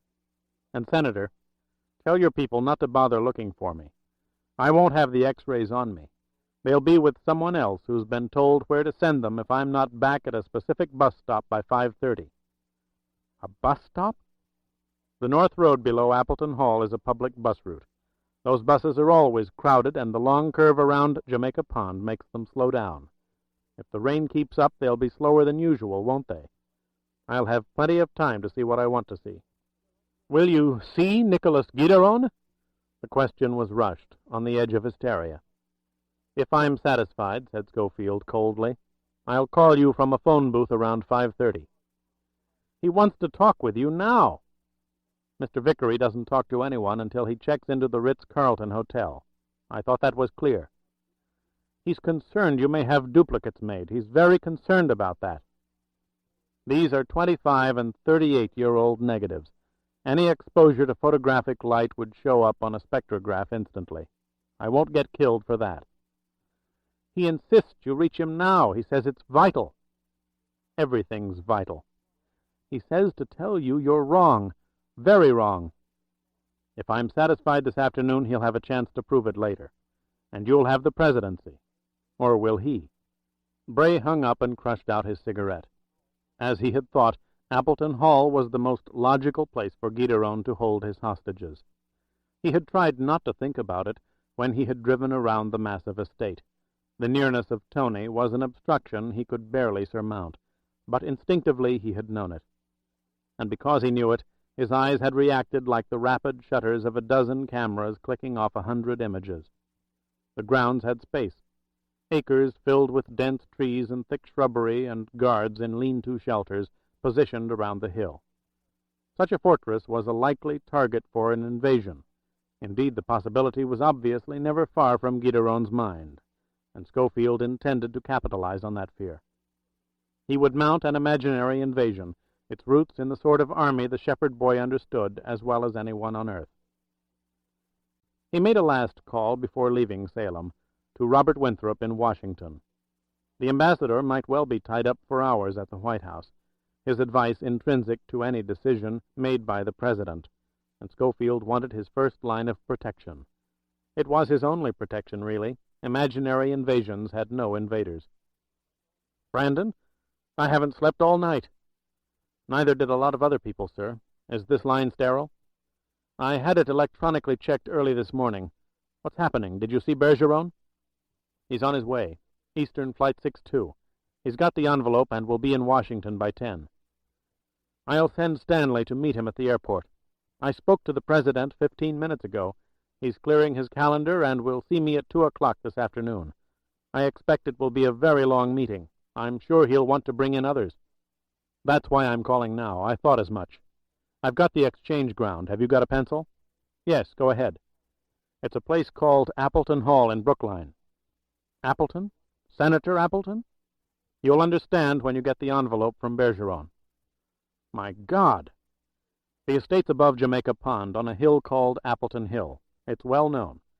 I'll set the meeting for 11:30 tonight. I'll time my arrival exactly. Tell whoever's in charge to start surrounding the hill at 11:45. Block off the roads a half-mile in all directions using detour signs and approach carefully. There are guards inside the fence every 200 or 300 feet. Station a command post on the dirt road across from the front gate. There's a large white house there, if I remember correctly. Take it and sever the telephone wires. It may belong to the Matarese. Just a minute, Brandon, interrupted Winthrop. I'm writing all this, and my hands and eyes aren't what they once were. I'm sorry, I'll slow down. It's all right. Sever telephone wires. Go on. My strategy's right out of the book. They may expect it, but they can't stop it. I'll say my deadline's 15 minutes past midnight. That's when I'm to go out the front door with the hostages to my car and strike 2 matches one after the other. They'll recognize a pattern. I'll tell them a drone is outside the gate with an envelope containing the X-rays. Drone? X-rays? The first is only a name for someone I hire. The second is the proof they expect me to deliver. But you can't deliver it. It wouldn't make any difference if I did. You'll have enough in the envelope Bergeron's bringing you. Of course. What else? When I strike the second match, tell the CP to give me corresponding signals. Corresponding? Strike 2 matches. Of course. Sorry. Then? Wait for me to drive down to the gate. I'll time everything as close to 12:20 as I can.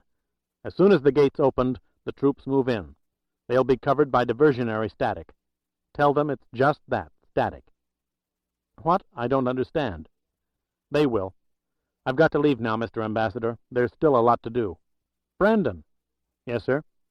There's one thing you do not have to do. What's that? Worry about vindication, I promise you. You were always the best there was.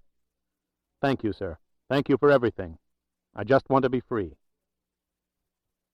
The gunsmith on Salem's Hawthorne Boulevard was both amused and pleased that the stranger purchased 2 grosses of .04 shotgun shells during off-season. Tourists were damn fools anyway, but this one compounded the damn foolery of paying good money not only for the shells, but for 10 plastic display tubes that the manufacturers supplied for nothing. He spoke with one of those smooth, kinda oily voices, probably a New York lawyer who never had a gun in his hand. Damn fools. The rain hammered down, forming pools in the mud as disgruntled crews of construction workers sat in cars waiting for a break in the weather so they could sign in. 4 hours meant a day's pay, but without signing in there was nothing. Scofield approached the door of a prefabricated shack, stepping on a plank sinking into the mud in front of the rain-splashed window. Inside he could see the foreman sitting behind a table talking into a telephone. 10 yards to the left was a concrete bunker, a heavy padlock on the steel door, the red-lettered sign stenciled across it explicit. Danger. Authorized personnel only. Swampscott Dev Corp. Bray rapped first on the window, distracting the man on the phone inside the shack, then stepped off the plank and opened the door. "Yeah, what is it?" yelled the foreman. "I'll wait till you're finished," said Scofield, closing the door. A sign on the table gave the man's name, A. Patelli. "That could be a while, pal. I got a thief on the phone. A fucking thief who says his fucking pansy drivers can't roll because it's wet out." "Don't make it too long, please." Bray removed his ID case. He flipped it open. "You are Mr. Patelli, aren't you?" The foreman stared at the identification card. "Yeah." He turned back to the phone. "I'll call you back, thief." He got out of the chair. "You government?" "Yes." "What the hell's the matter now?" "Something we don't think you're aware of, Mr. Patelli. My unit's working with the Federal Bureau of Investigation." "The FBI?" "That's right. You've had several shipments of explosive materials delivered to the site here." "Locked up tight and accounted for," interrupted the foreman. "Every fucking stick." "We don't think so. That's why I'm here." "What?" "There was a bombing 2 days ago in New York. Maybe you read about it. A bank in Wall Street. Oxidation raised several numbers on the serial imprint that blew with the detonating cap. We think it may be traced to one of your shipments." "That's fucking nuts." "Why don't we check?" The explosives inside the concrete bunker were not sticks. They were solid blocks roughly 5 inches long, 3 high and 2 thick, packaged in cartons of 24. "Prepare a statement of consignment, please," said Scofield, studying the surface of a brick. "We were right. These are the ones." "A statement?" "I'm taking a carton for evidentiary analysis." "What?" "Look, Mr. Patelli, your ass may be in a very tight sling. You signed for these shipments, and I don't think you counted. I'd advise you to cooperate fully. Any indication of resistance could be misinterpreted. After all, it's your responsibility. Frankly, I don't think you're involved, but I'm only the field investigator. On the other hand, my word counts. I'll sign any fucking thing you want. What do I write?" At a hardware store, Bray bought 10 dry cell batteries, 10 5-quart plastic containers, a roll of bell wire, and a can of black spray paint. He asked for a very large box to carry everything in through the rain. He sat in the back seat of his rented car, placed the last of the clocks into its plastic container, pressing the explosive brick down beside the battery. He listened for the steady tick of the mechanism. It was there. Then he snapped the edges of the cover in place and sealed it with tape.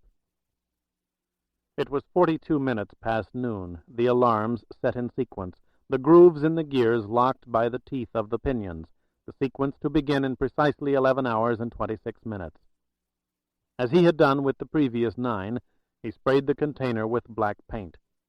A great deal of it soiled the rear seat cushion. He would leave a $100 bill in the crease. He inserted the coin in the payphone. He was in West Roxbury, 2 minutes from the border of Brookline. He dialed, waited for the line to be answered, and roared into the mouthpiece. "Sanitation?" "Yes, sir. What can we do for you?" "Appleton Drive, Brookline. The sewer's backed up. It's all over my goddamn front lawn." "Where is that, sir?" "I just told you, Appleton Drive and Beechnut Terrace. It's terrible." "We'll dispatch a truck right away, sir." "Please, hurry." The sanitation department van made its way haltingly up Beechnut Terrace toward the intersection of Appleton Drive, its driver obviously checking the sewer drains in the street. When he reached the corner, a man in a dark blue raincoat flagged him down. It was impossible to go around the man. He moved back and forth in the middle of the street, waving his arms frantically. The driver opened his door and shouted through the rain, "What's the matter?" It was the last thing he would say for several hours. Within the Appleton Hall compound, a guard in a cedar lean-to picked up his wall telephone and told the operator on the switchboard to give him an outside line. He was calling the sanitation department in Brookline. One of their vans was on Appleton Drive, stopping every 100 feet or so. "There are reports of a blockage in the vicinity of Beechnut and Appleton, sir. We have a truck checking it out." "Thank you," said the guard, pushing a button that was the intercom for all stations. He relayed the information and returned to his chair. What kind of idiot would check out sewers for a living? Scofield wore the black rain slicker with the stenciled white letters across the back. Sanitation Department, Brookline. It was 3:05. The sighting had started, Antonia and Talaniekov standing behind windows on the other side of the estate. The concentration in Appleton Hall would be on the road below. He drove the sanitation van slowly up Appleton Drive, staying close to the curb, stopping at every sewer drain in the street. As the road was long, there were roughly 20 to 30 such drains. At each stop, he got out carrying a 6-foot extension snake and whatever other tools he could find in the van that seemed to fit a hastily imagined problem. This was at every stop. At 10, however, he added one other item, a 5-quart plastic container that had been sprayed black. With 7, he was able to wedge them between the spikes of the wrought-iron fence beyond the sight lines of the lean-tos, pushing them into the foliage with the snake.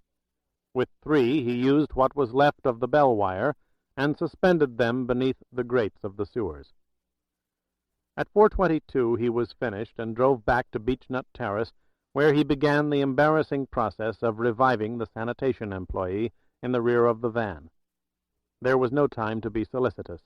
He removed the rain slicker and slapped the man into consciousness. "What the hell happened?" The man was frightened, recoiling at the sight of Bray above him. "I made a mistake," said Scofield simply. "You can accept that or not, but nothing's missing, no harm's been done, and there is no problem with the sewers." "You're crazy." Bray took out his money clip. "I'm sure it appears that way, so I'd like to pay you for the use of your truck. No one has to know about it. Here's $500. "5? For the past hour you've been checking the drains along Beechnut and Appleton. That's all anyone has to know. You were dispatched and did your job. That is, if you want the 500. "You're crazy." "I haven't got time to argue with you. Do you want the money or not?" The man's eyes bulged. He took the money. It did not matter whether they saw him now. Only what he saw mattered. His watch read 4:57. 3 minutes remained before the sighting was terminated. He stopped his car directly below the midpoint of Appleton Hall, rolled down his window, and raised the binoculars, focusing through the rain on the lighted windows 300 yards above. The first figure to come into view was Talaniekov, but it was not the Talaniekov he had last seen in London. The Russian stood motionless behind the window, the side of his head encased in a bandage, a bulge beneath the open collar of his shirt, further evidence of wounds wrapped tightly with gauze. Standing beside the Soviet was a dark-haired, muscular man, his hand hidden behind Talanyekov's back. Scofield had the distinct impression that without that man's support, Talaniekov would collapse. But he was alive, his eyes staring straight ahead, blinking every other second or so. The Russian was telling him he was alive. Bray moved the glasses to the right. His breathing stopped, the pounding in his chest like a rapidly accelerating drum in an echo chamber. It was almost more than he could bear. The rain blurred the lenses. He was going out of his mind. There she was, standing erect behind the window, her head held up, angled first to her left, then to her right, her eyes leveled, responding to voices. Responding. And then Scofield saw what he dared not hope to see. Relief swept over him, and he wanted to shout through the rain in sheer exuberance. There was fear in Antonia's eyes, to be sure, but there was also something else. Anger. The eyes of his love were filled with anger, and there was nothing on earth that took its place. An angry mind was a mind intact. He put the binoculars down, rolled up the windows, and started the engine. He had several telephone calls and a final arrangement to make. When these were done, it was time for Mr. B.A. Vickery to arrive at the Ritz-Carlton Hotel. Chapter 37. "Were you satisfied?" The senator's voice was more controlled than it had been that morning. The anxiety was still there, but it was farther below the surface. "How badly is the Russian hurt?" "He's lost blood. He's weak." "I could see that. Is he ambulatory?" "Enough to put him into a car, if that's what you want to do." "It's what I want to do. Both he and the woman in my car with me at the exact moment I say. I'll drive the car down to the gate, and on my signal the gate will be opened. That's when you get the X-rays and we get out." "I thought you wanted to kill him." "I want something else first. He has information that can make the rest of my life very pleasant, no matter who runs what." "I see. I'm sure you do." "You said you'd meet with Nicholas Gideron. Listen to what he has to say." "I will. I'd be a liar if I didn't admit I had questions." "He'll answer everything. When will you see him?" "He'll know when I check into the Ritz-Carlton. Tell him to call me there. And let's get one thing clear, Senator. A telephone call. No troops. The X-rays won't be in the hotel." "Where will they be?" "That's my business." Scofield hung up and left the phone booth. He'd place his next call from a booth in the center of Boston to check in with Robert Winthrop, as much to get the ambassador's reaction to the material in the envelope as anything else, and to make sure his protection was being mounted. If there were hitches, he wanted to know about them. "It's Stanley, Mr. Scofield." As always, Winthrop's chauffeur spoke gruffly, not unpleasantly. "The ambassador's still at the White House. He asked me to come back here and wait for any calls from you. He told me to tell you that everything you asked for is being taken care of. He said I should repeat the times, 11:30, 11:45, and 12:15.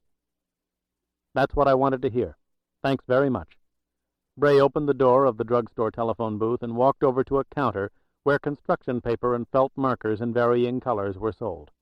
He chose bright yellow paper and a dark blue marker. He went back to his car and, using his attaché case for a desk, wrote his message in large, clear letters on the yellow paper.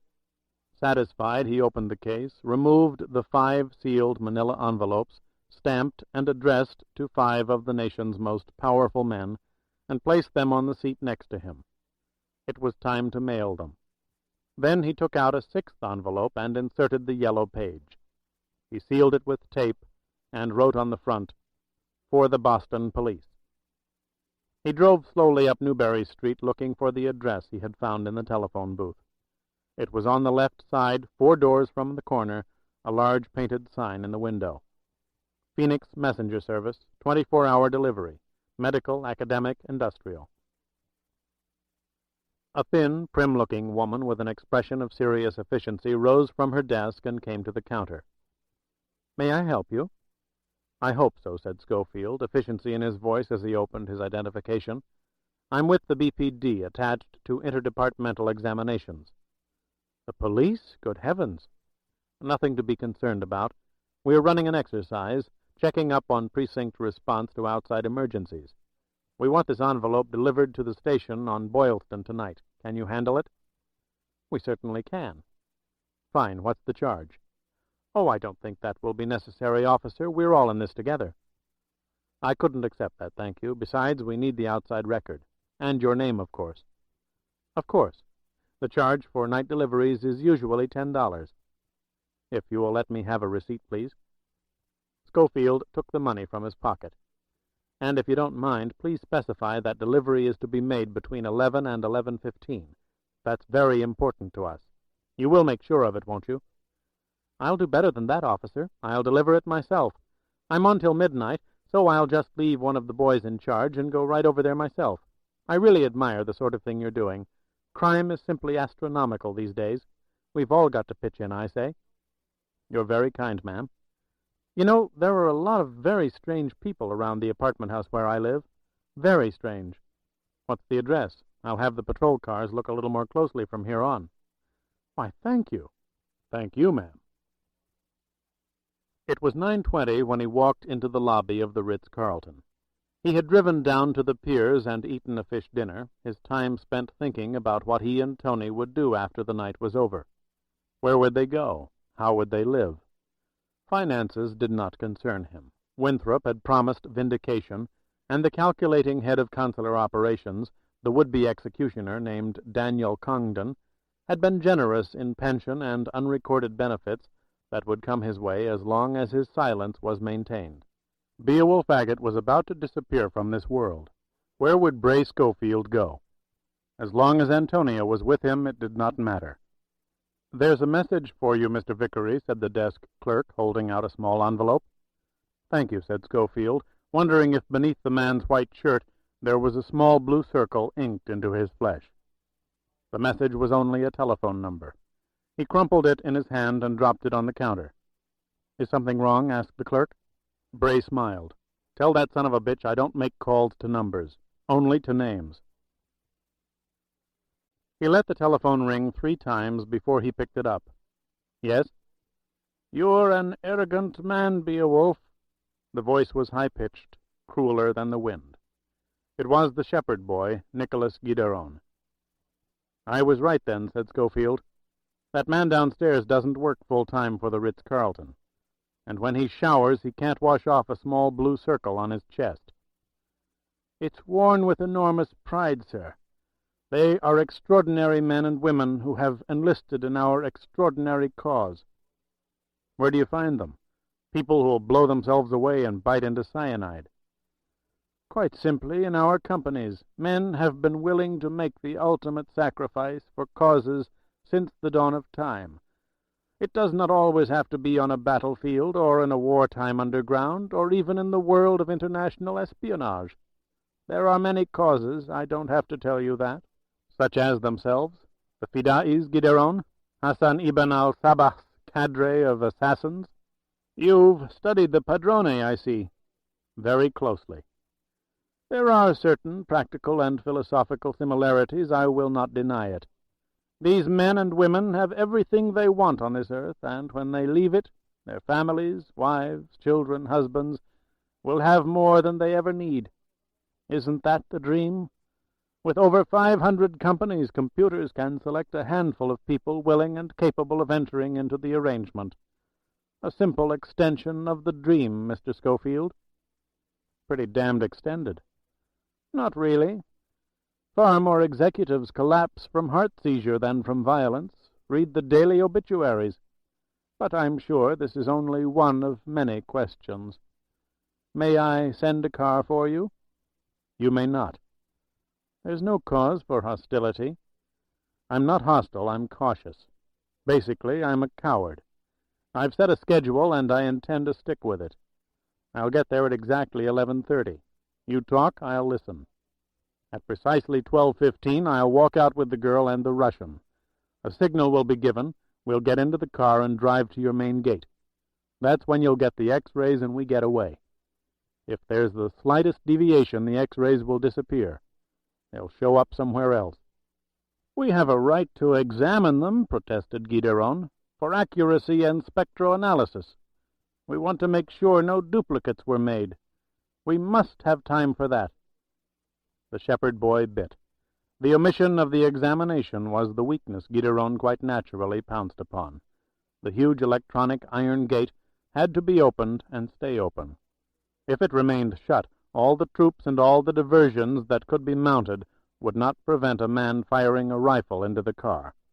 Bray hesitated. "Fair enough. Have equipment and a technician down at the gatehouse. Verification will take 2 or 3 minutes, but the gate has to remain open while it's being done." "Very well. By the way," added Scofield, "I meant what I said to your son." "You mean Senator Appleton, I believe." "Believe it. You'll find the X-rays intact, no light marks of duplication. I won't get killed for that." "I'm convinced, but I find a weakness in these arrangements." "A weakness?" Bray felt cold. "Yes, 11:30 to 12:15 is only 45 minutes. That's not much time for us to talk. For me to talk, and you to listen." Scofield breathed again. "If you're convincing, I'll know where to find you in the morning, won't I?" Gideron laughed softly in his eerily high-pitched voice. "Of course, so simple. You're a logical man." "I try to be. 11:30 then." Bray hung up. He had done it. Every system had a backup system, every backup an alternative. The exchange was covered on all flanks. It was 11:29 when he drove through the gates of Appleton Hall and entered the drive that curved up past the carriage house to the walled estate on the crest of the hill. As he drove by the cavernous garage of the carriage house, he was surprised to see a number of limousines. Between 10 and 12 uniformed chauffeurs were talking. They were men who knew each other. They had been here before together. The wall surrounding the enormous main house was more for effect than protection. It was barely 8 feet high, designed to look far higher from below. Joshua Appleton I had erected an expensive plaything. 1/3 castle, 1/3 fortress, 1/3 functional estate with an incredible view of Boston. The lights of the city flickered in the distance. The rain had stopped, leaving a chilly translucent mist in the air. Bray saw 2 men in the glare of his headlights. The one on the right signaled him to stop in front of a separation in the wall. He did so. The path beyond the wall was bordered by 2 heavy chains suspended from thick iron posts, the door at the end set in an archway. All that was missing was a portcullis, deadly spikes to come crashing down with the severing of a rope. Bray got out of the car and was immediately shoved over the hood, every pocket, every area of his body searched for weapons. Flanked by the guards, he was escorted to the door in the archway and admitted. At first full glance, Scofield understood why Nicholas Gideron had to possess the Appleton estate. The staircase, the tapestries, the chandeliers, the sheer magnificence of the great hall was breathtaking. The nearest thing to it Bray could imagine was the burned-out skeleton in Porto Vecchio that once had been the Villa Matarese. "Come this way, please," said the guard on his right, opening a door. "You have 3 minutes with the guests." Antonia ran across the room into his arms, her tears moistening his cheeks, the strength of her embrace desperate. "My darling, you've come for us." "Shh!" He held her. Oh, God, he held her. "We haven't time," he said softly. "In a little while we're going to walk out of here. Everything's going to be all right. We're going to be free." "He wants to talk to you," she whispered, quickly. "What?" Scofield opened his eyes and looked beyond Tony. Across the room Talaniekov sat rigidly in an armchair. The Russian's face was pale, so pale it was like chalk, the left side of his head taped. His ear and half his cheek had been blown away. His neck and shoulder blade were also damaged, encased in a T-squared metal brace. He could barely move them. Bray held Antonia's hand and approached. Talaniekov was dying. "We're getting out of here," said Scofield. "We'll take you to a hospital. It'll be all right." The Russian shook his head slowly, painfully, deliberately. "He can't talk, darling." Tony touched Vasily's right cheek. "He has no voice." "Jesus, what did they—" "Never mind. In 45 minutes we're driving out of here." Again Talaniekov shook his head. The Russian was trying to tell him something. When the guards were helping him down the staircase, he had a convulsion, said Antonia. It was terrible. They were pulled down with him and were furious. They kept hitting him, and he's in such pain. They were pulled down? Asked Bray, wondering, looking at Talaniekov. The Russian nodded, reaching under his shirt to the belt beneath. He pulled out a gun and shoved it across his legs toward Scofield. He fell all right, whispered Bray, smiling, kneeling down and taking the weapon. You can't trust these commie bastards. Then he shifted the Russian, putting his lips close to Talanyakov's right ear.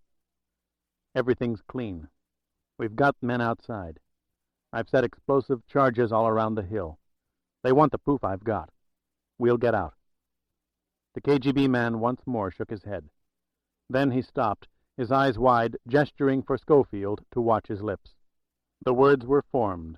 Pajar. Sigda Pajar. Bray translated. Fire? Always fire? Talaniekov nodded, then formed other words, a barely audible whisper now emerging. Zazhigania Pajar. Explosions? After the explosions, fire? Is that what you're saying? Again Talaniekov nodded, his eyes beseeching. You don't understand, said Bray. We're covered. The Russian once more shook his head, now violently. Then he raised his hand, 2 fingers across his lips. A cigarette? Asked Scofield. Vasily nodded. Bray took the pack out of his pocket, along with a book of matches. Talaniekov waved away the cigarettes and grabbed the matches. The door opened. The guard spoke sharply. That's it. Mr. Gideron's waiting for you. They'll be here when you're finished. They'd better be. Scofield rose to his feet, hiding the gun in his belt beneath his raincoat. He gripped Antonia's hand and walked with her to the door. I'll be back in a while. No one's going to stop us. Nicholas Gideron sat behind the desk in his library, his large head with the fringe of white hair supporting an old man's face, the pale skin taut, receding into the temples and stretched, sinking into the hollows that held his dark, shining eyes. There was a gnome-like quality about him. It was not hard to think of him as the shepherd boy.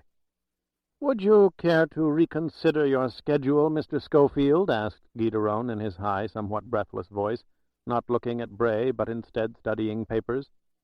40 minutes is really very little time, and I've got a great deal to tell you. You can tell me some other time, perhaps. Tonight the schedule stands. I see. The old man looked up, now staring at Scofield. You think we've done terrible things, don't you? I don't know what you've done. Certainly you do. We've had nearly 4 full days with the Russian. His monologues were not voluntary, but with chemical assistance the words were there. You've uncovered the pattern of huge companies linked across the world. You've perceived that through these companies we have funneled sums of money to terrorist groups everywhere. Incidentally, you're quite right. I doubt there's an effective group of fanatics anywhere that has not benefited from us. You perceive all this, but you can't understand why. It's at your fingertips, but it eludes you. At my fingertips?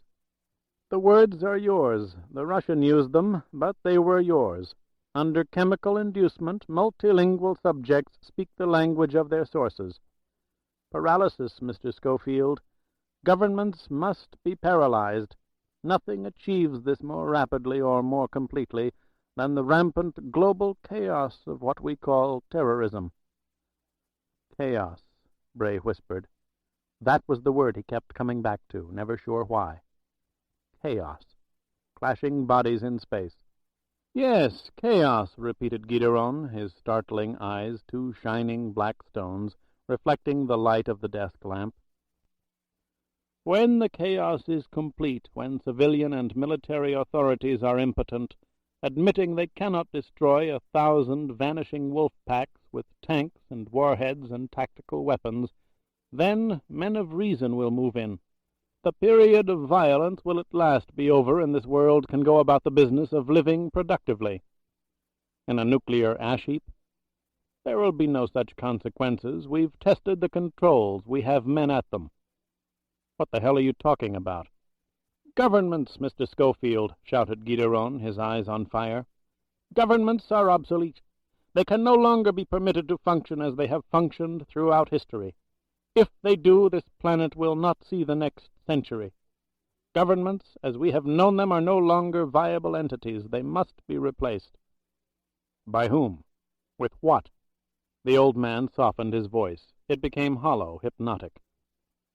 By a new breed of philosopher-kings, if you like, men who understand this world as it has truly emerged, who measure its potential in terms of resources, technology, and productivity, who care not one whit about the color of a man's skin, or the heritage of his ancestors, or what idols he may pray to, who care only about his full productive potential as a human being, and his contribution to the marketplace. "My God," said Bray, "you're talking about the conglomerates." "Does it offend you?" "Not if I owned one." "Very good." Gideron broke into a short jackal-like laugh. It disappeared instantly. "But that's a limited point of view. There are those among us who thought you, of all people, would understand. You've seen the other futility. You've lived it." "By choice." "Very, very good. But that presumes there is no choice in our structure. Untrue. A man is free to develop his full potential. The greater his productivity, the greater his freedom and rewards. Suppose he doesn't want to be productive, as you define it. Then obviously there's a lesser reward for the lesser contribution. Who does define it? Trained units of management personnel using all the technology developed in modern industry. I guess it'd be a good idea to get to know them. Don't waste time with sarcasm. Such teams operate daily all over the world. The international companies are not in business to lose money or forfeit profits. The system works. We prove it every day. The new society will function within a competitive, non-violent structure. Governments can no longer guarantee that. They're on nuclear collision courses everywhere. But the Chrysler Corporation does not make war on Volkswagen. No planes fill the skies to wipe out factories and whole towns centered around one or the other company. The new world will be committed to the marketplace, to the developing of resources and technology that ensure the productive survival of mankind. There's no other way. The multinational community is proof. It is aggressive, highly competitive, but it is non-violent. It bears no arms. "Chaos," said Bray, "the clashing of bodies in space. Destruction before the creation of order." "Yes, Mr. Scofield, the period of violence before the permanent era of tranquility. But governments and their leaders do not relinquish their responsibilities easily. Alternatives must be given men whose backs are to the wall." "Alternatives?" "In Italy we control nearly 20% of the parliament. In Bonn, 12% of the Bundestag. In Japan, almost 31% of the Diet. Could we have done this without the Brigate Rosse or Baader-Meinhof or the Red Army of Japan? We grow in authority every month. With each act of terrorism we are closer to our objective, the total absence of violence." That wasn't what Guillaume de Matarese had in mind 70 years ago. "It's much closer than you think.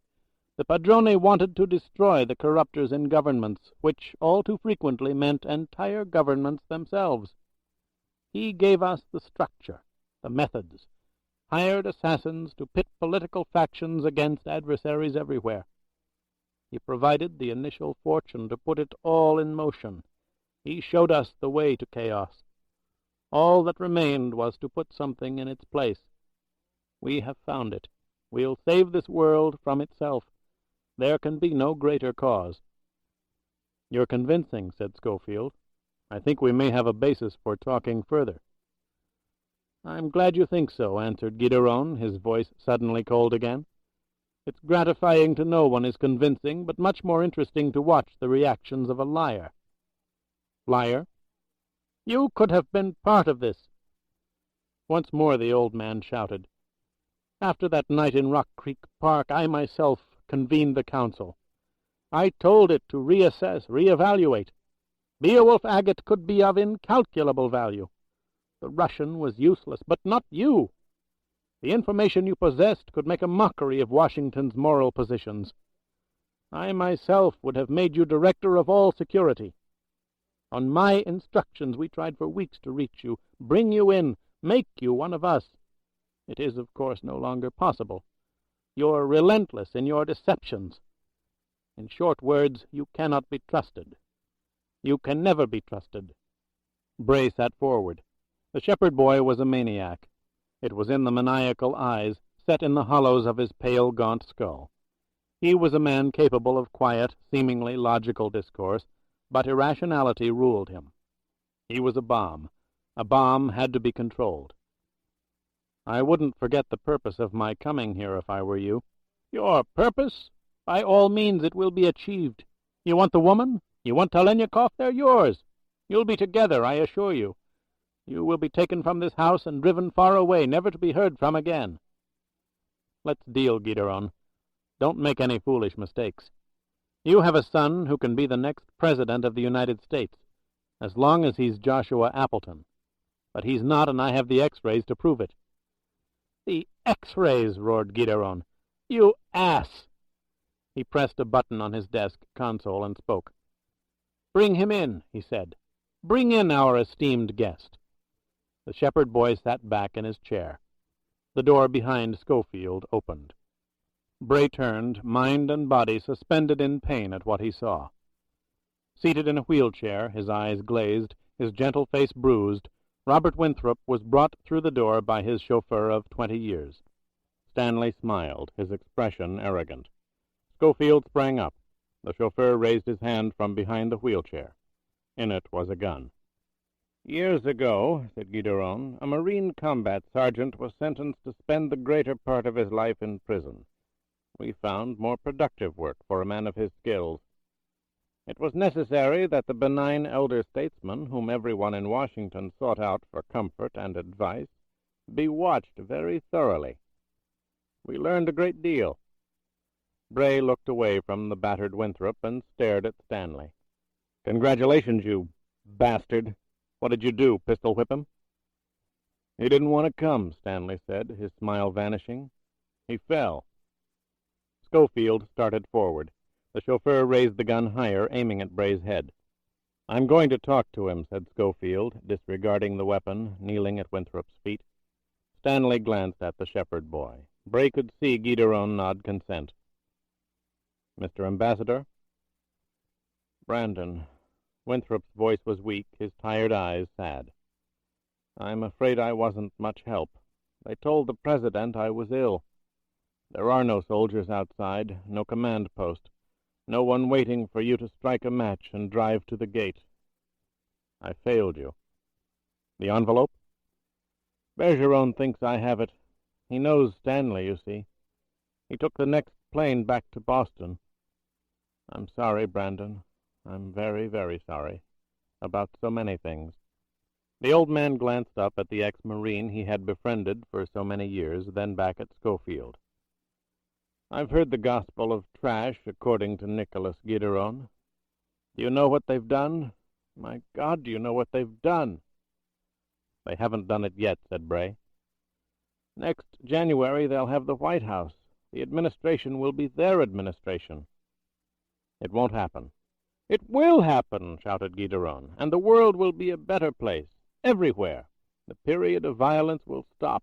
1,000 years of productive tranquility will take its place." 1,000 years? Scofield got to his feet. "Another maniac said that once. Is it going to be your own personal 1,000-year Reich?" "Parallels are meaningless, labels irrelevant. There's no connection."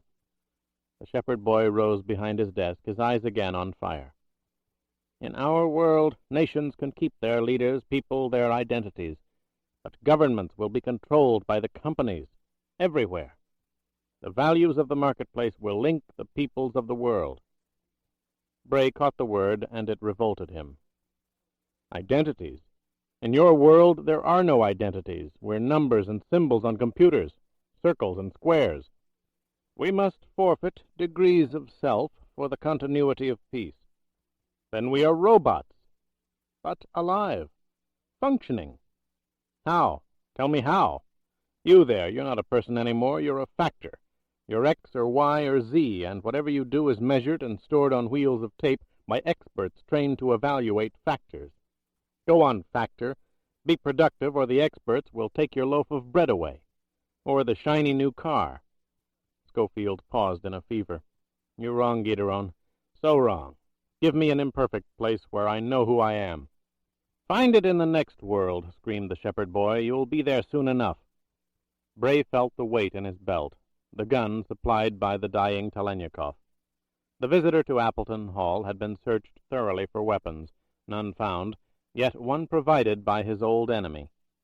The decision to make a final gesture was clinical. There was no hope after all. But before he tried to kill and was killed, he would see Gideron's face when he told him. You said before that I was a liar, but you have no idea how extensive my lies were. You think you have the X-rays, don't you? We know we have them. So do others. Really? Yes, really. Have you ever heard of an Alpha 12 duplicating machine? It's one of the finest pieces of equipment ever designed. It's the only copier made that can take an X-ray negative and turn out a positive print. A print so defined, it's acceptable as evidence in a court of law. I separated the 4 top X-rays off both the master sheets from Andover, made copies, and sent them to 5 different men in Washington. You're finished. You're through. They'll see to it. And this has gone on long enough. Gideron came around his desk.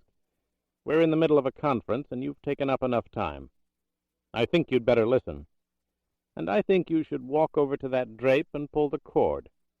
You will see our conference room, but those inside will not see you. I'm sure I don't have to explain the technology. You've been so anxious to meet the Council of the Matarese, do so now. Not all are in attendance tonight, and not all are equal, but there's a fair gathering. Help yourself, please. Bray crossed to the drapery, felt the cord, and pulled it downward. The curtains parted, showing a huge room with a long oval conference table around which were seated 20-odd men. There were decanters of brandy in front of each place setting, along with pads, pencils, and pitchers of water. The lighting came from crystal chandeliers, swelled by a yellowish glow from the far end of the room where a fire was blazing. It could have been the enormous dining hall of the Villa Matarese, described in such detail by a blind woman in the mountains above Porto Vecchio. Scofield nearly found himself looking for a balcony and a frightened girl of 17 hiding in the shadows. But his eyes were drawn to the 40-foot wall behind the table. Between 2 enormous tapestries linked at the top border was a map of the world. A man with a pointer in his hand was addressing the others from a small platform. All eyes were on him. The man was in the uniform of the United States Army. He was the chairman of the Joint Chiefs of Staff. I see you recognize the general in front of the map. The shepherd boy's voice once more proved the blind woman's words, crueler than the wind. His presence, I believe, explains the death of Anthony Blackburn. Perhaps I should introduce you to a few of the others in absentia. In the center of the table, directly below the platform, is the Secretary of State. Next to him, the Soviet ambassador. Across from the ambassador is the director of the Central Intelligence Agency. He seems to be having a side conversation with the Soviet Commissar for Planning and Development. One man you might be interested in is missing. He didn't belong, you see, but he telephoned the CIA after receiving a very strange telephone call routed through Lisbon. The President's chief advisor on foreign affairs. He's had an accident. His mail is being intercepted. The last X-rays no doubt in our hands by now. Need I go on? Gideron started to pull the cord, shutting out the window. Scofield put up his hand. The curtain arced before closing. He was not looking at the men at the table. The message was clear. He was looking at a guard stationed at a small recessed door to the right of the fireplace. The man stood at attention, his eyes forward. In his hand was a .30-caliber magazine-loaded submachine gun. Talaniekov had known about these betrayals at the highest levels. He had heard the words spoken by others as they had inserted the needles that further ebbed his life away. His former enemy had tried to give him his last chance to live. His last chance. What were the words? Pajar, Sigda Pajar. Zizhigania Pajar. When the explosions begin, fire will follow. He was not sure what he meant, but he knew it was the path he had to follow. They were the best men there were. One trusted the only professional on earth who was one's equal. And that meant exercising the control his equal would demand. No false moves now. Stanley stood by Winthrop's wheelchair, his gun leveled at Bray. If somehow he could turn, twist, get the weapon from under his raincoat. He looked down at Winthrop, his attention caught by the old man's eyes. Winthrop was trying to tell him something, just as Talaniekov had tried to tell him something. It was in the eyes. The old man kept shifting them to his right. That was it. Stanley was by the wheelchair now, not behind it. In tiny, imperceptible movements, Winthrop was edging his chair around. He was going to go after Stanley's gun. His eyes were telling him that. They were also telling him to keep talking. Scofield glanced unobtrusively at his watch. There were 6 minutes left before the sequence of explosions began. He needed 3 for preparation. That left 3 minutes to take out Stanley and bring in another. 180 seconds. Keep talking. He turned to the monster at his side. "Do you remember when you killed him? When you pulled the trigger that night in Villa Matarese?" Gideron stared at him. "It was not a moment to be forgotten. It was my destiny. So the whore of Villa Matarese is alive." "Not any longer." "No? That was not in the pages you sent to Winthrop. She was killed then?" "By the legend, per nostro circolo." The old man nodded. "Words that long ago meant one thing, now something else entirely. They guard the grave still. They still fear it. That grave's going to kill them all one of these days. The warning of Guillaume de Matarese." Gideron started back to his desk. "Keep talking." Winthrop was pressing the wheels of the chair, each press an inch. "Warning or prophecy?" asked Bray quickly. "They are often interchangeable, aren't they?" "They called you the shepherd boy." Gideron turned. "Yes, I know. It was only partially true. As a child, I took my turn herding the flocks, but the occasions diminished. The priests demanded it. They had other plans for me." "The priests?" Winthrop moved again. "I had astonished them. By the time I was 7 years of age, I knew and understood the catechism better than they did. By 8 years, I could read and write in Latin. Before I was 10, I could debate the most complex issues of theology and dogma. The priests saw me as the first Corsican to be sent to the Vatican to achieve high office, perhaps the highest. I would bring great honor to their parishes. Those simple priests in the hills of Porto Vecchio perceived my genius before I did. They spoke to the padrone, petitioning him to sponsor my studies. Guillaume de Matarese did so in ways far beyond their comprehension." 40 seconds. Winthrop was within 2 feet of the gun. Keep talking. "Matarese made his arrangements with Appleton then? Joshua Appleton II? America's industrial expansion was extraordinary. It was the logical place for a gifted young man with a fortune at his disposal. You were married? You had a son. I bought a vessel, the most perfectly formed female through which to bear children. The design was always there." "Including the death of young Joshua Appleton?" "An accident of war and destiny. The decision was a result of the captain's own exploits, not part of the original design. It was instead an unparalleled opportunity to be seized upon. I think we've said enough. Now." Winthrop lunged out of the chair, his hands gripping Stanley's gun, pulling it to him, every ounce of his strength clawing at the weapon, refusing to let it go. It fired. Bray pulled out his own gun, aiming it at the chauffeur. Winthrop's body arched in the air, his throat blown away. Scofield squeezed the trigger once. It was all he needed. Stanley fell. "Stay away from that desk," yelled Bray. "You were searched. It's not possible. Where—" "From a better man than any computer of yours could ever find," said Scofield, looking briefly in anguish at the dead Winthrop. "Just as he was. You'll never get out." Bray sprang forward, grabbing Nicholas Gideron by the throat, pushing him against the desk. "You're going to do what I tell you to do, or I'll blow your eyes out." He shoved the pistol up into the hollow of Gideron's right eye. "Do not kill me," commanded the overlord of the Matarese. The value of my life is too extraordinary. My work is not finished. It must be finished before I die." "You're everything in this world I hate," said Scofield, jamming the gun into the old man's skull. "I don't have to tell you the odds. Every second you go on living means you might get another. Do as I say.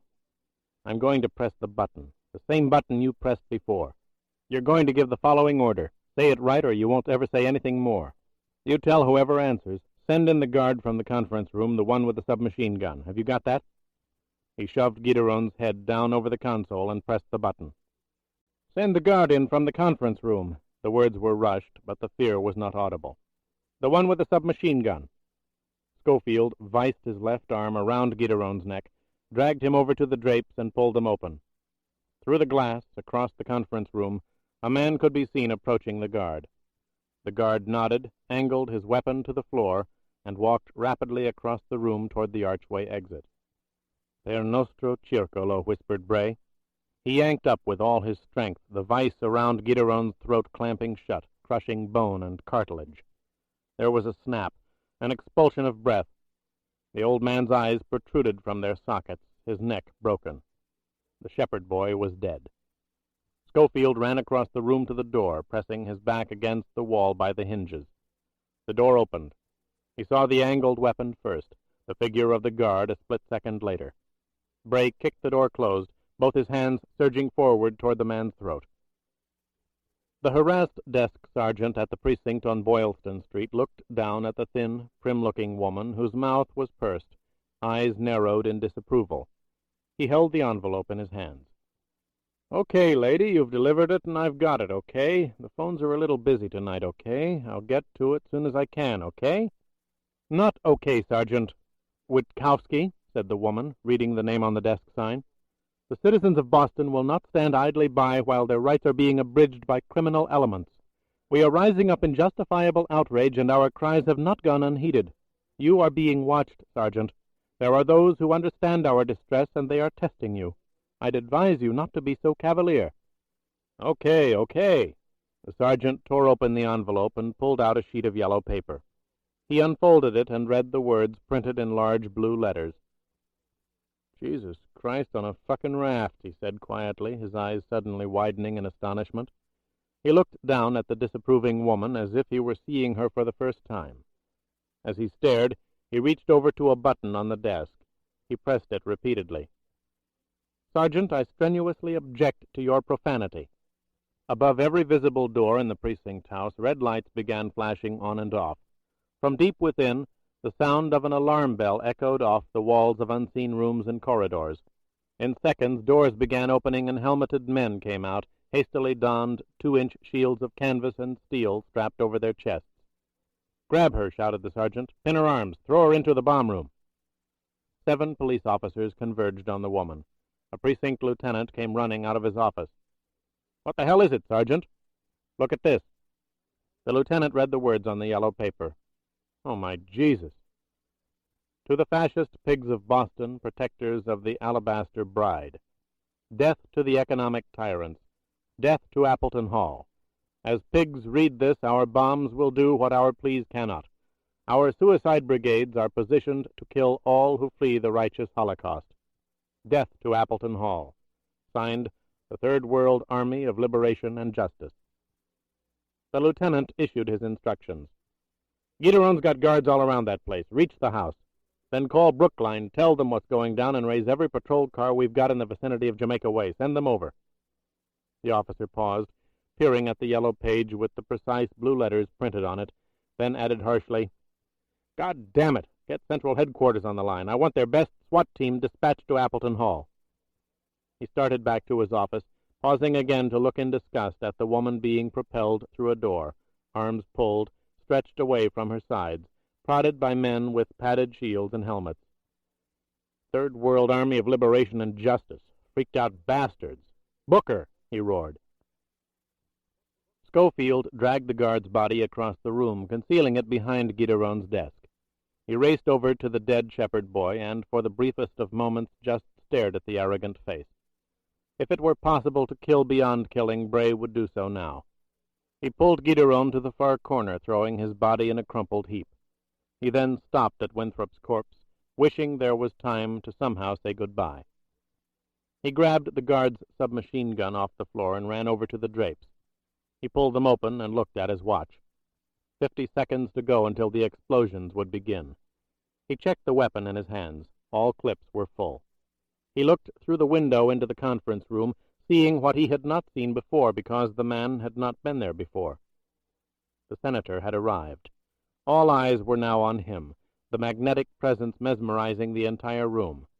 The easy grace, the worn, still handsome face giving each man his attention, if only for an instant, telling that man he was special. And each man was seduced by the raw power of power. This was the next president of the United States, and he was one of them. For the first time in all the years Scofield had seen that face, he saw what a destroyed alcoholic mother saw. It was a mask, a brilliantly conceived, ingeniously programmed mask, and mind. 12 seconds. There was a burst of static from a speaker on the desk. A voice erupted. "Mr. Gideron, we must interrupt. We've had calls from the Boston and Brookline police. There are reports of an armed attack on Appleton Hall, men calling themselves the Third World Army of Liberation and Justice. We have no such organization on any list, sir. Our patrols are alerted. The police want everyone to stay—" 2 seconds. The news had been relayed to the conference room. Men leaped up from chairs gathering papers. Their own particular panic was breaking out. How would the presence of such men be explained? Who would explain it? 1 second. Bray heard the first explosion beyond the walls of Appleton Hall. It was in the distance, far down the hill, but unmistakable. The sound of rapid-fire weapons followed. Men were shooting at the source of the first explosions. Inside the conference room, the panic mounted. The consigliere of the Matarese were rushing around, a single guard at the archway exit, poised with his submachine gun leveled through the arch. Suddenly Scofield realized what the powerful men were doing. They were throwing papers and pads and maps into the fire at the end of the room.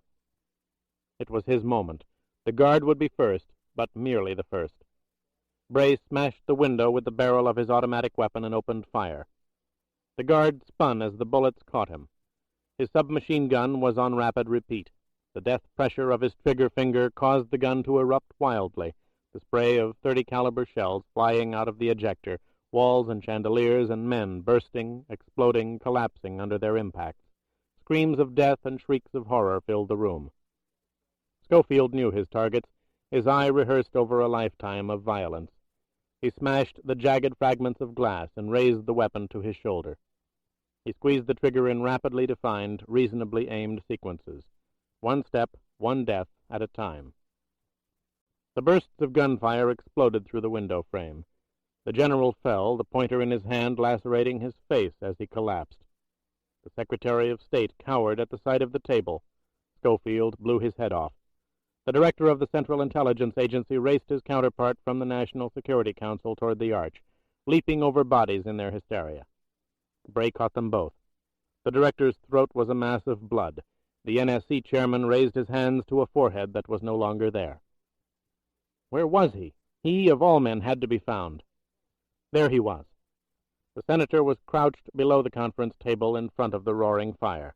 Scofield took the aim of his life and squeezed the trigger. The spray of bullets exploded the wood. Some had to penetrate. They did. The senator fell back, then rose to his feet. Bray fired another burst. The senator spun into the fireplace, then sprang back out, fire and blood covering his body. He raced blindly forward, then to his left, grabbing the tapestry on the wall as he fell. The tapestry caught fire. The senator, in his collapse of death, pulled it off the wall. The huge cloth arced down in flames over the conference table. The fire spread, flames leaping to every corner of the enormous room. Fire. After the explosions, fire. Talaniekov. Scofield ran from the window. He had done what he had to do. It was the moment to do what he so desperately wanted to do. If it were possible. If there was any hope at all. He stopped in front of the door, checking the remaining ammunition. He had conserved it well. The third and fourth charges had detonated at the base of the hill. The fifth and sixth were timed to explode within seconds. The fifth came. He yanked the door back, lunging through, weapon leveled. He heard the sixth explosion. Two guards at the cathedral-like entrance doors sprang from the outside path into view. Bray fired 2 bursts. The guards of the Matarese fell. He raced to the door of the room that held Antonia and Talaniekov. It was locked. "Stand way back, it's me." He fired 5 rounds into the wood around the lock casing. It splintered. He kicked the heavy door open. It crashed back against the wall. He ran in. Talaniekov was out of the chair, kneeling by the couch at the far end of the room, Tony beside him.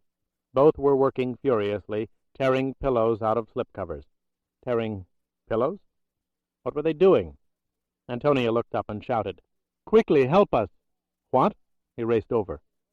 "Pajar!" The Russian had to force the voice. It emerged now as a whispered roar. 6 pillows were free of their cases. Tony got to her feet, throwing 5 of the pillows around the room. "Now," said Talaniekov, handing her the matches he had taken from Bray earlier. She ran to the farthest pillow, struck a match, and held it to the soft fabric. It caught fire instantly. The Russian held out his hand for Scofield. "Help me. Get up." Bray pulled him off the floor. Talaniekov clutched the last pillow to his chest. They heard the 7th explosion in the distance. Staccato gunfire followed, piercing the screams from inside the house. "Come on," yelled Scofield, putting his arm around the Russian's waist. He looked over at Tony. She had set fire to the 4th pillow. Flames and smoke were filling the room.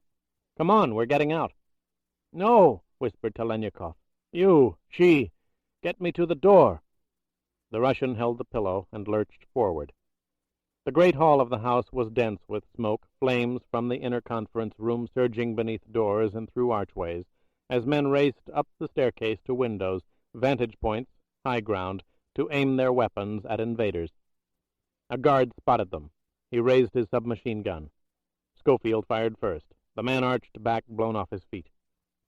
"Listen to me," gasped Talaniekov. "Always Pajar. With you it is sequence. With me it is fire." He held up the soft pillow. "Light this. I will have the race of my life. Don't be a fool." Bray tried to take the pillow away. The Russian would not permit it. "Niet!" Talaniekov stared at Scofield. A final plea was in his eyes. "If I could, I would not care to live like this. Neither would you. Do this for me, Beowulf. I would do it for you." Bray returned the Russian's look. "We've worked together," he said simply. "I'm proud of that." "We were the best there were." Talaniekov smiled and raised his hand to Scofield's cheek. "Now, my friend, do what I would do for you." Bray nodded and turned to Antonia. There were tears in her eyes. He took the book of matches from her hand, struck one, and held it beneath the pillow. The flames leapt up. The Russian spun in place, clutching the fire to his chest. And with the roar of a wounded animal suddenly set free from the jaws of a lethal trap, Talaniekov lunged, propelling himself into a limping run, careening off the walls and chairs, pressing the flaming pillow and himself into everything he touched. And everything he touched caught fire. 2 guards raced down the staircase, seeing the 3 of them. Before they or Scofield could fire, the Russian was on them, hurling the flames and himself at them, throwing the fire into their faces. "Skarie!" screamed Talaniekov. "Run, Beowulf!" A burst of gunfire came upon the command, smothered by the flaming body of the serpent. He fell, pulling both the Matarese guards with him down the staircase. Bray grabbed Antonia by the arm and ran out to the stone path bordered by the lines of heavy black chain. They raced through the opening in the wall into the concrete parking area. Beams of floodlights shot down from the roof of Appleton Hall. Men were at windows, weapons in their hands. The 8th explosion came from below at the base of the hill, the charge so filled with heat that the surrounding foliage burst into flames. Men at the windows smashed panes of glass and fired at the dancing light. Scofield saw that 3 of the other detonations had caused small brush fires. They were gifts he was grateful for. He and Talaniekov were both right. Sequence and fire, fire and sequence. Each was a diversion that could save one's life. There were no guarantees, ever, but there was hope. The rented car was parked at the side of the wall about 50 yards to their right. It was in shadows, an isolated vehicle that was meant to stay there. Bray pulled Tony against the wall. "The car over there. It's mine. It's our chance." "They'll shoot at us." "The odds are better than running. There are patrols up and down the hill. On foot they'd cut us down." They raced along the wall. The 9th charge of dynamite lit up the sky at the northwest base of the hill. Automatic guns and single-shot weapons erupted. Suddenly, from within the growing fires of Appleton Hall, a massive explosion blew out a section of the front wall. Men fell from windows. Fragments of stone and steel burst into the night as half the floodlights disappeared. Scofield understood. The seat of the Matarese had its arsenals. The fires had found one. "Let's go," he yelled, pushing Antonia toward the car. She threw herself inside as he ran around the trunk toward the driver's side. The concrete exploded all around him. From somewhere on the remaining roof, a man with a submachine gun had spotted them. Bray crouched below the car and saw the source of fire. He leveled his weapon and held the trigger steady in a prolonged burst. A scream preceded a body plummeting toward the ground. He opened the door and slid behind the wheel. "There's no key," cried Tony. "They've taken the key." "Here," said Scofield, handing her the gun, as he reached for the plastic shell of the roof light. He yanked it off. A key fell into his hand. He started the engine. "Get in the back," he yelled. She obeyed, climbing over the seat. "Push that gun through the left window, and when I spin out of here, hold the trigger down. Aim high and keep firing. Spray everything until I reach the first curve, but keep your head back. Can you do that?" "I can do it."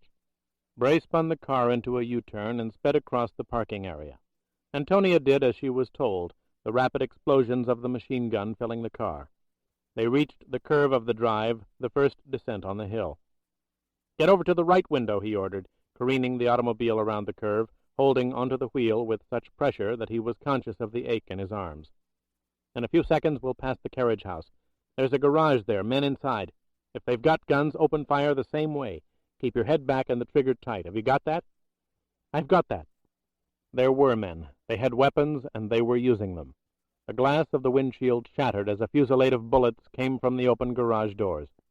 Antonia had rolled down the window. She now pushed the gun through the frame, held the trigger against its rim, and the explosions once again vibrated through the racing automobile. Bodies lurched. Screams and the shattering of glass and the screeching ricochets of bullets filled the cavernous garage of the carriage house. The last clip of ammunition was exhausted as Scofield, his face cut from the windshield fragments, came to the final 200 yards toward the gates of Appleton Hall. There were men below, armed men, uniformed men, but they were not soldiers of the Matarese. Bray thrust his hand down to the knob of the light switch and repeatedly pushed it in and pulled it out. The headlights flickered on and off, in sequence, always sequence. The gates had been forced open. He slammed his foot on the brake. The automobile skidded to a stop, tires screeching. The police converged.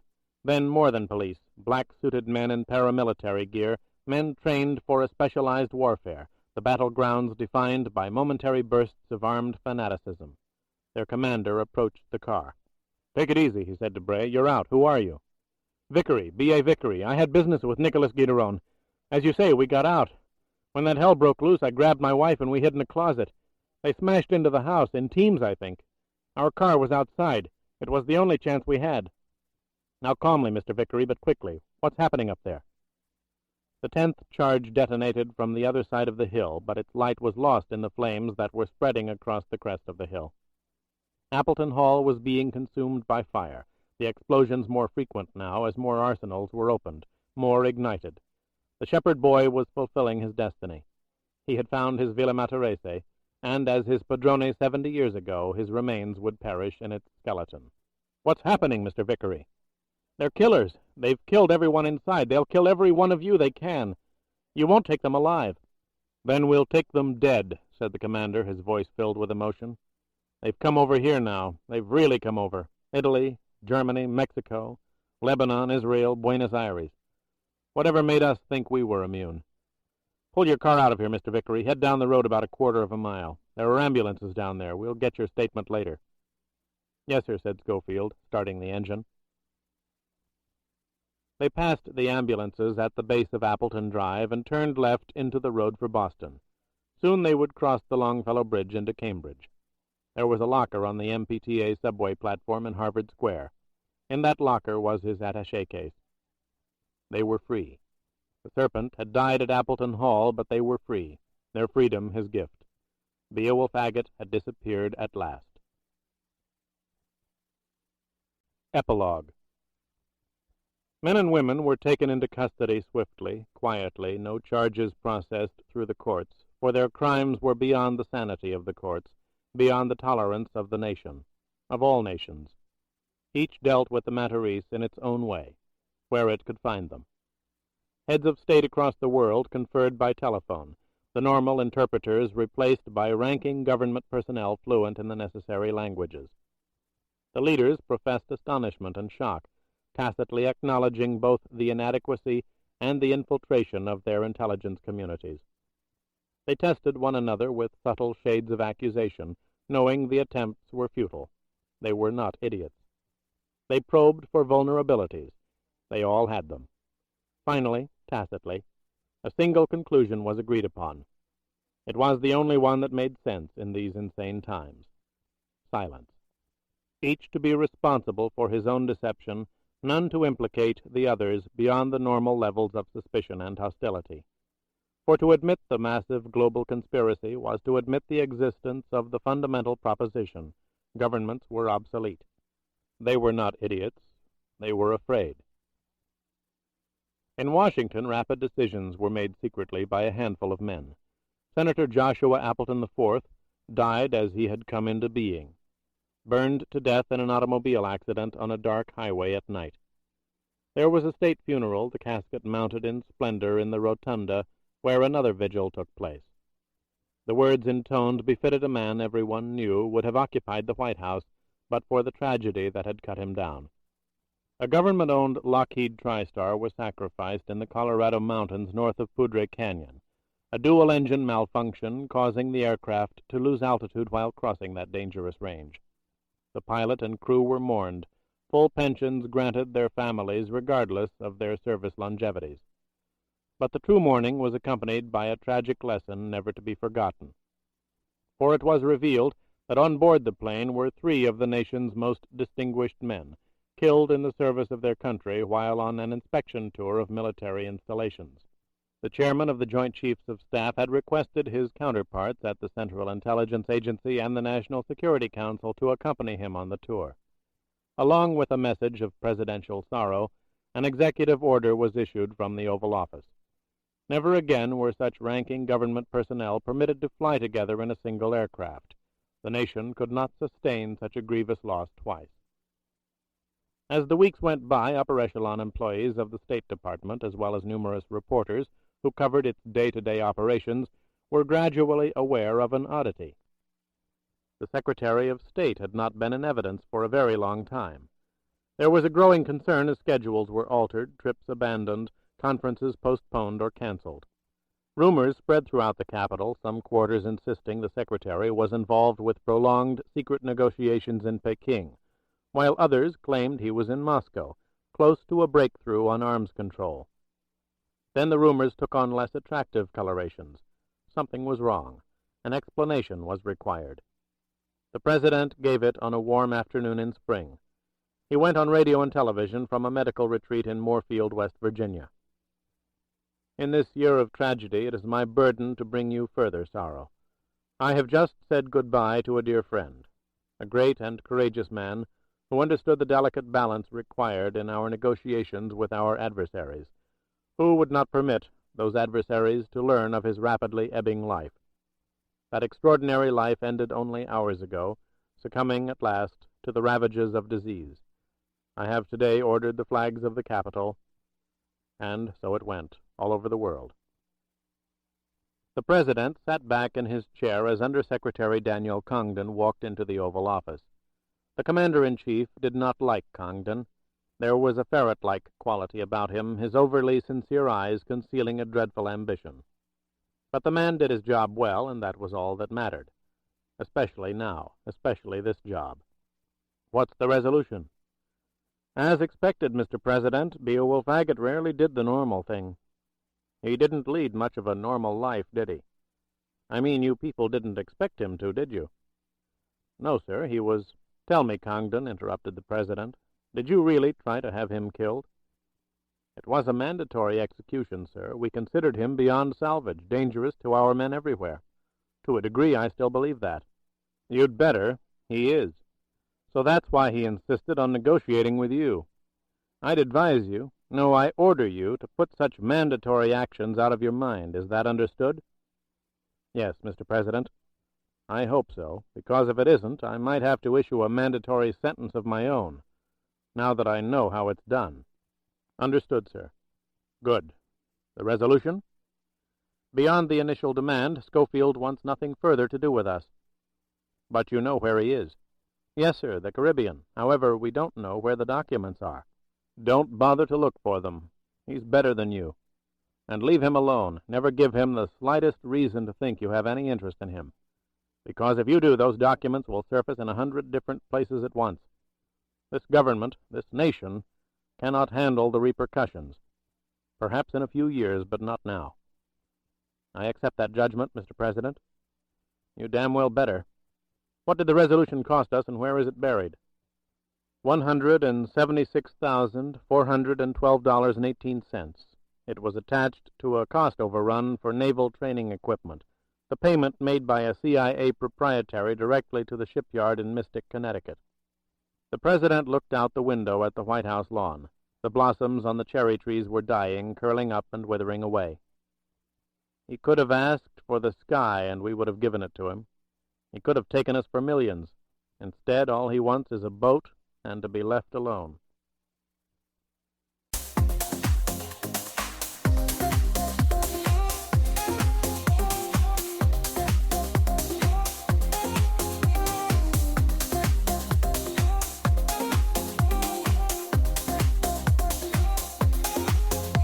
Questions unanswered, mistakes abound in the world of testing, where hopes are drowned. A blank canvas with no relief, just a zero mark, a sign of grief.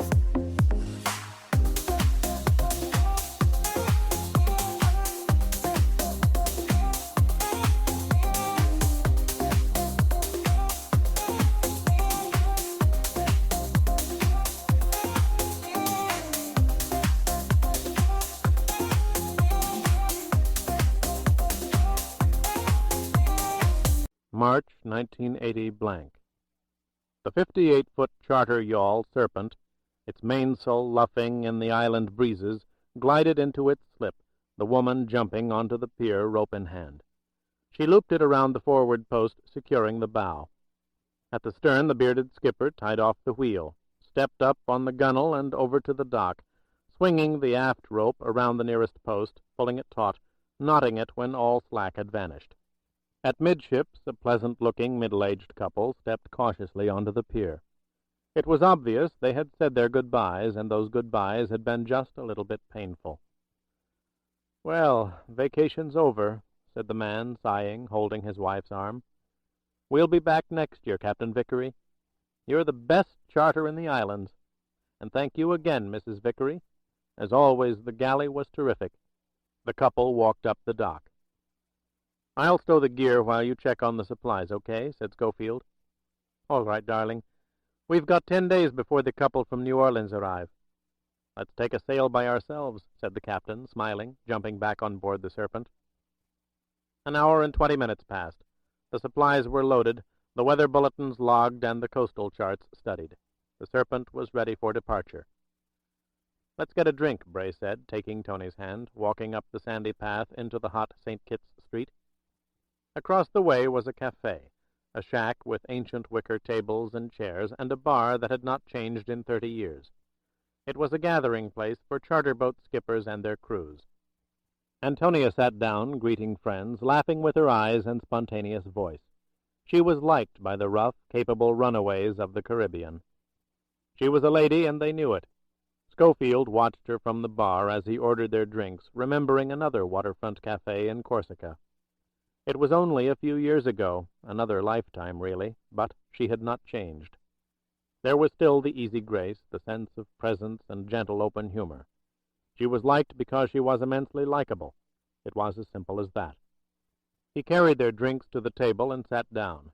Antonia reached over to an adjacent table, borrowing a week-old Barbados newspaper. An article had caught her attention. "Darling, look at this," she said, turning the paper and pushing it toward him, her index finger marking the column. "Transcommunications, wins legal battles over conglomerate reorganization. Washington, D.C., Combined Wire Services. After several years of ownership litigation in the federal courts, the way has been cleared for the executors of the Nicholas Guiteron estate to press ahead with reorganization plans which include significant mergers with European companies. It will be recalled that following the terrorist assault on the Guiteron mansion in Brookline, Massachusetts, when Guiteron and others holding large blocks of Transcom stock were massacred, the conglomerate's line of ownership was thrown into a legal maze. It has been no secret that the Justice Department has been supportive of the executors, as indeed has been the Department of State. The feeling has been that while the multinational corporation has continued functioning, its lack of expansion due to unclear leadership has caused American prestige to suffer in the international marketplace.